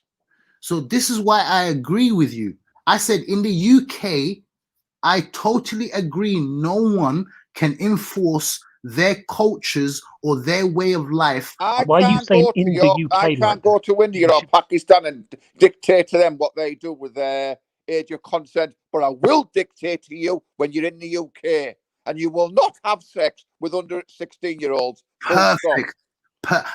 Listen, what you just said there, I totally agree with you. And this is actually my point. My point is... Your point is you're bringing it over here. No, it's not. You're justifying it. No, your it's not. people are coming over here and justifying it. No, listen. We will put a stop to it, and then we will spread around and put a stop to it. Listen. But you want it in Yemen. You want it in other countries, like Yemen. The brother just here Saudi now, Arabia. The brother that just spoke, beautifully just put it. He said, I'm not going to go around to India and Pakistan and dictate to them what they should do with their country. But in my country, in Britain, no one is going to tell me what I want. This is what you just said, right? But you do. That's the problem. You people do. Can anyone... Listen, can anyone show me, maybe you don't know me well, yeah, whatever, we haven't spoken, right? But can anyone show me where I have advocated for the legal age of consent in the UK for it to be changed and lowered? So what do you think about the grooming gangs then? That's abhorrent. Of course, the grooming gangs, if it was to do with me, in my country, they would have been hanged. They would have been killed. Well, they wouldn't have been hung in your country. Apparently to you, it's legal. No, those guys, listen, those guys committed rape, sex outside of marriage. Those guys drugged them and gave them alcohol, which is also un-Islamic. So you condemn all them groomers in... So the alcohol part and the drugs... You want to condemn them all? The alcohol and the drugs bother you. What about the other act? Do you think Faz and all them should condemn them as well then? They do. I've heard Faz many times condemn them. Not only that, I condemn anyone who takes vulnerable girls and like your prophet. Listen, like your prophet. And he took a vulnerable girl. What? Listen, Rodney. She was 6 years old. You beat me to it, Rodney. I was going down that road. Do you condemn him? You condemn your own prophet. Rodney, he groomed her at 6 and fucked her at 9. It's funny how that you can't get my prophet, peace be upon him, out of your mouth. This is why I say you guys groomed at 6, fucked at 9. The reason why I say no such word as Islamophobe. No such word doesn't exist. You guys are doesn't exist. The reason why I say you guys are Islamophobe. You can't have a decent intellectual discussion, so you jump onto the prophet, the peace, the prophet. But he's the root of all of this. Conversation. He is the root of all of this. He is the root of the problem. We have to talk about him. Let's address the elephant in the room. He is the elephant in the room. Now let's discuss his marriage to Aisha when she was playing with dolls, innocently playing with dolls like any little girl would be doing, and then she's taken and forced to marry. She's not forced. Number one. If you want to talk about the prophet, peace be upon him, 6-year-old made the choice herself. Rodney, I know you're itching. You're itching to talk about the prophet. How can a 6-year-old make the choice to get married? Rodney, what 6-year-old says, I want to marry that 55-year-old? Rodney, you're itching to talk about the prophet, peace be upon him. So let's talk about him, right? So you brought it up. I know this is what you're itching to do. So let's talk about him. Are you ready to have a normal discussion without resorting to insults and ad hominems? We're talking about a man who married a 6-year-old. How can we not get irate? Okay, so how can we not get heated about this? So did he get married in Britain? It doesn't matter where he got married. She was 6 years old. No.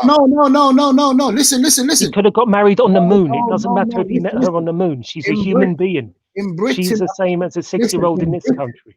In Britain, a couple of 100 years ago, the age of consent was 7 years old to get married in your own countries. So do not tell me about. We're in the 21st century. We were riding donkeys then. We don't now. We condemn every fucker who married a 7-year-old. Do you understand that? Is the prophet in this country, every fucker who married a 7-year-old, we condemn. Is the prophet peace be upon him? Is that clear enough to you? Now you condemn your prophet. They would be welcome back to the community. Is the prophet? No, guys, we're gonna have a conversation. We're just gonna shout over each other. Because if I know this gets heated for you guys, but it's funny how I can control my temper and not diss anyone. But like you guys, you're okay with it. You're okay with child marriage. That's why you can talk about it and not get irate. We get irate because we get pissed off. Yeah, we're normal human beings. What do you think about the kuffar? What do you think about the kuffar? You had no problem, Rodney, saying that a woman should have a choice to kill off a baby. Now you're telling me you care about babies. Stop it, Rodney.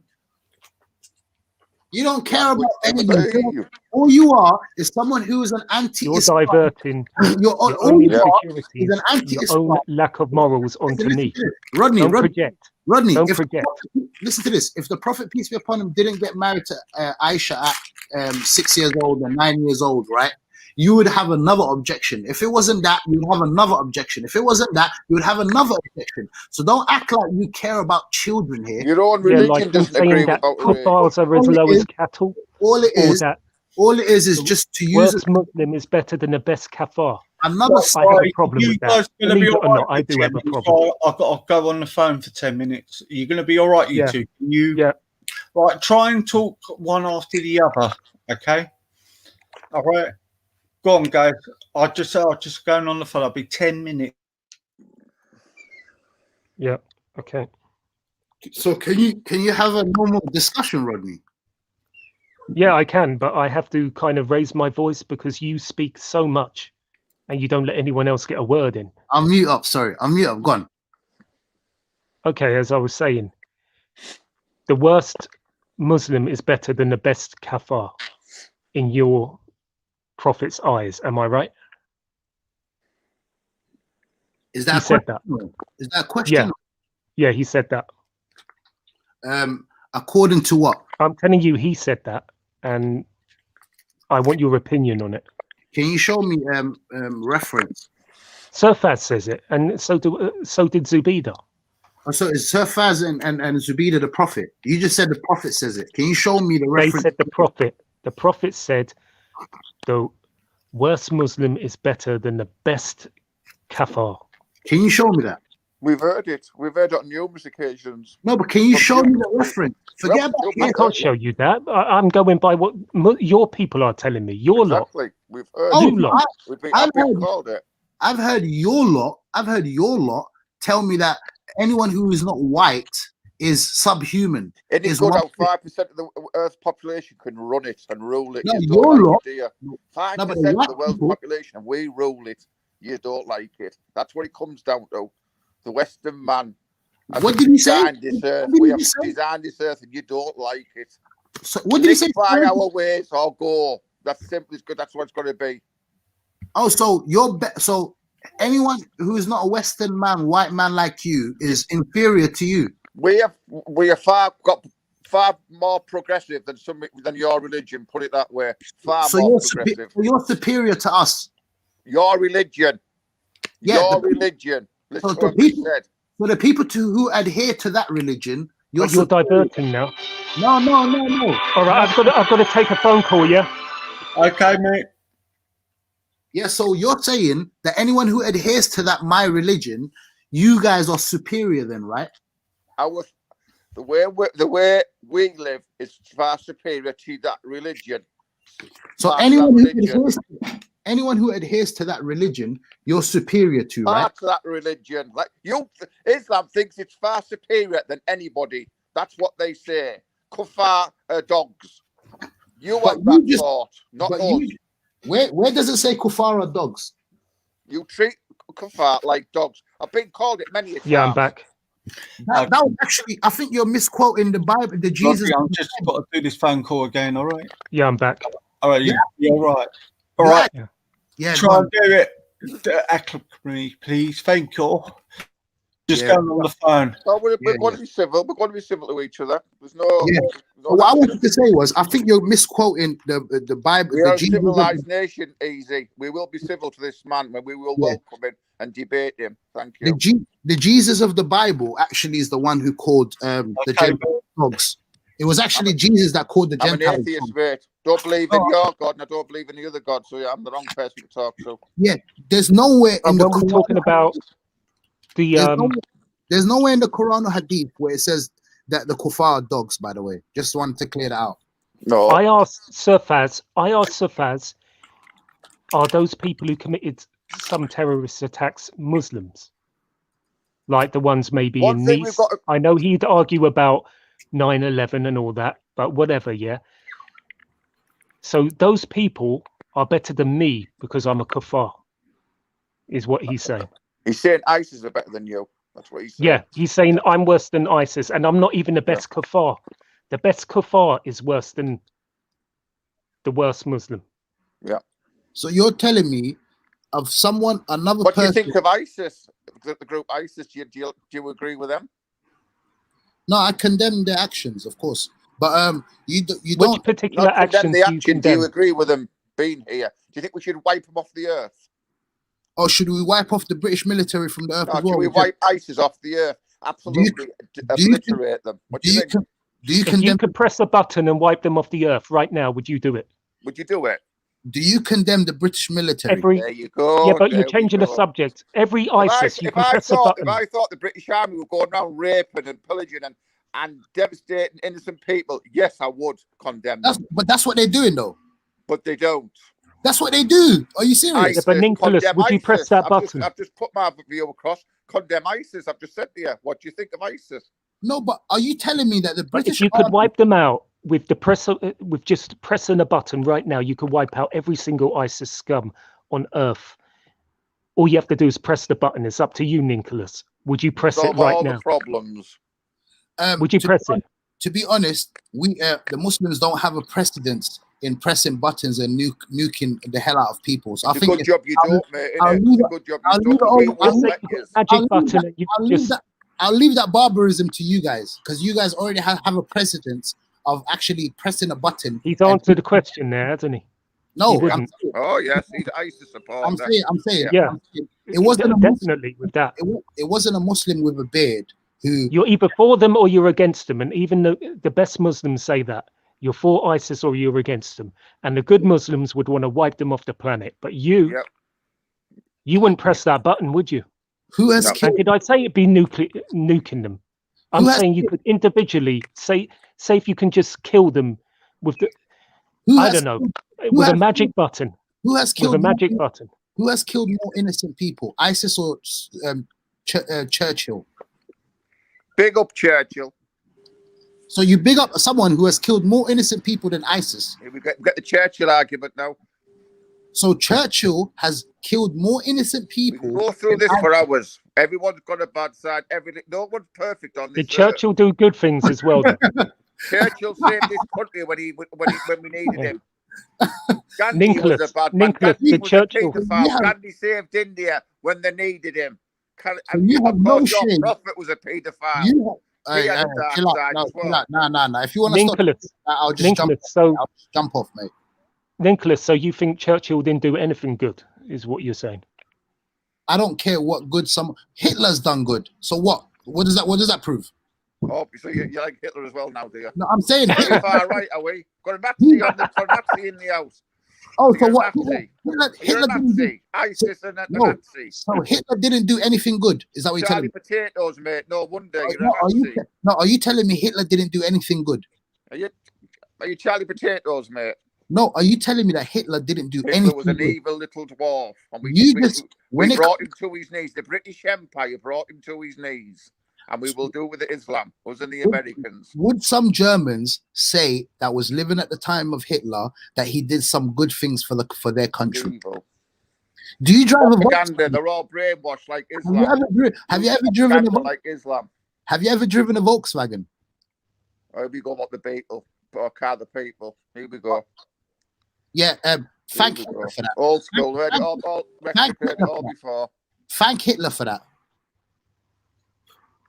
So if you're doing a Volkswagen, no, is that some good? Now listen, it was his team that designed the car and built the car, not him. But he was in charge. It wasn't. What's got to do with him building a car than killing all gas and Jews? There's no comparison, is there?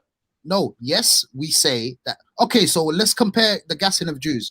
Do you know that Churchill starved over 3 million Bangladesh? Yeah, war. We've gone through this. Bad things happen when you're at war. Try to stop them from getting into India. We've heard all this before. I've gone through all this before. Do you condemn Churchill for killing 3 million and starving 3 million Bengalis? Things have to be done when at war. Oh, so things have to be. So 3 million Bengalis have to be starved to death, in your opinion? Of course I don't. So do you condemn Churchill for that? It wasn't 3 million. I'm not a military man. That's what they do. They do things that have to be done. Oh, yeah. So you're a Bengali. Not ISIS. But if I find out that he was the wrong and he done it, and I would condemn him, will you condemn ISIS? I've just condemned ISIS for what. Get rid of it. Yeah, but you wouldn't want to rid the planet of them, would you? You wouldn't want to press that button I asked you about. The same way I would want to get rid of ISIS for doing what they're doing and killing innocent people. I would want to get rid of the British Army and the American military for doing the same thing that ISIS does. Oh, so you're a threat to the British Army then and the American armed forces. You want to get rid of them. ISIS. I bet he's funded terrorism. You want to eradicate them with a button, is what you're saying. Tell me if you had it. Tell me, you're gonna stand on this panel right now and tell me that the American military complex in the world today is a force for good compared to ISIS? And yes. Who has killed more innocent civilians compared to ISIS? Yes. In the last 10 years, I'll give you my answer. Yes. Okay, so in the last 10 years, in the last 20 years, who has killed more civilians, the military of America or ISIS?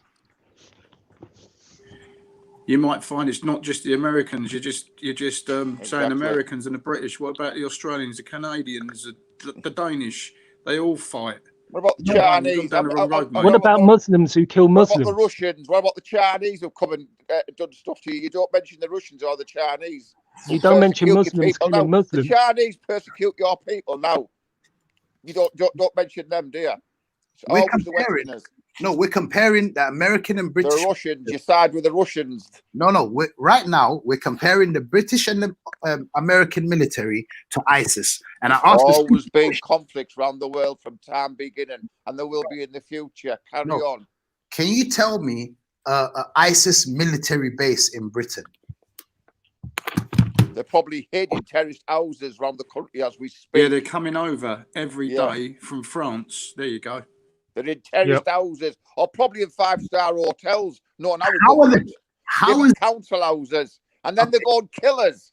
They go and blow innocent kids up in And Manchester. they complain about the carry rooms on, in the shall we? 5-star hotels that they So don't have washing machine. So ISIS is coming into Britain through France. Infiltration. That's how you play infiltrators.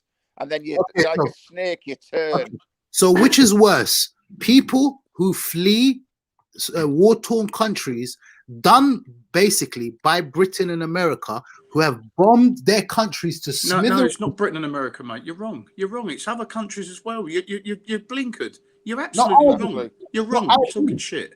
No, I Canada, Australia, Have you New noticed he Zealand. doesn't mention China or the Russians or anybody? So I was like, yeah. Now it wasn't the Chinese or Russians who Chinese now are absolutely persecuting Muslims. wasn't- What you're on about? They're persecuting you. Yes, I totally agree that the Chinese. Do we lock Muslims up? Do we go on the street and drag Muslims off the street? Do we allow you to have mosques? Do we allow you to pray? Yes. Go to China. Go on, mate. Listen to this. If we were having a conversation about the Uyghurs and what's happening in China, we could have that conversation.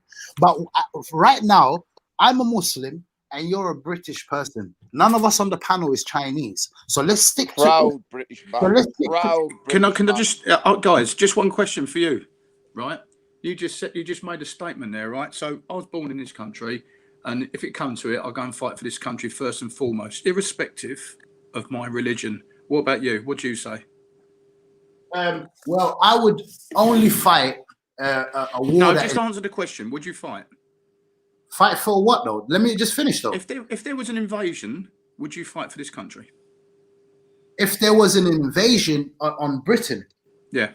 As a British civilian, if there was a threat from an outside force that was trying to invade Britain and harm British people, as a British citizen myself, yes, I would fight for Britain.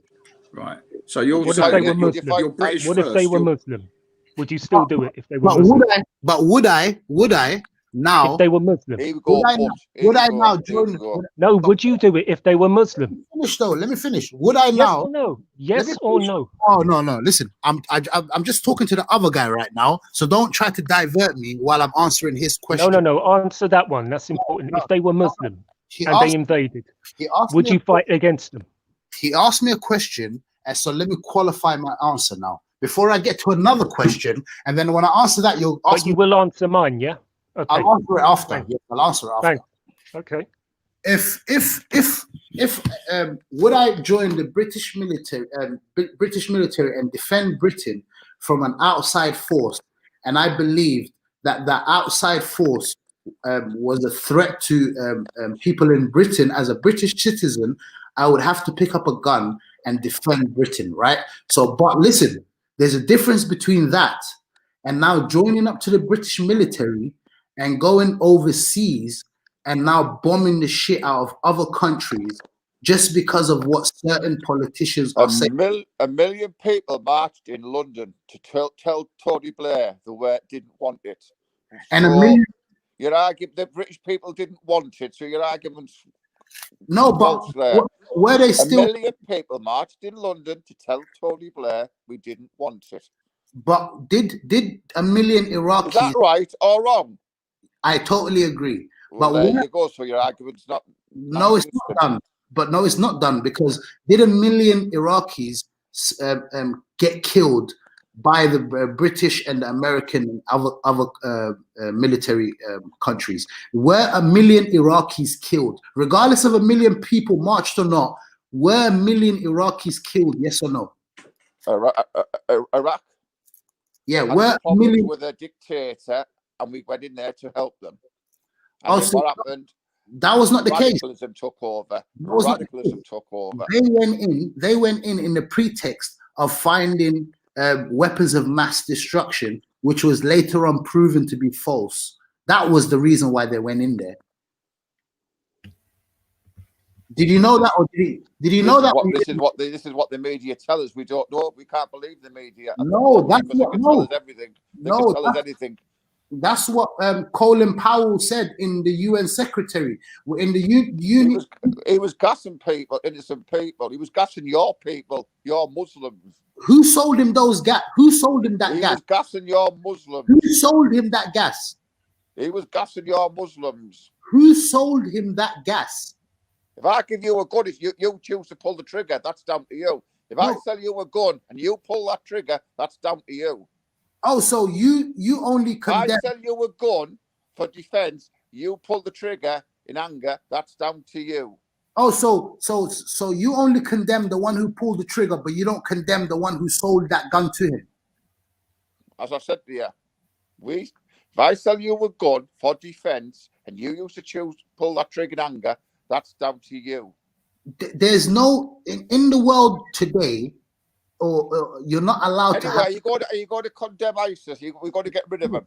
Are you going to answer my question? Are you going to condemn the British military then? Are you going to condemn ISIS for what they've done? Torturing Are all you the gonna people? condemn- Going to get rid of Are you them? going to condemn the British military for what they done? I've told you what I've said about the British military. I've stated that. I've answered that. You haven't. You haven't. No, listen. You won't, will you? If you condemn the British military, You condemn the groomers in Bradford. I appreciate that. You condemn all them groomers.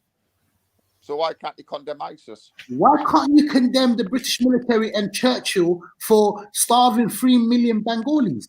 I don't understand why that's so hard. No, but it's Gone through all this before. You're going over all stuff. No, but anyway, let's go back to paedophilia. What you came on to.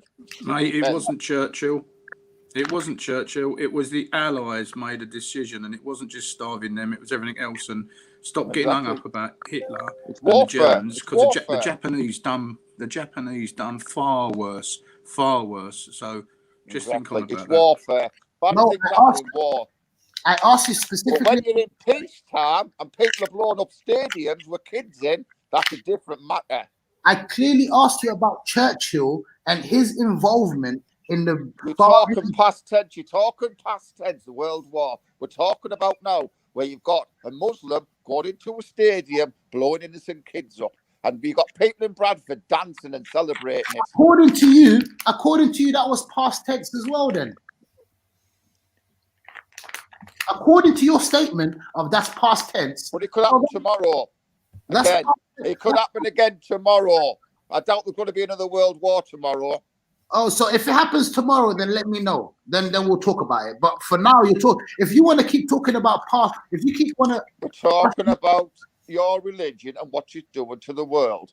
You want to condemn us all the time, but you won't condemn ISIS, as we've asked you to do to get rid of it. In the last 20 years, who have killed more innocent civilians? Is it Muslims or is it people that look like you? And when I say people that look like you, because there are a lot of British Muslims as well, right? So I'm talking about with your ideology, the British military, the American. My ideology. I'm not a world leader. I'm not a prime minister, mate. I don't make decisions. No, but you're saying me. But no, because you're not condemning. I'm a citizen of this country, mate. I don't make decisions like that. So but you're not condemning. But you're not condemning them. You're not condemning. I told you earlier on, if I thought the British Army had gone out and done atrocities and what have you, I would condemn them. But I've seen no proof. I haven't seen any proof. But I've got proof that ISIS have put people in cages, tortured people, and they need to be getting rid of. Oh, so you have proof of what happened in Syria, but you have no proof of what the British military. I've had proof of your religion torturing people in cages, torturing their own people, by the way, Muslims, not just us, killing Muslims, ISIS. Okay, so their own people, raping them. Okay, so you don't want to get rid of that organization. Also, you're not. You don't not want to get rid of that organization. Are you blaming Islam for what ISIS do? They followed Islam, did they not? Also, where in Islam does it tell you to kill innocent Muslims? They followed Islam, did they not?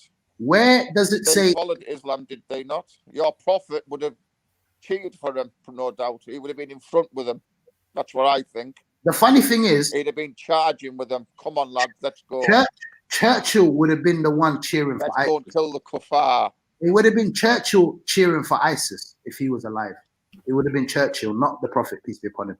Because Churchill is the one who has. Should we still get rid of ISIS then? Should we get rid of the British military index? We want to get rid of ISIS then, or what? What do you think? Should we get rid of the British military? Right, Nin, I've got a question for you from someone, yeah? Ask him, will Nin condemn his prophet for his war crimes? That's what I just said. The Prophet would be in front of ISIS charging. He would be leading them if he was here today. KRS, can you be more specific and tell me what war crimes the Prophet committed? Where do we start? Go on then. Paedophilia. There you go, Ray. There's 2 for you. That's a war crime now, yeah? Of course, if you go raping kids in war, it's a war crime. Of course it is. You rape kids in war. Can you give me any evidence? ISIS do it. ISIS have done it. We're talking about the Prophet now. Remember, he said the Prophet, would you condemn your... So can you give me any evidence where the Prophet, peace be upon him, went around raping little kids in war?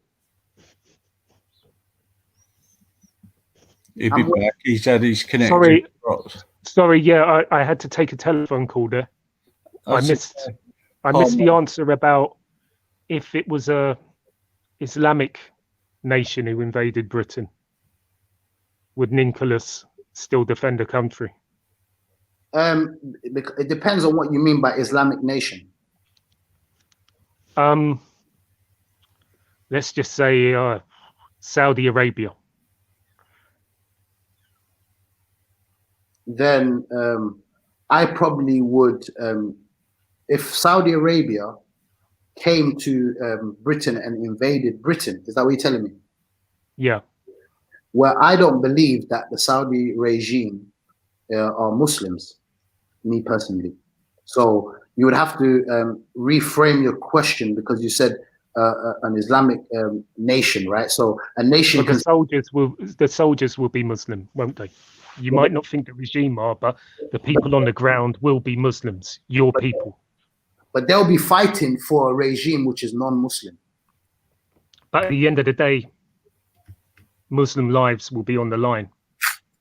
There's over 4 or 5 million Muslims in Britain too. So what's your point? What would you do? Let's choose a different country then that doesn't have a regime that aren't Muslim.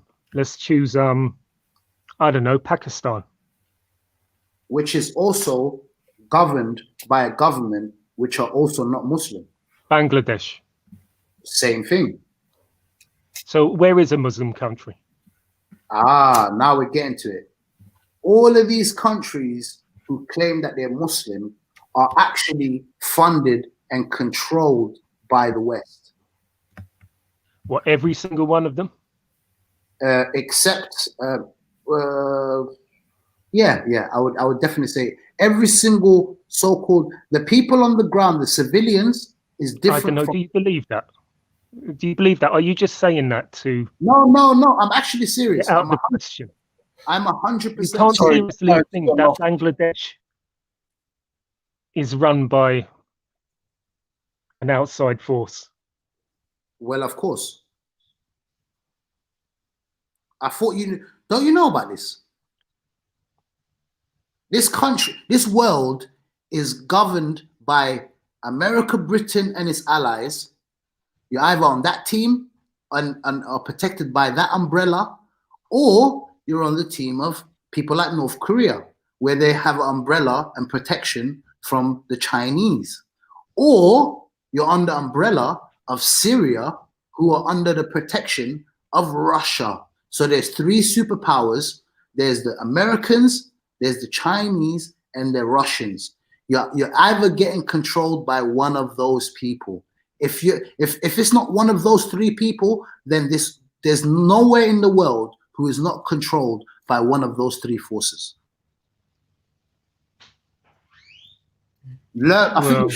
I think you should learn geopolitics, mate. I really think you should learn geopolitics. No, I know, but no, you Rodney, can't tell me every country. You can't tell me every country. Rodney, out of the top of your head, give me any country, and I'm going to tell you which one controls it out of those 3. Just say any country in the world. Just let Somalia. Controlled by Britain and America. Carry on. Sudan. Controlled by Britain and America. Carry on. And some How is it controlled by Britain and America? And some Chinese influence, because now we've seen North Sudan and South Sudan, which is actually the most newest country in the world, right, which just got gained its independence, right, there was an influence of the Chinese, and that is the reason why the civil war in Sudan was happening, because the Chinese influence was coming in, and obviously they had to separate the two countries.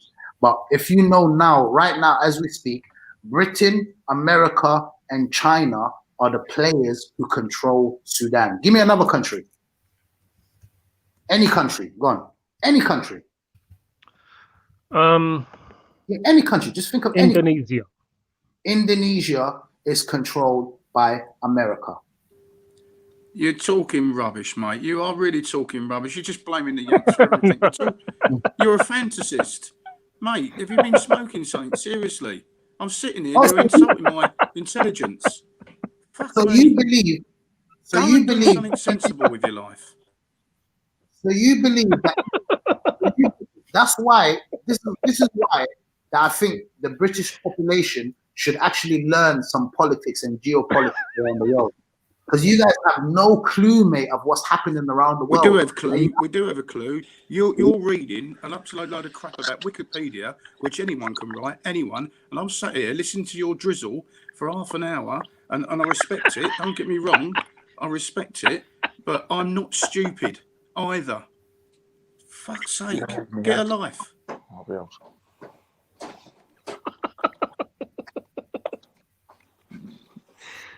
And then you've deflected everything as well, because you're talking about child thing, and you bounce round all of us for 10 minutes. I'm not stupid. Rodney's not stupid. No one else is. Yeah. And I take it you're not stupid either. But you've deflected everything. I'll tell you now, when you're born in a country, you fight for the country, irrespective of what religion you do.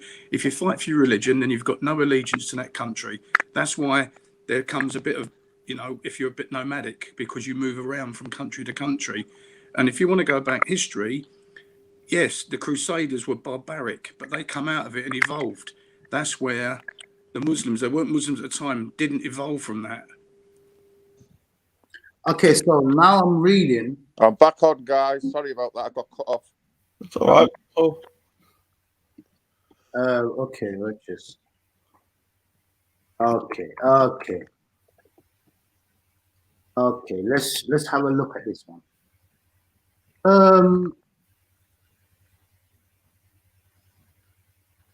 Okay, I'm looking at something now. Right, shall I just play this video for a minute? Somebody just sent in the chat quickly while you're doing that. Put it on, mate. Put it on. Video, I will address some very important questions, such as why did he do this? Why is this so important? And most importantly, why the comparison is actually correct. Stay tuned.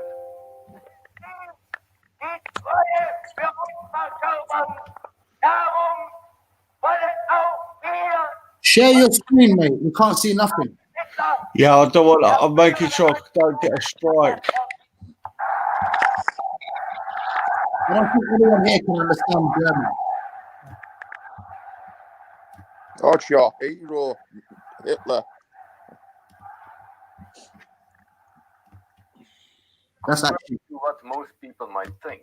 When Hitler just came to power, people didn't respond in the way that they should have responded, given what happened a few years after. Hitler's rise to power wasn't that much of a shocking event, given the historical context. The Russian Revolution already happened, and in Italy, Mussolini had already taken power. So given the time period, Hitler's rise to power really wasn't that outrageous. Many people thought that it was actually a good thing. Germany's economy was a disaster, and Hitler rebuilt Germany's economy, and it worked. Therefore, Nazi Germany even attracted foreign investors. And what about all the radical rhetoric? The truth is that people in that time period thought, well, there is a distance between words and actions, so it probably won't be as bad in the end. However, the Swiss psychiatrist and psychoanalyst who set the basis of analytical psychology, Carl Jung, thought differently. And this man is quite important within the area of study that is today called psychology. It is not like his ideas still have a lot of influence today, but every student of psychology probably knows who this man is, Carl Jung. And when he looked at what was going on in Germany, he was very concerned. But in order to explain what he saw, he didn't have an example of a situation with which he could compare what he saw in a way that everybody understood. Today, when a situation like this occurs, people just compare it to Nazi Germany, and everybody immediately understands the comparison that is made. Ah, that situation. But of course, Carl Jung couldn't use Nazi Germany as an example to compare Nazi Germany to, because the Second World War still was about to happen, and nobody knew that it was about to happen. So in order to explain what he saw in Nazi Germany, Carl Jung had to find the best example that he could in order to explain what he saw. And this Islam. example wasn't Italy, and it wasn't the Russian Revolution, and it wasn't Christianity at its worst moment. In order to explain what it was that he saw happening in Nazi Germany, the comparison that Carl Jung came up with was Islam. And this is extremely Snap. important today. He used Prophet Muhammad. Carl Jung wrote, quote, "We do not know whether Hitler is going to found a new Islam. He is already on the way. He is like Muhammad. The emotion in Germany is Islamic, warlike and Islamic. They're all drunk with a wild God." The best example in order to explain what he saw happening in Germany that he could find was Islam.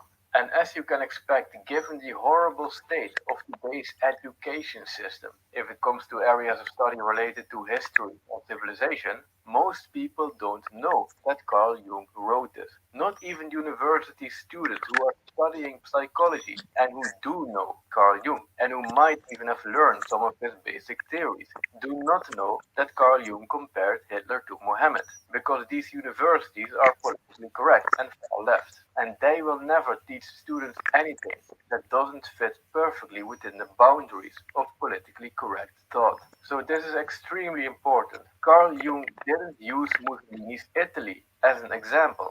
Just think about this. He didn't use Mussolini's Italy. He also didn't use the emotions during the 30 Years' War as an example. And he didn't use the Spanish Inquisition as an example. What he saw was something else than these things. He saw the psychological state of the people living in Nazi Germany, and he compared it to the psychological state of supporters of the ideology that is Islam. And this comparison actually makes perfect sense if you take a honest look at both ideologies. Because what Nazism and Islam have in common are the following. Both are collectivist ideologies that make a distinction between people who belong to the group and people who do not belong to the group. There are Aryans and non-Aryans. There are Muslims and non-Muslims. Both are supremacist ideologies that claim that members of the group are superior to people who are not members of the group. Muslims are superior, the rest is inferior. Both are totalitarian ideologies that do not allow for people to go against that which is dictated, and both ideologies are anti-Jew, which really doesn't need any clarification. And as a logical consequence of these ideological similarities, even Hitler himself, on multiple occasions, spoke very highly of the Muslim world. For example, according to the book Hitler's Apocalypse, Jews and the Nazi Legacy, Hitler said that, quote, "The people of Islam will always be closer to us than, for example, France." According to Albert Speer's book Inside the Third Reich, Hitler had learned a lot from a delegation of distinguished Arabs, with whom he speculated that if the Berbers and Arabs had won the Battle of Tours in the 8th century, the Germans would have had, quote, "a religion that believed in spreading the faith by the sword and in subjugating all nations to that faith." And that, quote, "such a creed was perfectly suited to the German temperament." And, quote, "you see, it's been our misfortune to have the wrong religion." Why didn't we have the religion of the Japanese, who regard sacrifice for the fatherland as the highest good? The Mohammedan religion too would have been much more compatible to us than Christianity. Why did it have to be Christianity with its meekness and flabbiness? So yes, Carl Jung comparing Nazi Germany to Islam wasn't just some random comparison. And it is a pity that people today don't know about this, as a result of the horrible state of the education system, the academic world, and the mainstream media.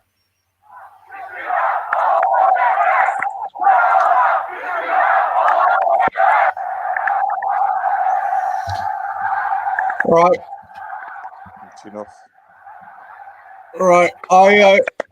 Right. Before before we carry on with this video was just sent to me in the chat to play. I didn't know what it was. I was just putting it up. It was for educational reasons. Easy stated. Yeah.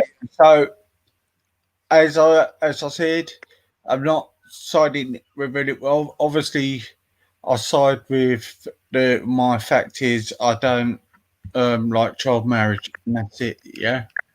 Now we know why he likes Hitler. Who's that? Video. Who's that? Who's that? You just stated earlier on to me that you admired Hitler. Now we know why. I never said I admired Hitler. I asked you, who is that on the picture right now that I'm showing on the screen?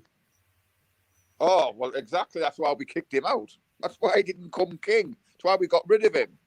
No, your question. We got rid of him. That's why he didn't come king. No, he abdicated himself. He was forced to abdicate. We got rid of him. No, he's not part of this nation no more. He doesn't exist. He abdicated. His line was cut. Carry on. Why are we talking about him? He abdicated because he got pushed. We didn't want him. He's got nothing to do with the royal family now. Line's finished. No. He was the true. He's got nothing to do with this country no more. He ended up dying in Switzerland. Nothing to do with us. Okay. Bye. He was the true. Was he not the true heir? He's got nothing to do. When we found out what he was, he got kicked out. He got No.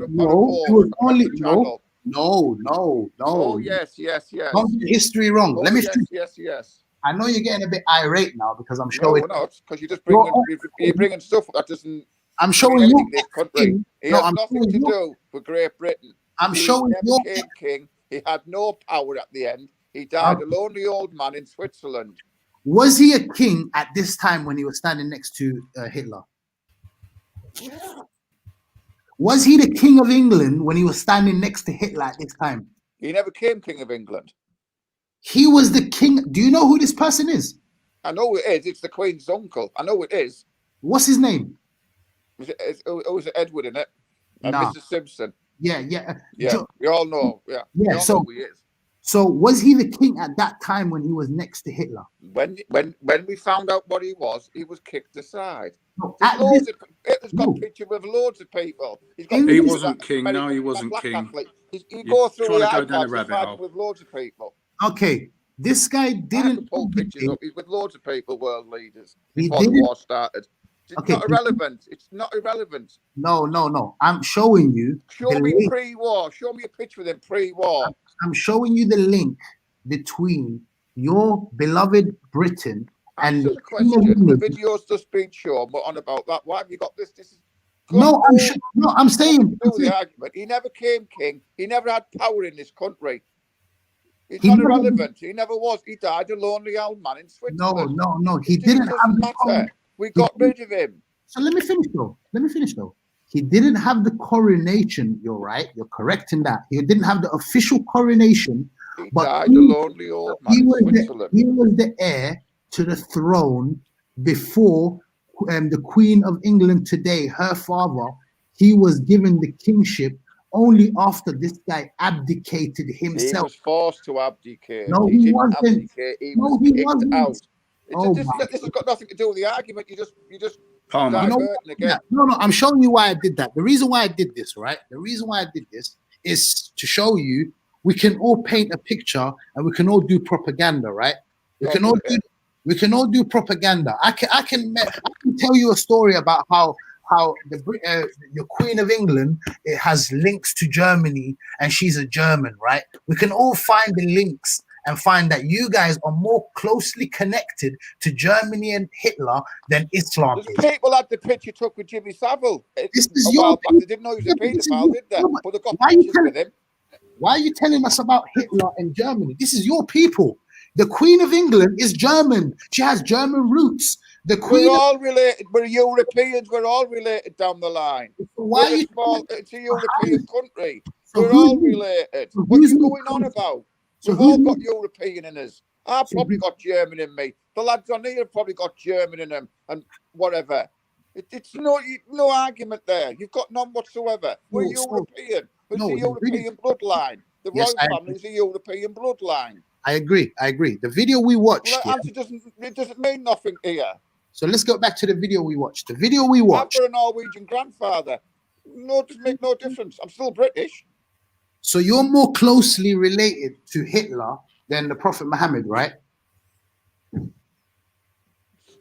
Are you a comedian? Are you a comedian? Exactly. I've just said No, we've all I'm got showing. European No, bloodlines in us. I'm trying to do the silly argument that you guys are doing. See how But silly morally, who's closer? that video Who's was been so his relative morally? I'm trying to Edward show had to abdicate. Edward Muhammad. had to abdicate because the British Secret Service told him he was Exactly. otherwise he'd have been bumped off. He was told, "You're not going to be king." The British Secret Service got involved. That's what got involved. In other words, we got rid of him. Oh, the same way you got rid of He Diana. died a lonely old man in Switzerland. He had nothing to do with this country. Carry on, bring something else. That's all you've got. It's nothing. Oh, and they're all family of German. Well, like I said before, we're all European ancestors in this country. We're all mixed. I get that. I get Doesn't that. work. No, I get that. But what I was trying to show you, because you showed me the video, the video is just propaganda, mate. Like obviously, Easy said someone just sent it to him in the chat, right? But I'm trying to show you how more of a closely connection that your British royal family has to Hitler and Germany than Islam or Prophet Muhammad that lived 1400 years ago. So all the royal families of Europe are all connected with the Russians and everybody. They're all connected. It means nothing. No, but this video was trying to prove Russian, the German, they're connected to all the royal families in the Europe. There's loads of royal families, not just this royal family in Europe, you know. There's a few royal families in Europe, and they're all related. Yeah, it doesn't mean nothing. Okay, so I've let you speak. Let me just say a couple of sentences, right? This video that was played was trying to show the connection of Islam and Prophet Muhammad, peace be upon him, to Hitler and the Nazi Germany. That was the propaganda. It was trying yeah. I stated this earlier on here, long before the video come on. Are you gonna let me finish though? Carry on. Because I'll let you finish. Yeah. Go on. The whole video that was played now was to try to show the link between Prophet Muhammad, peace be upon him, and Islam to Nazi Germany and Hitler. That's what they were trying to show. This was the main aim of the video.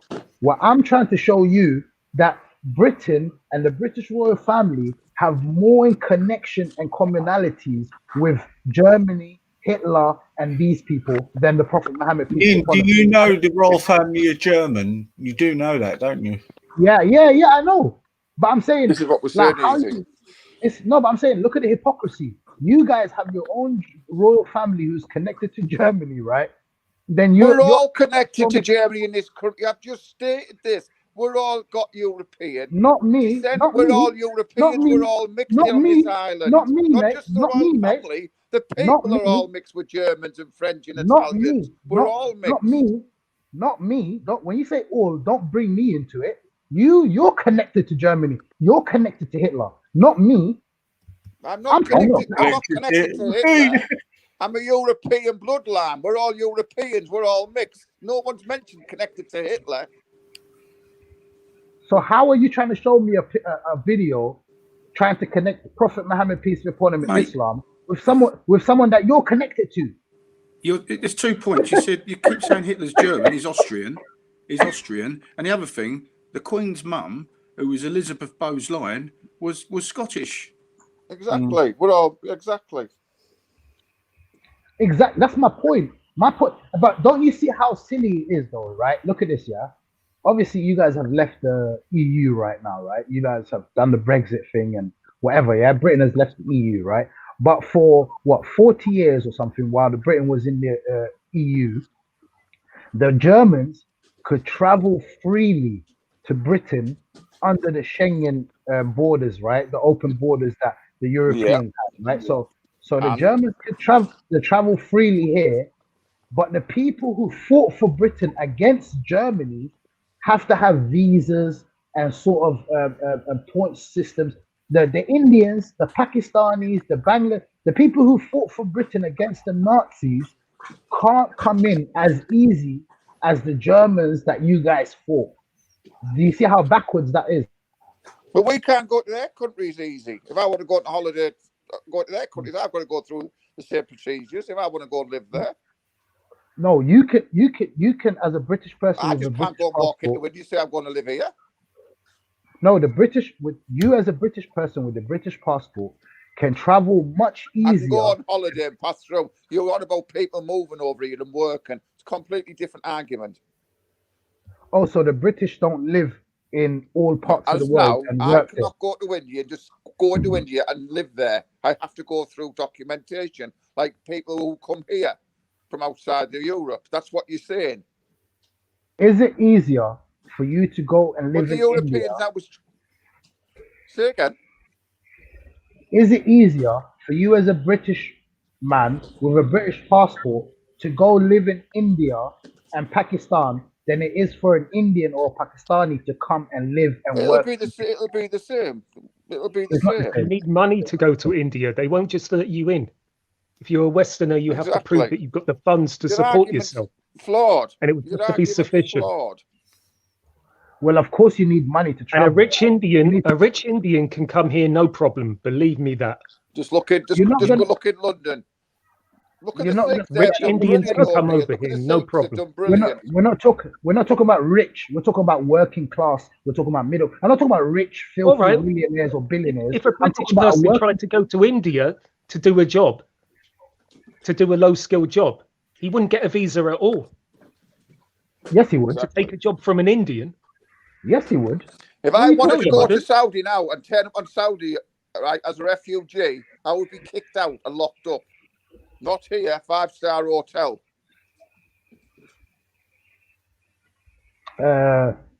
Okay, so living in India for British person is much easier than an Indian working No, you class didn't or say middle that. You class. were about people just coming into the country. That Europeans could No, walk in here no. and make a living for themselves, and the rest of the world had to go through an harder procedure. That was your argument. I answered it. Yeah, the reason why I Nicholas, said if we had an economic crash here, yeah, everything collapsed, and a British person wanted to go to India and take up a minimum wage job, how easy do you think it would be for him? It wouldn't. It wouldn't. He'd be taking a job of an Indian. Rodney, They wouldn't like that. My point was, coming off the back of the video that we watched to do with Germany, I was showing the irony of how someone that you guys have fought, the Nazi Germanys, right? Those people that the British people fought, who was fighting alongside you guys? It was the Indians, the Pakistanis, and those people who helped you defeat Nazi Germany. The former British Empire you're on about. Yes. So Get it's to it. ironic. We know what you're saying.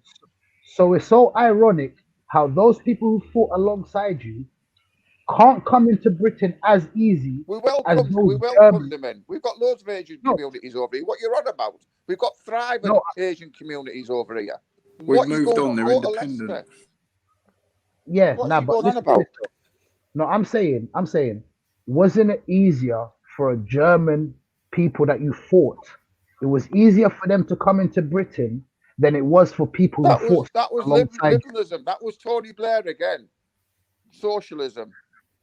Everything what you say is just liberalism. The liberalism, Labour Islam. Party. That's the Labour Party you should be blaming, not for us. What's up with all the blame game? Can't you just see the irony in people who fought alongside? Didn't Blair Labour Party bomb your land? The Labour Party wasn't the Conservatives, if I remember. Oh no, they just Wasn't bombed it the Libya. Democrats that wiped you out? It wasn't the Republicans, if I remember. No, Let me the think. Conservatives. National The Conservatives. socialism, full stop. The Conservatives only bombed the shit out of Libya. Yeah, you're right. Yeah.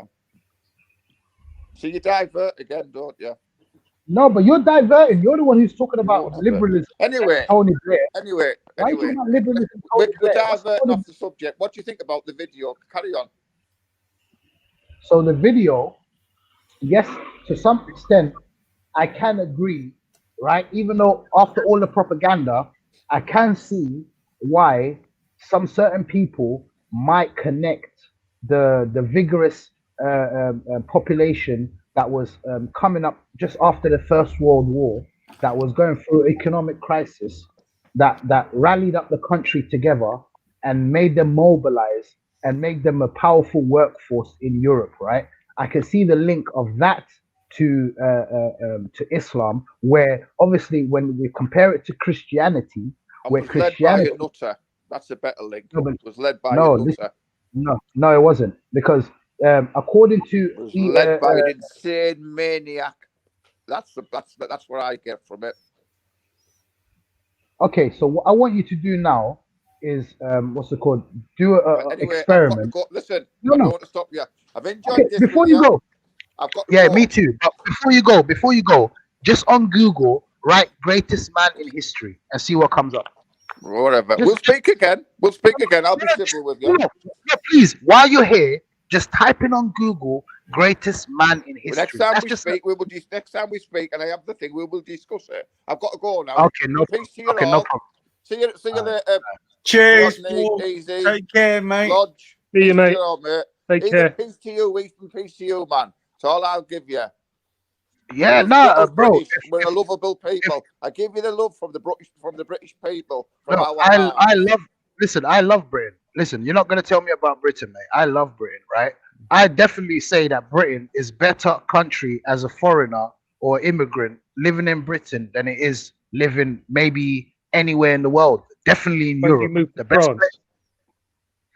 Yeah, the reason why I moved to France was my own reasons, right? I had the different reasons, right? So it's nothing to do with I felt bad in Britain or I was pushed out of Britain. It was got nothing. I'm not Charlie Big Potatoes, mate, who's hiding in a different country because the British laws after him, right?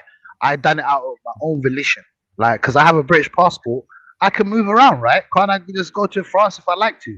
And if you want to compare France and Britain, France is much more of a closed up place for Muslims where you can't even wear the niqab, right? You can't wear the burqa type of thing where the woman cover their face. But that's You good, can't isn't it? go. That's good. No, isn't that's it? not good. Why is that good?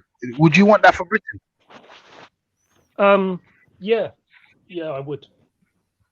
So you would want Because Britain I to can't walk into a bank or even a shop with my face covered. I'd be a security risk. in COVID, actually, you can right now. A certain part of your face, but That's a the lady part that in a niqab, that's a lady in a niqab can walk around with only her eyes showing, and sometimes you can't even see her eyes. when you Sometimes got they your even- mask, when you got your COVID mask on, isn't it only your eyes showing? You're talking about a pandemic. This is exceptional circumstances. We can't compare that. In Yes, we normal can. times, I'm talking in normal times. You know why we can compare that? Because Britain. This is to save lives. We're wearing the mask to save lives at the moment. We're not going to include that. But in she's normal wearing her- circumstances, And she's wearing her mask. And she's wearing her mask in order to save her afterlife. well, that's a load of crap. Okay, but Isn't it? yeah, I know people that will say COVID's a load of crap as well. But at the end of the day, I can't walk into a shop with my head covered like she can, and she could be a man under there. You don't know who's under there. That's how Bin Laden was walking around in Pakistan. So in a cab. Or you think he stayed in his home all the time? Do you? You think he never left his compound? Now you think that because you said I can't walk into a bank or a shop with my face covered. That was your statement, and I showed you clearly you can because you have to wear a mask right now to go into any public places, right? No, So you can, but you can though. Listen, it's exceptional circumstances right now. I'm not. You can't compare it to anything. No, You what I can't am compare doing that. is That's what to I am save doing- lives. But her what I am wearing that is not saving anybody's life. She And sometimes you can't even see the eyes. They cover the eyes as well. Okay, They've got she like a believes- net over the eyes. Okay, she believes. How would you tell who is under that? It could be anybody under that. She believes in her religion. It states that she should cover There's her nothing face. in her religion that says she has to wear that. I've There spoken is- to Muslims and they've told me the same thing. There is Okay, so nothing in your religion to listen say to she another- has to wear that. So She has listen to to dress another- modestly. Modestly. It doesn't mean she has to cover from head to toe where you can't see any skin whatsoever. Where her so neighbor doesn't even know who she is. So listen to another Muslim Where you tell don't know you. if it's a man or a woman under there. So let me tell you another Muslim right now telling you there is some proofs, there is some interpretations, there is some certain schools of thoughts within Islam that tell you that it's mandatory to cover your face. Yes, there is. Is it the predominant ideology? Is it a predominant one, the more mainstream one? No, it isn't. But is It's only there the some? extremist one, yeah? Only That's the not extreme extreme. one. That's not extreme. That's also any Who minority within a decides? religion. So it's the husband who decides she has to wear that, isn't it? He demands It's it. her. No, it's her own free choice. No man can force a woman, his wife, to wear anything. No man can force his You can wife force to her do to wear a anything. hijab. No, you can't. No? No, you can't. Of course you can't. How can you force a woman to wear a hijab? How can you force your wife to wear a hijab? It doesn't make sense. But he Because can also the whole point of her wearing the hijab is to be modest and to do it for the sake of God, right? So who can force someone to do something for the sake of God? It has to come from her own heart, because it would be pointless if she's wearing it just because she's forced to, because she has to do it by her own volition, where she is doing it for the sake of God, which she believes that this will bring her closer to God. So if someone forces her to do it against her own will, how does that bring her closer to God? So you don't force women to do anything against their own will. Am I right? You cannot force your wife to do anything against her own will. Yes, I'm definitely 100%. That's what I'm saying. Or what about your daughter? I'm just wondering who sent Aisha to marry the Prophet at the age of 6.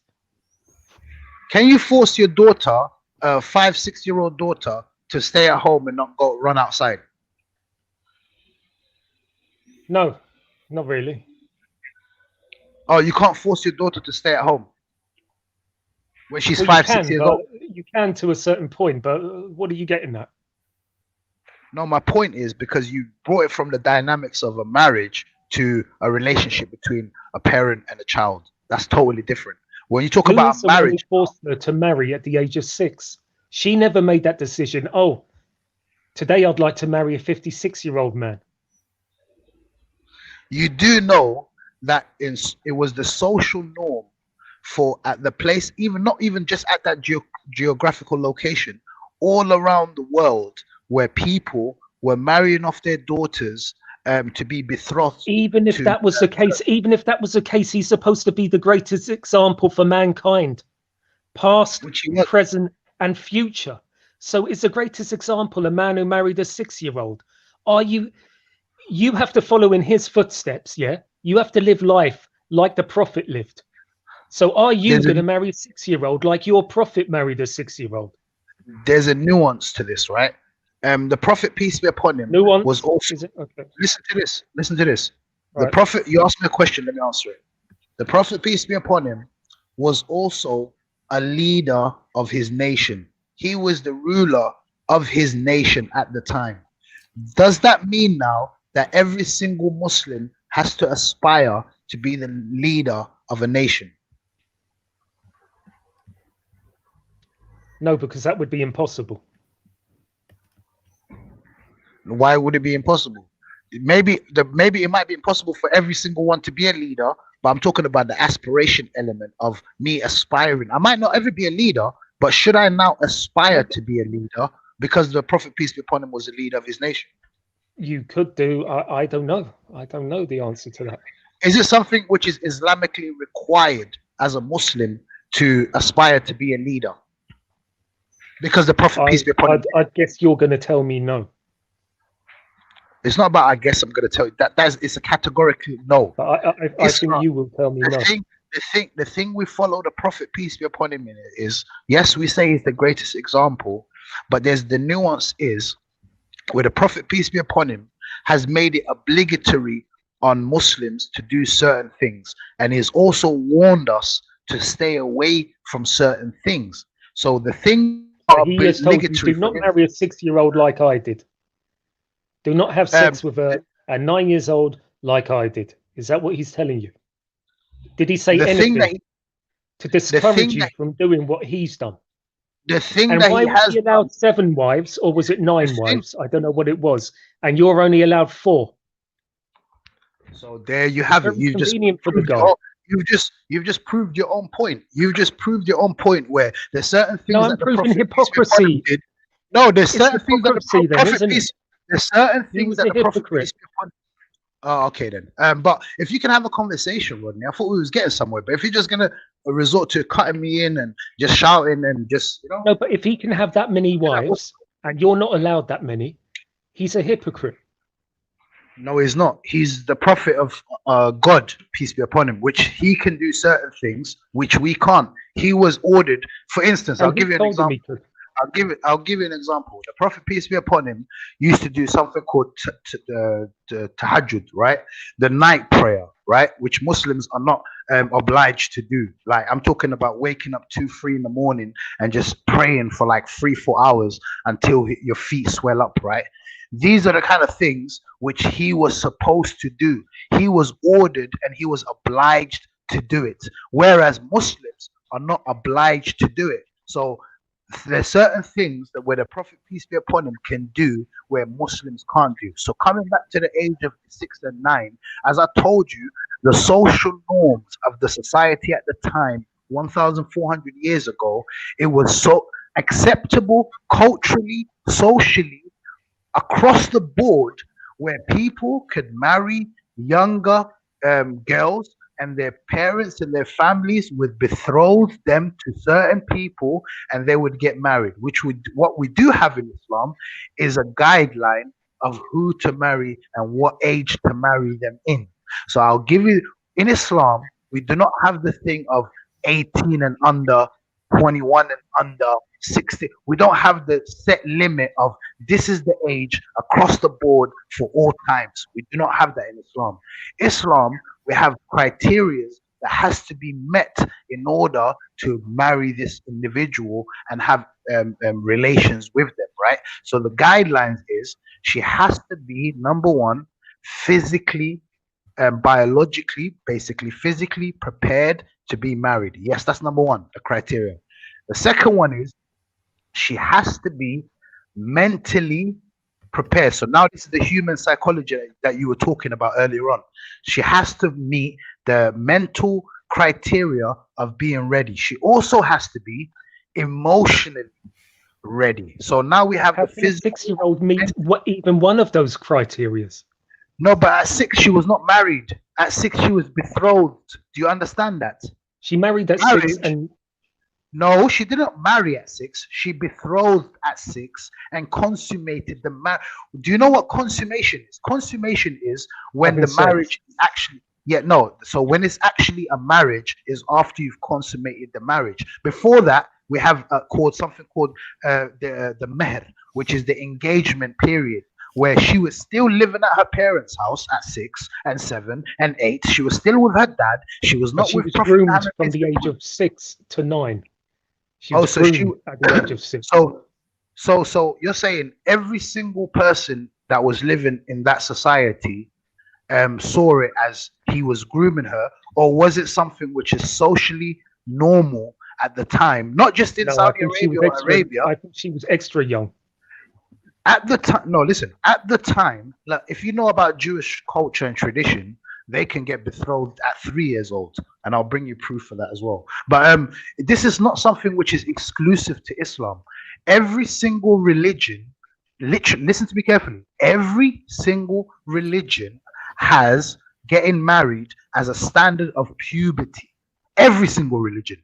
So does the thought of Muhammad having sex with Aisha make you physically sick? No, me hearing your voice is what makes me physically sick, to be honest, and I'm still doing it, right?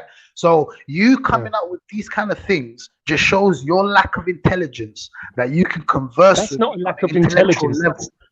Showing morals. No, listen. Basic but you're an human atheist. No, but you're an atheist. Something that was and I've got more morals year. than you. I'm an atheist and I've got more morals than you. No, but because you just said that the thought of a 9-year-old getting fucked makes me fucking sick. The thought of a 12-week-year-old getting plucked out of the belly from a woman makes me sick. The thought of killing an unborn baby, which you have no problem with, makes me sick. I Yet said I'd rather somehow, it didn't happen. I'd rather that oh, didn't so happen. yeah, But I said but the you don't. woman has a choice. Because But unlike in your exactly. culture, the So woman has a exactly. choice in this country. The woman, when we're talking about Aisha radiallahu anhu, she actually had a If choice everybody in this because country had before, 6 or 7 babies, like in Islamic countries, do you think there would even be a welfare system? Do you if think there would be everyone a had a pension system left? if Imagine if if the every government had to provide for 6, 7, 8 babies of every family. All the do you kuffars were know? doing the same as the Muslims. There'd be a Look at big this. problem, Look at wouldn't this. there? A big Look at this. population problem. Look at this. Look at this. Islam is the fastest growing religion, not only by conversion rates, but by birth rates also. Islam is the youngest religion in the world, as in where people under 30, we are proportionately Nicholas, the highest Nicholas, you in. know the We're, conversion rates, they're distorted. People convert okay, in no, prisons that's not even my, for that's not even safety. my For point. No, safety, but they that's not don't even want to get raped in the shower, and they go to the okay. Muslim groups and they convert because they do it as a Oh, form of safety. They do it oh, to so protect themselves. you've been watching too much American movies where you No, I think that haven't. It's a known fact. you, Muslims make up so you 70% of the no prisoners no you in think many in prisons in this country, and you think many listen to this. newly arrived prisoners feel they need to align with the Okay, Muslims for protection. okay, But you know, when they okay. leave prison, they're no longer a Muslim. So you believe in the narrative that American movies have given you that in UK prisons men get raped in the shower. Is that what you believe? I believe Is that. that what you Yeah, think? Oh, have you yeah. ever been to Not just about getting raped, getting beaten up. have you ever been to any prison? Have I been to a prison? Have you I ever visited a been prison. Yeah. no, have you ever been arrested and been in prison as an inmate? I've not been in prison. No. As an inmate? No, I've not been as an inmate. I've visited somebody in So prison. Basically, I've not really been in prison. No. Okay, so listen to an ex-inmate who has changed around his life. That I could. Would it be more set? Would Can it you make just more tell me sense? it Listen wasn't though, for listen any though. child No, sex but listen though. No, attacks but or listen anything like though. that, was it? No, it was punching someone like that's annoying as you. But what I'm saying That's is, okay. I forgive you for that. yeah, don't worry. But would it make more sense? Is it more logical to listen to an ex-inmate to tell you about what used to happen in prisons, or someone like you who has never, as you said, never been an inmate or been convicted or spent time in prison or spent even one night in prison, for you to tell me about what happens in prison, or for me, who's someone who has experienced it, to tell you about prisons? You actually believe, You know, Rodney, all the people that tell me men, this who've experienced it. They're not going to admit what really happens in there. If they were what raped, they they're not tell going to say it. what they tell you that If they men were get beaten raped up, in they're the not going to shower. tell you.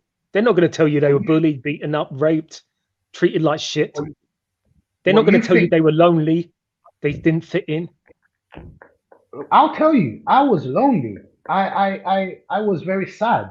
I had my freedom taken away. You were This is something vulnerable, and then you converted. Is that right?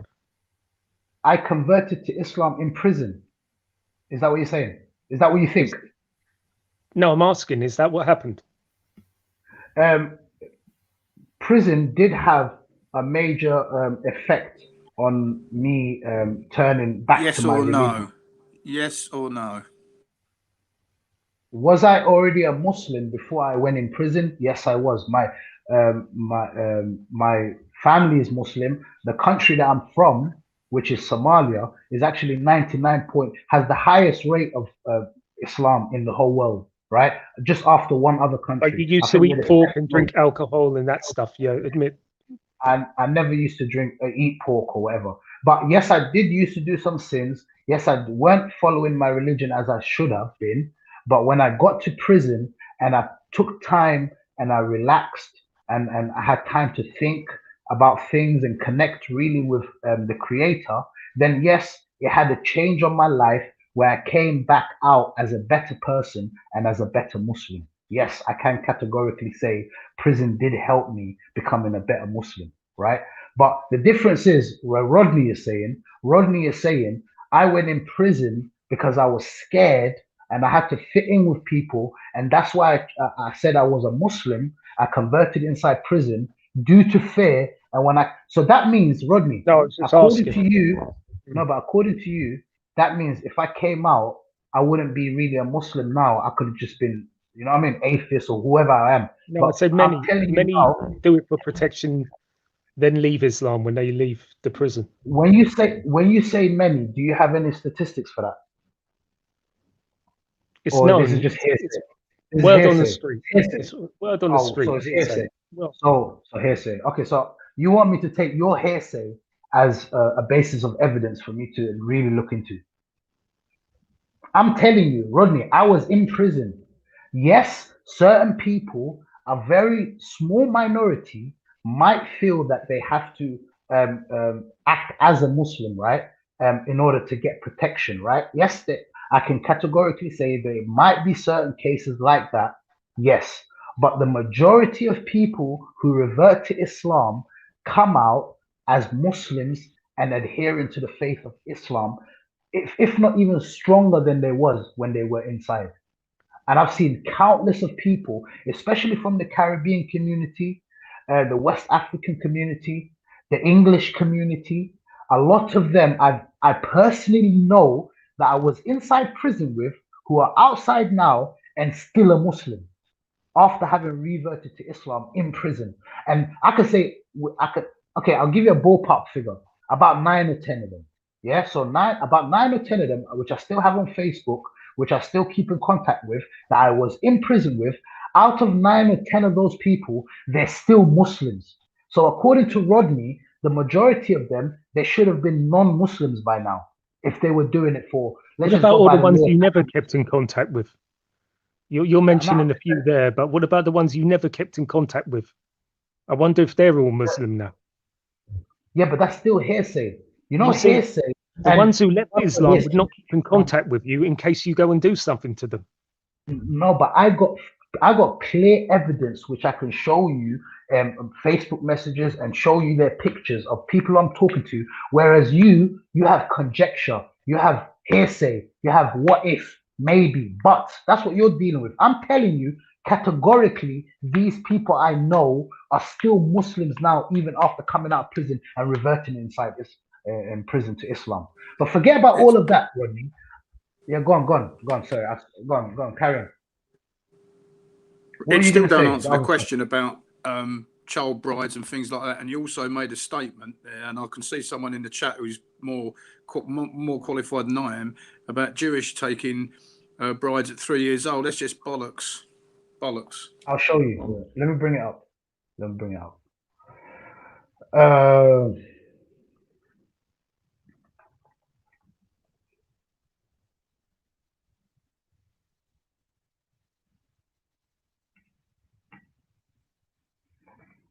up.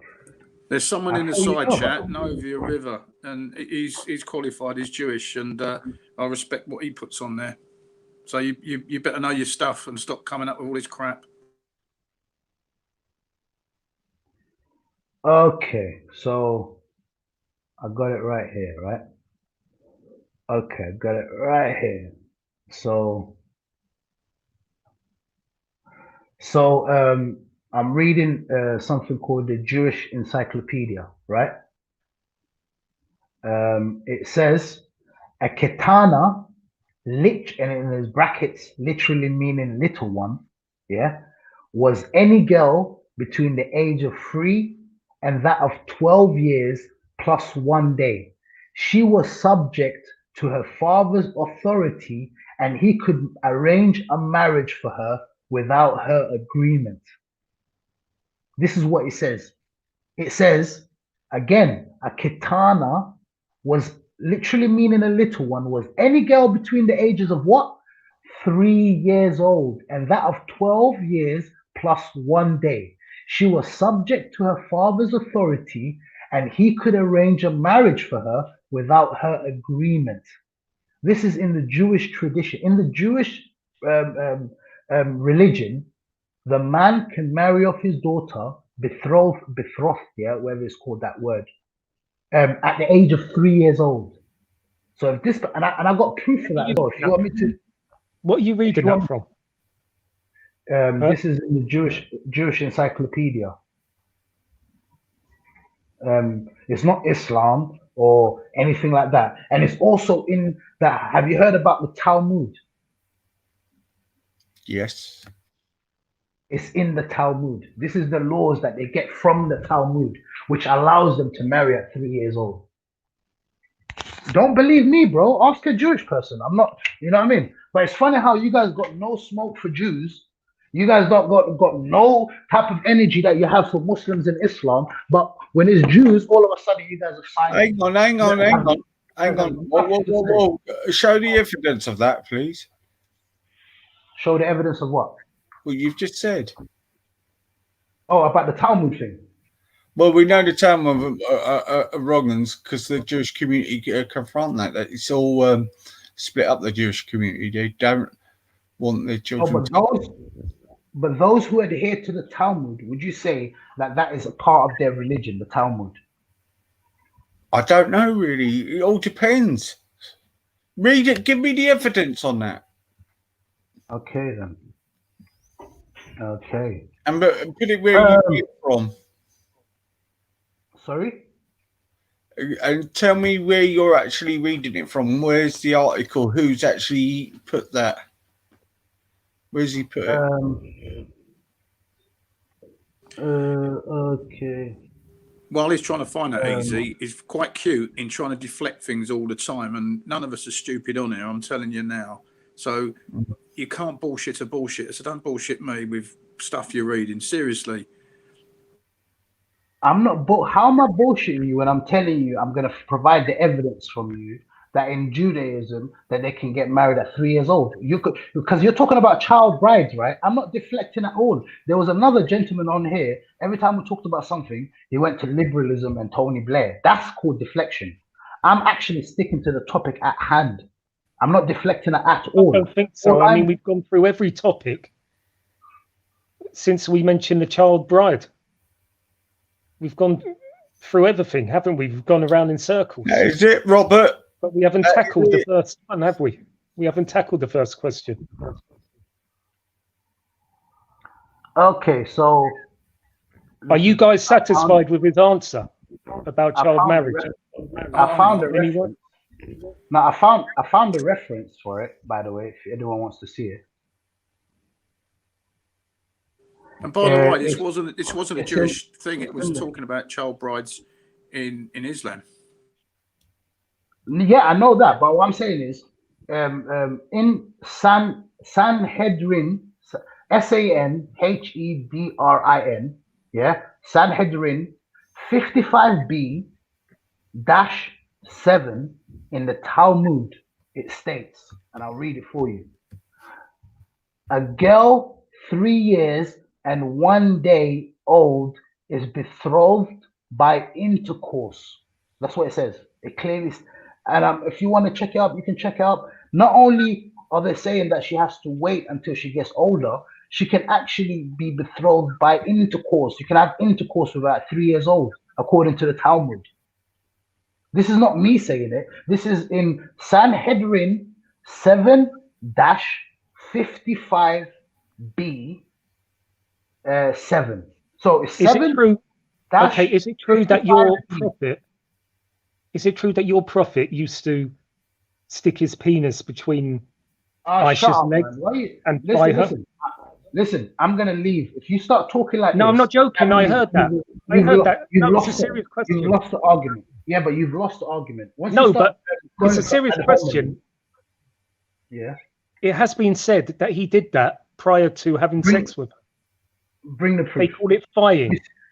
You see, when you make a claim, the way I'm not making a claim. I'm asking you. I don't know if it's true or not. Can you tell me it's not true? I don't know either. So you have to bring me the proof for that. I don't know. I'm not going to act like. No, I don't have proof. I just heard somebody say it. That's all. Okay, I'm not an encyclopedia of Islam. If There's not one person here that can tell you every single question about Islam. I'm not an encyclopedia where I know every single Was ins that and outs of practice my common religion. in the Middle East back in them days?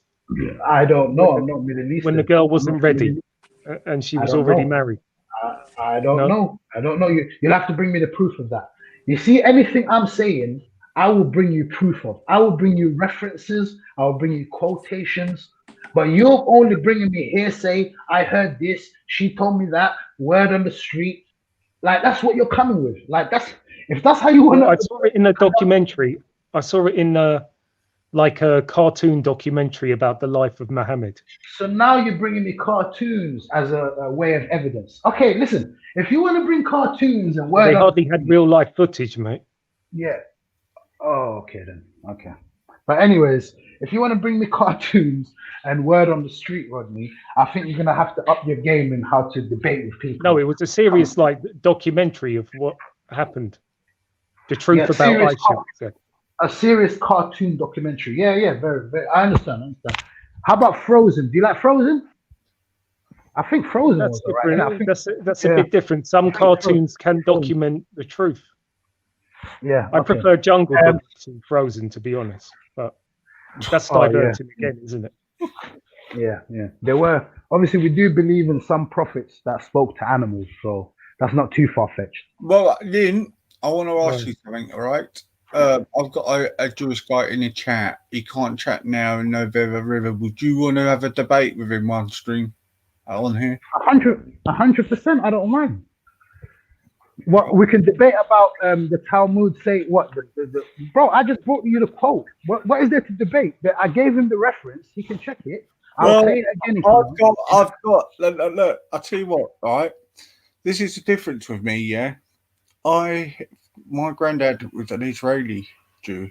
Yes, and we never followed no religion, and that's what he didn't want to do.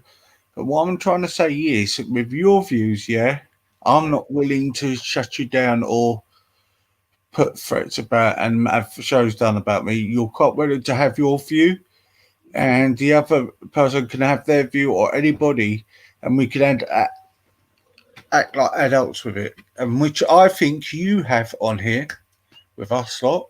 Even we don't like it, but what we don't think, you know, but it doesn't mean we can't have a civil. And I think you've done a fine example on that. Lynn. Even I don't maybe agree with it, but you're welcome to come on Yep. here because you have it civil. My rest of my panelists have, but I would like you to have a debate with Nova River. I don't mind. I definitely don't mind. And I've never spoken to you before like this, and I do appreciate you letting me on and have my say, right? And we are being civilized. Apart from Rodney just here and there coming out. No. He's only look. This is the thing, is right. I could I say swear I wasn't taking a piss there. I did see that in the documentary.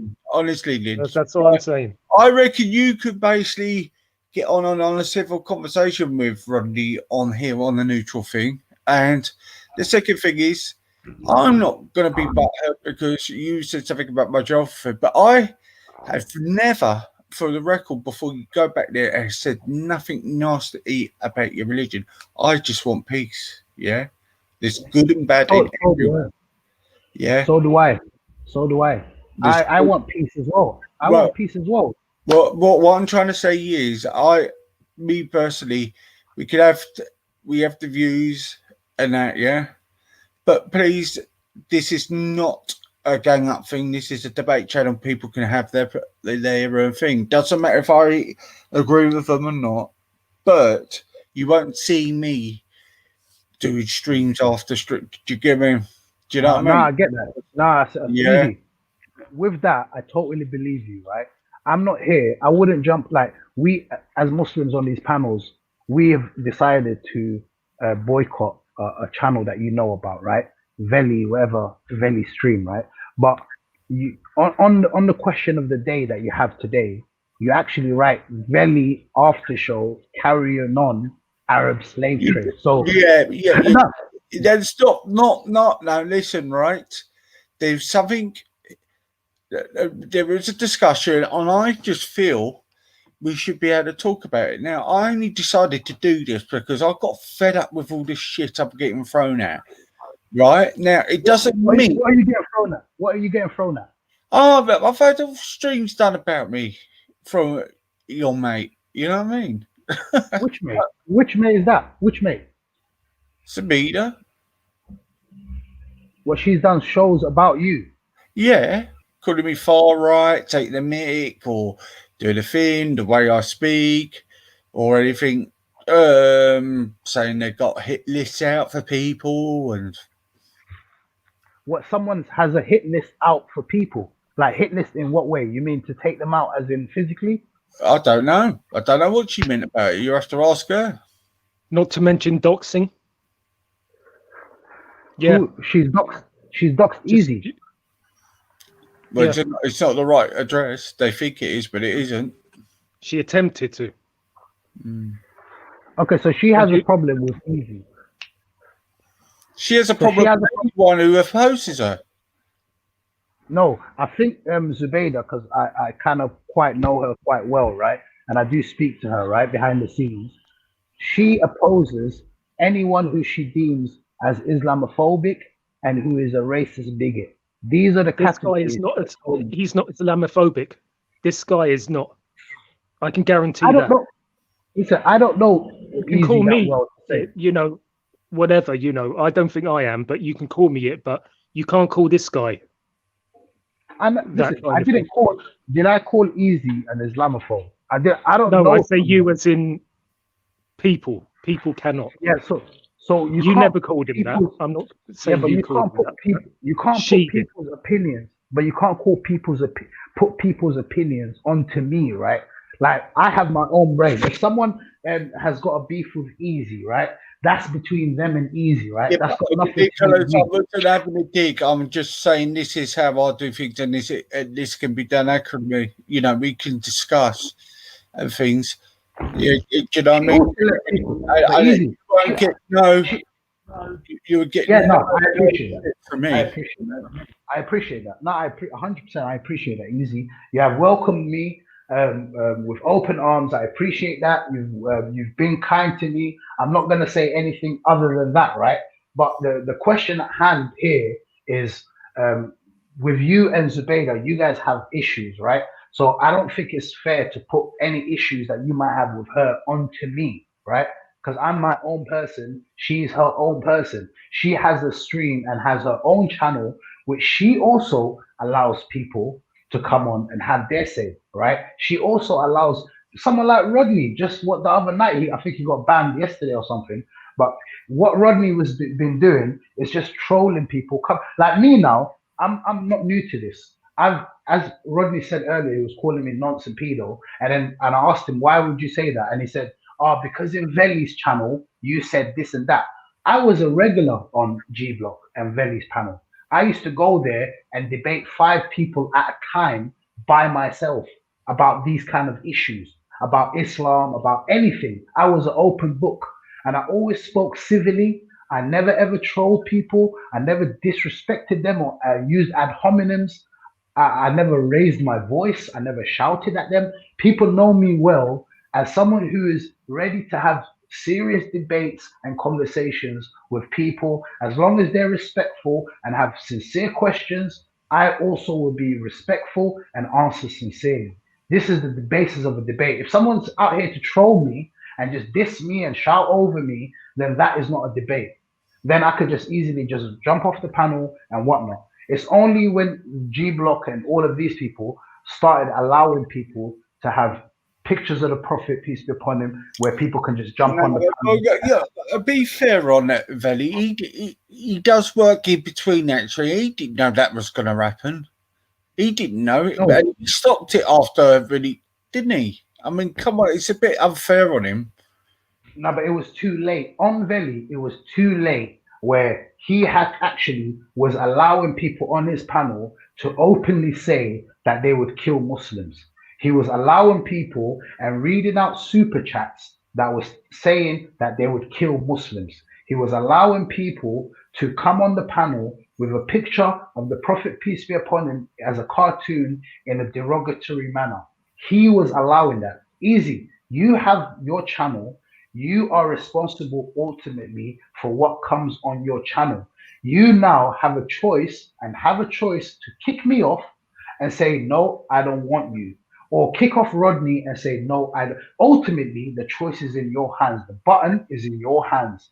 So ultimately, if things like that, if he allows people on the panel to come on, would you allow me now to have a picture of the Holocaust victims by Nazi Germany and taking the piss out of them? Would you allow me, Easy, to come on with a profile picture of that? No, but on Vellie's defence, they came in with their normal avatars, and then they got, obviously he's gone back to something, and obviously they changed it. He didn't know it was going to happen, so it's very, very up for, the guy's working in between when he's doing the streams to let No, people. I've seen people jump on, not change, but jump on directly with a picture of the Prophet, peace be upon him, and he has allowed him. Easy. On your StreamYard, when someone pops up, you have the choice of saying join or join stream or join panel. You can press that button and you can see their avatar before they even jump on the stream. So every time he lets someone on with that picture, he already saw it prior to them jumping on the panel. So he had a choice. So, and he, out of his choice, has decided to let those people on. And Muslims, by their own choice, have decided that this is too far now, and we won't be giving you any more content and jumping on your panels or having any discussions with you, because you've proven not only just the pictures, he's read out super chats that were saying so much abhorrent things about Islam. Not only that they were actually inciting violence towards Muslims and saying that they would kill Muslims. Literally, imagine now I came on here and I said, I'm going to kill these people or kill those people. I'm sure you would have kicked me out easy. You're not going to allow me here to incite hatred and violence against other communities, are you? No. But he did. So how can you defend someone who has allowed people to incite hatred and violence on his panel? Would that make you culpable as well then? Because if you're actually making a case for now, if you're supporting that, that means inadvertently you're supporting his actions, because you're saying he's been hard done by. So you're supporting the actions of him allowing people on his panel to incite violence against Muslims. Be careful of what you wish for, Easy. Be careful of who you support out here, because it could be seen as you are basically endorsing their actions. Do you know what I mean? You gotta be careful out here. These streams are crazy. These streams, you have people like Charlie Big Potatoes, who is on the run from police due to certain crimes that he's committed, and he's on panels. Obviously, Zubaydah has allowed people like that even to be on her panel, and she's given them a fair chance to speak their mind. So, like, yes, I appreciate that people can have certain platforms and allow whoever they want on there, but when people are on there, they better be adherent to the rules and regulations that that person has set. Charlie Big Potatoes couldn't go on Zubaydah's channel and spew out racism and start calling people the N-words and P-words. He would get kicked out, which she has shown. The first time Charlie Big Potatoes went on Zubaydah's channel, he said the P-word, and she kicked him out straight away and told him, if you say this again, you're going to get banned from my channel. She's regulating her panel, which every panel host should do. But Vellie, on the other hand, he wasn't regulating it. He was letting anyone to do anything and anything to his panel. Then, yeah, Muslims have decided enough is enough. You know what I mean? We're going to move on. We're going to build our own platforms. If you want to come talk, come on our platforms then. Let's see. And even then, people are not allowed to disrespect other people. Muslims are not. No Muslim panelist is going to allow a whole faith and a whole race or whatever to get disrespected on their panel. Z would kick them off. If someone was being racist towards white people, Z would kick them off. If someone was being disrespectful towards Christianity or Judaism or whatever, Z would kick them off. So this is not just about Islam or anything. This is about all people.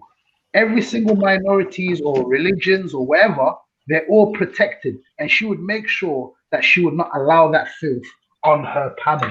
Whereas other people, they got lower standards, isn't it? They're gonna allow anything they want. Obviously, someone like Vellie, but you put Vellie. I just think you're being hard on Vellie. Me personally, I really do. What's he supposed to do? He receives a super chat right now. Somebody's paid for this super chat, right? All right, it's not nice. It's not nice, but he's obligated to have to read that super chat. What's he supposed to do? So now, easy. If you had a super chat going, and I came on the panel, and I wrote in the super chat something about something kill whatever the Jews or whatever. If I said that, or kill all white people, if I said that, would you read it out? If not, if he hasn't seen it, he's just like flicked up. How do you know he didn't just flick over and just put it up and said, big up, thank you for that? Did he read it? Maybe he didn't check it before it went out there. Maybe because he's driving or doing something, you know. How can you read something and not so you're reading something and you don't know what you're reading? What I'm trying to say is Nin, what I'm trying to say is, all right, he's heard the super chat going and he thought, better maybe got a quick 2 minutes or something. And yeah, but easy, one time. Easy. You can understand one time, you can even understand 2 times. But when it's like 5 or 10 times, sometimes you do with things and sometimes you just don't see it.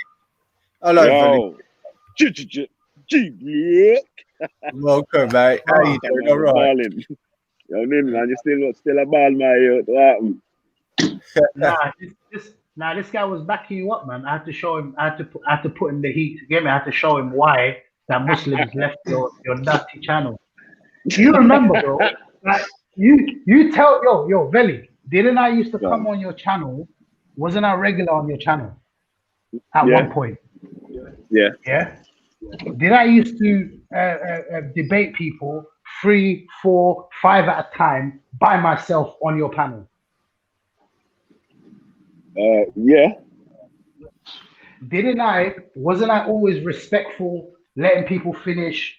Was I disruptive? Did I used to shout people down? Did I used to diss people? Was I those kind of people? Sometimes, obviously, when the debate was getting heated, obviously, you know what I'm saying? Yeah.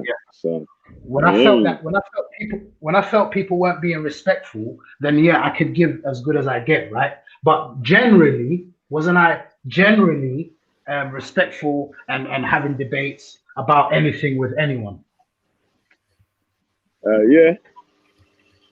So, because Easy was saying that how he allows. But the people that debated against you was respectful to you as well. You weren't really debated against someone like James SC. You had a couple of discussions with Jones. You get me? And so on and so forth. You don't remember me debating James SC? Yeah, that's what I said. James SC. That was the first one I said. just think you're being hard on him. Yo, hey, listen, you man. Yeah, big up yourself, Easy. Yeah, I got to jump off though, man. Big up, Vellie. Yeah. We're trying to do this thing, man. But yeah, man. So you know, man, come on, man. Come back to the house of pain, man. You know, one word. You get me? One word. Vellie, he didn't know me. No, he's talking to me. He's talking to me. But Vellie, one word that you should have in your dictionary is regulation. If you don't know how to regulate your panel, don't be surprised at the outcome. You know what I mean? Bro, the thing's regulated, man. Yeah. You get me? And since you man have stopped rolling over, it ain't really been the same. I know it hasn't been the same. Obviously, without the numbers, you can check, bro. Go and look at the numbers, innit, man? The numbers are still the same, but the people barling and all them sort of things there, tears are sort of dried up now. You get me? Man are just crying in their own safe spaces. So when you were barling about, we're done, we're gonna have to finish the panel. When you were barling like that, what was that due to Muslims leaving, or did that have anything to do?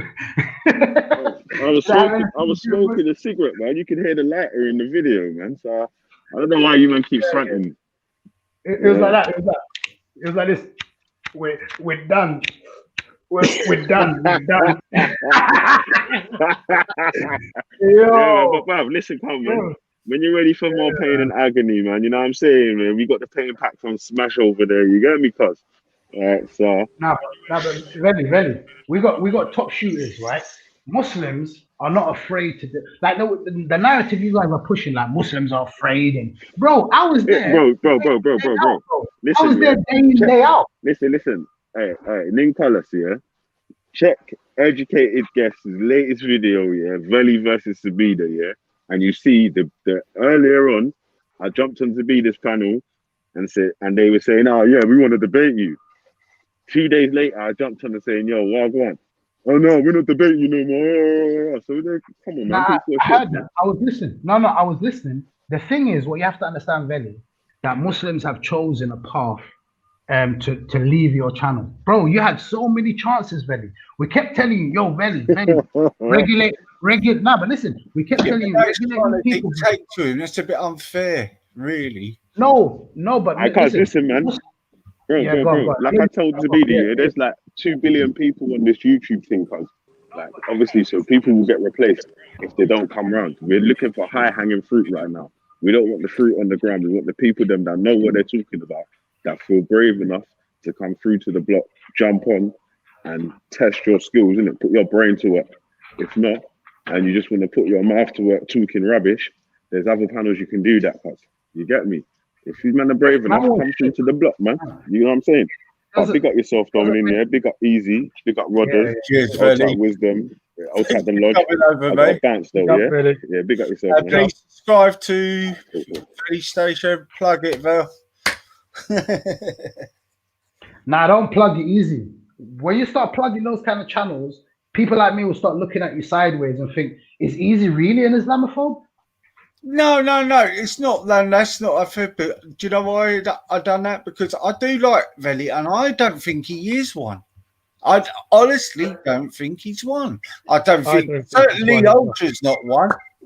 No, but But he facilitates Islamophobia. No. Look, you can't always control people's mouths.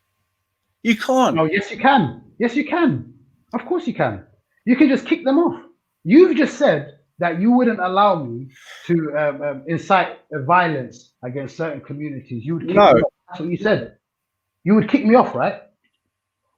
I would put you in the back for give you 5 minutes, and maybe you might retort from it because things come off the cuff sometimes on YouTube. Do you know what I mean? But that's controlling my speech, wouldn't you say? No, well, I knew. Look, he showed you respect on the show, hasn't he? Yeah? No, me and Vellie have never had a problem face to face like that. Yeah, I used to go on his. What I'm going to say is sometimes, look, say you're really busy. You're really busy. Your phone rings or you do something, you give something, you're telling me you just haven't read that message and just passed it forward to someone, just thinking, oh, that would be okay. And look, obviously, somebody's paid the super chat for it. He's had to read it by the obligation of he's got to read it, but he didn't. Most probably didn't see it. He started saying it, and he thought, "Well, I better finish it." I mean, Christ, he doesn't have to be entitled. You know what I mean? The things they've been saying to him. Come on, then, it's not right. Listen, sometimes we get those kind of messages like, "Oh, send it to 10 people." And then you're gonna get good luck or something. We all get these kind of text messages, right? Or Facebook forward messages, right? If someone now sent me, we're gonna kill. I popped to the loo again. Sorry, carry on. Yeah, no, yeah. But if people, is that Shahid in the chat? Is that Shahid? Yeah. Shahid, is that you? Shahid. Shahid, is that you? He don't want to smoke with me, man. No, he was talking shit about me, so I was going to ask him about it. I'm assuming it was a fake account. But... Yeah, you lot do your thing. I'm going to mute up. You lot do your Well, he doesn't want to answer, does he? He's talking a lot of shit. Shahid? Cat got your tongue. Come on. Yo, Shahid, are you there? Let go of your tongue. Don't worry. Muslim brothers out here to defend you. Don't worry. Say whatever you gotta say to him, bro. He's a Shia. You got 3 seconds, Shahid. Otherwise, I think you're a troll, mate. Yo, what good? Oh, it's him. Hello, Shahid. Nice to see you, mate.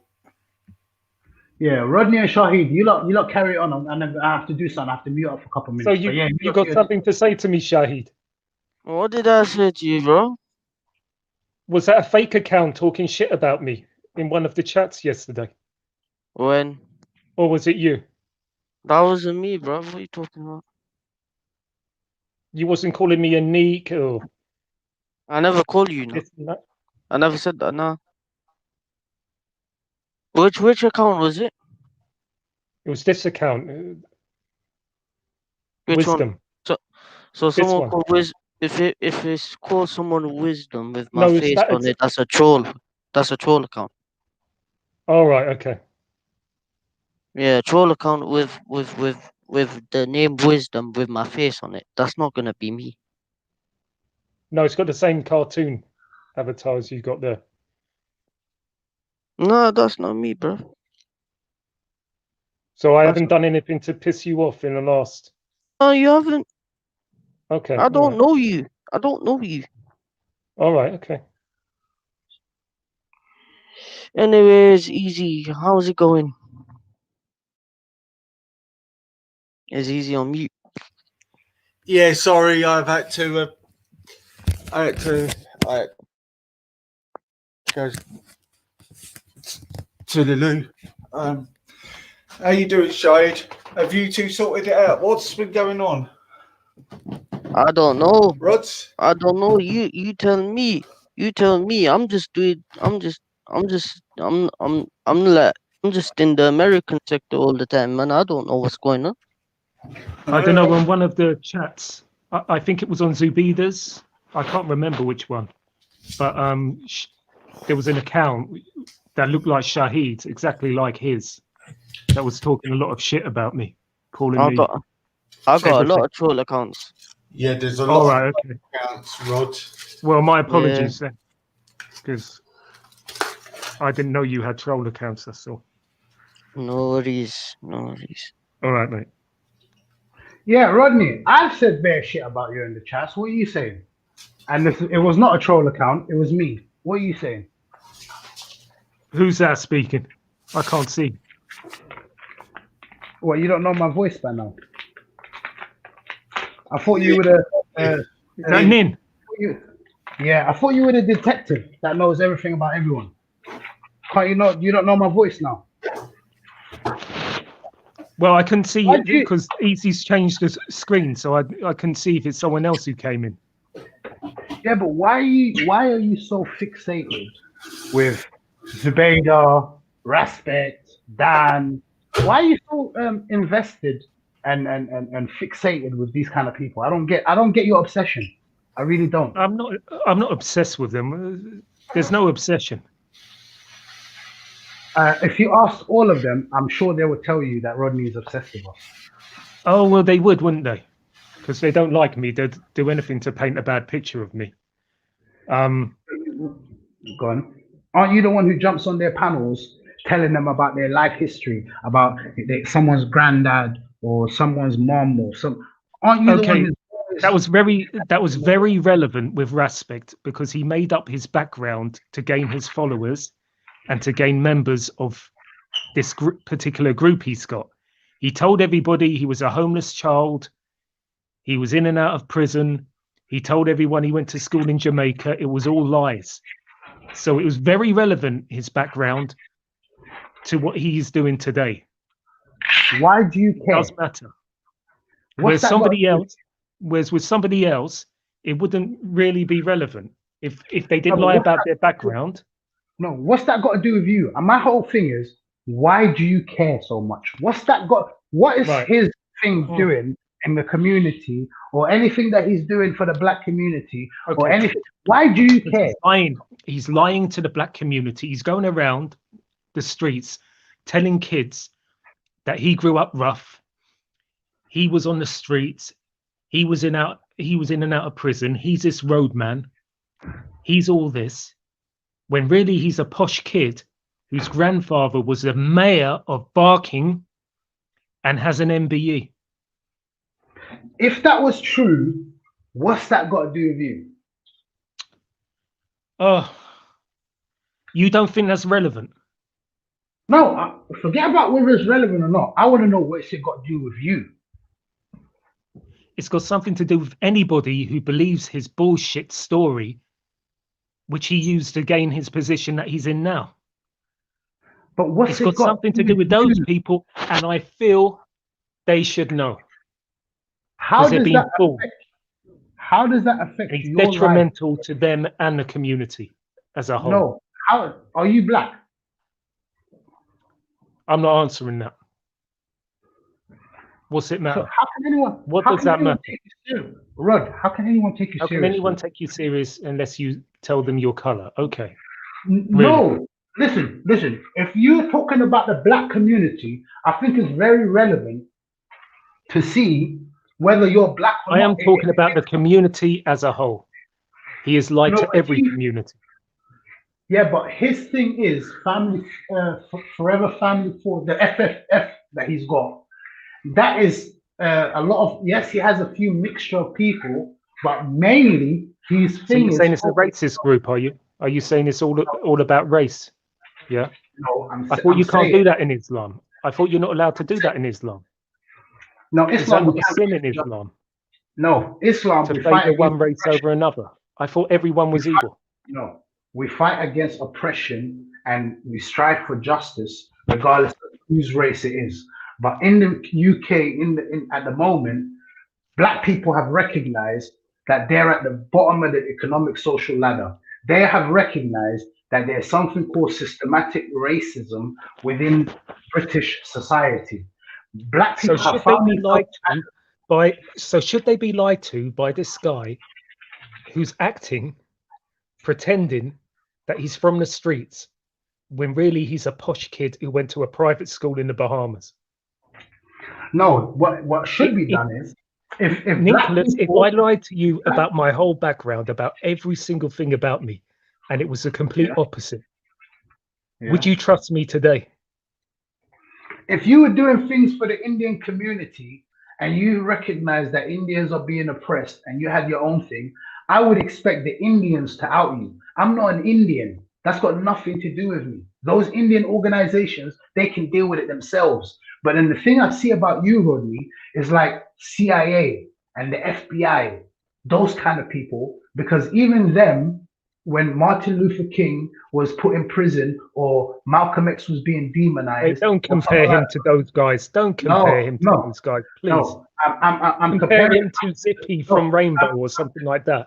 But don't compare him to those guys. Do me a favor. I know I can't compare Are you you being serious? Do not put him in the same sentence as those guys. No, but Rodney, your investigative skills is not on the level of CIA, right? But I'm still Let's comparing. talk about Scooby-Doo and Tom and Jerry or something. Put him in that category. Okay, no worries. At the time when I'm talking about activism, right? Activism is activism, regardless of how big it is. It's still activism. If I'm just doing something for the Nicholas, if you go to the roads, if you go to the council estates and start lying to them about your background and start roping them in, they'll kick the fucking shit out of you when they find out the truth. So it's on them. It's on the community that I'm lying to. And remember, listen to this.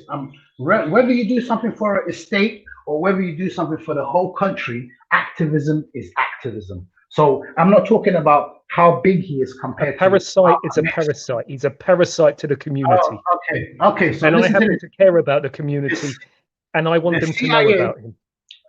The CIA did the same thing. I want them to know about him. The CIA did the same thing to Malcolm X and Martin Luther King and all of these people. They did the same thing. They did the same thing. No, you're really getting me angry by comparing him to them. I mean, But even using him as an example, it's ludicrous. Rodney, let me finish though. When a black person decides to come up and tries to do something for their community, there's always an investigative white person trying to pull them down and make lies about them. It's always people like the CIA, the FBI, who are making slanderous lies and criminalizing and demonizing. It's making a lot of money out of this. Let me finish though. So maybe he's you're not doing jealous. it for his community. He's doing this as a career. So it's at a least, job. Rodney, It's to make money. Rodney, you would have so much more credibility if you came out and said the money aspect. Because now we know. Then maybe you're jealous. You know, if you came out straight. No. I'm not a parasite. I am not a parasite. I will not take money. I will not lie to people and take their money. I cannot do that with a conscience. Now, because he's a sociopath, he can do that without a conscience. He can lie to them, pretend about his background, and lie to them about doing things in the community. Lie about this, lie about that. He can go ahead and do that because he's got no guilt. But I can't do that kind of thing. So don't you dare say I'm jealous of him. I'd hate to be him. He is the last person in the world I would want to be. He looks like a horse. He's weird. And even people on the street say he's weird. People went up to Gang and said that he's a weirdo. That they can't relate to him. What Raspek has done in the past 1 year, you haven't done for the black community in all your life, Rodney. Let's be honest now. What, you said suck their blood? No, I haven't sucked their blood. You're damn right. I've never done that in my life, and I never will. No. My conscience is clear on that, pal. He's more. I haven't had a PayPal out there, took their money and lied to them about my background. Do you know what that like? Do you know what? Rodney. Do you know You're what? not even telling us about you. Like, You're not. Let's say if Kellogg's lied about having. Let's say if you bought a washing machine, and it said on the box a 1,400 spin, but you go and take it home and it's a 200 spin. You've been conned. So they have institutions for that. Should you be grateful to that company? Should you be grateful to that company for giving you a 200 spin? Listen. If now no, you shouldn't. Listen, if I turn on the TV now and there's an advert that's lying about something about their product, what's the best thing to do? Report it to Ofcom. There's organizations to report to when someone is misleading you and lying to you. I don't snitch. What you need to do. I just inform the people so they can make their own decisions about it. So you don't care about the community. You don't care. If you really cared about the community, Rodney, you would actually go to the authorities and say this person is conning. What is there a law? Are you telling me there's a law that says you can't scam people? About yes, there background? Is. No, there isn't. There isn't. He isn't selling a product. He isn't selling a product. He's selling. Of course, he said, bro. If he's coming out and taking money off people, then you're saying he's scamming the community, right? You're saying he's made money off it. You brought in the money element. Then that means he's scamming them. This is what you're claiming. That is a. He wrote them in. That is he wrote them in. No, he wrote them in. That's what I'm saying. But that is illegal. Do you know scamming people in UK is illegal? Did you know that? Yeah, I'm aware. So if you believe that he is scamming people, that is an illegal offense, Rodney, which you have a duty towards the community that you're trying to say that you care for. You have a duty. I don't snitch. Oh, okay. So you don't care about the authorities then. You don't care about authorities then. You don't care about the community then. I don't snitch. I care that they don't trust him any. I've done my bit, so they don't trust him anymore. And if they don't want to listen, such as people such as yourself, then that's up to them. I've done my duty. He's got a reach to thousands and thousands of people. You jumping on a panel with 100 viewers talking about Raspek is not denting him in the slightest. If you actually believe that Raspek was conning and scamming the people, what you would do is inform everybody, which is the best way to do, is at least tell the authorities for him to get arrested. No, and for I don't go to the authorities. I don't go to the authorities. No, but listen, no, but Rodney, so what? You're a gangster? Are you a gangster on the streets? I didn't say that. Are you a civilian? Are you a gangster on the streets, or are you a civilian, Rodney? I'm just a normal person. A civilian, right? You could say that, yeah. So where do you get this whole thing of no snitching from? Because I do. That's the way I grew up. Oh, so you grew up on the streets? I'm not saying I'm a roadman or anything, no. Do you know no snitching is coming from the road aspect of society? Well, I must be road then. If you want to put it like that, I must be road then. I guess I'm road then. So if you're a that road makes man, me road, that makes me road. I don't care. I'd so like to Raspek, think I'm a civilian, to be honest, but if you want to hopefully, call me road, that's fine. hopefully, I'll live with that.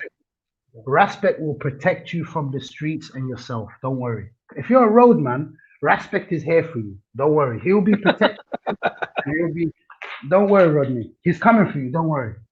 I'll tell you what, if Respect is a roadman, then anybody is. He has not said he is a roadman. He said he used to published a book, The Hustler's Holy Book. He said he used to be a I don't know if roadman. you've read that. No, listen. He said he used to be a roadman. He hasn't said he is a Never roadman. been a roadman in his life. He went to private school. He's grew up with a silver spoon in his mouth. And he should tell the truth about that. Don't lie about his background. Actually, no, but if you're not telling the authorities, Rodney, and you're not going to do anything about it, that means that you're either bitter. Hey, if I did tell the authorities, what are they going to do? They're going to, this clown made up that he's been in prison and everything like that. They'll say, well, he painted a bad picture of himself. What's the crime? If someone of my neighbors was They'd take it serious if you made a good picture of yourself when you really had a bad background. Then they would take it serious. And he knows that. He's a clever guy. He knows what he's doing. He knows exactly what he's doing. Rodney, if you knew that you had a serial killer in your midst, in your block of flats or wherever you live, would you not have informed the authorities?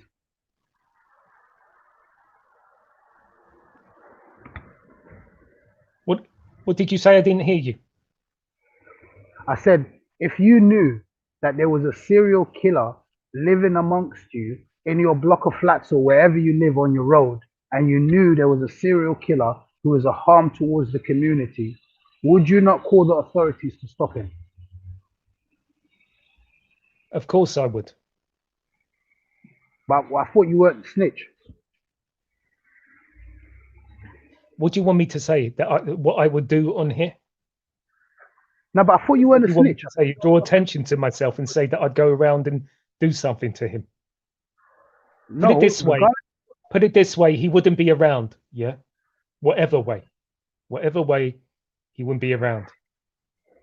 That's how we deal with it. Yeah. Who's we? We. The roadmen. My people. My people. The roadmen. The roadmen. No, I didn't say I'm road. Just my people. Roadmen do vigilante. Roadmen are the ones who take the laws into their own hands. Normal people, civilians, let authorities deal with criminality. You wouldn't just go to a dealer, would you, and take his weed and say, I'm doing something for the community, would you? You wouldn't just take the law into your own hands. I mean, no, you're saying that you would take the law into your own hands. We've gone from a guy who was pretending to be a Rasta and pretending to be a roadman to a serial killer.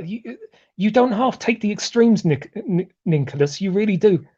I mean, we started off about child marriage and we ended up about Hitler, and then we ended up talking about something else. I mean, you divert. We go off topic. No. You take us a million miles in the other direction of the topic. Rodney, it wasn't me that brought up child marriage. It was you. It wasn't me that brought up Hitler. It was you guys. It wasn't me that brought up liberals and Tony Blair. It was you guys. It was not me. Don't try to act like I'm the one. You guys You are brought up bringing the me. Liberals and Tony Blair. You said he kept mentioning it to you. No, Yes, I said you said one guy kept mentioning Liberals and Tony Blair to you in a conversation. Exactly. I So recall this is that why. bit. Yeah. No, but that's yeah. my. You brought it on to Tony Blair.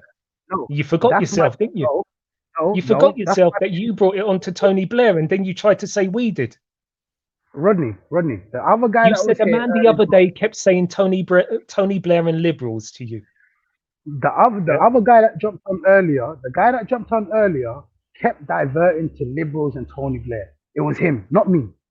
Every time I talked about something, he was talking about Liberals and Tony Blair. And all I did you was mentioned the point guy out you to were him. speaking to on another channel who was doing that to you.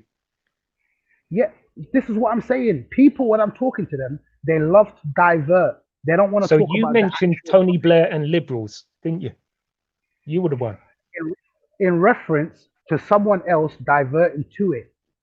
If I now say, Rodney, if we talk about China, for instance, He mentioned Tony Blair in one sentence. He didn't divert the whole conversation to it. Rodney, He let's just have a answered conversation. one of your right? questions Rodney, with an answer about Tony Blair. Rodney, let's have a conversation. If we're talking about China and the Uyghurs, and someone So we're comes in talking here, about China. We've gone from the fake Rasta to China now. Where are we going to go next? To NASA? Rodney, you can't keep up with my And intellectual then level. to Vindaloo Curries? Well, what are we going to do next? I can really see your intellectual level shining through, Rodney. No, it's Keep your up. intellectual level because you're going off topic. An intellectual would stay on topic until the topic is finished rather than divert a million miles away. You're not just diverting a little bit, you're diverting by a million miles.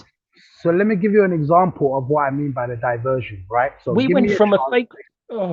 Let me give you a chance to explain, Rodney. I know you're uptight and you're angry and you want to cut me all the time. That shows that is another sign of losing the debate, by the way. But if I mention an example and say, if we just imagine, right? Look what you're doing again, bro. I'll mute up if you want, and you can have 5 minutes. If you're just gonna give me 1 minute at least, I'll have 1 minute. You have 5 minutes. How does that sound? Can I quickly ask a question, if that's okay? I've got to work. Yeah, go on.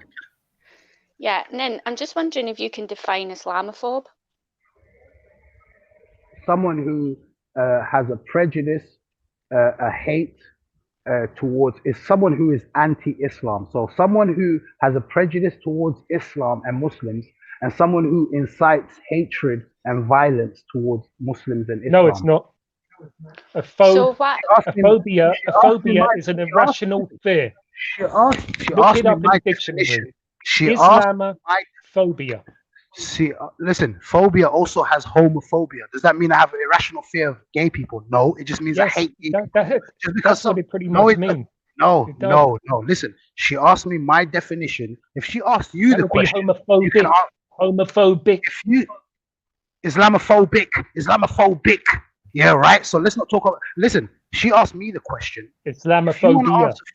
If you want to answer for, listen. Okay, Islamophobia. Rodney, sorry, Brian. Easy, 1 second. I want you to finish off that conversation with Louise quickly because she's got to go back to work. Sorry, Rod.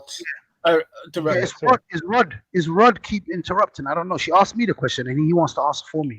Are you still there, Louise? Yeah, so I know I'm you've still got to go here. back to work. Do you want to finish off? Yeah. What you... No, that's. I just wanted Nin to define that for me because he's called me an Islamophobe. So I just wanted to know why he thinks that I've been hating on Islam. I've never said anything about Islam. The only thing I've said about Islam is I think it's controlling for women. That's all I've ever said. So does that make me an Islamophobe then, Nin? If you believe genuinely that Islam controls women, I would not say you're an Islamophobe. If you sincerely believe that, we can have those conversations and maybe clear up some of those misconceptions that you might have. But if you have an agenda and you keep pursuing it and you want to misconstrue and misrepresent Islam as a misogynistic religion, then yes, I would say those kind of people are Islamophobic. Okay.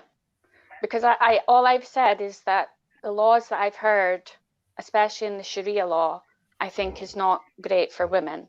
And that's all I've ever said. what Sharia laws that you're claiming are not good for women?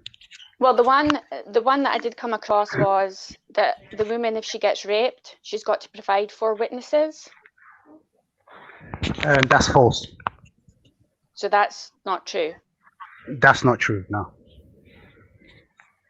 Okay. So if a woman gets raped, only her testimony is required.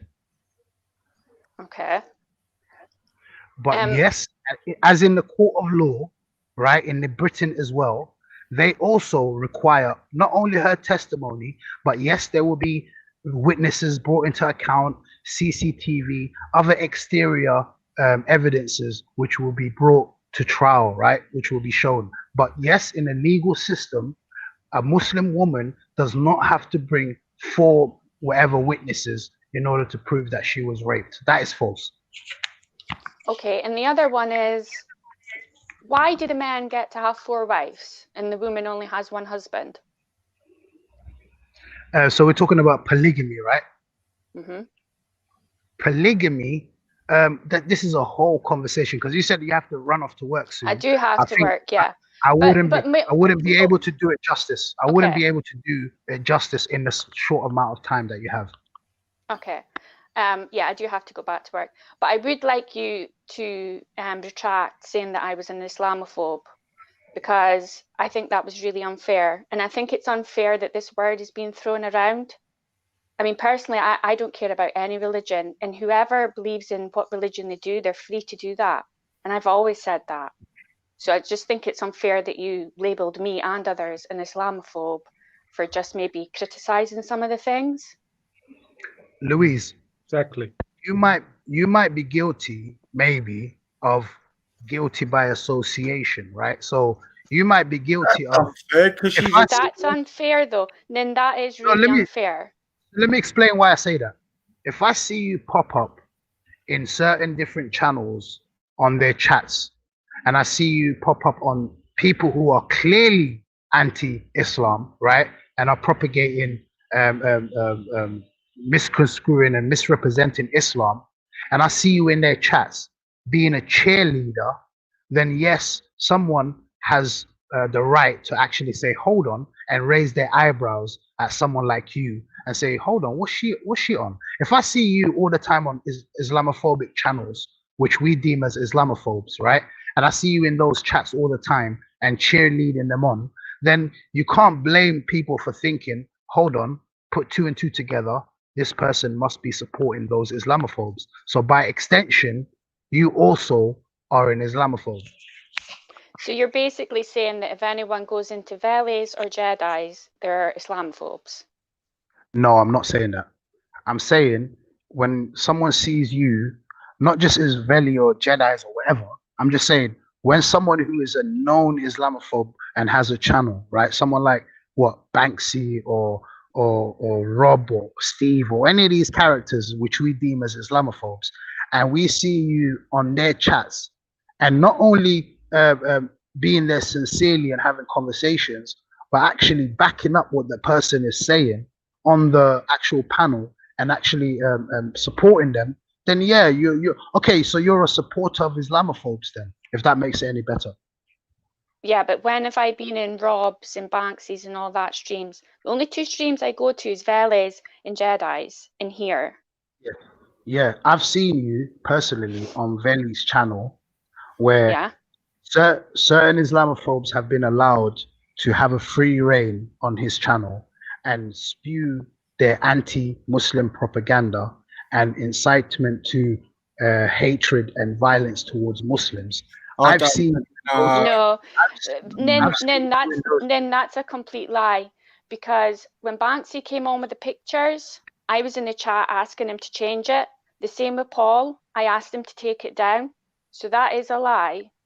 I don't agree with putting up the pictures, and I was there saying you better take them down. So are you telling me that you are not in any way attracted to Vellie's channel because certain Islamophobes jump on and talk bad about Islam? I've not heard her say anything. I'm on vellies. I listen to it when I'm working. So it's in the background and I put little things in the chats. But I like vellies because it's about religion, about race, about COVID. It's got so many different topics. So that's why I like vellies. It's not, I don't sit on vellies and hear about Islam every single day. I wouldn't be on it because it would just bore me. Would you say that a big portion of his channel is directed towards Islam? Yeah, it does come up a lot, but to be honest, there's other people that come in and bring it up. Like, for example, Gold's been going on quite a lot just now, and he's the one that's bringing up Islam. That's what I feel. No one else has sort of been talking about it.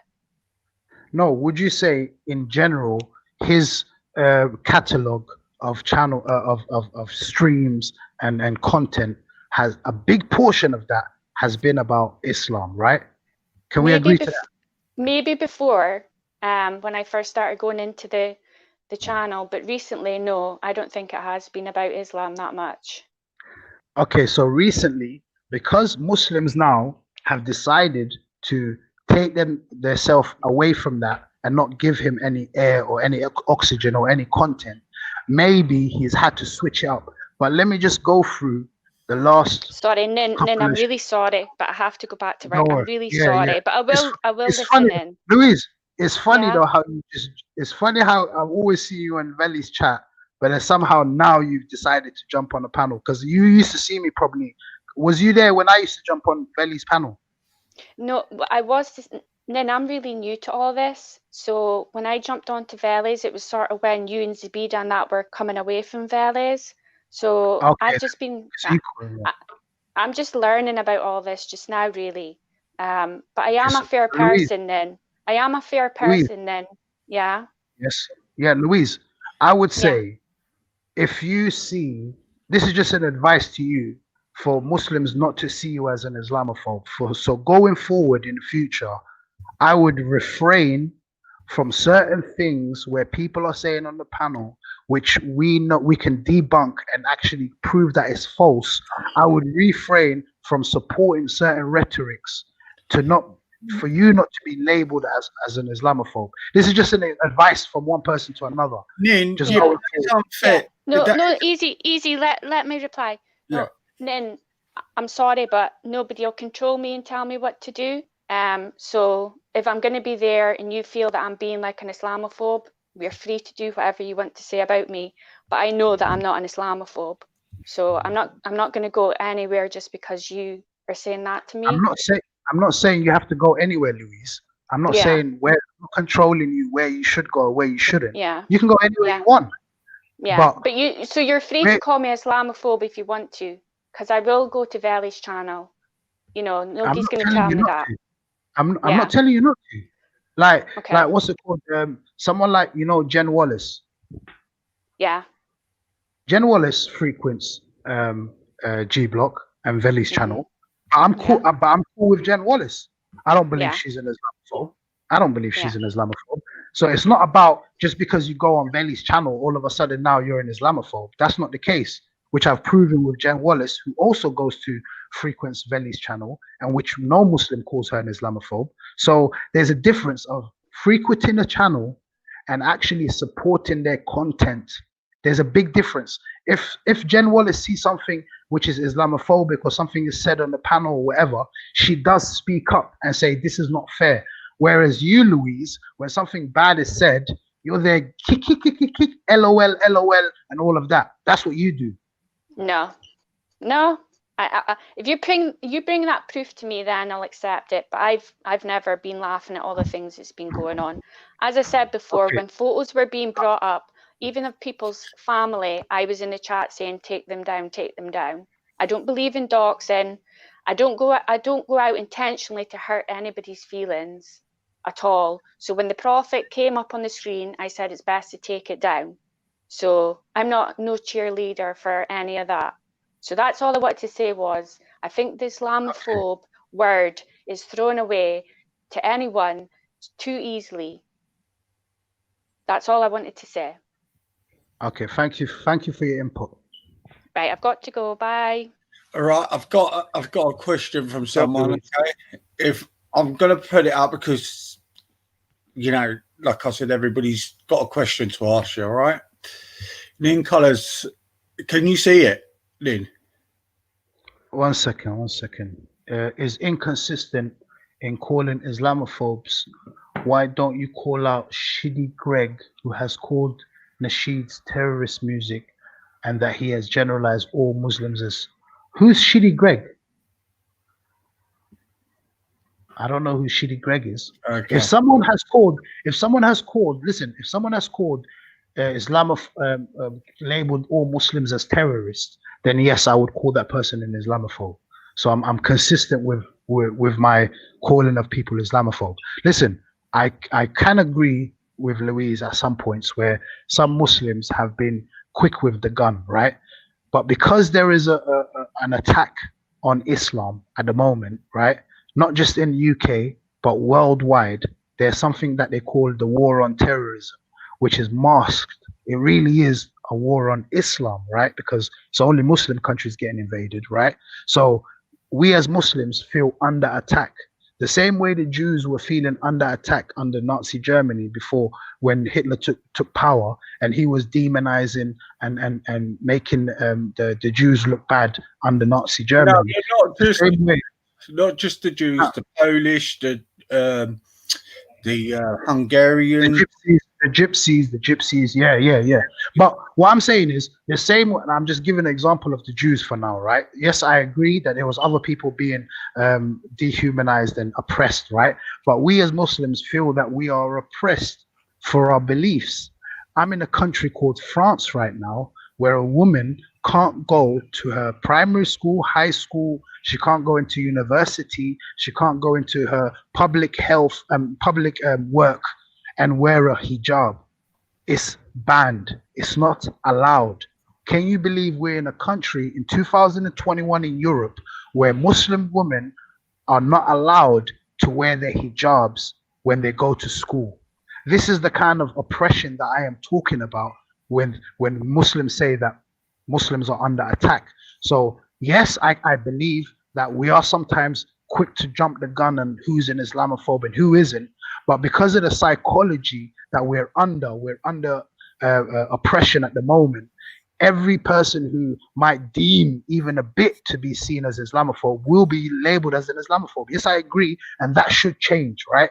And that should, the psychology, that should change. But it doesn't take away from the fact that there is an agenda here, and there are people who are fixated with Islam and want to just demonize Muslims. Do you know what, Lynn Colours? I'll tell you what the situation is. The situation is, I don't think so. I just think you're just taking it to really hot. Look, all right, I can understand you love your religion and that, right? And I do understand that. Yeah, it does piss you off, but you've got a choice. If you don't want to hear these things, now you saying to me, oh, because I've got Vellie's name. Look, I use that because I was carrying on with the conversation when Vellie went off.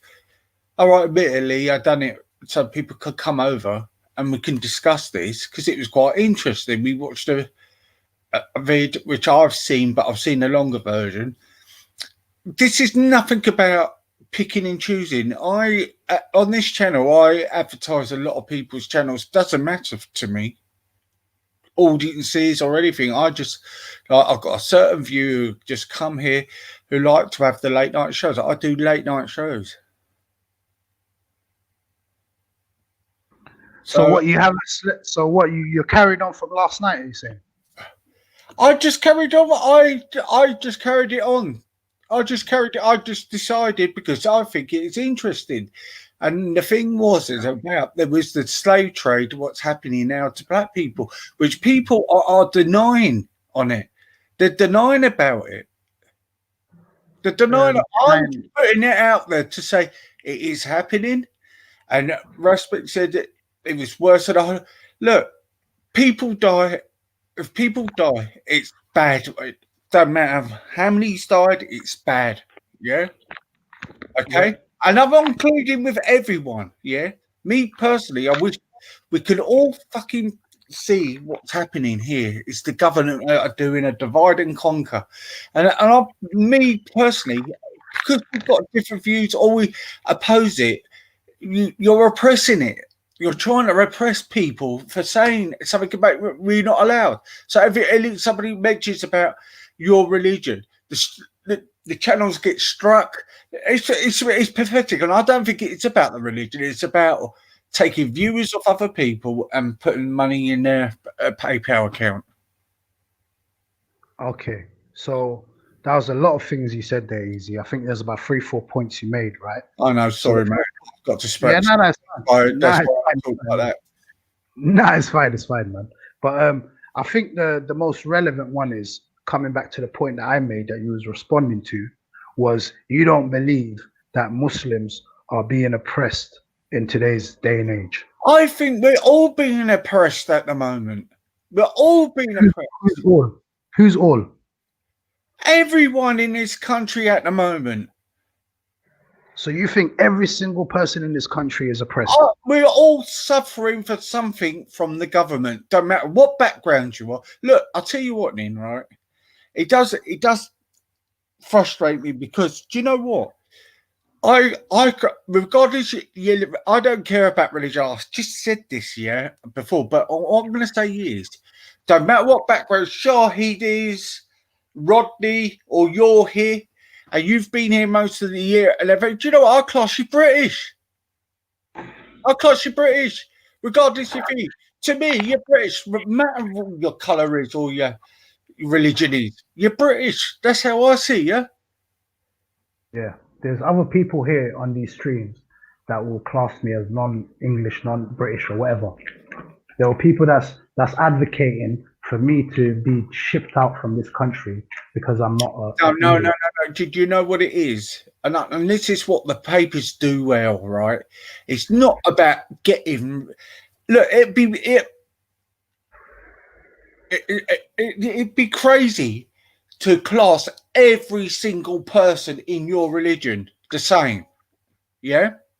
It'd just be nuts. They're on about getting tough on the terrorists, okay? Getting tough and not letting gangs getting away with letting rapes going over across the country. Yes, there's paedophiles in our community. We're doing it. But I do blame the government because they just let things go on. Now, there's paedophiles in the government. Yes, and then paedophilia. Listen. Paedophilia doesn't see no colour, right? Okay, but if we're gonna look, don't shoot people like us if we get annoyed about these stories. The governments have let these girls down. Yeah, don't take it upon we saying it's all you lot doing it. It's just nuts. Yeah, but do you hear some people as trying to, for someone to come here earlier on and tell me, do I condemn the grooming gangs? What's that got to do with me? It's like me coming to you now and saying, do you condemn Jimmy Savile? Why would I say? But let's be fair, look, there's a statement you come out, right? And we're seeing that way, yeah? We're seeing it a certain way for us, right? All right, you've explained to me the different cultures in different countries. Yes, I do understand this. But it doesn't mean I should like it or I want to hear it. Do you understand where I'm coming from? I totally, not only understand where you're coming from, I totally agree with you. You shouldn't like, if you believe something is different to your culture and your way of life, then I'm not telling you to like it at all. The contrary, I'm actually telling you, yeah, you have a right to not like it, of course. But for you now to use that and try to paint out a whole community into one blanket is very unfair, Easy. For you now, because of some people, what they did in the North, who might share the same religion as me, for you now to come to another... Remember what I said, right? These disgusting acts, right? I'm not going to say too much because people just want to make my life awkward. But at the moment, right, I do things where I call out everyone, right? I don't care what background you fucking are. I don't care who you are and who does it. I don't fucking like it, and the law's got to be changed in this country for these kind of sick bastards. There should be a law where we could castrate them or death penalty. To get that message out for not touching our kids, I'm meeting for every single paedophile. It doesn't matter what you are. That's actually part of the Sharia. So you're advocating for some form of Sharia. Well, if you got Sharia who says, if you're going to say Sharia, me personally, I don't care what it comes under. These bastards should not be only getting 2 years imprisonment. And I'm not talking about just grooming gangs. I'm talking about all across the board, right? Yes. When you start realising our government, and over in America, they're trying to sexualise our children and stop fighting with us and try and come with us to fight the government and stop these fucking evil acts. That's all it is. So when I try to do that, I get called fucking far right. How do you make it? Because we've got to call it. If you want to keep your kids safe, if you don't want your kids getting caught up in the authorities and getting treated like fucking shit at the moment, and you want the government to fucking stop sexualising our kids, stop fighting with people like me, Rodney, or Jupiter. We're not against your religion. It's against everything. Everything in this government. Now, Jupiter is actually against our religion.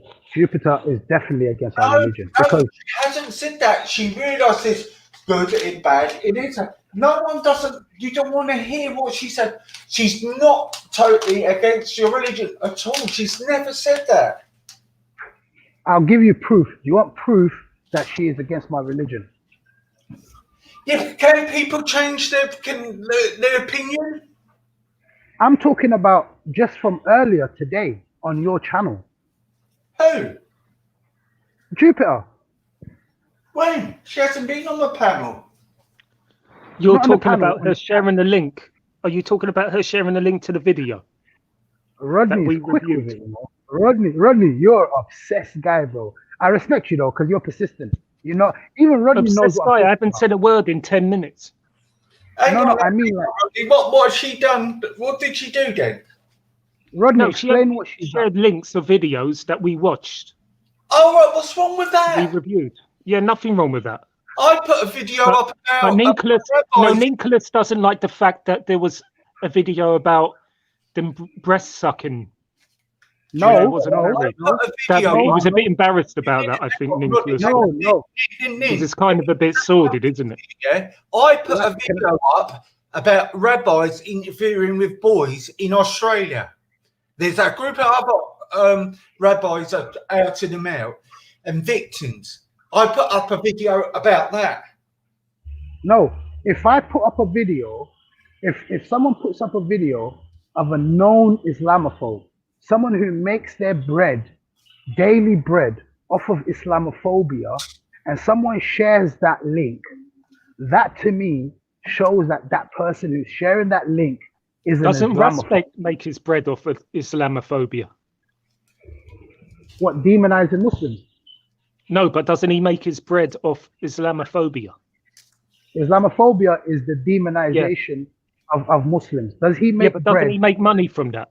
Respect. Does he? No, but does he demonize Muslims? No, but he's making money off Islamophobia, isn't he? To make it clear. Respect is not even making money like the way you think he is.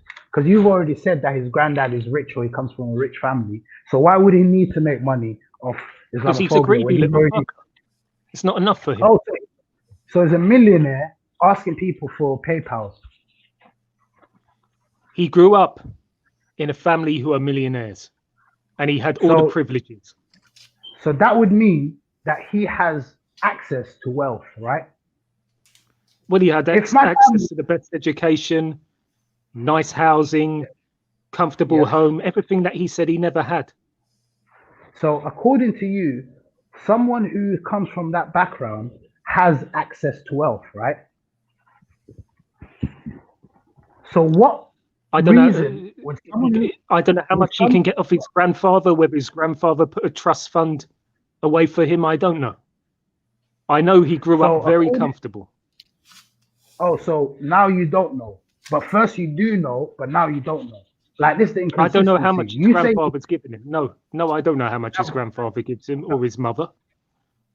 well, you do know that his grandfather put him in a best education, and he came from the nicest houses. You do know that, though, right?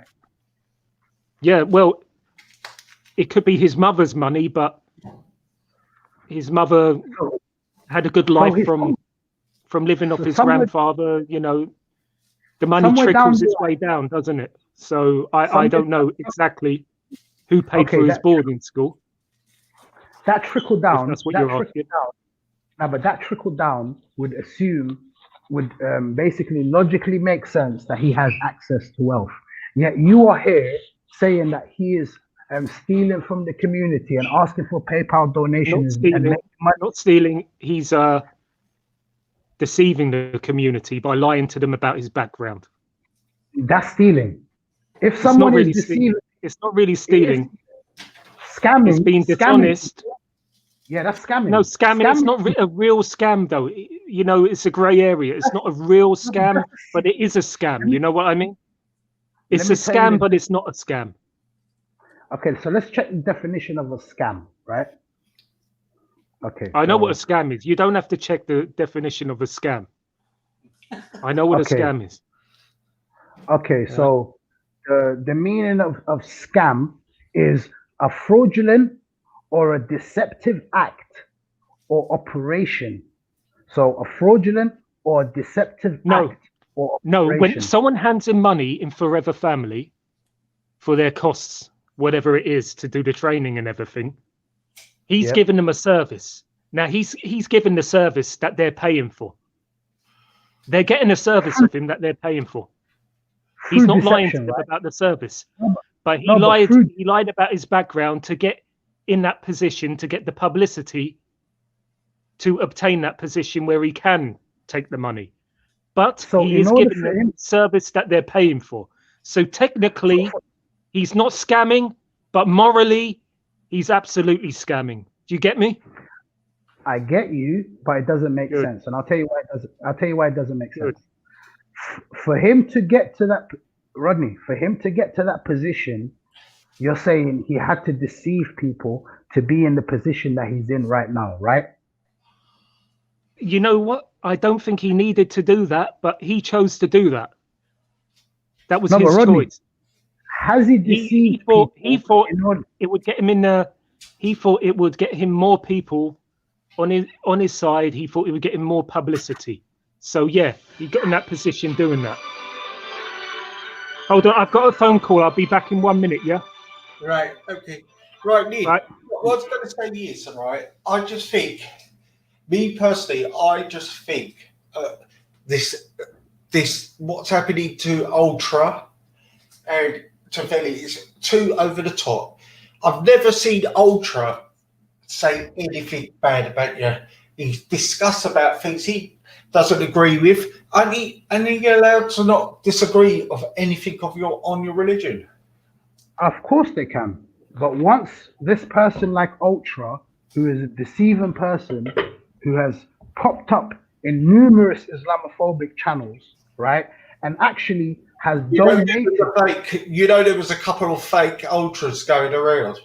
No. He actually admitted to himself of it being him, right? So someone like Ultra is one of the first people to comment when Banksy goes live.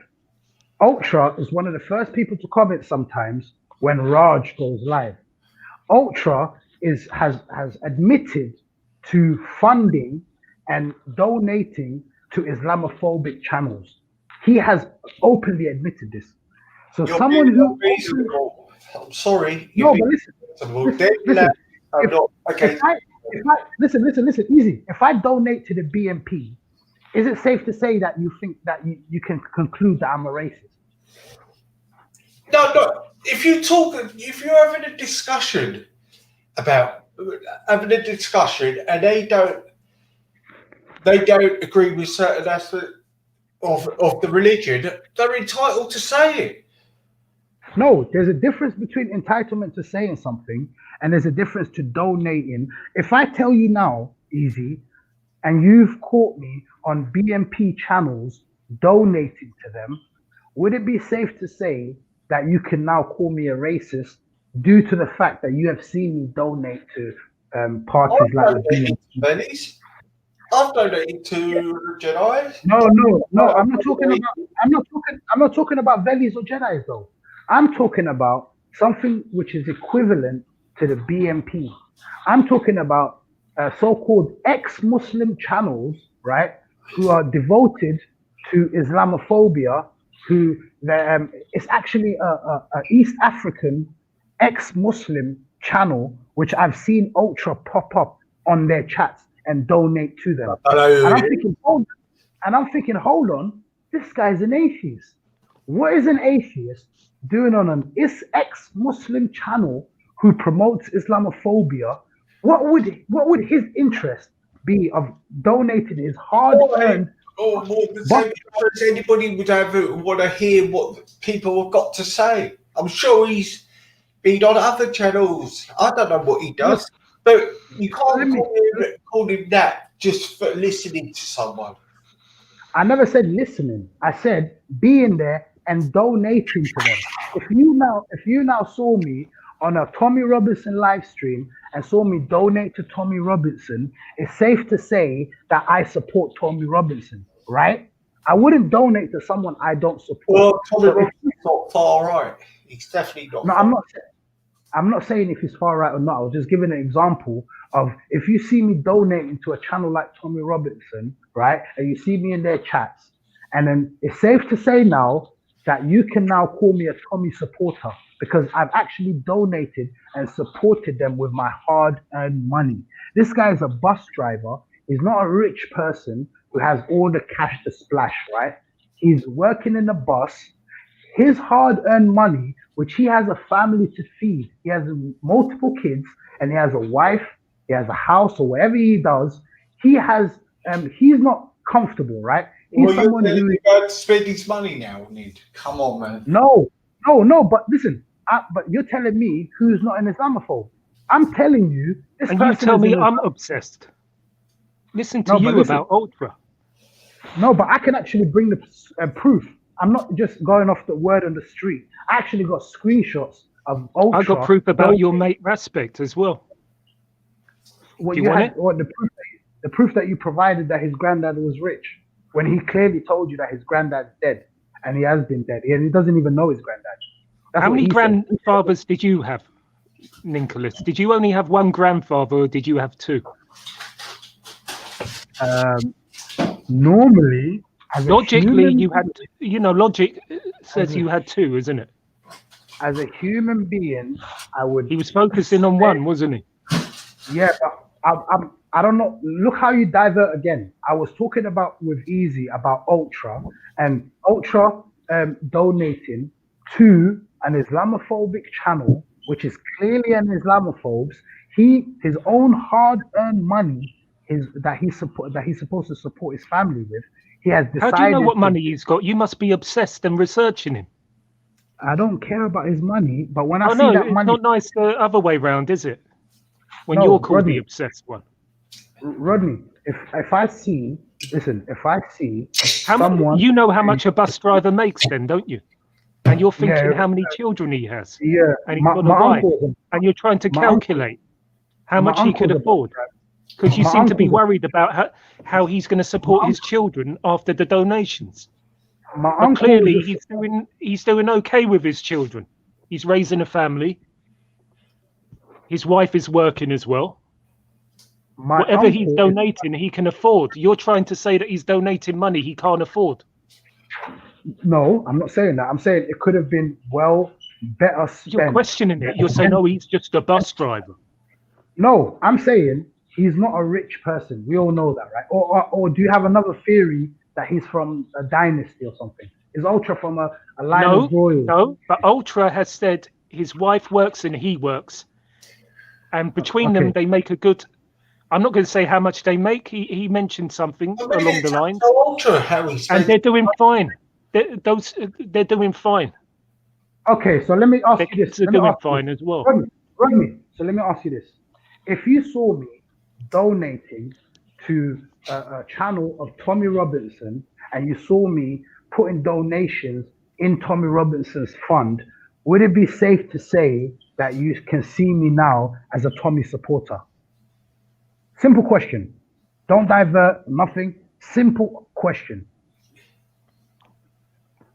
Well, it's not a simple question because they're not anti-Israel. It's not a simple question. Tommy Robinson could be doing a particular campaign where a particular campaign policy where he needs special funds. He might be going on a trip and asking for donations for that.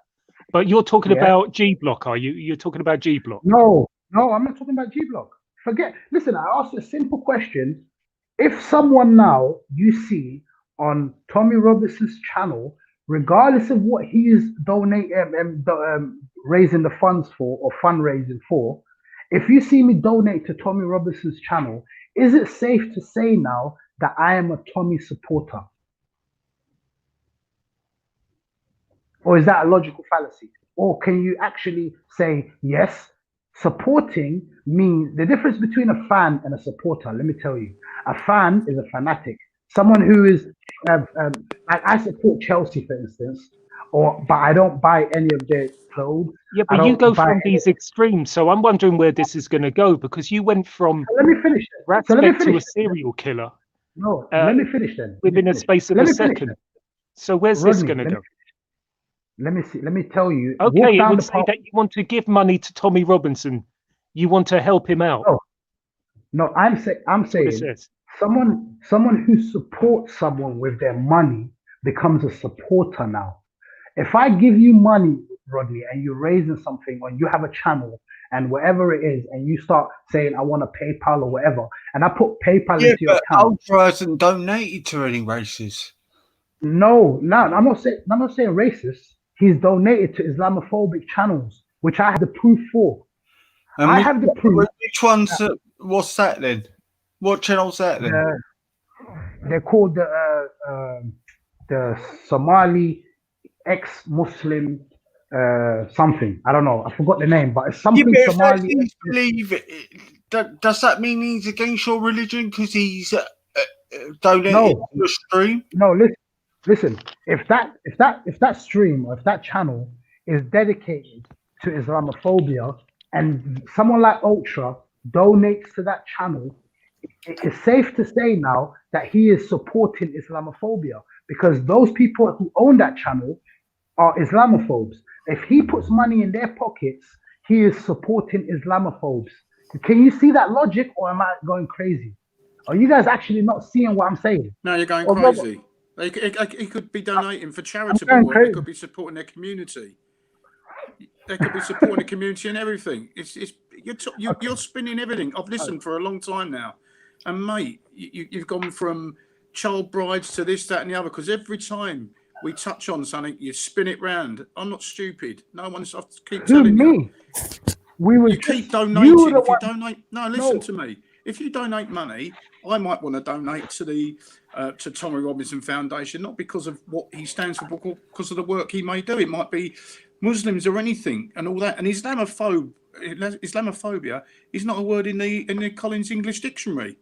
So that's a spin and all. And as I said to you previously, ages ago, when you're born in a country, you support that country. You go under its flag. Fuck the religion. That comes secondary, but not with you guys because you've just exposed yourself about it. Because if it come to it, push come to shove, you'll stand for your religion and not your country. That's it. So you're saying easy. You see how you brought it up to you just notice carefully how now we're talking about me being allegiance to my religion than my country. We've gone from Ultra and him donating to something completely different. Let me finish though. Please don't interrupt me. Please. First, I was not the one who brought up the child marriage. It was Rodney. Second, when we talked about Hitler, you guys brought it up. You said someone had a link from the chat and you brought up Hitler.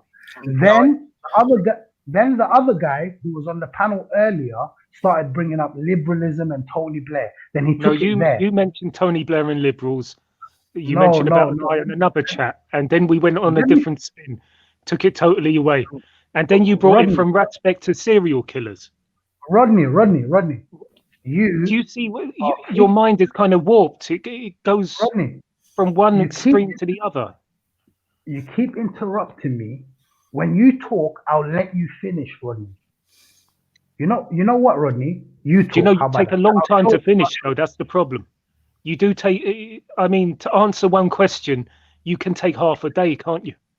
You took a week on G Block to answer Some whether question- you support child marriage or not, and in Some the end, question- we pretty much got confirmation that you do support it.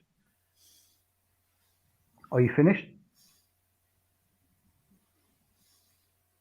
Yeah, mine are Rodney. short and sweet. My sentences aren't long like yours. I can get straight to the point because I've got nothing to hide. I could speak all day like you, but I don't want to because I don't want to bore people. Yeah. And I've got nothing to hide. So can you make yours short and sweet as well? Yeah. Are you finished? Yep.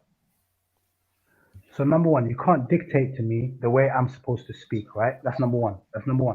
Number two, there's books and volumes written on certain just questions, certain ideas. There's books and volumes written by academics to break it down.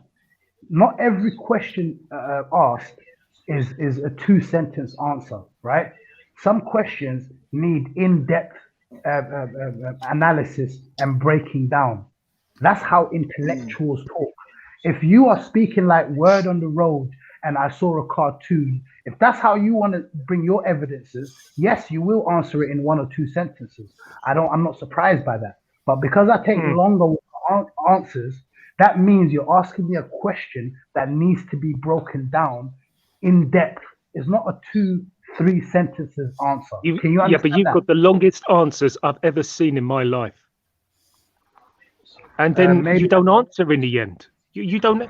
You take about 20 minutes and you don't actually answer in the end. We've forgotten what we even asked you in the end. We forget the question because it's gone from one thing to the next, and we can't even remember what we were speaking about. And everyone on the panel has this problem with you. Everyone on G Block had the problem with you as well when you were on there. Try and make it a bit shorter, yeah? That's all I'm asking, please. So you want a yes or no and 1 or 2 sentences. That's what you want, right? How about answering it and then explaining your answer? How about that? That would be better. That way we won't forget the question. Everything that has been asked to me, I've answered. Tell me one thing I've said that I haven't answered. Everything. Example? Do you embrace child marriage? Yeah. What's the question, sorry? That's a simple question. What's the question? I forgot. I can't hear you properly, sorry. Do you accept child marriage? So that question there has to be a nuance to it, and there has to be an explanation on what you consider a child to be. Yes or no, and then explain. It's like me saying, do you accept blue? You have to talk about what blue. No, it's not the same. I'll give the answer and then I'll explain it. I'll elaborate on the answer, yeah? Okay. Can we do it like that? something? Can we do it like that so we actually get the answer? Rodney, let this guy come in. Let me and this guy have a back and forth because I really need to go as well. I need to go do something. But let this guy at least come have a back and forth with me because, like, you know what I mean? Right. It's just going to be short because I have to go soon. But you were talking about the Talmud. I went and read it in Hebrew. It's not accurate what you say. The word father is not mentioned there. And of course, I identify with the fact that, this has happened. The Talmud was written 2,300 years ago in Babylon. And, it says if a girl that is over 3 got raped, and if you see in the Bible, if a girl got raped, the guy that raped her has to marry her because before women could not work. Okay. And if she would get pregnant, she will have nobody to take care of her. There's also today you see in Islamic or in Arab culture that you have the honor killing and the shame if somebody touch your daughter. So if a 3-year-old was violated, the word father is not mentioned there. She is eligible to be, the guy would have to marry her. Okay. And then later you should read the rest. There you have also death sentence for the perpetrator, and it comes after other example of people, for example, having sex with animals. They'll have to be executed. People that gay relationship. But here's the difference between you and me. Let's say you're right, and child marriage is allowed in Judaism. I'm a Jew, okay, and the difference between you and me is that I'm standing against it, even though it's in my religion. You try to excuse it. And you know what? If the Talmud really say what you say, then as a Jew, it should be burned, because for us, the highest authority is the Bible. Okay? So the difference between you and somebody who maybe will try agree with you that this exists in Jewish religion is that you condone it and he's against it. And the second point I wanted to make, can you name one rabbi or one place in the world where there is Jews and people marrying 3-year-olds? Because I can name several countries like Yemen, like Saudi Arabia. I send the link in the chat for Hamas leaders marrying in the streets, children, 9-year-old. So if you name one place where Jews are marrying 3-year-olds, please. And in Israel, by the way, in Israel, it's illegal before the age of 16. Okay, if you're 30 and you dated a 16-year-old, you can go to jail, even if it was by consent, because she was a minor. Okay, but in Saudi Arabia and in Yemen, and I'm not sure about Somalia, but there's many Islamic countries and African countries that it's okay. There's no law against it. So the question is not what's written 2,300 years ago, what is going right now, fresh? Which laws? Who accepts it and who is against it? Right. So guys. I'll ask again. Are you against? Right, guys. I've got to end this stream and go on to a new one because my time's up. Are you all good? Okay. I'll put the link in the chat for it. Yeah. Yeah, I'm easy. just I gonna leave now. I got to jump off now. I got to jump off now, but I will be back in maybe half an hour, 1 hour. I just got to go do something. All right. I just wanted to show Rodney.